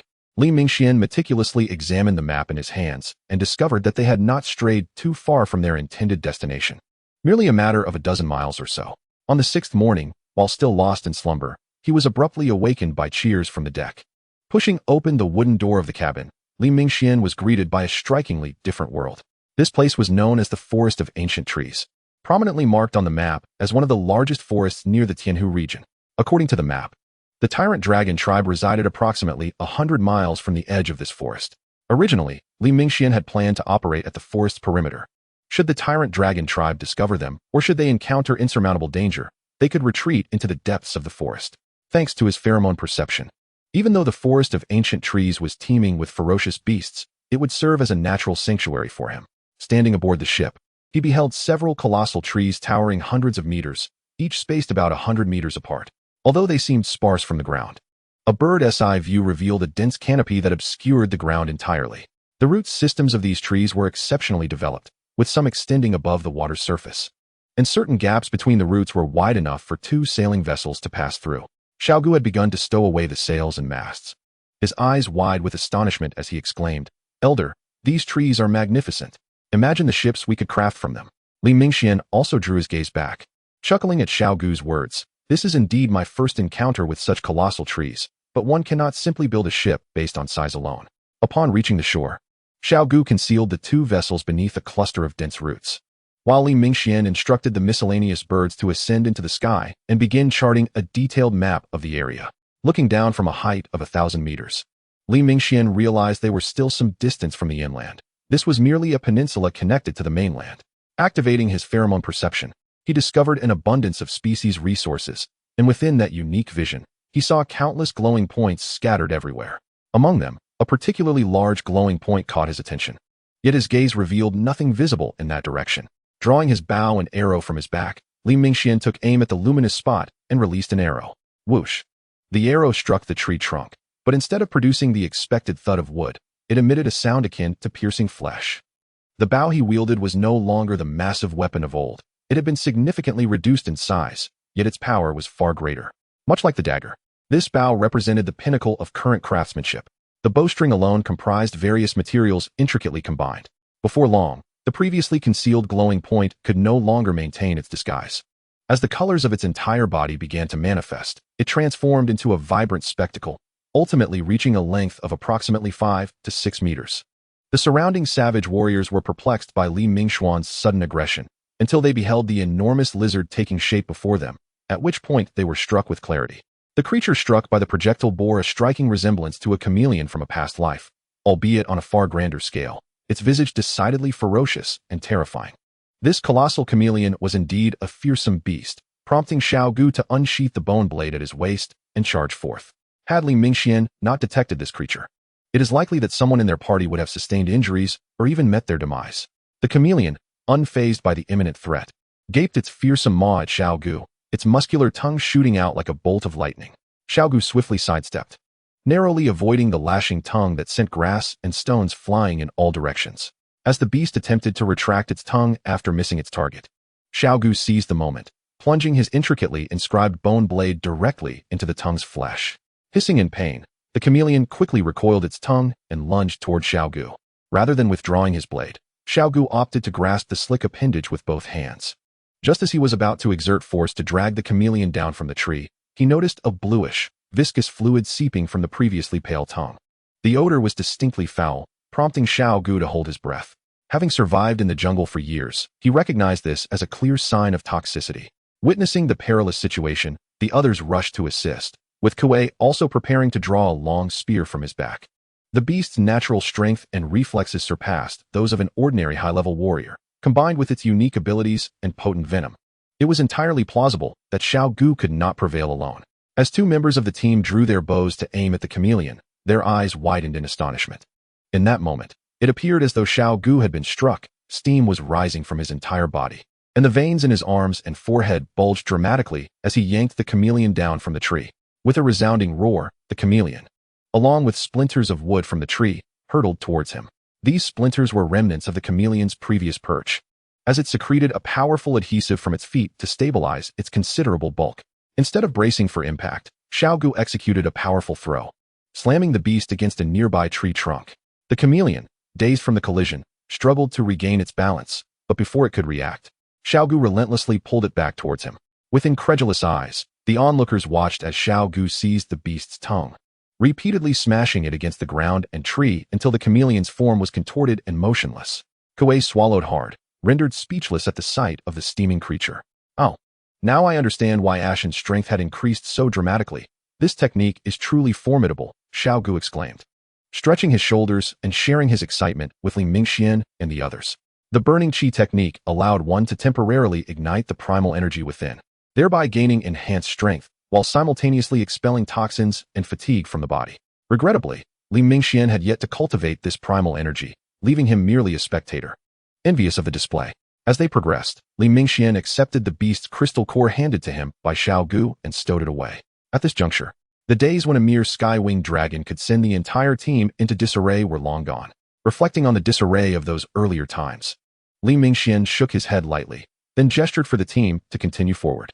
The atmosphere grew quieter and more alert as they advanced. Having just encountered a ferocious beast upon reaching land, the Greatwood Forest was undoubtedly a place of peril. However, as their gazes turned to Xiao Gu and Li Mingxian, a sense of solemnity washed over them. While the elders of the Bull tribe had been notable figures, the other mid-tier warriors within the alliance felt a stirring unease. To single-handedly slay a ferocious beast had long been a dream cherished by all savage warriors. Witnessing it unfold before their eyes stirred a fervent excitement within them. They were all mid-tier warriors, the backbone of any small tribe. Yet, in the wake of forming an alliance, unspoken competition simmered beneath the surface regarding the coveted position of Minister of Military Affairs. Previous leaders had ascended to the Hall of War Generals, making this position the foremost authority in managing and training savage warriors. Previously, they all shared the same rank. Some mid-tier warriors from other tribes were acquainted with Xiao Gu, and while they may have remained silent about his new role, feelings of discontent inevitably lingered. If I had a ferocious beast's crystal core, if I could ascend to high-tier status sooner, might I not also compete for the position of Minister of Military Affairs? Yet, when Xiao Gu showcased his true prowess, any lingering skepticism evaporated. He was indeed worthy of the title. In a bid to conserve energy, Li Mingxian refrained from recklessly confronting every beast encountered. The primary objective of their journey was not merely to collect a handful of crystal cores, as they traversed this unfamiliar terrain at a leisurely pace. It wasn't until the afternoon of the second day that they finally emerged from the peninsula, arriving at the very edge of the Greatwood Forest. Following a small stream, they proceeded cautiously, with Li Mingxian walking amid the group, intermittently pausing to inscribe marks on a piece of animal hide. Kuei observed the hide in Li Mingxuan's hands, which was adorned with numerous circles of varying sizes, some encircled by triangular symbols. After Li Mingxian completed his drawings, Kuei spoke softly, "Elder, it will soon be dark. Shall we seek shelter?" Though the sun had yet to fully set, the Greatwood Forest was already steeped in darkness, resembling twilight, with visibility dwindling. Upon hearing Kuei's suggestion, Li Mingxian relaxed his previously furrowed brow, smiling as he replied, "I have discovered a more suitable location just ahead. Let us rest there." Kuei nodded in agreement, uncertain of how Li Mingxian possessed knowledge of the terrain ahead, but trusting that their path would be revealed in due course. Through the vision of the scruffy bird, Li Mingxian spotted a small valley ahead, complete with a waterfall at its center. In this perilous realm of the Greatwood Forest, finding a natural barrier or a source of fresh water would be nothing short of fortuitous. As they approached the valley, Li Mingxian cautiously activated his pheromone perception. Throughout their journey, he had kept this sense engaged whenever he was awake, only turning it off when he began to feel dizzy after midday. His current detection range exceeded 5 miles, a considerable improvement from before, albeit demanding greater mental acuity. Upon activating this sense, as he gazed at the valley's entrance, Li Mingxian abruptly gestured for silence, signaling everyone to crouch down and conceal themselves. Upon witnessing the unfolding situation, Kuei and Xiaogu hastily moved closer.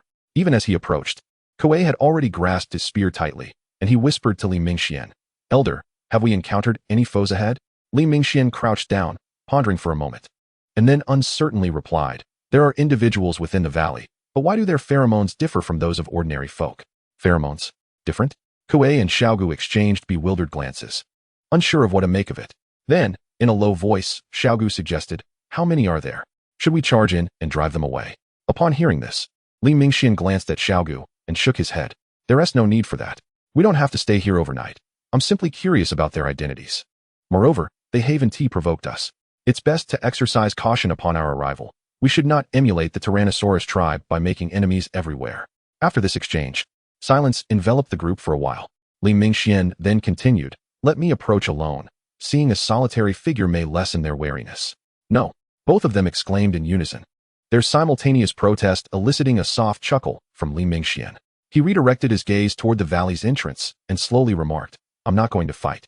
Why are you so anxious? Besides, I'm not as fragile as you envision." "But Elder, you're a shaman. How can you take such a reckless action?" Kuei expressed his concern. You two wait here for a moment. Don't forget, on that night with the spirit tribe, I participated as a warrior." Li Mingxian responded with a light laugh, casually setting aside his bow and arrows before rising.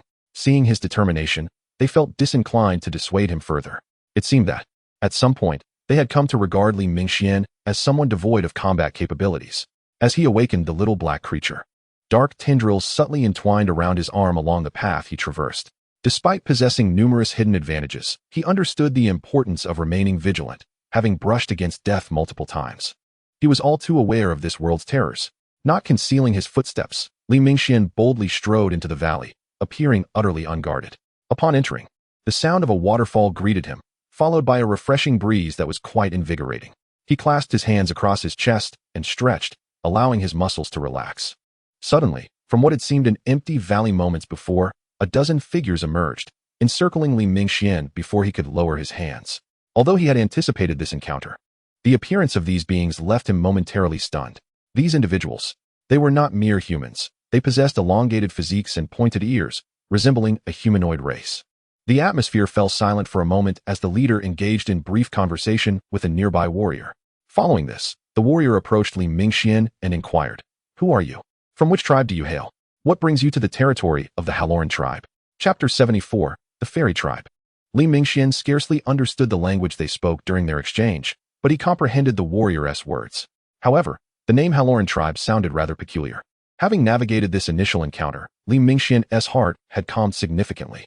This world was new to him, and encountering these humanoid beings was undeniably thrilling.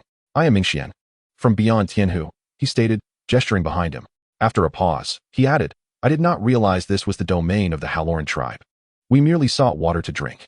Upon hearing Li Mingxian's last statement, the warrior visibly tensed, whispering something to the leader. Although their voices were low, Li Mingxian could faintly discern their language, yet its meaning eluded him entirely. After a moment of contemplation, the leader spoke again to the warrior, who hesitated briefly before turning back to Li Mingxian. "Human, we belong to the fairy race. Also, do you know of the Tyrannosaurus tribe?" As the warrior finished speaking, he intently observed Li Mingxian's facial expression, and the leader did the same. Despite his efforts to conceal his emotions, the mention of fairy and Tyrannosaurus caused Li Mingxuan's pupils to subtly shift. Though it was merely a fleeting moment, the leader discerned a hint of change. The atmosphere grew tense once more, as the leader rapidly conversed with the translating warrior, whose expression turned grave. Subsequently, the armed fairy warriors surrounding them once again directed their weapons at Li Mingxian. "You come from beyond Tianhu. How do you know of the Tyrannosaurus tribe? Are you deceiving us?" The warrior's voice rose, his emotions fluctuating. Were the fairies this perceptive? Li Mingxian felt a surge of frustration. He had initially hoped to glean information, but now found himself in a position of concession. Without a word, Li Mingxian reached to partially unveil the beast hide and vine armor covering his chest, revealing the totem of the fierce bull. In this world, the quickest way to establish one's identity was through the totem one bore. Once awakened, it would typically accompany a person for a lifetime. Unless a higher-level totem completely overshadowed it, only a totem of a higher tier could supplant it. A lower totem could only be replaced by a higher one, and a mid-tier totem could only be superseded by a super totem. As for higher-level totems, only those of celestial shaman caliber could alter them. Li Mingxuan's motion to reveal his armor caused all present to tense, and upon seeing the edges of the totem on his chest, realization dawned upon them. You likely have never seen this totem before, have you? This is indeed my first time here, he stated, pausing before adding. However, I have heard of the Tyrannosaurus tribe. I have a minor grievance with them. What is your relationship with them? As he posed this question, Li Mingxian's demeanor shifted to one of calm neutrality, his gaze imbued with a hint of profundity.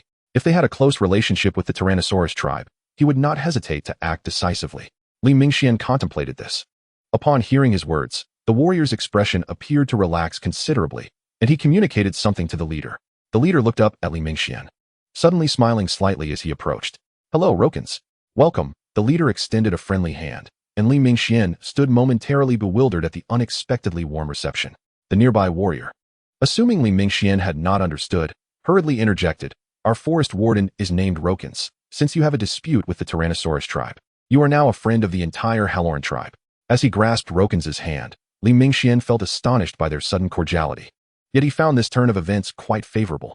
Subsequently, Li Mingxian approached the waterfall to collect water, with Rokins and the translating warrior accompanying him.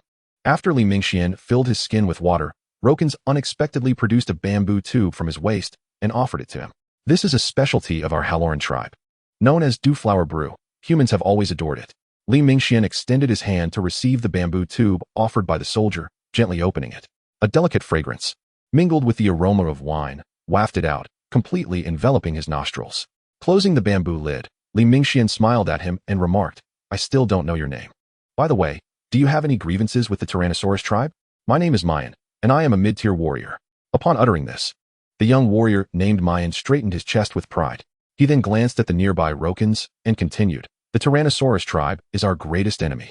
They frequently capture the women of our clan and turn them into slaves. After saying this, both Rokins and Mayan gritted their teeth, clearly indicating that such matters were a profound humiliation for them. Upon hearing this, Li Mingxuan's expression slightly hardened. He carefully observed the surrounding fairies and noticed their perfectly balanced figures. Among them, 2 fairy warriors possessed exquisite features, and their pointed ears added a unique charm to their appearance. Contemplating while holding the bamboo tube, he addressed them. Since the Tyrannosaurus tribe is so greedy and brutal, why not completely eradicate them? What? As night fell, several bonfires blazed along the creek, where fairies with pointed ears and armored human warriors sat together, exchanging various items and earnestly communicating. The 2 entirely different races coexisted harmoniously at that moment, a stark contrast to their earlier introduction in the afternoon. Seated on a hide, Li Mingxian felt a slight flush on his face. The dewflower brew was indeed delightful. Paired with roasted meat, savoring a sip was nothing short of divine. Having spent a year in this world, it was only tonight that he began to develop a yearning for the flavors of food. Although the fairies did not consume beast meat, preferring fish and vegetarian dishes, their finesse in seasoning and culinary techniques was remarkable, truly exquisite. Reveling in the afterglow of a hearty meal, Li Mingxian gazed up at the starlit sky, smiling contentedly. How wonderful it would be to live such a simple life forever, he mused. At that moment, Mayan leaned closer and asked, Mingxian, Captain, can we truly overthrow the Tyrannosaurus tribe? Chapter 75, The Priestess. Those familiar yet loathsome 4 words jolted Li Mingxuan's drifting thoughts back to reality. He turned to the earnest young warrior and, shaking the bamboo tube in his hand, chuckled. When faced with wolves and tigers, sometimes mere compromise cannot resolve the issue. We must eliminate them. Only then will they cease to threaten us. The heavenly lake is vast, and as long as we can unite all oppressed tribes and forces, they cannot withstand us. Mayan listened, somewhat confused yet exhilarated, clenching his fists in excitement. Finally, they could rescue their kin. The following morning, the 2 small teams temporarily merged. Based on Li Mingxuan's astonishing words from the previous afternoon, Rokins prepared to take him to the tribe to discuss matters with the priestess. Initially, Li Mingxian felt puzzled by the unfamiliar term priestess. It was only after Mayan clarified that he understood the concept. In truth, the priestess was akin to a shaman. The fairies simply referred to shamans as priestesses. The 2 were fundamentally similar, differing only in nomenclature.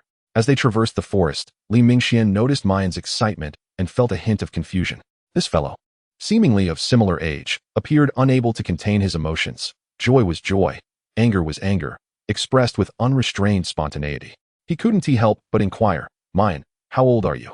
Mayan slightly subdued his smile and proclaimed, "I am 32 years old."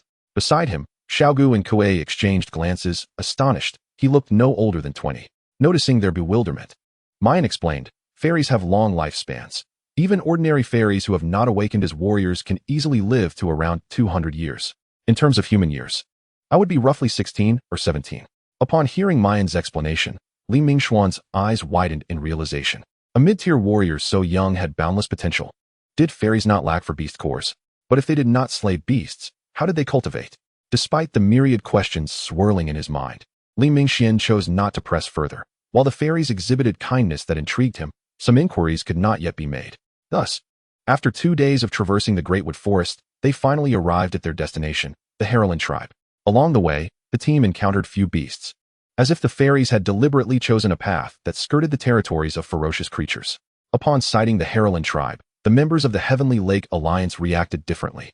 Awestruck by the dreamlike settlement, nearly all the dwellings were constructed high among the giant trees of the forest, each house oval-shaped and adorned in various colors, resembling fruits hanging from the colossal trunks, a breathtaking sight. After a moment, Xiaogu voiced his concern, "Aren't you afraid of falling while sleeping so high up?" Fall? How could that be possible? Even if we did fall, the abundant vegetation below would cushion us. We would be unharmed," Mayan confidently replied. Li Mingxian observed intently, and indeed, not only were the trees remarkably large, but even the foliage below was strikingly oversized. Those massive leaves could easily bear a person's weight, making it feel as if he had shrunk and entered a realm of giants. As they climbed the vines along the treetops, Li Mingxian remarked, "No wonder there are no overweight fairies. Entering a room is quite the physical endeavor." Ascending the trunk, they encountered some fairies who appeared frightened of them, peering cautiously from their windows. After a while, they reached the exterior of the priestess's dwelling, which stood distinct from the others, resembling a round mushroom with a dome-shaped roof. 2 fairy warriors guarding the entrance quickly raised their weapons upon seeing the humans approach. After Rokins communicated swiftly with the sentinels, one of them nodded and dashed into the building behind them. Shortly thereafter, he returned. Li Mingxian stepped inside, but Xiaogu and Kuei were held back outside. Just as Kuei was about to speak, Li Mingxian turned to them with a subtle gesture, signaling that he was fine. Upon entering, he found the air within pleasantly refreshing. Though the exterior of the building appeared small, the interior was remarkably spacious. Li Mingxuan's gaze fell upon the main seat in the hall, where a female fairy sat. This must be the priestess of the Harolin tribe. The Harolin priestess bore the appearance of a stunning woman in her 30s, with a physique and beauty unlike anything Li Mingxian had ever witnessed. Among human women, Agalu had been the most beautiful he had encountered, yet she paled in comparison to this priestess. Of course, Agalu was merely 16 or 17, with much room for growth, while the priestess had already reached her full maturity. "My name is Yugu Sh, the priestess of the Harolin tribe, and I extend a warm welcome to you on behalf of my people." As the priestess noticed Li Mingxuan's arrival, she gracefully rose and performed a welcoming gesture customary to the fairy folk. Upon hearing her melodious voice, Li Mingxian felt a delightful tingling in his ears. Realizing that the priestess could speak the human tongue made communication significantly more convenient. He reciprocated with a gesture from the barbarian bull tribe and softly introduced himself. "I am Mingxian, an elder of the Tianhu Alliance. Your beauty is unparalleled in my lifetime." Flattering words are universally cherished, and upon receiving Li Mingxuan's praise, a subtle yet elegant smile graced Yugu Sh's delicate features. She then tilted her head and instructed a nearby attendant to bring a chair for him. Once they were both seated, Li Mingxian took the initiative to speak. "The purpose of my visit is to discuss the grave situation currently plaguing the Tianhu region. The Tyrannosaurus tribe is merciless and bloodthirsty. Even though they belong to the human race, I harbor a deep loathing for them. Since we share a common enemy, why not unite all the tribes that have suffered at their hands and eradicate them thoroughly? The Tianhu Alliance shall take the lead, and you need only." Before Li Mingxian could finish his thought, Yugu Sh shook her head decisively, stating, "The Harolin tribe will not partake in this war. We do not wish to engage in conflict with the Tyrannosaurus tribe." Her rejection was clear-cut and firm, leaving Li Mingxian puzzled. The disdain and hatred exhibited by Locans and Mayan towards the Tyrannosaurus tribe could not possibly be feigned. Was it a fear of inadequate strength that held them back? Contemplating this, Li Mingxian spoke again.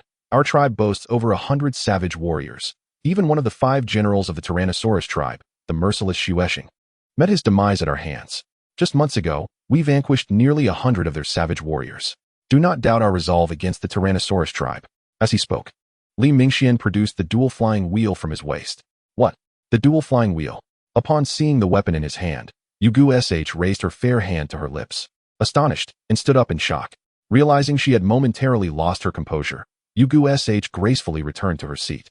Although the Harrowland tribe is a fairy clan, they are not oblivious to worldly affairs, nor do they isolate themselves within the fairy realm. On the contrary, they frequently engage in trade with human tribes, exchanging dew flower wine and delectable food for human weapons and salt. However, the Tyrannosaurus tribe is a faction that disregards rules, wielding their strength to bully the weak and even launching wars of aggression against other tribes. Among them, the 5 generals of the Tyrannosaurus tribe are renowned, and the dual flying wheel in Shueshing's possession is particularly infamous. I recognize your strength, but the Harrowland tribe remains steadfast in our earlier decision. We shall not participate in this war, Yugu Sh stated calmly as she resumed her poised position. Hearing this, Li Mingxian furrowed his brow. One of his objectives for coming here was to rally the adversaries and enemies of the Tyrannosaurus tribe. He had assumed that he would easily find an ally in the Harrowland tribe, but it seemed far more challenging than anticipated. Sitting silently in his chair, Li Mingxian realized he had underestimated the complexities of intertribal conflicts. Nonetheless, it mattered little, as he had gleaned much about the Harrowland tribe's apparent combat strength from Mayan during their journey. With a population of around 2,000, the Harrowland tribe is merely a slightly stronger small tribe. Even with a few high-ranking warriors, they would struggle to make an impact in the face of the Tyrannosaurus tribe, a medium-sized faction. Although the Tianhu alliance is slightly less populous than the Harrowland tribe when it comes to actual combat capability, they could easily surpass the Harrowland tribe by several tiers. Human tribes, after all, would not sell weapons imbued with spirit patterns to them. Even Lokans, the forest ranger, possesses only a handful of such weapons. In terms of warrior numbers and the quality of their weapons, the alliance stands several tiers above the Harrowland tribe, particularly with 2 spirit-patterned witches in their ranks, which is no trifling matter. Since an alliance was unattainable, there was no need to sour relations. Li Mingxian turned to Yugu Sh with a smile. What a pity, but please know that we shall not forget the kindness of the Harrowland tribe. Upon hearing this, Yugu Sh's tense demeanor finally relaxed. A tribe capable of subduing someone like Shueshing could not be underestimated. Provoking them would only create another formidable enemy for the Harrowland tribe. You have traveled a great distance. Please rest here for a few days. Tomorrow marks the celebration of our new priestess, and I would be delighted if you could join us, Yugu Sh said with a gentle smile. The celebration of the new priestess? Realizing that he could not sway the Harrowland tribe, Li Mingxian had initially planned to depart the following day, as they were not here for leisure and could not afford to waste too much time. However, upon hearing about the new priestess, he paused and inquired, why would someone so young step down? This question caught Yugu Sh off guard as well.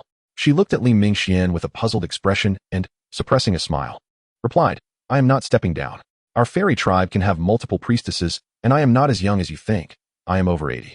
Li Mingxian gazed at Yugu Sh's exquisite figure and unblemished features, rendered speechless. He muttered under his breath, 80 already? Does that mean I? Yugu Sh, unable to hear him clearly, leaned in slightly and asked, Elder Mingxian, what are you saying? Oh, shaking off his jumbled thoughts, Li Mingxian suddenly stood up and clasped his hands, saying, I was merely remarking on the coincidence of timing. He then added, I shall have them arrange rooms for you. By the way, let us dine together this evening. I would love to hear stories from across the lake. Yugu Sh also rose and returned his gesture. Subsequently, Yugu Sh gracefully escorted Li Mingxian out of the hall. Walking side by side, a faint floral fragrance lingered around Li Mingxian. As they drew closer, he noted that time had left no trace on this enchanting fairy. She remained as resplendent as a blooming flower. Yet, he harbored no other thoughts. The realization that such a beautiful woman had already reached the age of 80 extinguished any fleeting desires. In the following hours, Mayan arranged several rooms for Li Mingxian and his companions. Along the way, Mayan eagerly inquired, Elder Mingxian, how did it go? Did our priestess agree to join forces against the Tyrannosaurus tribe? Observing Mayan's hopeful demeanor, Li Mingxian silently shook his head. Priestess Yugu Sh did not agree. She said she needs to consider it further. Upon hearing this, Mayan's expression fell instantly. Why? Why does the priestess not wish to wage war against the Tyrannosaurus tribe? We have already conceded so much over the years. Mayan's fists clenched tightly, his eyes reddening. Li Mingxian gently patted Mayan's shoulder and said, sometimes, dreams and hopes must be achieved through one's own efforts. Therefore, let us exert ourselves to strengthen our capabilities. That evening, Li Mingxian arrived as promised. The hall was adorned with an array of dishes, among which a particular ceramic jar drew attention. Noticing his gaze, Yugu Sh approached and introduced. This jar is something we exchanged with the water tribe. It contains our most precious dew flower wine. Typically, the water used for dew flower wine is collected from the morning dew, but the water in this jar has been blessed by the moon goddess. At that moment, Yu Gush's expression was filled with pride and reverence. Li Mingxian, though perplexed by the enigmatic gift of the moon goddess, could not deny the simple truth that water remains just water. It cannot bloom into flowers. However, given the preciousness of the wine being presented, he felt a flush of embarrassment for arriving empty-handed. Soon, the two of them settled down, and a maid poured them a jar of wine. As Li Mingxian inhaled the fragrant aroma, his pores seemed to open wide in appreciation. Taking a sip, he was immediately struck by the exquisite taste. A wave of comfort washed over him. Just as he was about to speak, he abruptly fell silent. For within him, a surge of primal energy stirred. Could this possibly be the secret to the advancement of the elite warriors of the Harrowland tribe? With this thought, he gazed at the wine on the table, his heart swelling with elation.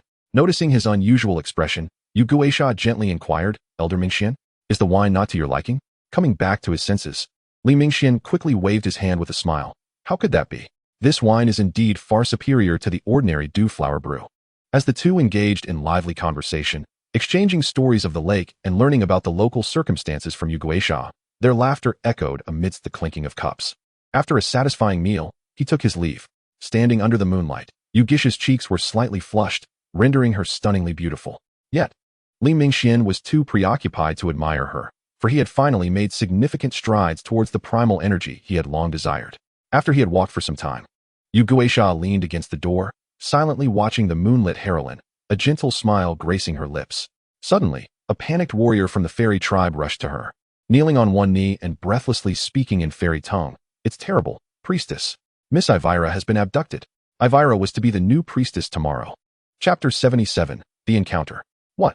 Upon hearing the warrior's words, Yu Guisha's intoxication evaporated, replaced by alarm. She demanded sternly, "When did this happen? Why am I only hearing of it now?" The warrior replied in a fluster, "You mentioned a distinguished guest tonight, so we waited to report. Ivira had gone this morning with the ranger Avis to procure salt and weapons when, unexpectedly, one of the 5 generals of the Tyrannosaurus tribe, Beast 2, appeared. They abducted Miss Ivira along with everyone present. However, Lord Avis managed to escape, injured, and returned only half an hour ago." This barrage of news left Yu Guisha momentarily dazed. She staggered to steady herself against the wall. To maintain her composure, she inquired gravely, "How serious are Avis's injuries? Bring her to me at once, and also summon Commander Gru and Ranger Locans." The warrior respectfully responded, "Lord Avis's injuries are not severe. I will fetch them immediately." With that, the warrior departed. As she watched him leave, Yu Guisha raised her elegant neck to gaze at the moonlight, a solitary tear sliding down her pure visage, glimmering like a pearl as it fell to the ground. "We have nowhere to retreat. Why can't they spare us? Oh, exalted moon goddess, please save your people." Yu Guisha suddenly knelt, her hands clasped before her chest, her eyes filled with sorrow and devotion, as if a desperate supplicant reaching for the hem of divinity. Meanwhile, back in his room, Li Mingxian remained oblivious to the unfolding drama before the priestess's hall. He sat cross-legged on a bed of leaves, reveling in the newfound strength coursing through his body, brimming with excitement. He prepared to test the methods of the burning chi technique, eager to see if he could also wield the primal energy. However, as the night wore on, he found no success and eventually lay down to rest. For tomorrow he was to attend the celebration for the new priestess. Although primal warriors could withstand a night without sleep, he preferred to adhere to his established habits. At dawn, Li Mingxian awoke, intending to fetch water from the pond beneath the tree for his morning ablutions, only to find the wooden bucket in his treehouse filled to the brim with water. Upon closer inspection, he discovered that the people of the Harrowland tribe had cleverly utilized a hollow vine to draw dew from the vicinity of the treehouse. After freshening up, he stepped outside, where several Alliance warriors had already risen and greeted him, to which he returned a gentle nod. "Elder Mingxian, you mentioned a celebration today, but it seems so quiet. Do the fairies tend to awaken late?" Xiaogu, emerging from his room, scratched his head in confusion. Having indulged too much in the dew flower brew the night prior, he was fortunate to be a high-ranking warrior. Otherwise, he might still be asleep. Hearing Xiaogu's words, Li Mingxian felt puzzled. Indeed, why was it so silent? He resolved to head to the priestess's hall to inquire whether Yu Guisha was still holding the celebration. Although this place was beautiful, he had more pressing matters to attend to and wished to avoid unnecessary delays. Following the massive tree trunk, he finally caught sight of the familiar structure. Straightening his attire, he approached the entrance, only to find the guards absent, perhaps due to the early hour or other unforeseen circumstances. Just as he was about to enter, a fairy warrior emerged, her face etched with anger and bearing signs of recent struggle. The two stood frozen for a moment, and Li Mingxian silently marveled at the beauty that the fairy tribe produced. This warrior, tall and striking, appeared significantly younger than Yu Guisha, and her icy demeanor added an intriguing allure. He slightly stepped aside, intending to let her pass, but after a moment, she shouted, "Human, die!" Before he could react, she unsheathed her long sword and lunged at his chest. Taken aback by her sudden aggression, Li Mingxian instinctively drew his red sword from his waist, parrying the lethal strike with a swift motion. The warrior was momentarily stunned, but she quickly regained her composure and tightened her grip on her bone sword, advancing once more. The clash of their weapons echoed in the air as they engaged in a fierce battle at the entrance of the priestess's hall. Li Mingxuan's hands trembled as he wielded his sword, his anger boiling within him. Damn it, encountering a lunatic this early in the morning. Fortunately, he had cultivated the primal energy the previous night. Otherwise, he might not have been able to withstand this frenzied fairy's onslaught. Despite the warrior's swift and cunning strikes, his enhanced reflexes allowed him to evade most of her attacks. However, the force behind her blows was something he could not ignore. Indeed, there existed a qualitative difference between high-ranking and mid-ranking warriors. As another strike came, Li Mingxian did not evade. Instead, he extended his left hand, and black vines swiftly emerged from his arm, ensnaring the warrior. Avis had barely escaped last night, hoping to find reinforcements to rescue her sister. Yet, after a night of deliberation with the priestess, the outcome was a decision to temporarily abandon the rescue mission in favor of bargaining with the Tyrannosaurus tribe for her release. What use was a priestess so feeble? Then she tossed her sleeves and departed, only to unexpectedly encounter a stranger. In that moment, she could no longer restrain herself. Humans, a race defined by wickedness and avarice. The black vines expanded before Avis, gradually engulfing her line of sight. What is this? Is it a technique wielded by that human? Swish, swish, swish. Li Mingxian sheathed his longsword, standing at a distance with a cold gaze, observing the struggle between the female warrior and the small black creature. The small black creature was now immensely powerful. He had no fear of being bested by an advanced warrior. After absorbing several fierce beasts and that mysterious magical aura, the small black creature had evolved once more, likely surpassing its previous form. Indeed, after several exchanges, the small black creature gained the upper hand, and within moments, the outcome was evident. The fierce elven warrior, who had charged in with great ferocity, was now ensnared by the black vines, helplessly sprawled on the ground. Li Mingxian did not approach to inquire why she had attacked him. Rather, he stood with his arms crossed, awaiting the imminent arrival of another from the room. If one intended to strike him down, why had they not seized the opportunity last night? Merely an advanced warrior. Was he truly so easily dismissed? Chapter 78, Rescue. The skirmish between Li Mingxian and the female warrior lasted but a brief moment, merely a few breaths. Rokins was the first to emerge from the room, followed by a rather robust male elf, and finally, Yu Guisha, who gracefully emerged, her hand resting on her chest. They beheld Avis, bound and struggling on the ground. A stark contrast to Li Mingxian, who stood with his arms crossed at a distance. How much time had elapsed since Avis had stormed out, and they had heard the sounds of battle at the door? Moon Priestess, please explain. What is the meaning of this? I recall having offended none of your tribe. Li Mingxian's voice was low, yet the anger within was palpable. Upon hearing his words, Yu Guisha glanced at Avis, who bit her lip in silence on the ground, and she began to piece together the events that had transpired. Having rejected Li Mingxuan's proposal for an alliance the previous day, she had felt a twinge of unease and had quickly produced the treasured dewflower brew that evening to mend their relations. Yet, ironically, the very sister she had just rescued had acted in fury against Li Mingxian. Yu Guisha rushed over, explaining, "It is not as you imagine. Avis is simply in a foul mood today." "Huh, a foul mood? Are you jesting?" Li Mingxian retorted, laughter tinged with anger. "Is it acceptable to brandish a sword at others simply because one is in a bad mood?" The series of blows he had endured from the previous night left Yu Guisha's mind in a haze. She lowered her head, her expression sorrowful, refraining from further explanation. "Priestess, there is no need to apologize on my behalf. I have erred, and I accept punishment, even if it means my death," Avis suddenly exclaimed, her words in the human tongue clear to Li Mingxian. "Very well, then I shall kill you," he replied, preparing to draw his long sword and approach. Yet, just as he drew it halfway, Yu Guisha suddenly lunged forward, grasping his arm. This was the first time since arriving in this world that Li Mingxian found himself so close to a female. At that moment, Yu Guisha's warm and delicate form pressed against him. Gazing into her pleading eyes, Li Mingxian paused, reconsidering, and sheathed his crimson longsword, withdrawing his arm. "Moon Priestess, I shall take my leave now, he said, turning to depart. Having successfully cultivated the wild aura thanks to Yugish's brew the previous day, he decided to extend her a courtesy. As he walked away, he noticed a flicker of struggle in Yugish's gaze. Clenching her fists, as if resolving a decision, her eyes radiated determination. Elder Mingxian, I possess information regarding the Tyrannosaurus tribe. Furthermore, I agree to your proposal for an alliance. The gentle yet resolute words of Yuguisha echoed behind him, causing him to turn, his brows furrowed. What was this woman up to? Although he felt a sense of confusion, he nevertheless returned, calmly inquiring, what news? Why the sudden agreement? I wish to hear the reasoning. Yuguisha took a deep breath and recounted the events of yesterday along with the news of the Tyrannosaurus tribe's presence nearby. After listening silently, Li Mingxian maintained a stoic expression.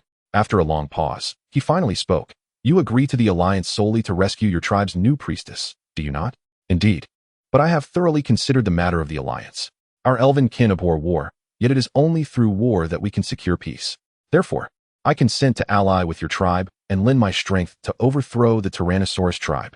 Had Yuguisha expressed such sentiments yesterday, Li Mingxian would have undoubtedly sprung into action to save her. Yet now, it felt as though they were compelled to join forces out of desperation, leaving him with a peculiar unease. Noticing Li Mingxuan's silence, Yuguisha recognized that her actions were akin to grasping at shadows. She then reached to her fair neck, retrieving a vibrant green leaf. This is what you humans refer to as a great medicine. It is said to be of significant aid to wizards, albeit in limited quantity.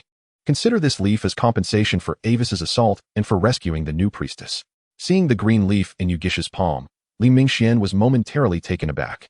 He had not anticipated encountering the legendary great medicine here. It was essential for a wizard's advancement to a grand wizard. The spirit pattern system at the grand wizard level represented the existence of spiritual artifacts. How potent are spiritual artifacts? Since acquiring the twin flying wheels, he had regarded high-level beings with a certain disdain. As he became adept with the twin flying wheels, he increasingly understood the confidence that had enabled him to vanquish stars. Striving to steady his breath, Li Mingxian reached out to accept the leaf, still warm from Yugisha's touch. Having never encountered great medicine before, he brought it close to his nose and inhaled, feeling the stirrings of his wizardly power within him. Very well, I accept, he promised Yuguisha, setting the leaf aside. Yet, Yugisha's face flushed lightly at his earlier instinctive action. After all, that leaf had been something she had carried closely with her. Realizing the impropriety of his earlier behavior, Li Mingxian cleared his throat and inquired nonchalantly, shall we depart now? Once the Tyrannosaurus tribe exits the Greatwood Forest, our task of rescuing will become significantly more challenging. Our warriors are limited in number. It is not yet time to confront the Tyrannosaurus tribe head-on. Upon hearing this, Yugisha's face brightened, and she instructed Rokins to accompany Li Mingxian, noting their familiarity with the terrain. Once arrangements were made, a voice suddenly emerged from the ground. I wish to join as well. I escaped and am more familiar with their subsequent escape routes. Everyone turned to see Avis, still bound, raising her small head and urgently calling out. After glancing at Yuguisha, Li Mingxian waved his arm, and the small black creature released Avis. Slithering around Li Mingxuan's waist like a serpent, the presence of the black vines at his waist instilled a sense of caution among those present. You cannot go. Any impulsive actions during the rescue could lead to the failure of our mission and a significant increase in casualties. I cannot allow such an unpredictable factor to exist within my team. Upon witnessing Li Mingxuan's descent, Iris became instantly anxious. However, a thought crossed her mind, and she calmly addressed Li Mingxian. I swear by the name of the moon goddess that I will not act foolishly during the upcoming operation. If I do, I shall be forsaken by the goddess and become a fallen one. Iris extended her hand towards Li Mingxian, her gaze resolute and earnest. Chapter 79, Avis.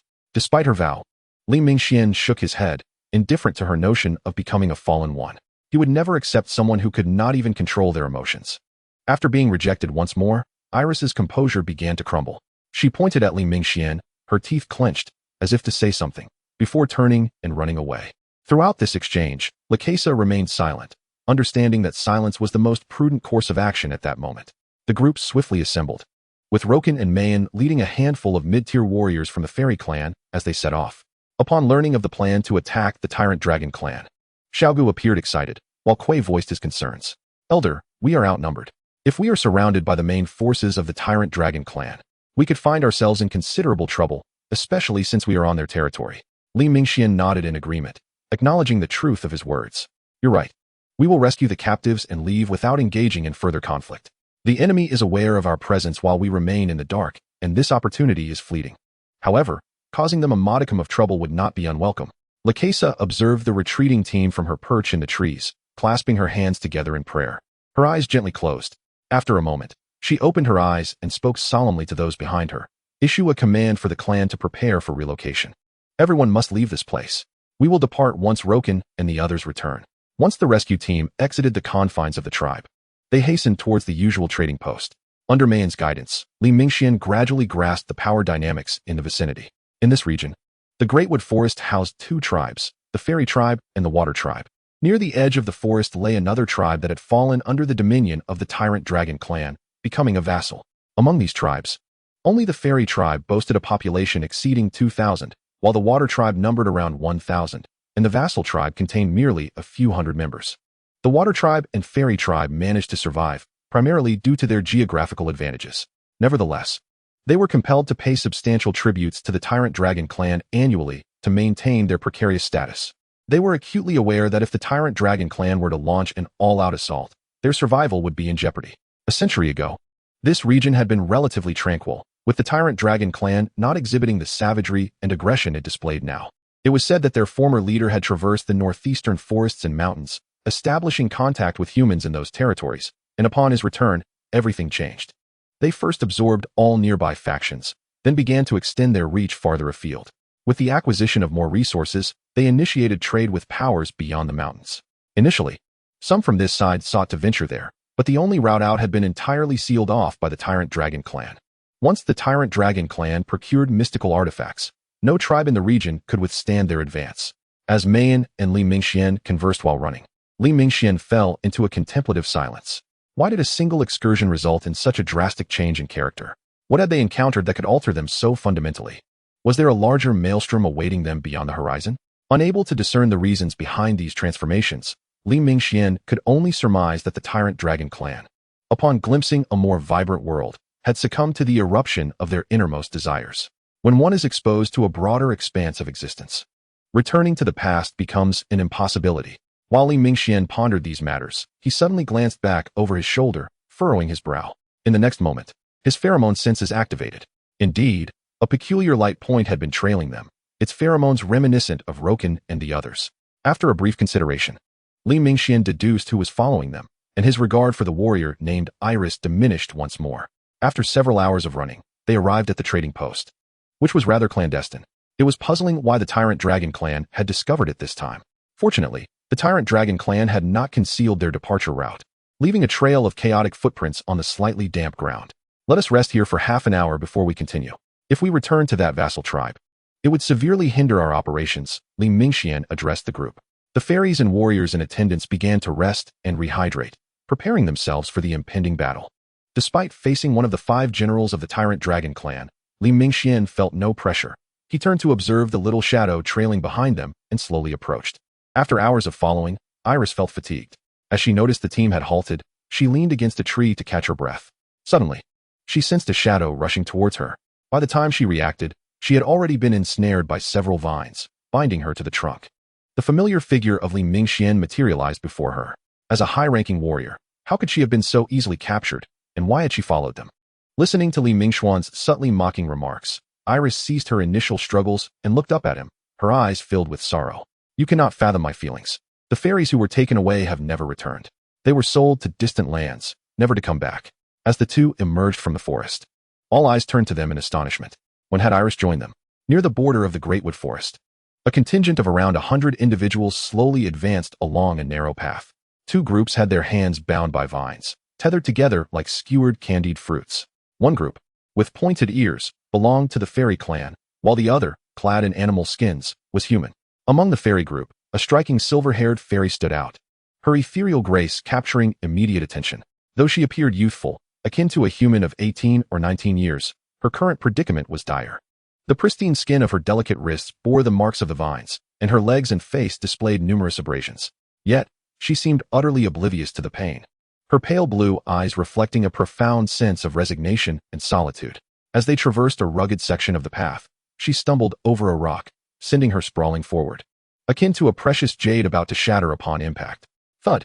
With her hands bound, her body hit the ground first, followed by her face, causing the others connected to her to stagger as well. Observing the disarray in their formation, a warrior from the Tyrant Dragon clan lashed out with the vine he wielded. Damn it, you can't even walk properly. The rattan whip did not strike the fallen female fairy, but instead lashed against the man behind her. The fairy let out a pained wail, her skin already lacerated and bleeding. At that moment, a burly man mounted on a rhinoceros spoke up. Tobe, do not strike so forcefully. These fairies are treasures, and selling them over there could yield a substantial amount of coins. The warrior wielding the rattan whip nodded eagerly and replied with a smile, rest assured, Master Beasts, I will be cautious with the female fairies. Chapter 80, Fire Fist. The value of male and female fairies differs greatly, and Tobe wondered what was so attractive about these slender-limbed female fairies. He scoffed, finding them completely unlike the robust women of his tribe, who were all sturdy and seemed fit for childbearing. Suddenly, a thought crossed his mind, causing the flesh on his face to quiver with a sinister glimmer in his eyes. Soon they would arrive at the tree tribe, and as a superior overseer of this vassal tribe, he naturally held considerable power. A few years prior, he had forcibly taken the wife and daughters of the vassal tribe's leader, bringing him immense pleasure. The anticipation of returning stirred excitement within him. Once the tribe fully conquered this region, he would leave and seek fortune in a broader world. In this final stretch, he planned to sire a few children. A malicious grin crept across his face as he contemplated this wicked delight. Suddenly, Tobe's body tensed, having already touched the threshold of special tier power. His alertness surpassed that of ordinary men. Whoosh! An arrow shot from behind him, and just as he turned his head, the arrowhead collided with his ribs. It was only when Tobe was sent flying through the air that he heard the sonic boom of the arrow slicing through the air. Boom! The entire troop was thrown into disarray by this sudden attack, and several rhinoceroses were startled by the thunderous noise.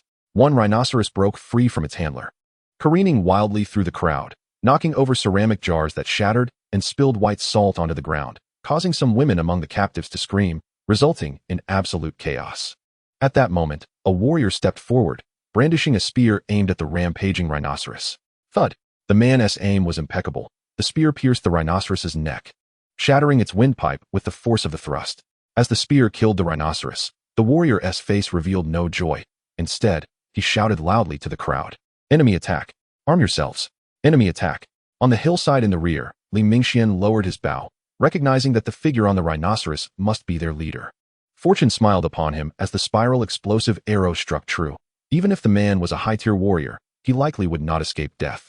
Xiaogu and Kuei had grown accustomed to such scenes, but the fairies were witnessing the weapon of the bow and arrow for the first time. They gazed at Li Mingxian's bow with envy and longing, especially Avis, who momentarily forgot why they had come. Hey, let's join in. That man with the spear is mine. I shall avenge the rhinoceros. Xiaogu cackled, leading the charge alongside Kuei.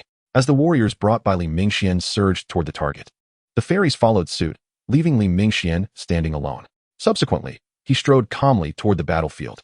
Although the opposing force numbered over 100, a significant portion were captured prisoners, with only about 50 true warriors. Despite having around 20 fighters, all were elite, the cream of the crop from their tribe.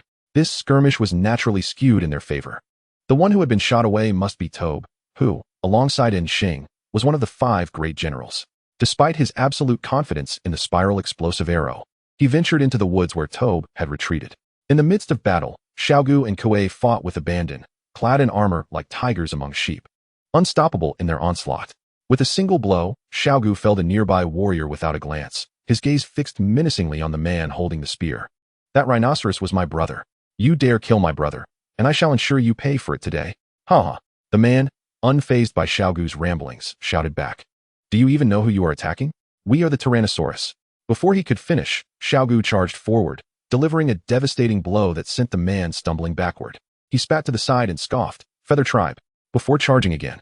In the woods, Li Mingxian followed the trail on the ground, his left hand entwined with vines as he unsheathed his crimson longsword. Walking on the broken underbrush and leaves made a rustling sound, he activated his pheromone perception. A dazzling light flickered to the side. Bang! Crack! A man burst forth from the thicket like a raging torrent. And Li Mingxian barely caught a glimpse of golden light as he raised his sword and vines to block the attack. Yet, the overwhelming force still sent him flying, landing in a nearby thicket. Tobe wiped the blood from the corner of his mouth, staring at Li Mingxian, who had been knocked away, his expression dark as thunder. He had not felt such a life-threatening danger in a long time. That arrow had rekindled the vigilance he had let slip over the years. Tobe glanced at the shattered bone ornaments on the ground, his face grim as he moved toward the source. when the shaman had given him those trinkets. He had carelessly accepted them, but it was this seemingly inconsequential item that had saved his life. Swinging his blade to clear the obstructing branches, Tobe wielded a brass great sword, advancing toward Li Mingxuan's position. He stepped into the thicket, only to find it devoid of life. In that moment of confusion, a multitude of black vines suddenly erupted from the surrounding foliage, ensnaring him. What is this? Li Mingxian, a short distance away, covered his shoulder, feeling somewhat exasperated. His close combat abilities were still too weak. Even though he had reacted promptly, he had still been injured by that man. Fortunately, with the continuous healing from the shaman's power, the injury no longer hindered his movements.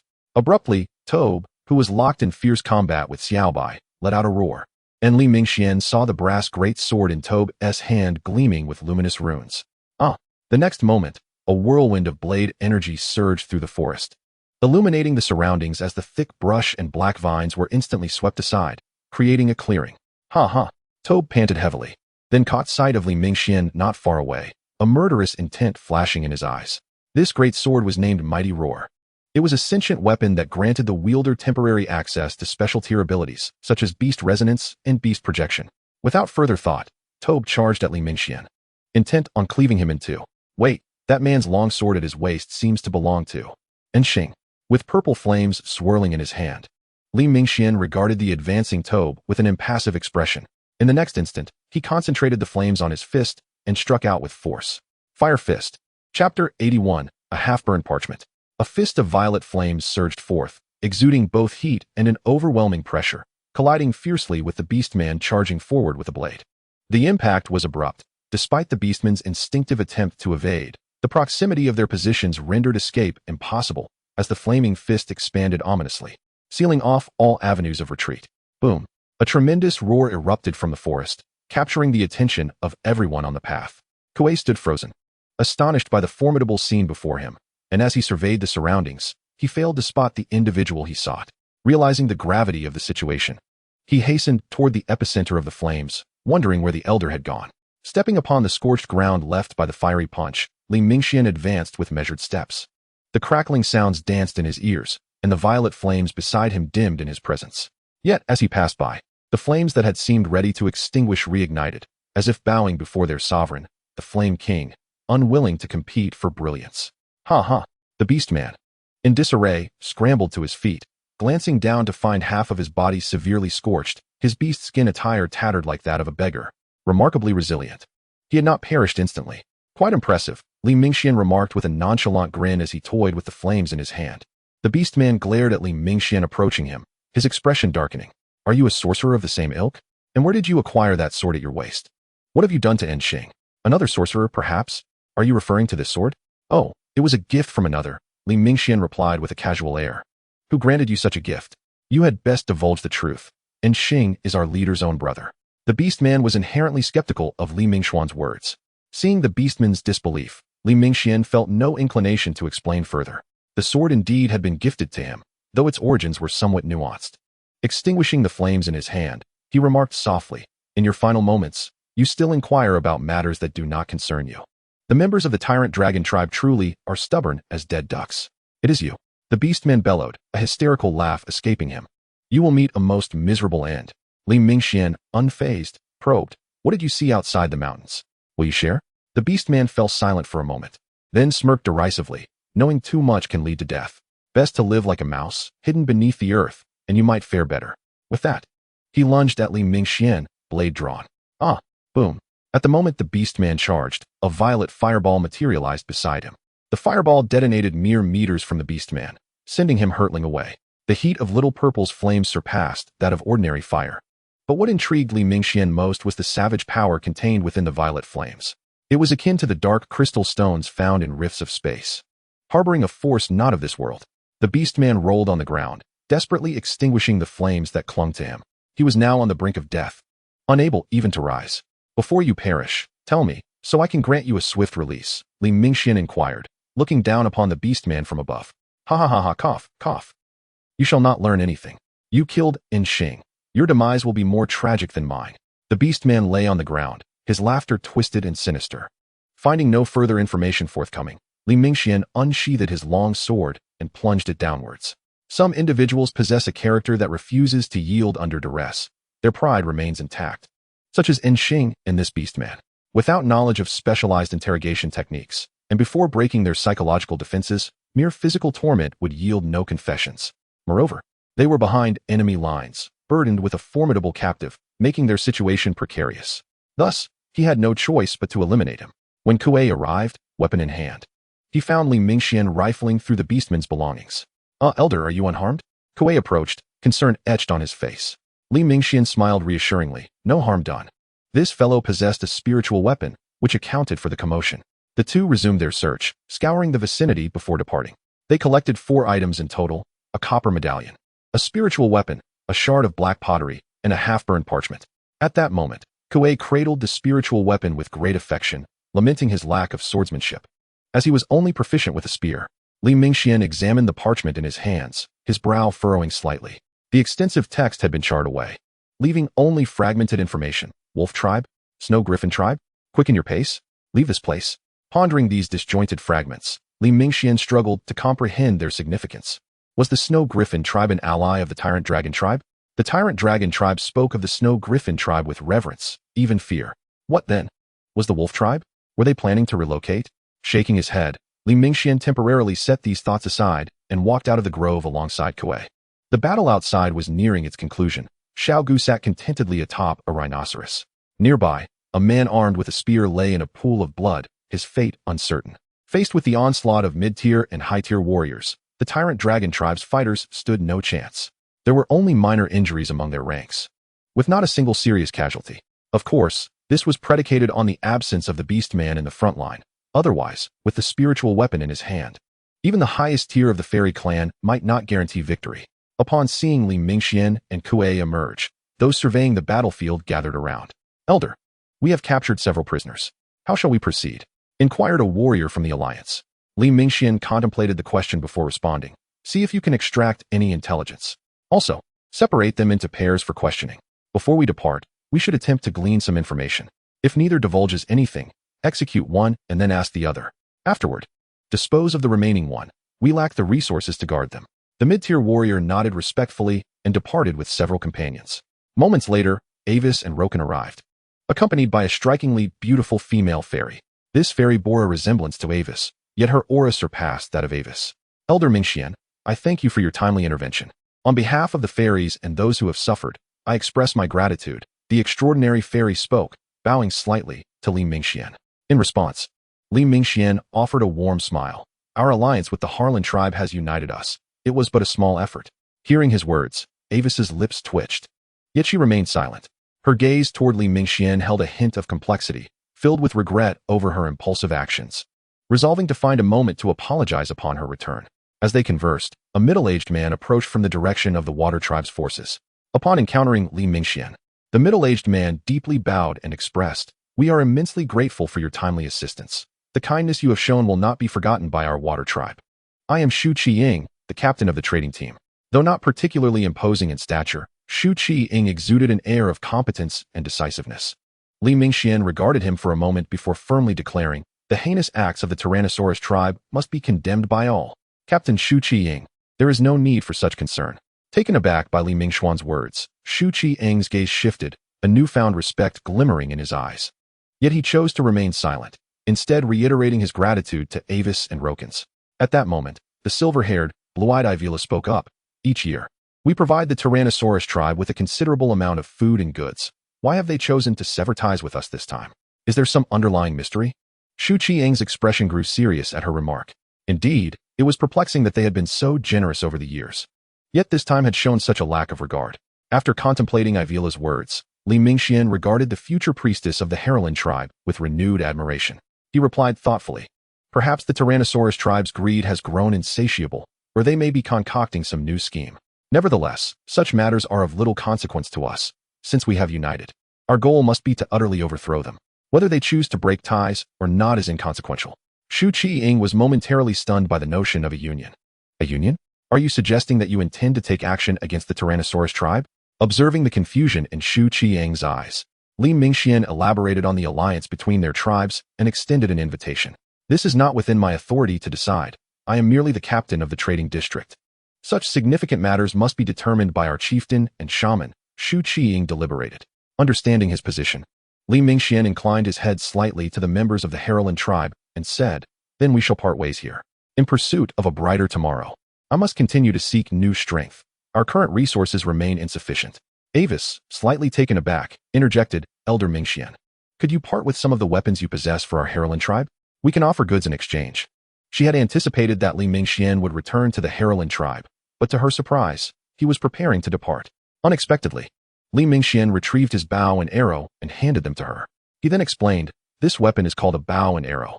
The astounding effect it produced earlier was due to the special spiritual patterns engraved upon the arrows. Consider this weapon a testament to the alliance between the Tianhu League and the Heroin tribe." He added that the bow could be traded for goods in the future. Although this bow was the pinnacle of craftsmanship, the materials used were not particularly rare or precious. Since the artisans could produce such bows, subsequent creations would only improve in quality. Thus, gifting this bow to the fairy tribe was of no grave consequence. Naturally, he refrained from parting with the arrows inscribed with explosive spirals. After a considerable interval, the battleground was finally cleared, and everyone began to withdraw. The fairy tribe departed separately, while Li Mingxian and his companions left alongside the water tribe members. Indeed, Li Mingxian intended to journey to the water tribe to further expand their resistance. As for whether the water tribe would acquiesce, he did not dwell on it. Given the Tyrannosaurus tribe's substantial losses this time, it was implausible for the water tribe to seek peace. Their only option would be to flee to distant lands. But the Tianhu region offered only a few paths for escape. They could either struggle to survive on the other side of the lake or venture southward along the shore. However, the dense jungles to the south, coupled with the abundance of water systems, would pose significant threats to their small tribe, as the fearsome beasts within could easily devour them whole. Along the way, the mid-tier warrior relayed all the intelligence he had gathered to Li Mingxian. Since several months ago, the Tyrannosaurus tribe had markedly increased their external conflicts, annihilating those tribes that had previously maintained brief periods of peace with them. The Tyrannosaurus tribe, disregarding their own losses and expenses, had their leader, Enzich, along with the foremost of the 5 generals, Sh and Guing, divide their forces, each leading over 200 warriors to consume all nearby tribes in the Tianhu region. The population of the Tyrannosaurus tribe had now swelled to over 10,000, a threshold indicating a large tribe. Another crucial piece of information was that among them, only NZH was of the special tier, while Ash and Guing had yet to reach that level. Upon hearing this, Li Mingxian felt an increasing weight on his shoulders. Although they had slain over 150 warriors from the Tyrannosaurus tribe, analysis of the gathered intelligence suggested that their numbers still exceeded 500. NZH, Ash and Guing, and possibly even a shaman of the magical lineage, or perhaps a high-ranking shaman, loomed as formidable opponents he would inevitably face in the future. Sitting upon the back of a rhinoceros, he muttered to himself, contemplating the adversaries he would encounter ahead, his brow furrowed in thought. According to the Beast's report, the shaman of the Tyrannosaurus tribe was likely of the magical lineage, yet how could their original number of 8,000 include over 600 savage warriors? The only plausible explanation was that this shaman was of high rank, or they possessed 2 or more blessed tier shamans. After a full day's journey, the group decided to find a place to rest for the night. The members of the water tribe, who had been restrained during the day, were nearing their physical limits. By midday the following day, Li Mingxian and his companions finally reached the territory of the water tribe. This was the first human tribal territory Li Mingxian encountered upon arriving on the opposite shore.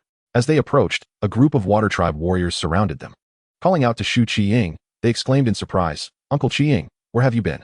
Why did it take you so long to return?" Upon noticing the well-equipped Xiaogu and Kuei, their vigilance heightened, and they inquired, "Who are these individuals? Why are they injured?" As the conversation progressed, the leading warrior began to sense something amiss, his voice tinged with anger. "Alas, it is a long story. Things are not as you imagine. The Tyrannosaurus tribe captured us, and it was this esteemed Elder Mingxian who rescued us," Shu Qiying hastily explained, eager to dispel the misunderstanding among his fellow warriors. The soldier, glancing at Li Mingxian, chose not to press further and instead followed the group into the tribal gates. Upon entering the water tribe, Li Mingxian noted the distinct architectural style, which differed significantly from that of the Alliance. The dampness of the great wood forest influenced the design of their dwellings, resembling a nesting style. All their homes were elevated on wooden foundations, with the pillars bound together using vines or hemp ropes, forming a base upon which the houses were constructed. The water tribe was built along the riverbank, surrounded by wooden walls formed from stumps. After traversing several buildings, Li Mingxian finally spotted the quarters of the tribe's leader and shaman, situated on slightly elevated ground ahead. In the small courtyard, several warriors stood at the foot of the wooden staircase, spears in hand. Li Mingxian instructed Kuei and Xiaogu to wait in the courtyard while he ascended alone. After the battles of recent days, the others had come to recognize his strength, thus refraining from protest this time. The warriors guided Li Mingxian into the main hall, where 3 individuals were already seated at the far end. At the forefront stood an elderly man, his face a tapestry of deep creases, skin darkened by years of toil in the woods, resembling a seasoned laborer. Yet, he was clad in a black linen robe, signifying his status as the shaman of the tribe. To his left sat a robust middle-aged man, whose muscular build radiated strength, rivaling that of Xiaogu. On the right was a rather unremarkable individual, neither imposing in stature nor appearance, yet extraordinarily meticulous, his attire and hair impeccably groomed. Upon Li Mingxuan's entrance, word of his identity had already reached them, prompting everyone to rise and welcome. The old man's name was Sens, who first expressed his gratitude to Elder Mingxian for his timely assistance. With a gravelly voice echoing from above, he spoke. Li Mingxian, upon hearing this, clasped his hands in a gesture of humility, replying, "It was but a trifling effort, nothing of great significance." At that moment, the well-dressed gentleman on the right interjected. "Nothing of great significance? Elder Mingxian, you possess a truly generous heart." Taken aback by the remark, Li Mingxian furrowed his brow. This comment bore ill intent. "How dare you speak so?" Sens reprimanded sharply, then turned to Li Mingxian to clarify. "Shui he seldom ventures beyond the tribe and is unfamiliar with etiquette. I beg your forgiveness, Elder Mingxian." He quickly gestured to the nearby warriors to provide Li Mingxian with a seat. Once everyone was settled, Li Mingxian pondered briefly before articulating his plan to unite against the Tyrannosaurus tribe. Upon hearing his proposal, the elders fell into silence. After a pause, Sens finally spoke. "Elder Mingxian, are you aware of the true strength of the Tyrannosaurus tribe? Their savage warriors and weaponry far surpass our own. The might of a medium tribe is not to be trifled with, and the Tyrannosaurus tribe is not weak among them." Listening to the elder, Li Mingxian chuckled softly before replying. "When we rescued Shui Qiong, we eliminated the Beast Tua. If they had not resisted, we would have been forced to depart. That is impossible. The spirit artifact in Beast Tuo's possession grants him temporary extraordinary power. You could not have slain him." The reaction from the upper seats was immediate. And it was Shui He who spoke. Shui Qiong, who had returned with Li Mingxian, had only provided a brief overview, lacking the details of the entire ordeal. "Is this true? Elder Mingxian, do not jest. Slaying the 5 generals is a matter of grave significance beyond our imagination," Sens inquired with a serious expression. Li Mingxian responded, "Whether you believe it or not, you can inquire with those who returned. Fabricating such a tale serves no purpose." Gazing at their reactions, he felt somewhat exasperated. Was the Tyrannosaurus tribe truly as fearsome as they claimed? The performance of the water tribe paled in comparison to that of the likes of Yuguisha. After a prolonged silence, Sens turned to Li Mingxian and asked, "Elder Mingxian, may I inquire about your status within your tribe?" "The elders are the supreme rulers of our alliance, with a total of 5 seats. You need not worry, my words carry weight," Li Mingxian replied, assuming Sens doubted his authority due to his youth. Among the 5 elders of the Tianhu alliance, forbore a deep-seated grudge against the Tyrannosaurus tribe, leaving only the Frog tribe unscathed. Subsequently, he relayed all the intelligence he had regarding the coalition forces to the members of the Water tribe, detailing their current composition. Upon concluding, Sens took a deep breath and addressed him. "This matter is of utmost importance. Let us deliberate overnight and provide a response by tomorrow, shall we?" Once Li Mingxian followed the warriors outside in search of accommodations, the wooden hall gradually fell silent. Moments later, the burly man on the left, who had remained silent thus far, spoke up. "Shaman, what shall we do? Shall we confront the Tyrannosaurus tribe directly?" Before Sens could respond, Shui he interjected anxiously.